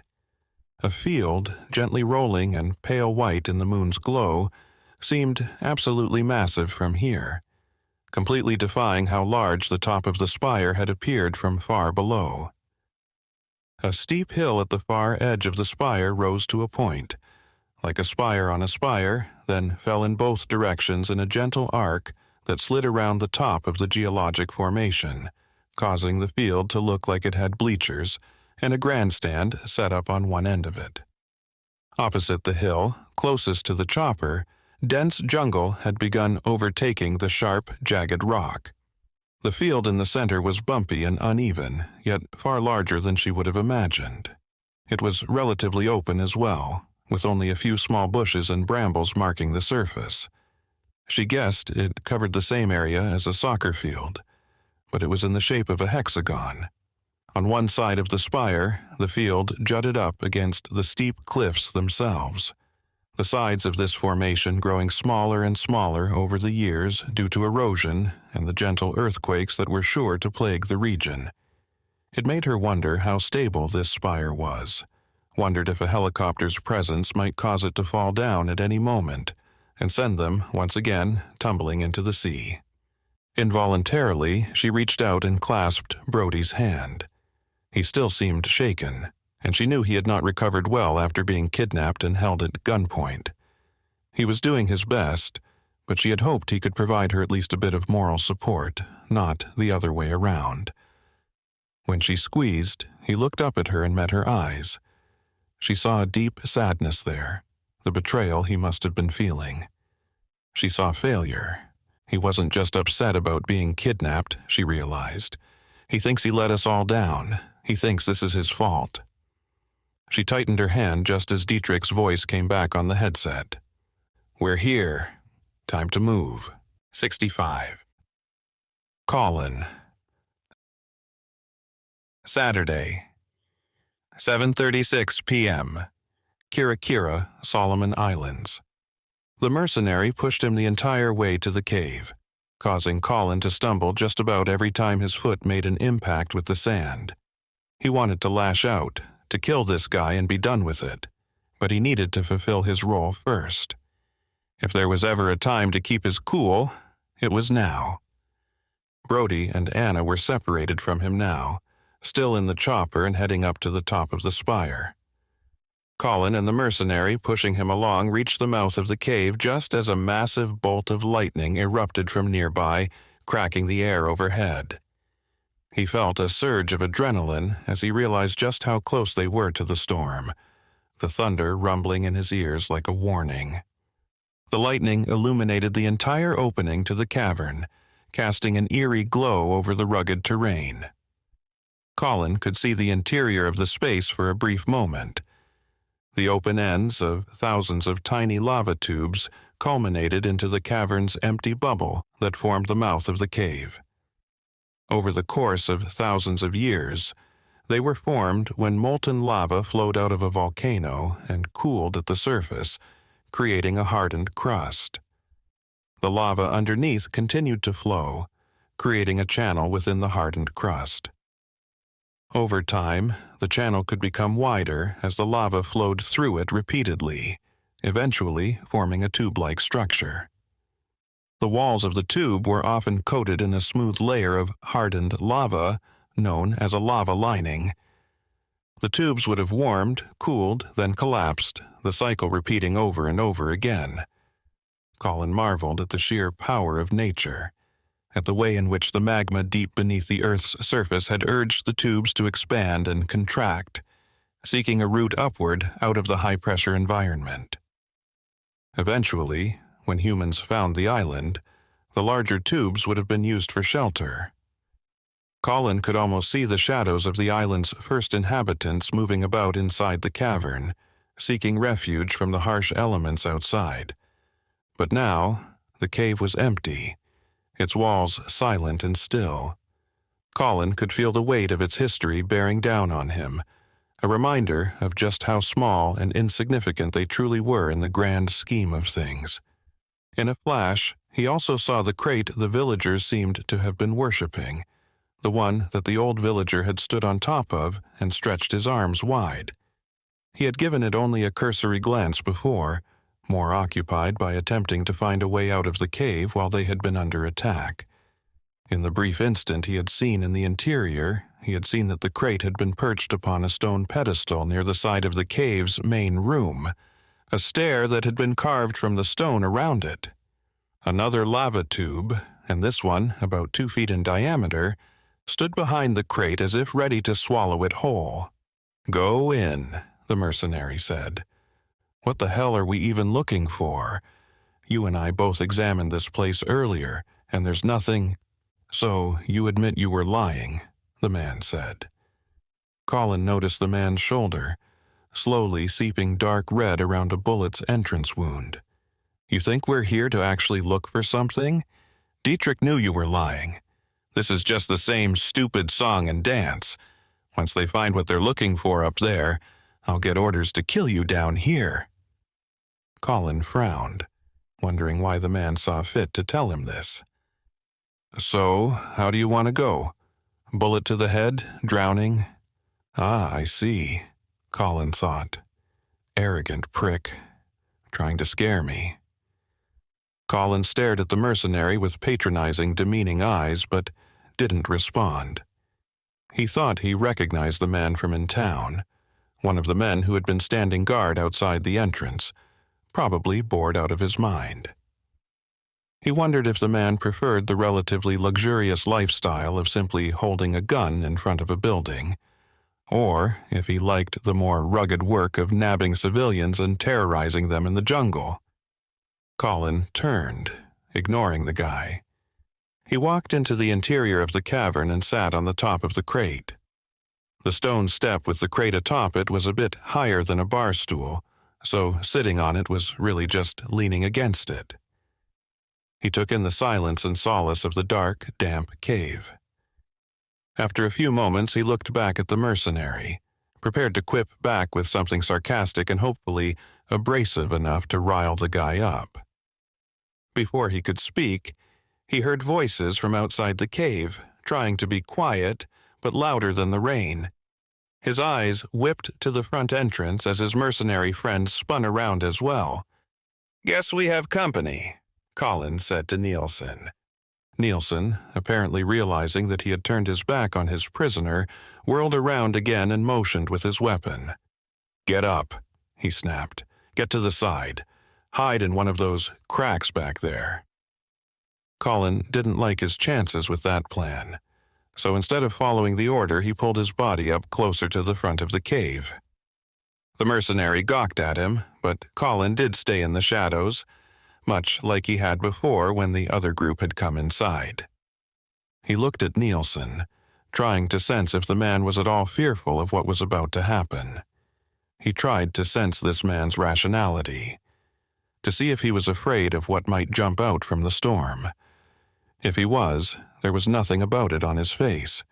He wondered if the man was just that experienced, if he was trained and had seen darker days. Or he was the type who had no experience whatsoever and simply thought there was nothing to be afraid of. Men like that were the worst. They were unpredictable and thought they were immortal. That was good for Colin's chances against him, but for the moment they were on a team. Whatever was out in the storm was trying to surround them now, and Colin felt safer with the enemy he knew than the one he didn't. The mercenary gripped his assault rifle tighter, pulling the end of it up and aiming down the sights back at the open maw of the cave. Colin wished he would pull to one side or the other. Far less space to cover, but he didn't offer the man advice. He wondered what the other group's plan was going to be. Surely they would not be so stupid as to repeat the exact same thing their man had before, right? Surely they wouldn't simply barge into the cave and start shooting. And then he saw it. 66. Brody. Saturday, 7:40 p.m. Kira, Solomon Islands. Wait for the opportunity, but don't miss it. Brody recalled the words as if they had been spoken to him yesterday. His father used to tell him the old proverb regularly as a child. He wasn't sure if it was something his father had heard somewhere or if he had come up with it himself, but the sentiment was all that mattered. Don't be overzealous. Don't be greedy. Wait for your opportunity. And then don't let the opportunity pass you up without taking advantage of it. His entire life, Brody had questioned whether each opportunity was one he should take, or if taking the opportunity was a sign that he had settled for less than what he was truly destined for. In short, it had always frustrated him because he could never know. How the hell was he supposed to know if an opportunity was worth pursuing? The only way to find out was to actually accept it, right? That had led Brody down the inevitable chain of events that led to his becoming an out-of-work actor in Hollywood. He had said yes to so many opportunities that had gone nowhere, which had taken up so much of his time it felt sometimes like he had squandered his life in hopes of jump-starting his career. Finally, he had been given an opportunity he had never dreamed he would receive, to star in his very own television show, one with real money and a real network, and real support behind it. One that might even put him on the same pedestal as his father. He had had a huge opportunity, and now he had wasted it. He had fallen for it, at least. This was not a real television show. This was nothing even remotely close to it. They had all been duped. They had all been sent out here on a wild goose chase, hoping to find something he hadn't thought really existed. Now, it didn't matter if it existed or not. He was beaten, weary, and most likely going to die in the next hour. And what was worse, he had brought his friends to the same fate. A man and a woman who deserved far better.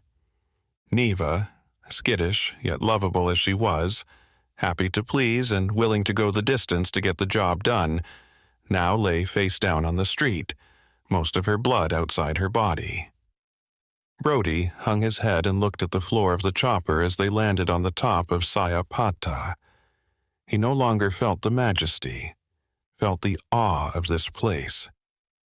The spire's revealed surface was beautiful, no doubt, perched so high in the air that even the low-lying rainstorm couldn't affect it much.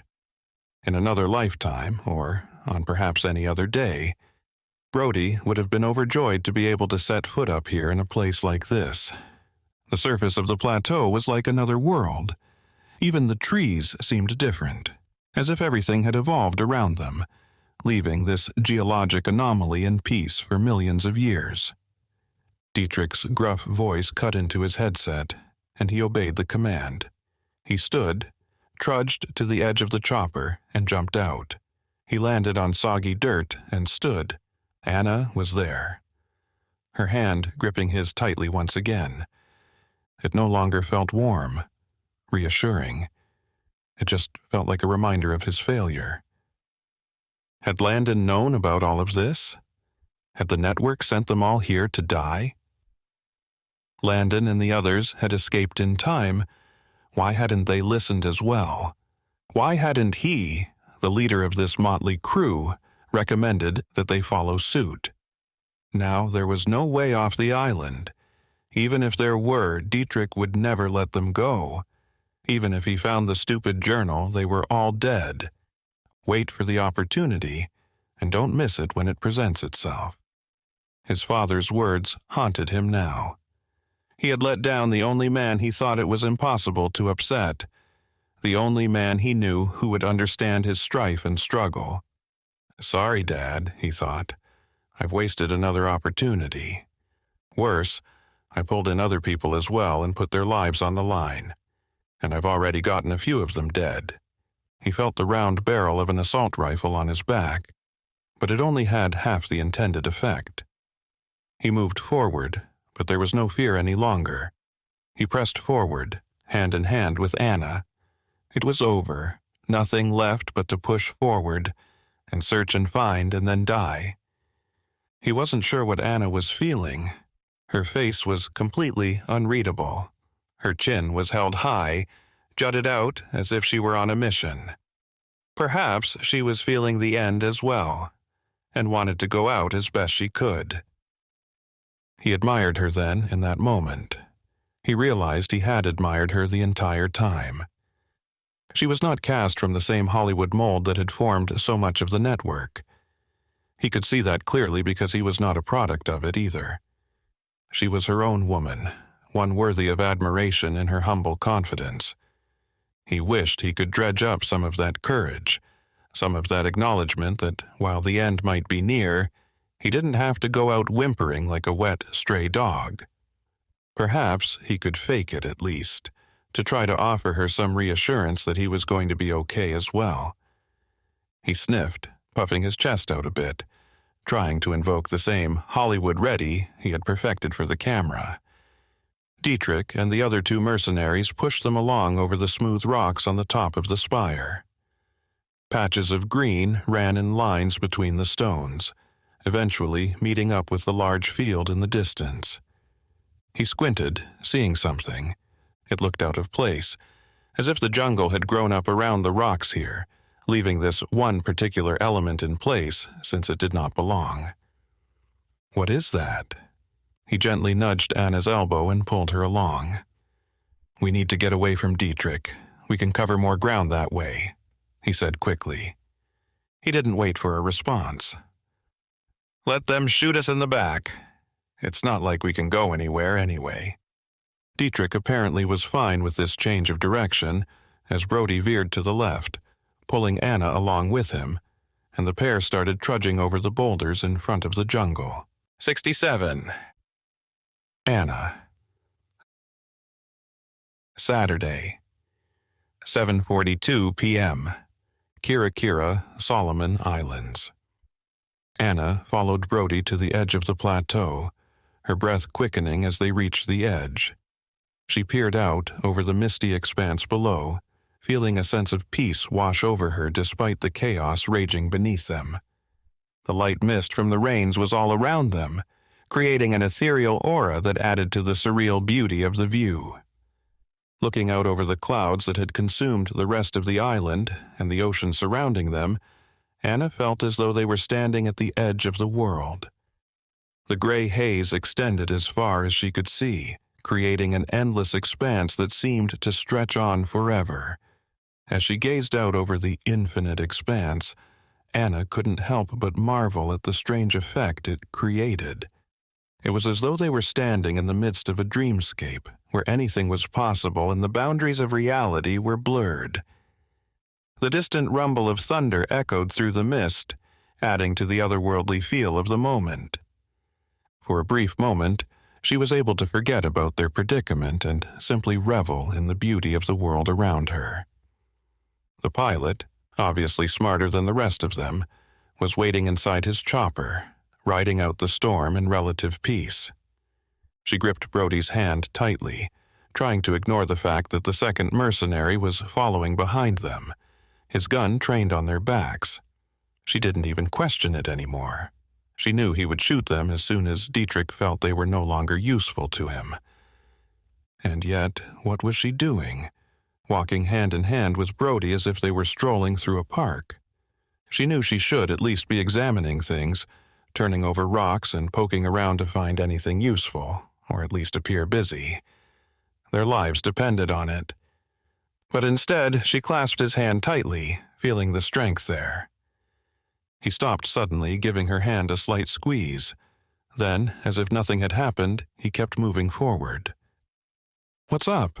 she asked, careful to keep her mouth and head pointed straight ahead so the man behind them wouldn't see them conversing. She guessed Brody was trying to get her attention subtly without letting it be known to the mercenary that he was working on a plan. "Over there," he muttered quietly. She could barely hear his voice over the pattering of the rain against the cliffs. Something man-made. Her heart raced. She saw then what he was talking about. It was white, stark against the rest of the area, metal with flaking paint in a sea of natural grays and browns and greens. It was long, jagged at the end. "Is that—" She let her voice trail off, sensing a shift in Brody's attitude as well. Was he as excited as she was? Had he suddenly forgotten these men would kill them after they found what they were looking for? "It's a wing," Brody said. "It has to be." "Let's get closer," she whispered. "They're going to follow us," Brody said. "If we could only get away. If we could only figure out how to get them off our—" She shook her head. "It doesn't matter, Brody. This area isn't large enough to hide in. The only copse of trees is back there where Dietrich's already searching. We could try hiding in those rocks on the other side of it, but for what? And for how long?" Brody seemed to agree. "Yeah, you're right. There's really no point, is there? We just need to find it and get it over with, then hope we can get away. I think I could climb down the side of this thing if it comes to that. Could you?" She had been rock climbing before, but not like this. Never without a harness, without somebody belaying her from down below. Never in the rain, straight down a 500-foot cliff. She swallowed, but nodded. "Yeah, sure." Was there any other option? As the object came closer to them, she saw that it was, in fact, the wing of an airplane. Broken wing, just like the natives called it. She guessed that this wing, at one time jutting out a bit over the edge of the cliff, must have been visible from certain angles on the island. It would have served as a permanent reminder of Earhart's fate, a permanent epitaph to remember the woman and her doomed expedition. Brody pulled her attention away from the wing, his voice calm and nearly inaudible. "Over there," he said, pointing. She followed his finger to the plateau's field itself, toward the center of the wide, expansive space. It took a few seconds for her eyes to adjust, but the fog seemed to lift away from the area just as she noticed the unnatural mound in the distance. "It's a plane," Brody said. 68. Brody. Saturday, 7:44 p.m. Kira Kira, Solomon Islands. In the center of the clearing sat the plane, its once sleek and aerodynamic form now battered and beaten by time and the elements. The port side wing had been ripped off during the crash landing. leaving the aircraft with an off-kilter appearance. Despite the damage, the rest of the plane remained mostly intact, a testament to the strength and resilience of its design. However, it was clear that the crash had taken its toll on the metal fuselage. The once smooth surface was now marred by dents and scratches, and a sharp gash ran down the length of the plane's side and underbelly, from midway down the fuselage through its tail. Brody stepped forward in awe and fascination. "I can't believe it's really here." Anna nodded. "Is this her plane?" he asked. She nodded again, taking a step closer to the aircraft. What else could it be? The mercenary had followed behind them, giving them some space, but now came closer to the plane as well, then radioed for Dietrich to join them. Brody saw the chopper still spinning down at the opposite edge of the clearing, Dietrich just a tiny silhouette as he jogged over. "How do you know this is it?" the man barked. He wasn't concerned that either of them would run away, apparently, as he now allowed his assault rifle to dip down, pointing at the ground. Anna answered without turning to face him. "Because I know what kind of plane she was flying, and this is it," she said. "It's Lockheed Model 10 Electra, but also... Look." Brody watched her point a slender finger up and into the cockpit of the aircraft. It was hard to see, as the tip of the plane was, ironically, pointed skyward once more after coming to rest on a boulder.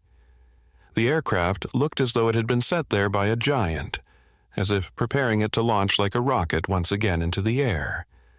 Brody had to move to the side to see what Anna was pointing at, but when he did, his eyes widened. "Oh my God," he said. His voice was barely above a whisper. "Is that—" Again, Anna nodded. Brody could feel his heart rate quicken with anticipation. He knew that they were about to uncover something significant, something that would shed light on the mysteries of this remote island. But as he peered inside the cockpit, his excitement was tempered by a wave of solemnity. Seated in the pilot's chair was a skeleton, its bones bleached white by the sun and the passage of time. The pilot wore a thick bomber jacket, a cap, and a pair of aviation goggles, which had been placed on top of its skull at some point before the crash. He took in the somber scene before him. He couldn't help but feel a sense of awe at the sacrifice made by the person who had piloted this plane. They had given their life in service of their mission, and Brody knew that their bravery and determination were not lost on him or his companions. He stood in silence, paying his respects to the fallen pilot and the legacy they had left behind. Brody felt Anna's hand once again grab his, and together they stood staring up at the long-lost gravesite of Amelia Earhart. "We found it," the man behind Brody said again into the walkie-talkie. "And there is a body." The response came only as a cackle through the radio, but the man apparently understood the question. He answered, "Just her. She's in the pilot's chair." Brody looked at Anna. "If there's any chance we're going to get out of this, we'll need a bargaining chip." "Way ahead of you," she said. She pulled away and started toward the boulder the plane was perched upon, aiming for a spot about halfway down the plane's fuselage. Brody saw a door there, and it looked to still be intact. "Wait a minute," he said. "Are you actually going to go in?" "Stop!" the soldier barked. "Do not enter the aircraft. We will wait for—" Anna turned and spat out her response, her fiery passion evident in her voice. "Shoot me, then. I didn't come all this way to stand back and watch you idiots tear this thing apart. Unlike everyone else here, I'm actually trained and qualified for surveying sites like these, so I hope you'll allow me at least a minute of exploration before you come in and destroy the place." The man with the rifle shifted uneasily, his grip tightening on the weapon, but he didn't move forward to stop Anna. Brody could see the conflict in the man's eyes, torn between his duty to protect the site and his desire to maintain some semblance of order. Anna took the man's lack of action as a sign of compliance and continued towards the door of the structure. Brody watched her work the clasp for a few seconds before turning to Brody for help. He was already there. He yanked on the handle a few more times, then looked at Anna. It must be rusted shut or bent from the crash. I don't think there's a way to... Before he could finish the sentence, Anna had darted away and was heading down the side of the plane, looking for a way to enter. 69. Anna. Saturday, 7:45 p.m. Kira, Solomon Islands. The interior of the aircraft was dry and cool, although the air had a distinct metallic taste to it. Anna stood over the jagged scar in the belly of the fuselage, straddling it with one foot on either side. Her hands extended above her head to the roof of the aircraft to keep her balance, and she stood still for a moment to take in the scene. I'm standing in Amelia Earhart's plane, she thought. She felt her skin prickle with goosebumps, though it had nothing to do with the cooler temperature inside the plane's body. Outside, she heard the mercenary's radio squawking again as Dietrich jogged over, asking for an update. Beyond that, she heard the white noise of rainfall, growing louder as it came closer to the field. Droplets pinged against the exterior of the craft, and she knew the storm was growing and would consume even the top of the spire. She wondered if it would be too much for the helicopter pilot to get them all back down safely. She wondered if Dietrich even had any interest in getting them down safely. It was almost too dark to see inside the fuselage, but a glimmer of light filled the cockpit through the broken, missing glass of the windows. She shivered again, then began the slow climb up the diagonally tilted plane. The jungle had worked non-stop to reclaim its territory, so she had to move slowly to dodge vines and leafy sprouts that covered the floor and seats. She saw more crates, similar to the one from down in the cave, and she noticed something odd in that moment. Why are the crates stacked up nicely? She had the sudden realization that she was not the first person to enter the plane after the crash landing. The villagers had retrieved one crate, and they called this place Broken Wing, so it meant that they must have accessed the spire before. Someone's been here, she thought. But they meant this place no harm. They hadn't disturbed the body of Amelia Earhart, and it seemed as though they had kept the plane cleaned and organized. The broken old airplane shifted as she moved, and she knew that if she fell to the side or made too sudden a movement, the whole thing might topple over. The fact that it had not already fallen from the boulder was nothing short of impressive. She saw the shoulder of the pilot's bomber jacket poking out from the seat. Earlier, she had wondered, dreamed even, how she might feel coming face to face with something like this. As it turned out, she was not spooked or fearful in any way. There was a certain reverence around what she was doing, what she was seeing, but aside from the awe of the situation, all she felt was professional curiosity. Earhart's body seemed to be intact, well preserved, at least in skeletal form. Her flesh had long since been eaten away by bugs and weather, but the fact that the woman was still seated in her chair, buckled in, told Anna that she had done exactly what she had intended to do all along. She had landed the plane. Either due to a lack of fuel or finding themselves in a remote destination with nowhere else to land, the professional aviator had successfully put the plane down in the safest way possible. And yet, for whatever reason, Mrs. Earhart had still perished here. The plane she had spent so much time in during her life, now her tomb in death. And where was Fred Noonan? She saw the chair where the navigator would have sat during the flight. She saw the crate, inside of which would have been tools and navigational instruments. There was no other sign of the man. No clothing, no skeletal remains, nothing. It was as though he had simply vanished after the landing. She cocked her head to the side as she examined Amelia Earhart's skeleton. She didn't want to disturb the body, but there was a mystery to be solved here. Outside, she heard Dietrich and his counterpart grouping up. She saw Brody's head poking up through the cut in the plane's floor. "You okay in here?" he asked. She nodded. Brody was pulling himself up and into the plane now, but she couldn't pull her eyes away from the pilot.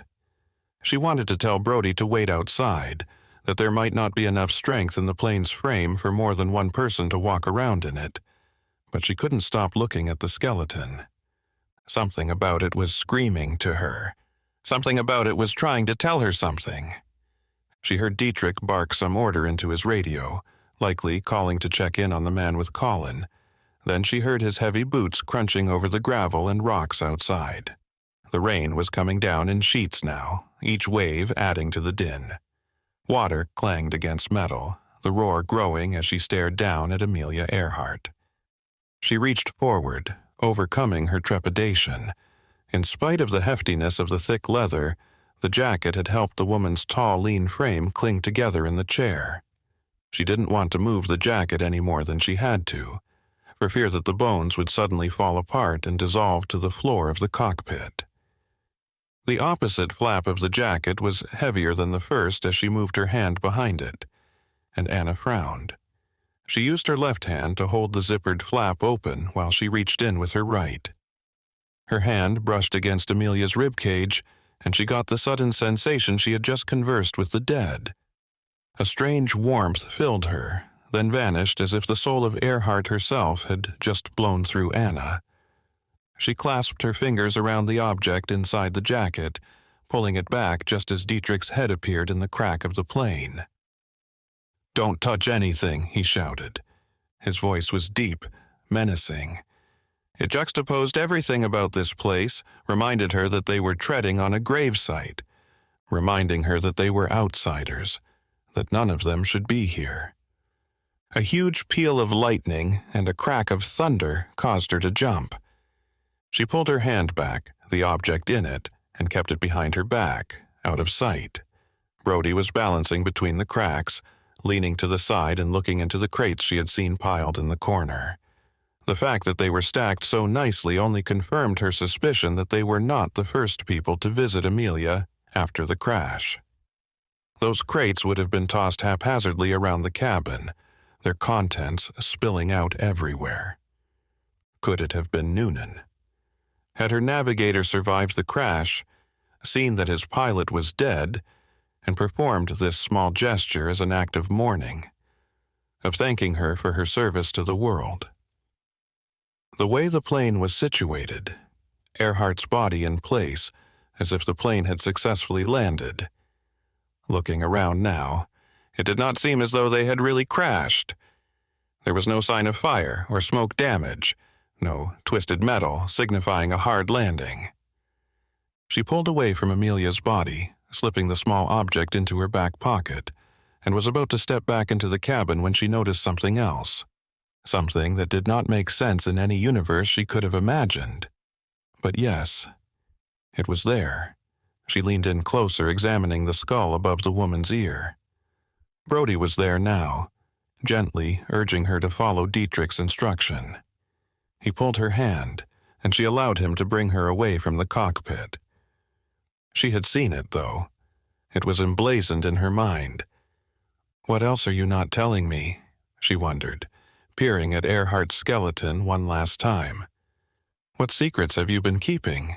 70. Brody. Saturday, 7:45 p.m. Kira, Solomon Islands. Brody noticed the change in Anna's demeanor. There was a flicker of something in her eyes that he couldn't quite place. It was as if she had seen something, and it was affecting her deeply. He looked around, scanning the faces of their captors. Dietrich's expression remained unchanged, but Anna's was guarded, almost wary. Brody knew instantly that Anna intended to keep whatever she had seen to herself. He couldn't blame her. They were in a dangerous situation, and any information they had could be used against them. But he couldn't shake the feeling that whatever Anna had discovered was important. As they were led away, Brody tried to remain focused on their surroundings, but his mind kept drifting back to Anna's discovery. For now, he had to keep his wits about him and stay vigilant. They were in a fight for their lives, and any advantage they could gain could mean the difference between life and death. He had to trust that she would tell him later, in a moment when they were alone and safe. If there was a later. Now they had to get out. They had to get back to civilization. That would be quite the challenge, and Brody was not even worried about it right now. At this moment, he could barely contain his excitement. His hands were shaking.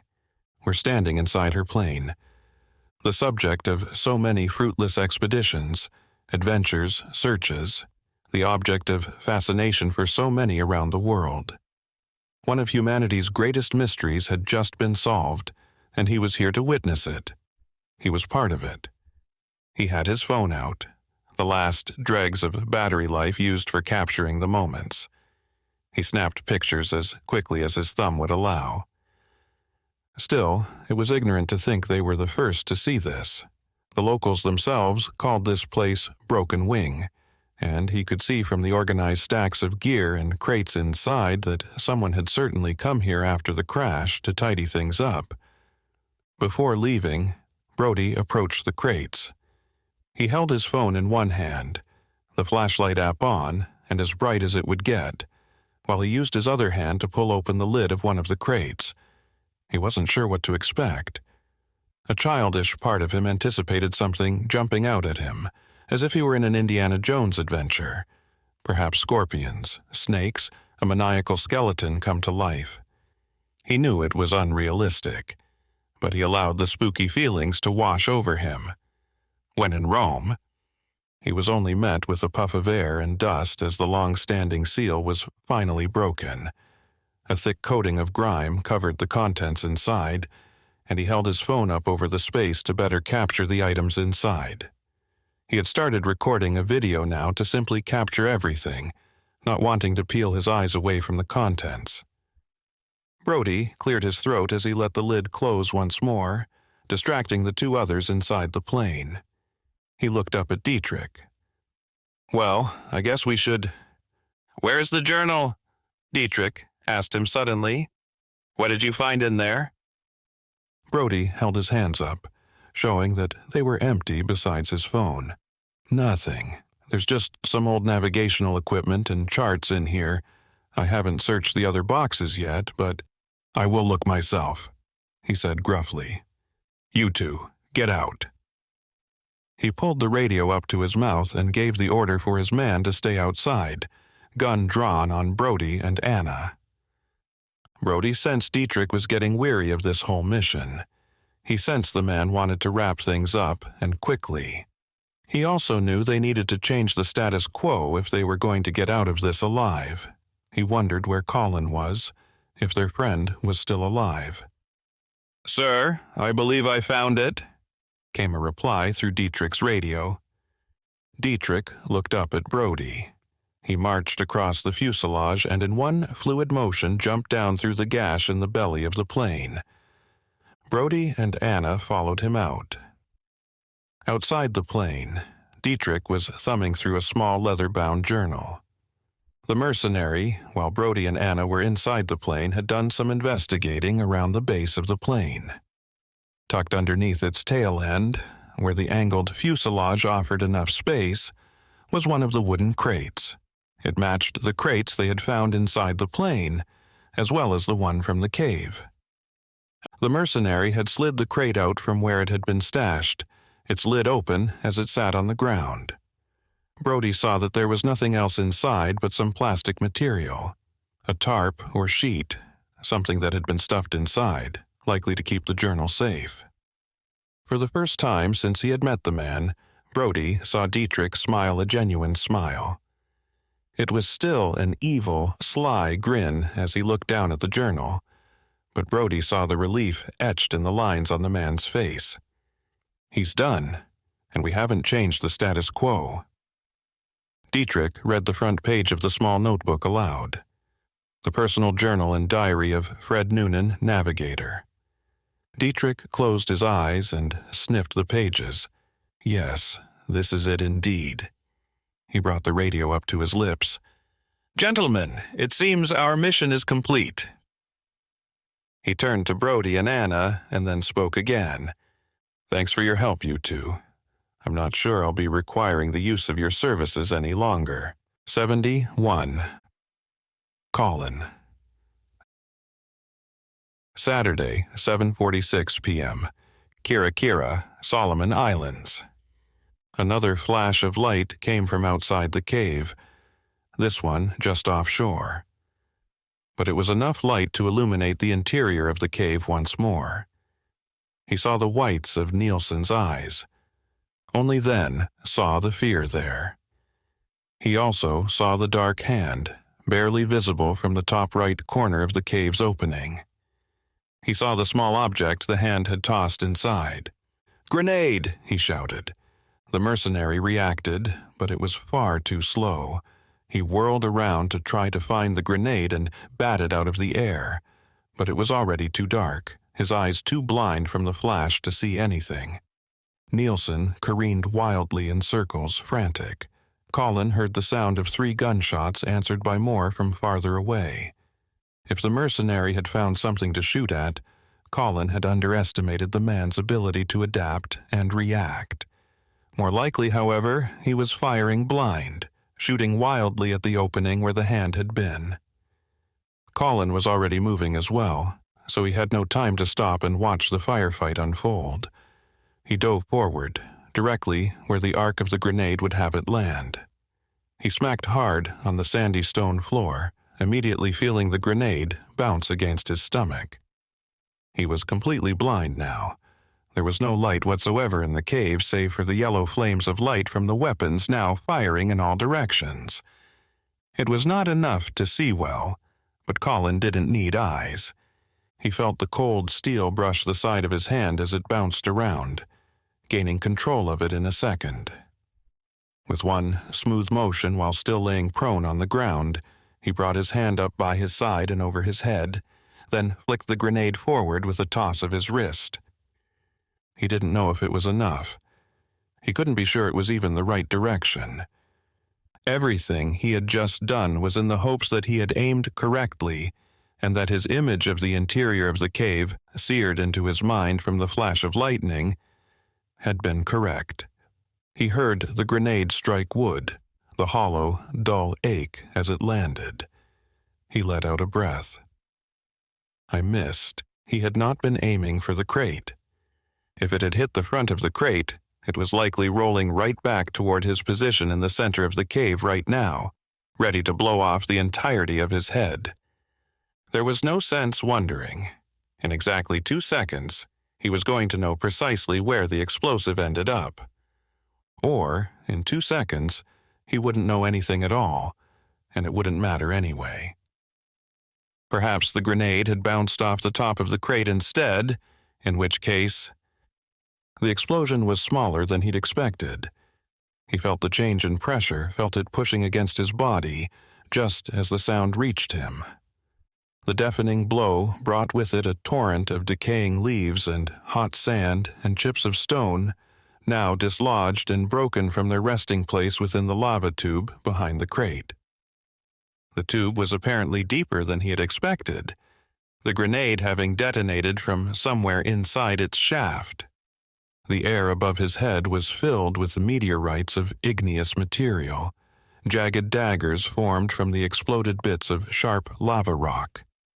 He rolled to his side, gasping for air as a few pieces of sand blistered his cheek. The ground shook beneath him, the cave expressing its anger as it belched from the explosion. All around, all Colin could see was darkness, but he could feel the tiny bits of sand and stone and shells littering the floor of the cave around him. There was a scream, followed by more gunshots, but he realized now that his hearing was only just returning after the blast.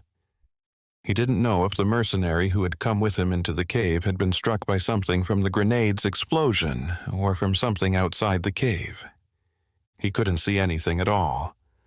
The explosion had ended, but it seemed as though gravity had left the chamber and was now slowly returning, dropping everything that had been hovering in the air simultaneously around him and onto him. It was falling like rain, only a rain that hurt every time it landed on his exposed skin. He curled up, pulling his hands above his head and covering his ears. It was only a few seconds, yet it felt like an eternity. When the shaking died down, the cave finally grew still. He heard a voice, a groan.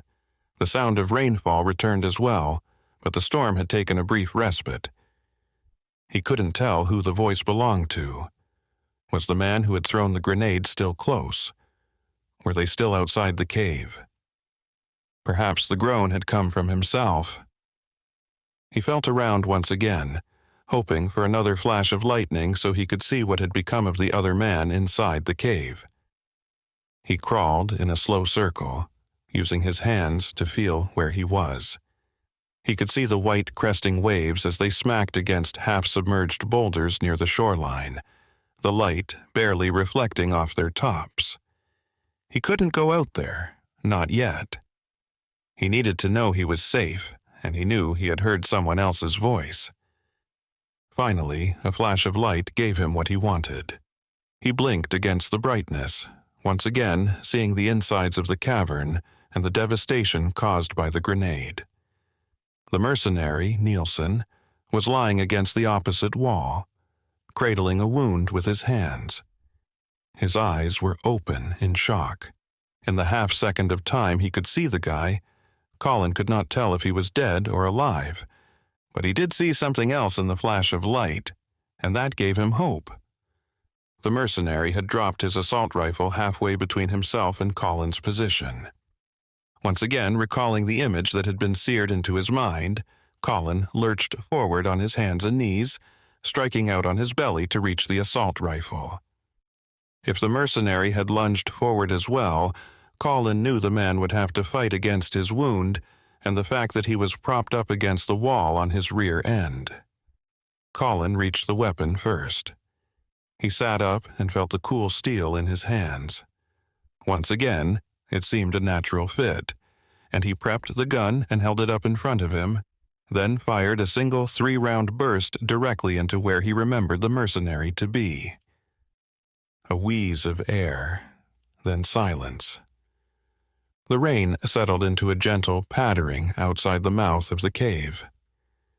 He waited, lying prone in the center of the cavern floor, now turned slightly to the left as he faced the mouth of the cave. He watched for more shadows, for anything darker than the deep purple blackness of the sky and shore a couple of 100 feet away. He saw no more hands, no more silhouettes poking out from the sides of the cave's entrance. The gunshots he'd rattled off would have informed anyone out there that he was still alive, but for the moment, all was silent. He heard no more grenades bouncing, skittering off the stone floor. Perhaps Nielsen had clipped whoever had thrown the grenade inside, but he remembered that he had heard at least 2 voices earlier. That meant there was at least one more. It meant they were still out there. For now, he was not safe. He was not in the clear.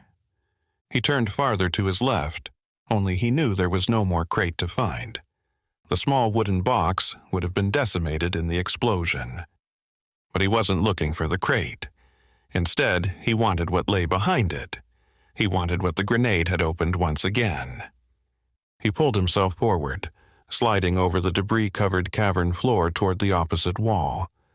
His hand slid against a walkie-talkie, the mercenaries, and he clipped this to his belt, assuming it might be useful later. He pulled himself up onto the stone pedestal, feeling a piece of cleaved wood from the crate beneath his hand. He brushed it aside and continued. Up, past the pedestal and into the opening of the lava tube. Up, up, up. 72. Brody. Saturday, 7:46 p.m. Kira, Solomon Islands. Brody felt relief, then terror. This means it's over, he thought. They no longer need us here. He wondered if Dietrich would allow them to be reunited with Colin first, or if he would simply toss him and Anna off the edge of the spire. As if reading his mind, Dietrich whirled around and pulled up his radio once more, shoving the journal into his front pocket. "Did you hear me, Nielsen? We found it. Prepare for extraction. He fiddled with the knob on the top of the walkie-talkie now. "Spin her up," he said, addressing the helicopter pilot. "Let's get off this rock, once and for all." The pilot responded in the affirmative, and Dietrich waited for his other teammates' response from down below in the cave. There was no response. "Nielsen," Dietrich asked through the walkie-talkie, "do you read me?" There was a pause, and Brody saw Anna's face. She was looking at him, wide-eyed, questioning. What had happened down there? Dietrich checked the radio once again and pulled it back up to his lips. "Dietrich, here. Time to get off this rock. Kill the kid and hide the body in the cave. We'll let those villagers deal with it later." Affirmative? Brody waited for another few beats, and it looked as though Dietrich was about to take out his frustration on them when the radio cracked to life. "Roger that," came the voice, distorted through the tiny microphone and speaker. "Affirmative." Dietrich looked down at the radio for a second but didn't ask more questions. He clipped it back onto his belt and motioned with the rifle he had pulled down from its sling over his shoulder. Rogers walked next to him. Brody and Anna had no choice but to start moving toward the chopper. He was momentarily optimistic that Dietrich was considering flying them both back to the city, but then he remembered what Dietrich had ordered his other man to do. Colin would be killed now. Dietrich wasn't letting them off this plateau. He would turn on them as soon as he and his man were safely inside the chopper. He walked next to Anna, still wondering what she had seen inside the old plane. She hadn't said a word since emerging from the aircraft, and now her eyes were riveted toward the chopper. It was raining harder, the storm rising around them. Huge drops fell on Brody's head, his hair already soaking wet. His clothing was sopping as well, and it was colder than he had anticipated. Anna didn't reach for his hand, but he pulled his pinky finger out and brushed against her skin. She didn't offer her hand in return. He grabbed it anyway, noticing how cold it was. Clammy.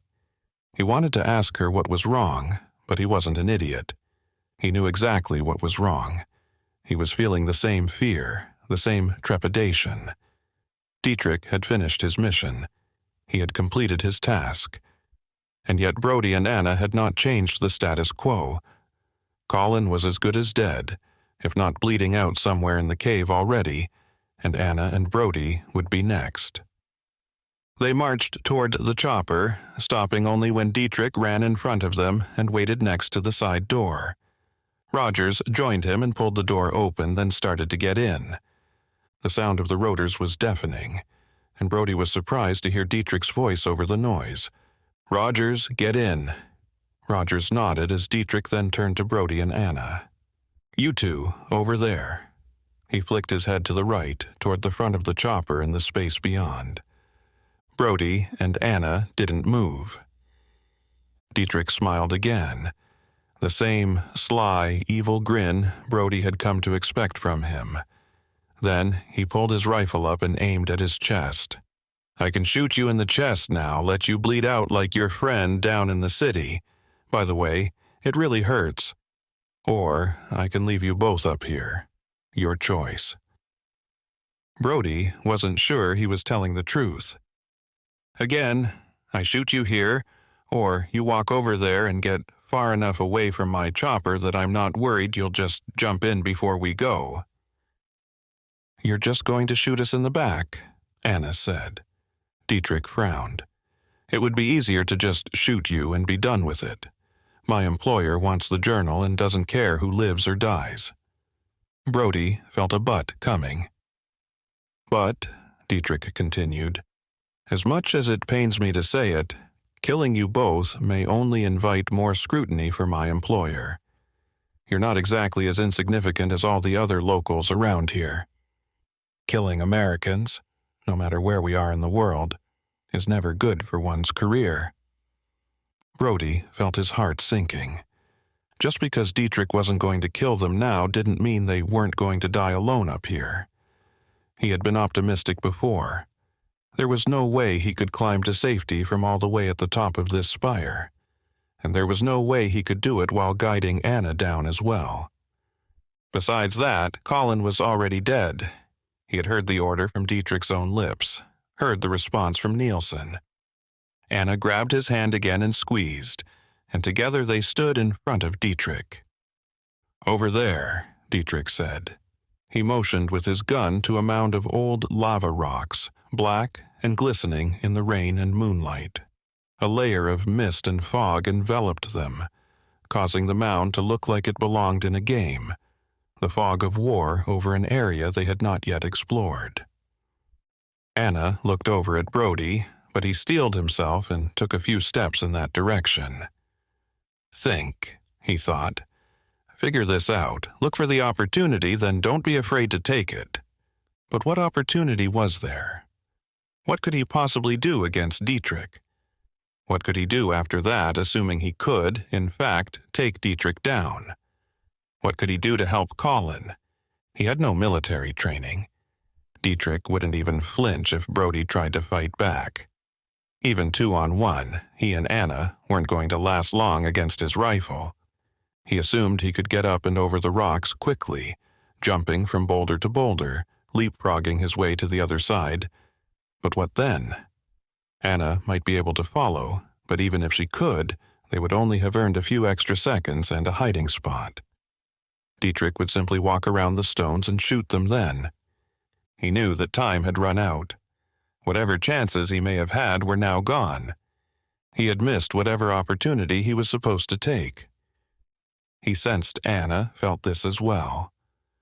They walked side by side, somber, to their slow, agonizing deaths. "Turn around. I want to make sure you aren't colluding." Brody slowly turned around, seeing Dietrich standing there across the space. Brody squeezed his eyes shut. He never imagined it would end like this. He had not ever imagined he would fail so spectacularly at life. Anna dropped his hand. He opened his eyes only to see her lift her chin again, stronger than he was in this moment. "Really unfortunate that it has to end this way," Dietrich said. "I do appreciate your help. If you think about it, though, I've got to conserve fuel as much as possible in this storm. It's even worse down about 100 feet, remember? So, leaving you two here..." Just then, the ground beneath Brody's feet began to rumble. 73. Brody.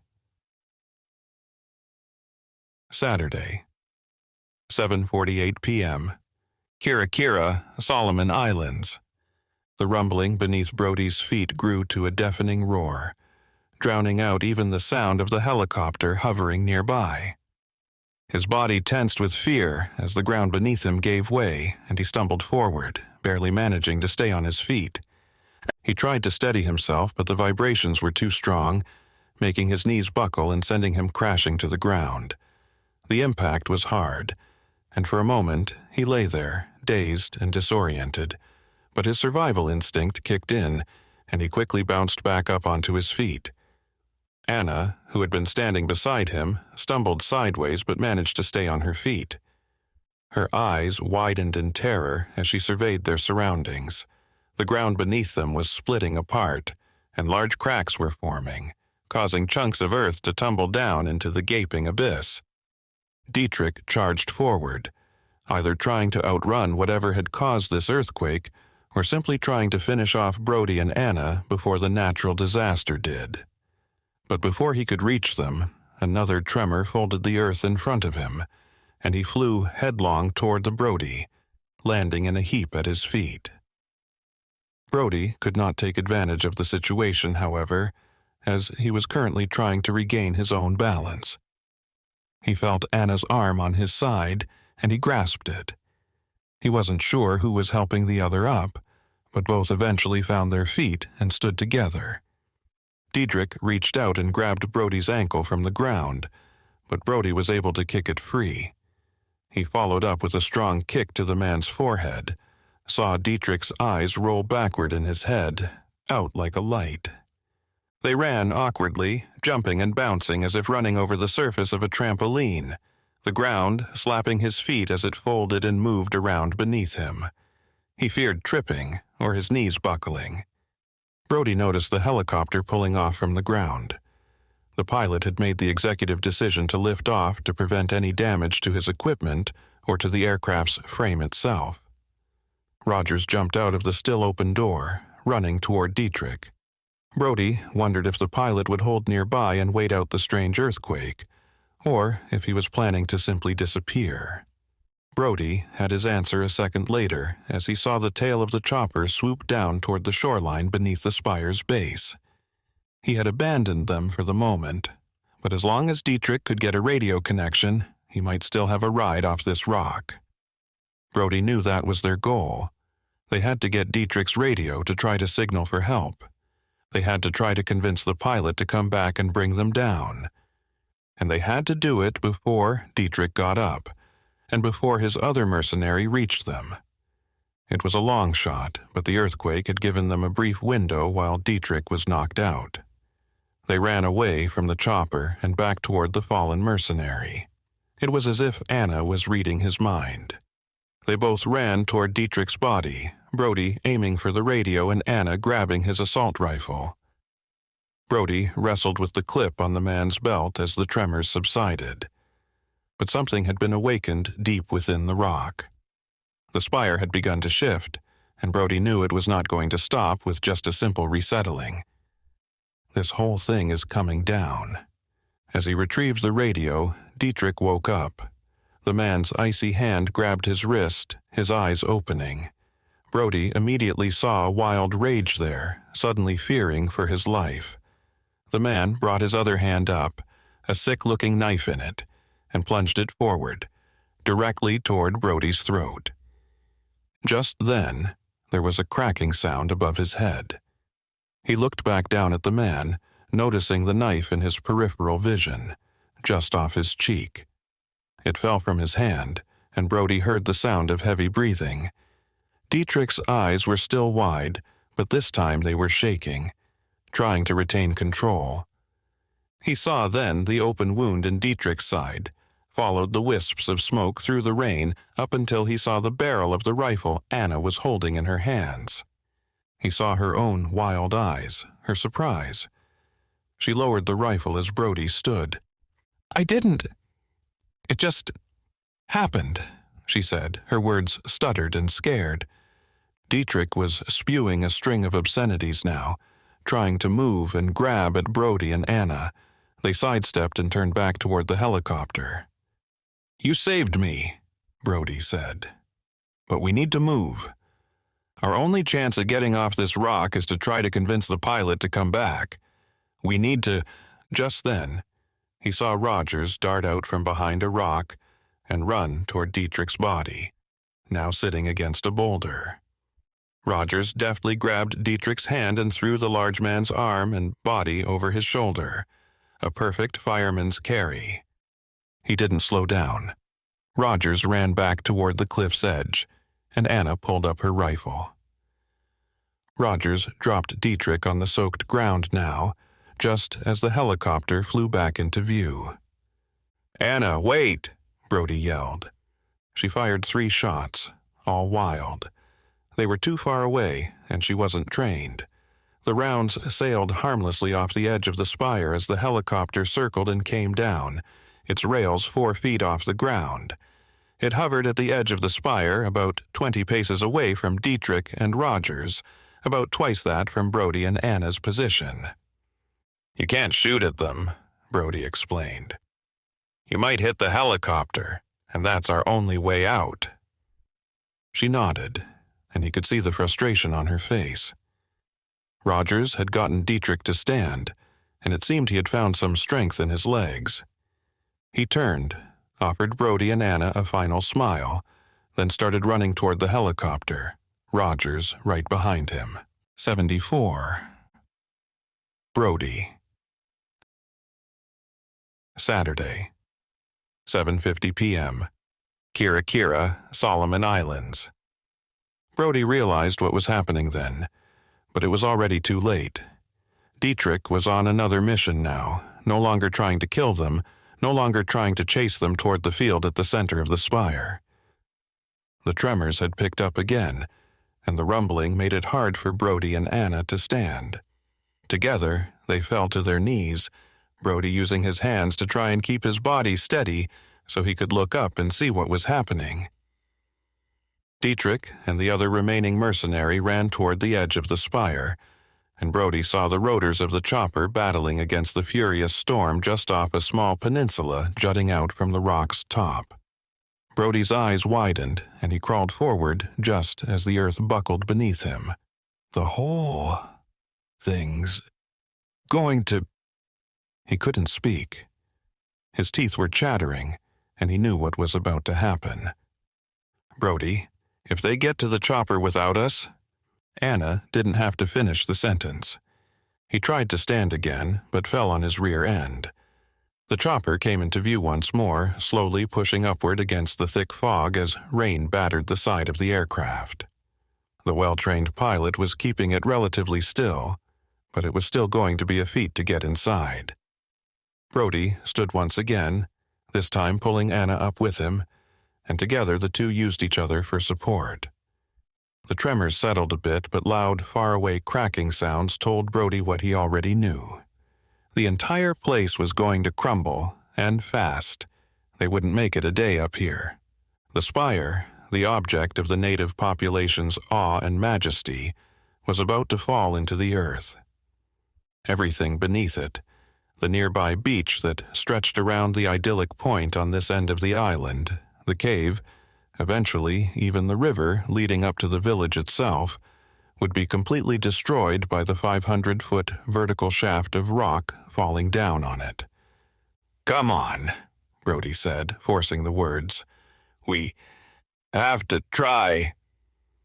A heavy gust of wind suddenly rocked the chopper sideways, the rotors coming precariously close to the edge of the spire. The pilot deftly pulled inland and upward with the helicopter's momentum, now hovering almost directly above Dietrich's head. Dietrich was still running, reaching for the rail. Before he could, the chopper flew wildly to the side, now 5 feet from the edge of the cliff. And yet, Dietrich didn't slow down. He ran, his legs pumping harder and faster than Brody would have thought possible for the large man, the injury to his side not affecting his speed. Just before reaching the edge, he kicked off with his back foot and lunged forward, flying out through the air like an Olympic high jumper.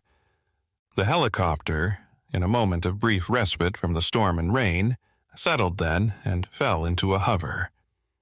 Dietrich landed roughly onto the open, exposed doorframe and rail, where he gathered himself and pulled his body up and inside. Rogers was still running, and from inside the craft, Brody watched as Dietrich pulled himself around, so his upper body was hanging out of the chopper, much like Anna had during their own fateful helicopter ride. Brody started to run forward, but the previously flat plateau on top of the spire had turned into a rolling sea of earth and cracks, boulders rolling haphazardly around the area like marbles, new fissures appearing every second. He jumped over one and regained his balance as Anna followed suit.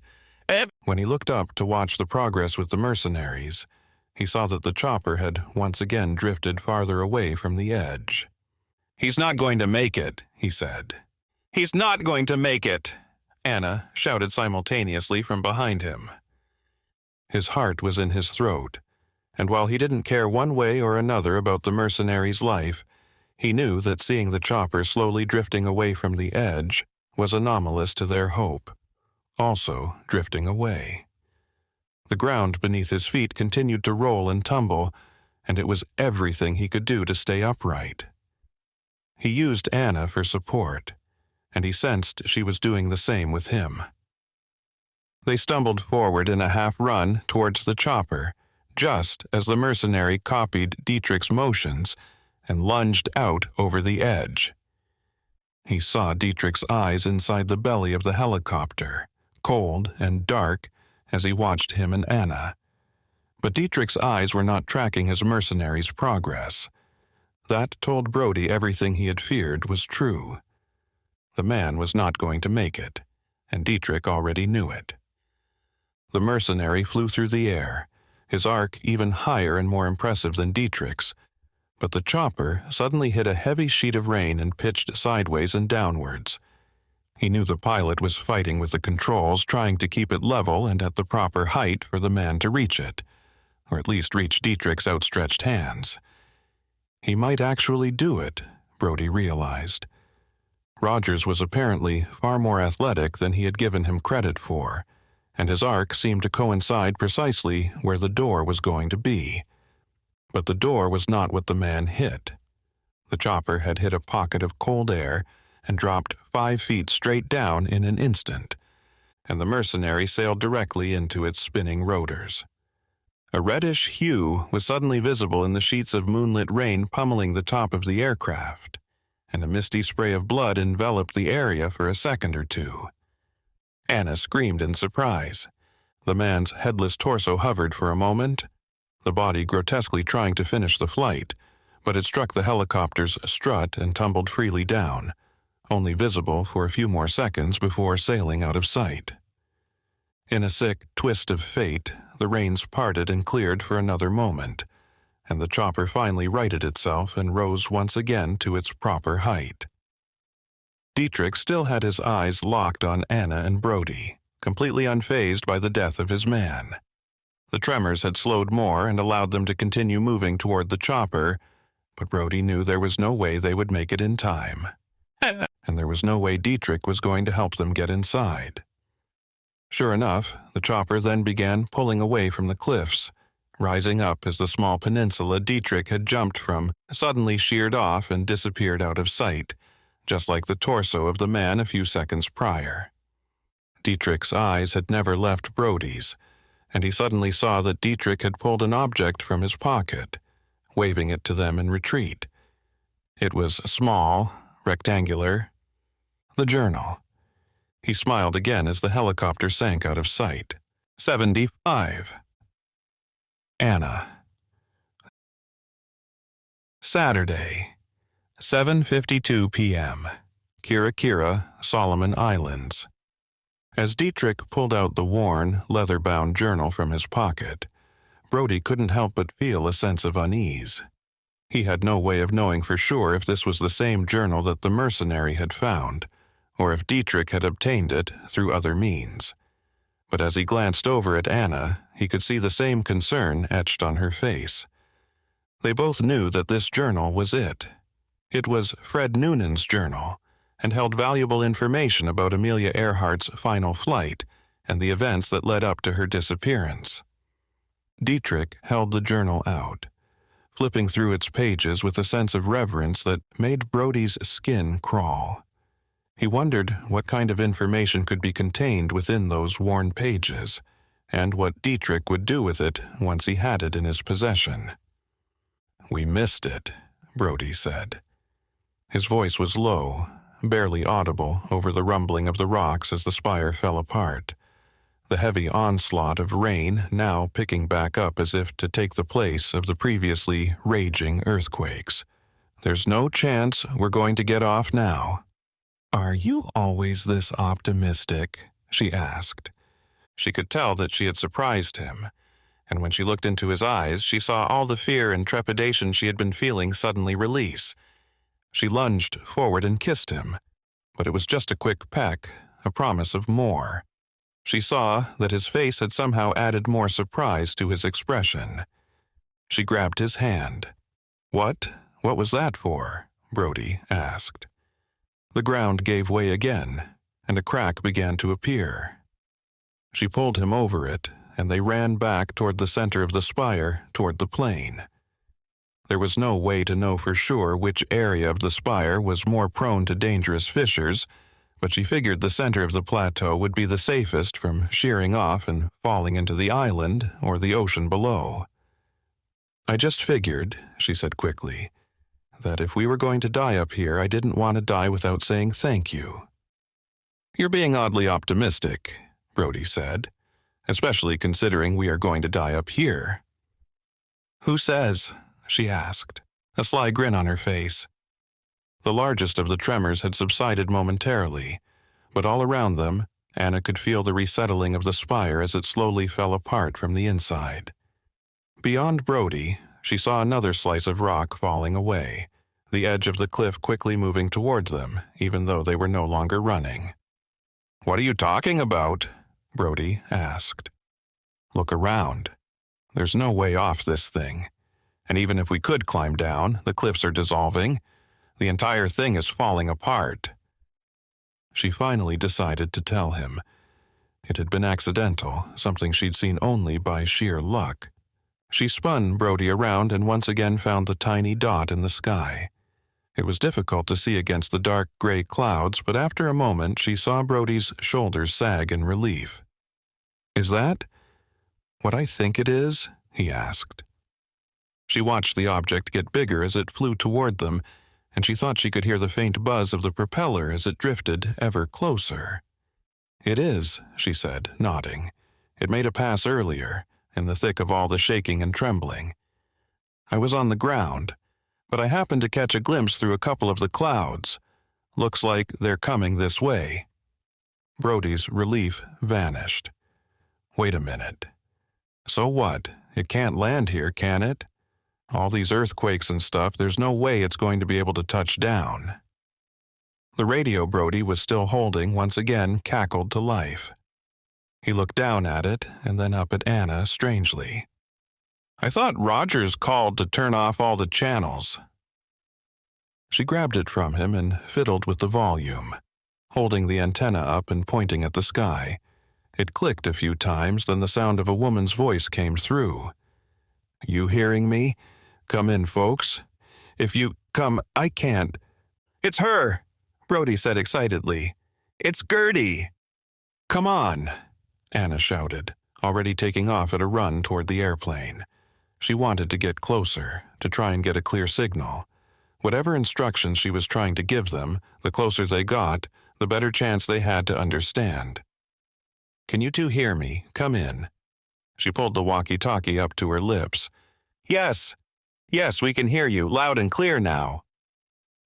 "This is Gertie. Figured I'd fly in and see how things were going." Anna looked at Brody, who rolled his eyes. "Hi, Gertie," she said, allowing just a bit of flirtation into her voice, for Brody's sake. "So good to hear from you again." She looked at Brody, who rolled his eyes even harder. "What?" she said. "Too jealous to be saved by the strong, hunky woman?" "Hunky, huh?" Brody asked. "I'm sure she'll be fine leaving you here," she said, shrugging. "But I'd rather get back on solid ground." "Right," Brody said. "And speaking of solid ground, how the hell is this going to work? She can't land, remember?" "Gertie, this is Dr. Anna Johansson. Thanks for flying all the way up here, but this rock is falling apart, and quickly. There's no way you'll be able to—" Her voice over the radio cut Anna off. Landing was never part of the plan. 76. Anna. Saturday, an 8:03 p.m. Kira, Solomon Islands. "I'm sorry. Then what exactly is the plan here?" Anna asked through the radio. She tried to keep the despair out of her voice, but she knew it had bled through the radio. Gertie's voice came back as chipper as ever. "Pretty strong headwind, so I think I can slow her down quite a bit." Anna looked up at Brody. Brody flicked his eyes left and right, then stared at her. Was that like an answer or something? Anna shrugged, then pulled the radio back up. "I'm sorry again. I don't think we understand." Gertie's voice came back through immediately. "It means grab on. I've got floats on her now, so I can't even try to touch down. I can get her slow enough not to rip your arms off, but, and I can't stress this enough, you're only going to have one shot at this." Anna felt something catch in her throat.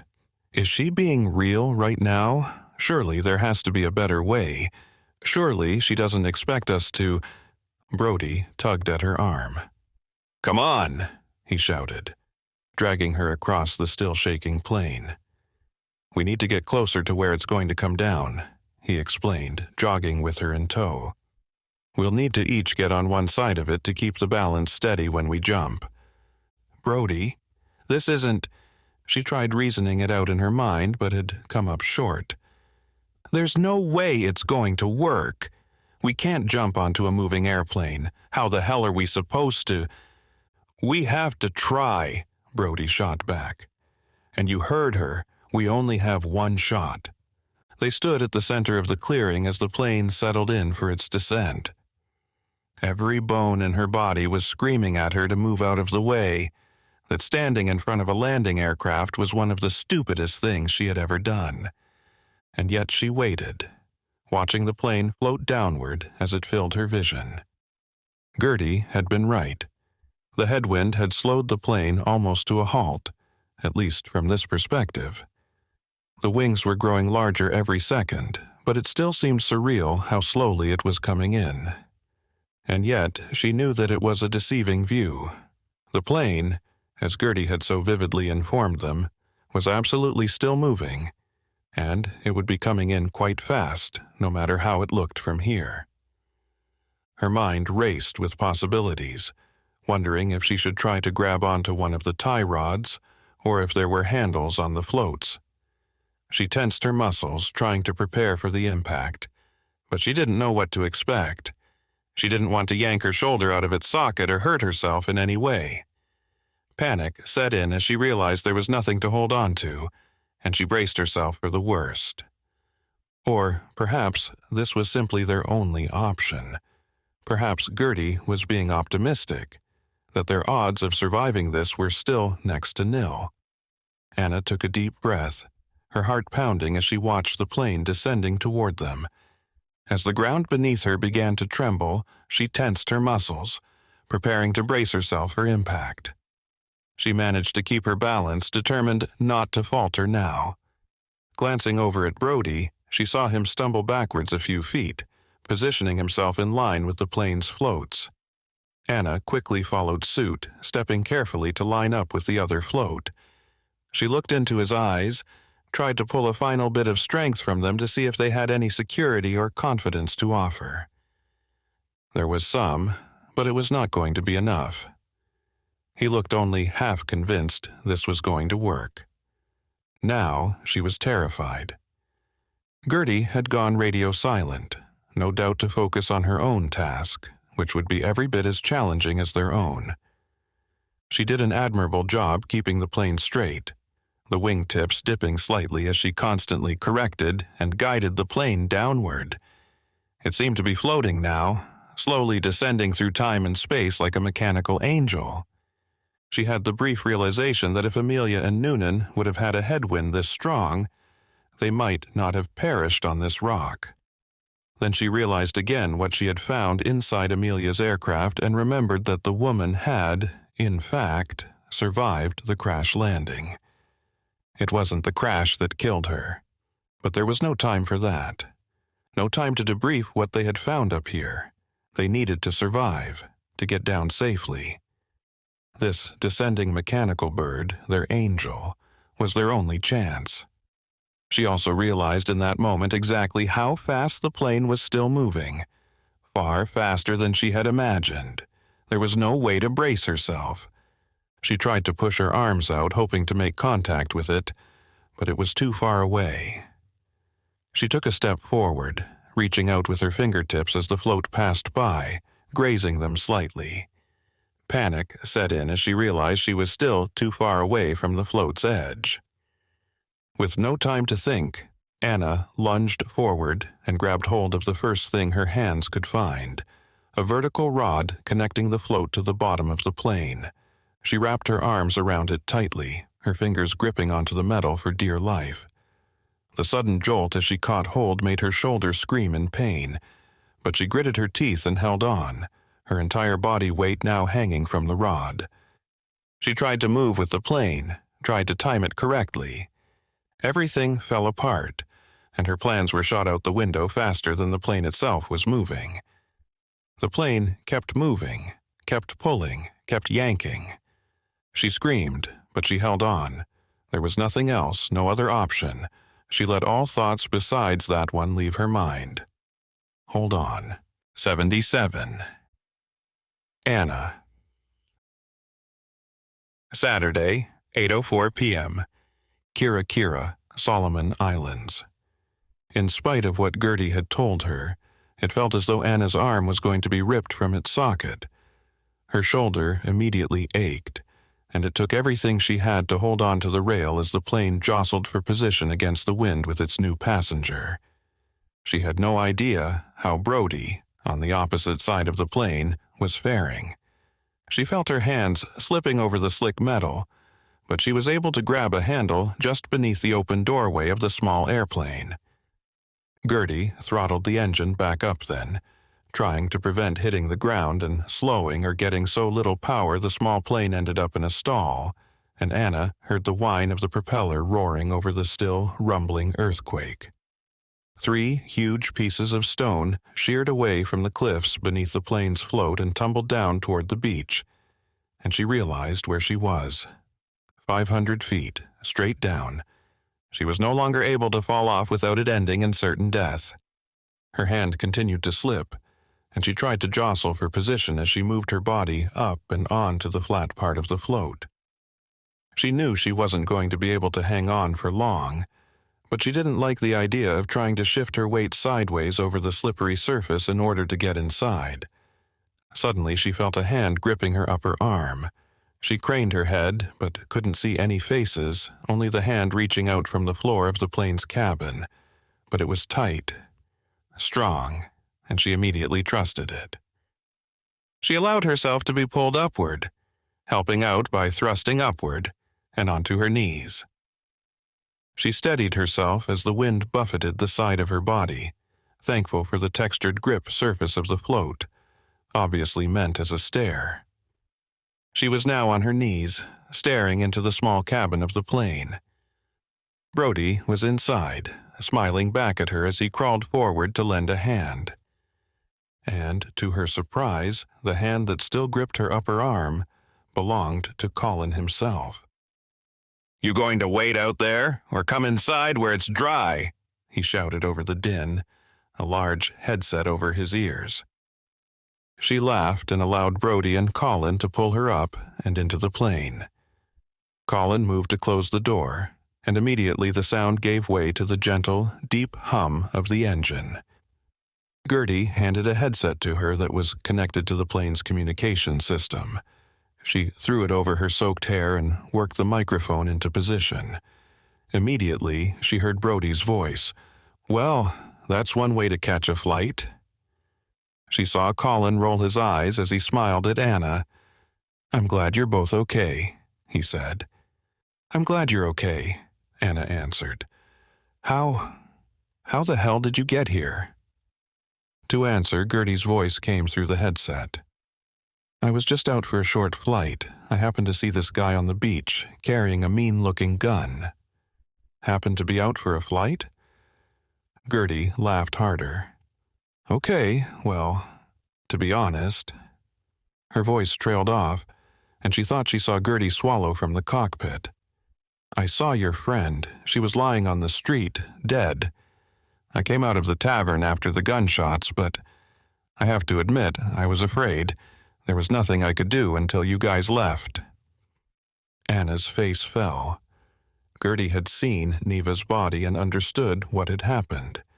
Since no one else on the island knew where they were going, Gertie had done the only thing she knew. In spite of the storm, she had flown around the island to find any sign of them. It was a little touch and go trying to land near the beach in a storm like this, but thankfully, Colin's a hell of a swimmer and was able to meet me out where it wasn't quite as treacherous. Anna nodded. That explained why Colin seemed to be soaking wet, even though he had supposedly been inside the airplane the entire time. She saw a rifle laying next to Colin on the seat. Brody shivered and took a seat in one of the bucket chairs in the back row.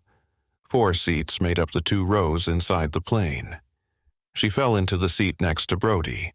The wind howled outside, the rain pelting, trying to get through the glass, but Anna hardly noticed. "What did you guys find?" Colin asked. Just then, Anna caught sight of Amelia Earhart's plane out the window as Gertie passed over it once more, still perched on its boulder, pointing upward toward the dark clouds. She pointed down at it, and Colin's eyes widened. You actually found it?" There was a short moment of silence, then Gertie's voice came back over the radio. "That's pretty incredible, I've got to admit. I've never flown up here, to be honest. Because of the way the warmer winds reach up and play tug-of-war with the colder winds, it's way too dangerous. I'm actually half surprised we didn't get pummeled and sent back down the side of the cliff. Besides that, this spire is almost always covered with a thick layer of clouds. Nearly impossible to fly by sight alone, and instruments are useless around that type of geology." Anna nodded, staring down at the dead aircraft. That explained why the plane had gone unnoticed for so long. No life-loving pilot would travel this close to the spire for fun, so it would have been easily hidden from view over the decades. "But we weren't the first to find her," Anna said. "She crash-landed, obviously, but all her gear and clothing and equipment inside was organized and stowed well, as if somebody had come in and cleaned up after the crash. And her body—" Gertie glanced back, and Colin looked surprised again. You found her body? She was in good condition, in good shape, considering. Still in her pilot's chair. "It makes sense that the airplane held up," Gertie said. "The village is just up the river from the base of the spire, and they do ceremonies near a cave pretty regularly, apparently.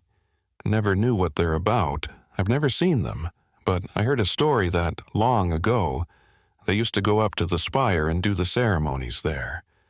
For whatever reason, they don't anymore. Haven't in decades. They used to use the lava tubes," Colin said quickly. Everyone turned to look at him. "I was in the cave with that mercenary, Nielsen. Someone from that other group found us and started shooting, then threw a grenade in. I jumped to it, then tossed it over to one of the small crevices along the walls of the cavern. Turned out to be a lava tube, and I suspect it used to reach all the way up to the spire.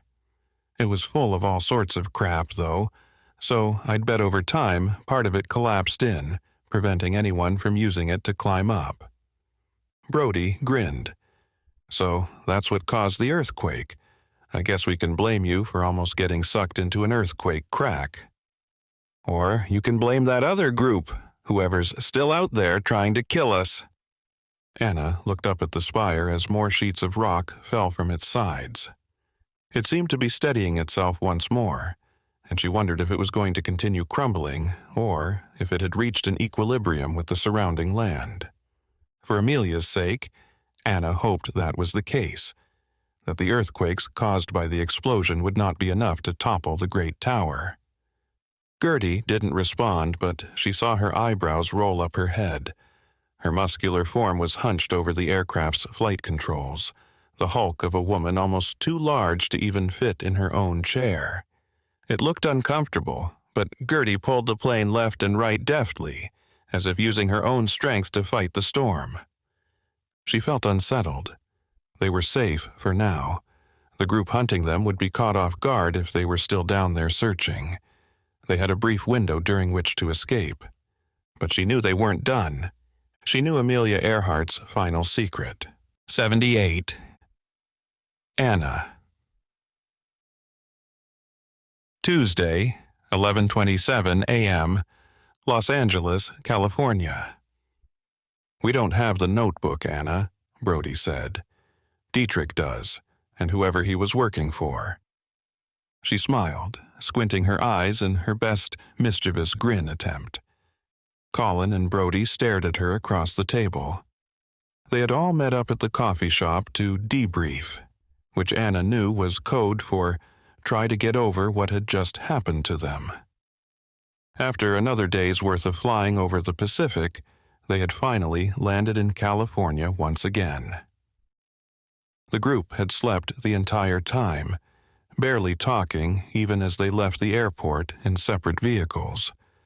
While Anna had wanted to spill the beans, to tell them everything, she knew that rest and space would work wonders for her psyche.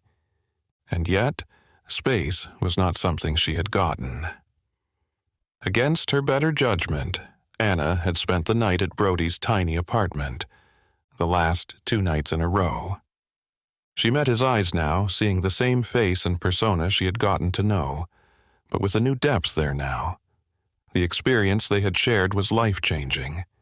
How could it not have been? Even Colin seemed to be a changed person. No matter where their travels would bring them in the future, she knew they would be together. They were a team, a trio. But she hoped those travels could wait a while. The last thing they needed was to start another expedition immediately after coming home, after nearly losing their lives on the Spire and getting chased around the island by mercenaries. It had taken her some time to process, in the quiet spaces between sleep and eating and being with Brody, but she had stolen some time to go through it all. The academic researcher in her had been blown away. Could this all be real? She knew it was true, though. She had seen one form of evidence in the cockpit of that plane, and she held the other form here with her now. She could not rush things, no matter her desires. There would be another expedition eventually. How could there not be? "What do you know?" Brody asked with a grin. "I saw it on your face in the plane and after Dietrich got Noonan's journal." She nodded, then placed the other journal on the table, the one she had snagged from the pilot. Colin's mouth fell open, and Brody's eyes widened. That's it? Noonan's?" Colin asked. She shook her head. "Not the navigator's journal. Noonan's is still with whoever employed Dietrich." She cleared her throat. "No, this one belongs to the pilot of the plane we found." "What?" She pulled open the cover, careful not to break the ancient seam. On the first page were the words she read aloud. "The personal journal of Amelia Earhart." Half of the sentence was typed, but the name was scrawled in handwriting. You found her journal?" Brody asked. "I didn't even know there was one." "No one did. But remember, this was during a time when there were no cell phones, no personal recording devices. This would have been the best way to keep track of the journey." "What's in it?" Colin asked hesitantly. She knew how he felt. She had felt the same after rescuing the journal from the doomed plane. She had not wanted to open it, to uncover the real journey's documentation. But at the same time, she had wanted to tear through it, devouring every page. Most of it's trivial. Flight plans, weather patterns, that sort of thing. But toward the end, she paused, swallowing. There's nothing immediately before the crash and obviously nothing after. But she was suspicious of Noonan. Brody frowned. He was a fantastic navigator. She was confused when they veered off course. There was no inclement weather other than clouds blocking her view. Nothing that would have pushed them that far from Howland Island. It didn't make sense to us, and it didn't make sense to her way back then. So Noonan guided them away from their path on purpose. She shrugged. "Sure seems like it." Colin cocked his head to the side. "You have more evidence, don't you?" Her mischievous grin returned. "Why is it that everyone wanted Noonan's journal? I mean, the network sent us out here to film a pilot, which is bogus, if not ironic." Brody laughed. "That's pretty sadistic. But yeah, I did get some footage of the pilot." "But they didn't really care about the plane, did they? I mean, for almost 100 years we've been looking for Amelia Earhart and her plane. No one cared about Noonan. But now, Dietrich's group shows up right when we're supposed to be filming, claiming to want Noonan's journal. Makes you wonder." "Makes me wonder what's in that journal," Colin said. "Me too. Me too," Anna answered. "I think he was working for someone else. Had different plans." I think he was supposed to hand his journal over to someone. But they needed to divert from their course in order to drop it off, and that's where the issues started. What issues? Anna looked each man in the eye before continuing. Guys, as fascinating as this discovery was, there's way more to this. When I was in the cockpit, I saw her. Brody nodded. You found her journal there too. She shook her head slowly. No, not just her remains and the journal. I found out what happened to her. Besides a plane crash? You saw the plane, Brody, and we took off in another plane on the Spire, which tells us it was at least possible to land safely on the top of it, weather permitting. Yeah, Colin added. It was in pretty good shape, judging by the video Brody recorded. Exactly, she said. I believe they did land safely, and I believe it was where Noonan had been navigating them. I think that was where he wanted them to go all along. Remember, his journal was just left there, in a crate dragged outside and stashed under the aircraft's back end. Just that crate. His body was nowhere to be found either, so he purposefully left his journal there, right where someone else could find it. A dead drop, Brody said. Literally, Colin added. Ultimately, she continued, I think he was marooned there, but something happened to him when he got down from the Spire. Local tribe? She made a face. It checks out, and it lines up with the stories of who the inhabitants were that long ago. Okay, so what about Earhart? Brody asked. About Earhart? I saw her skeleton, her skull. She was still strapped into the pilot's chair, right?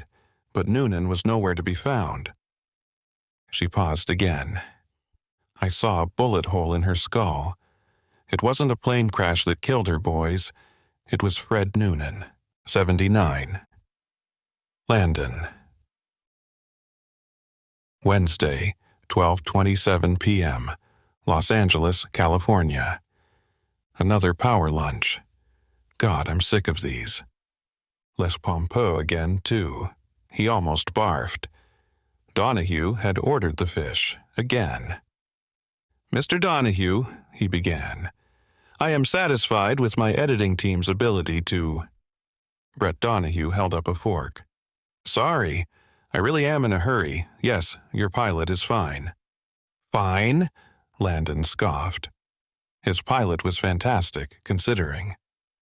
The network will air it. They will also order an additional 14 episodes. At this, Landon's mouth fell open. 14 more? Donahue nodded, finally starting to chew again. He had expected the pilot to air, at least. They had gotten Brody's film and the crew's video content after returning home, and thanks to the network's insatiable desire for money and reducing waste, they had decided to piece together an incredibly coherent piece of reality television. It was hardly the reality, but it was TV. It was somebody's reality. The editors had done a number on it, too. How could they not? What they had been given was reams of content that showed a few movie stars camping in the woods, in a clearing tasting the weird drug called buai. It may have been interesting content for a late-night history channel, or, better yet, a catalog-boosting effort for a streaming service. But he had been pleasantly surprised when the editors had turned in a full-length pilot episode featuring a humorous and charming main protagonist, down on his luck, trying to survive in a foreign land thanks to the aid of his new friends. Warts and all, the personalities worked very well together on screen. There was talk of finding Earhart's plane. That was, after all, the trope that would propel the episode and series forward. Finding lost things, of course. But the genius of reality television was that actually finding something was irrelevant. They had edited out Brody's shots of finding the plane, of discovering the crates of navigation equipment and foodstuffs, in favor of ending the episode with a version of the tried-and-true line, well, we did our best, but the good news is that there are more mysteries out there, waiting for us to find them. To top it off, the line had been overdubbed over the final, wide, panning shot of the island by a voice actor who sounded enough like Brody no one would be the wiser. Landon was ecstatic, and the network seemed to be on board. But he had never expected a full run. He had learned not to ever expect that. "We need to keep their chemistry," Donahue explained. "They work well together, and I'm not done with them." Landon frowned. Donahue leaned closer. "Listen, between you and me, you were there. You know what happened.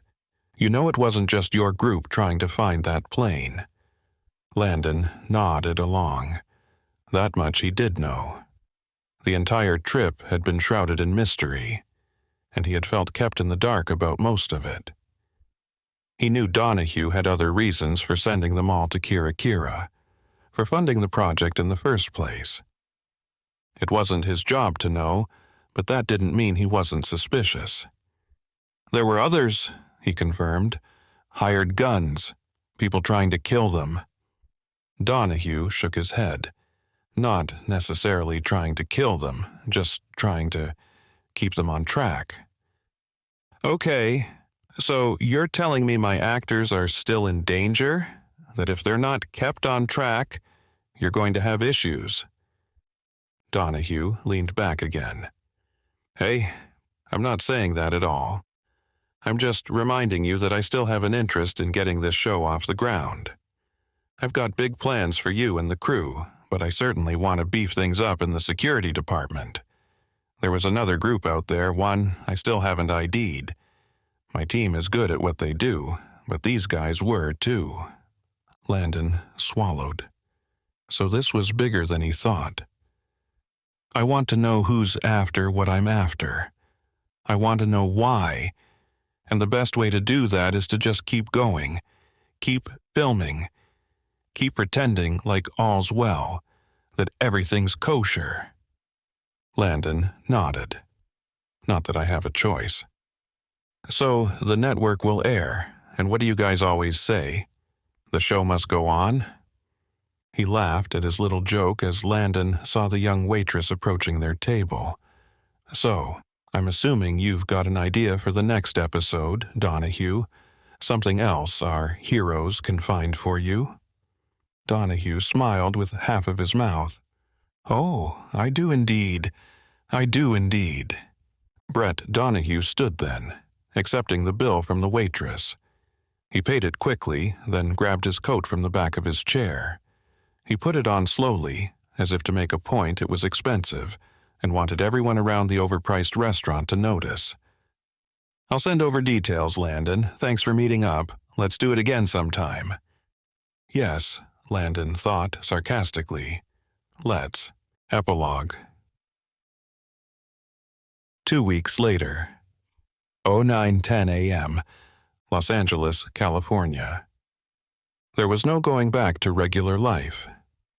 Brody wasn't sure what regular life was, in fact. He turned over in the bed and faced her. The same her who had been through so much with him, in so little time. It was strange, really, how quickly things could change. How quickly two souls could grow together and become... shit. He was doing it again. Stop thinking about souls and fate and all that mumbo-jumbo. Anna made a noise, a sort of burp that somehow sounded endearing. She frowned, then her eyelids slowly pulled apart. She smiled, then gasped. "Oh, my God," she began. "Did I just—" "It's okay," Brody whispered. "It was cute." "Bullshit. It was gross. Sorry." "It's okay. Par for the course. You wouldn't believe how many gorgeous supermodel actresses do that when they wake up next to me." She sat up in Brody's bed and smacked his arm. "I have it on good authority that this is the first time you've woken up next to a gorgeous supermodel actress." "Oh?" "There are websites, places that report news like that. That's considered good authority." "Hey, the paparazzi are always watching," she said. Anna slipped out of bed, carrying the loose sheet with her. Brody couldn't help but watch her patrol toward the bathroom as she took stock of the mess they'd made the night before. He grabbed his phone off the nightstand, groaning as he realized he hadn't charged it the night before. Flicking around the open apps, he found the typical barrage of social media drivel useless and uninspiring, and settled into his email. He hadn't checked them since a few days ago, so he scrolled down as he heard the shower turn on. He frowned. One new message from an email address he didn't recognize. He opened it, scanning it quickly, and then he leaped out of bed and ran, completely naked, into the bathroom, chasing after Anna. "Hey!" he yelled, just as she stepped in. She whirled around, scared, but quickly saw the smile on his face. "What? No, we're not going that." "Not that," he said, holding up his phone so she could see. "Check it out. It happened. I can't believe." She was laughing, but still didn't understand. "What are you talking about?" She grabbed the phone, dried off a wet hand, and tried to read the email. Anna, it happened. "Not just the pilot. Not just the pilot," he said. "And it's all three of us, me, you, Colin. I think they liked the on-screen chemistry between us, and they gave us the go-ahead." "Holy cow," she said. "Wow, I never actually thought 14 episodes? Guaranteed?" "Well, it's Hollywood," Brody answered quickly. "So nothing's guaranteed, but the money's been spent. We're officially in production, starting this weekend. Wait, we haven't even signed. Oh, we have, haven't we?" He couldn't help himself. He wore a stupid grin on his face as he came forward and embraced Anna. He felt like a giddy child on Christmas morning.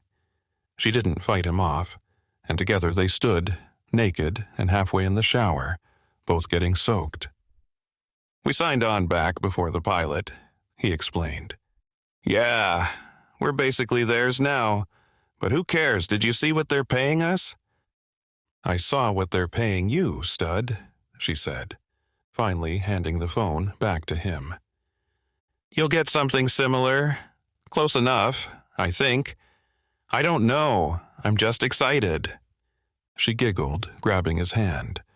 Then her face fell. "Neva. The others, Brody, I don't know." He nodded. "I feel that too. Trust me."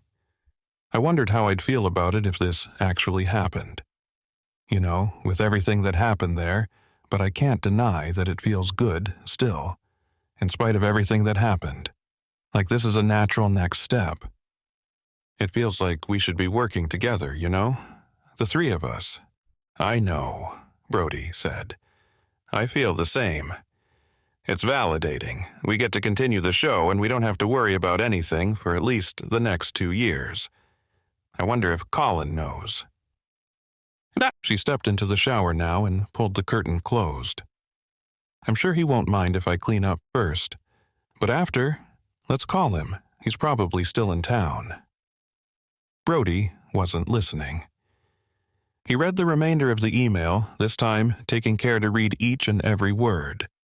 It was from Landon's assistant, with his signature at the bottom, official and everything. "Weird production company," he said. "Never heard of it." "Yeah, that's weird. Legit?" "Seems like it. Or Landon wouldn't have sent it. Not that it matters.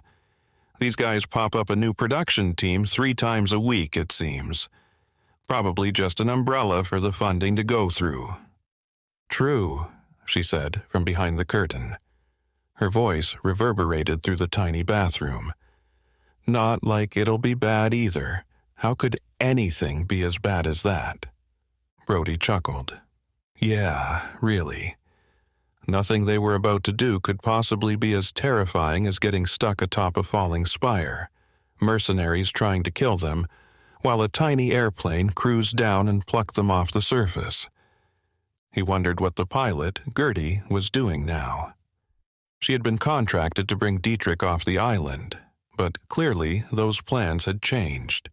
and she had freed Brody and his friends instead. After dropping them off on the closest populated island, she'd merely shrugged when Colin had asked her. "Probably see you around, I guess," she'd said. Then she gave Anna a big, obvious wink. "Oh, does it say where the next episode is?" Anna asked. "I'm assuming, hoping, we'll have to travel again." He nodded, still focused on the email, then realized the question had been asked aloud. "Yeah, right here on the bottom." He read it aloud, the sentence explaining where to meet and where they would be headed. As always, the information was to be kept between known staff and production crews only. "No way," Anna said as Brody finished. "Yeah, seems crazy, but that's where we're headed." The end. Earth Uncovered is a brand new series, and the second book is already on the way. If you would like to get notified of its release, just head over here and pre-order a copy. In addition, don't forget to sign up for Nick Thacker's mailing list to receive updates, discounts, new release announcements, and free books. See Book 2 on Amazon afterward. If you liked this book, or even if you hated it, write a review or rate it. You might not think it makes a difference, but it does. Besides actual currency, money, the currency of today's writing world is reviews. Reviews, good or bad, tell other people that an author is worth reading. As an indie author, I need all the help I can get.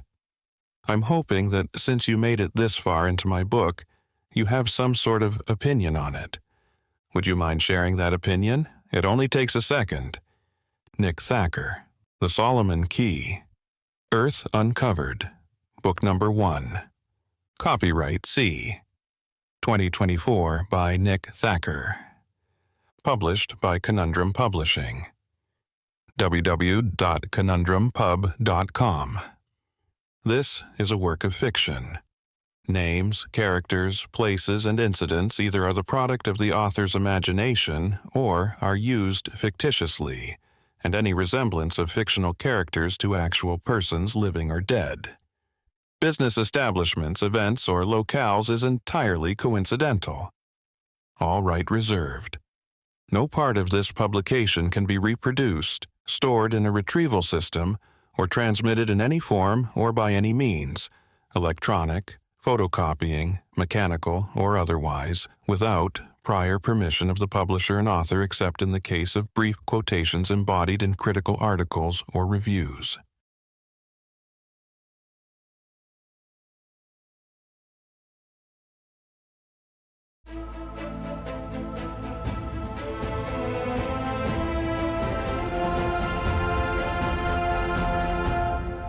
This has been The Solomon Key by Nick Thacker. Copyright 2023 by Conundrum Publishing.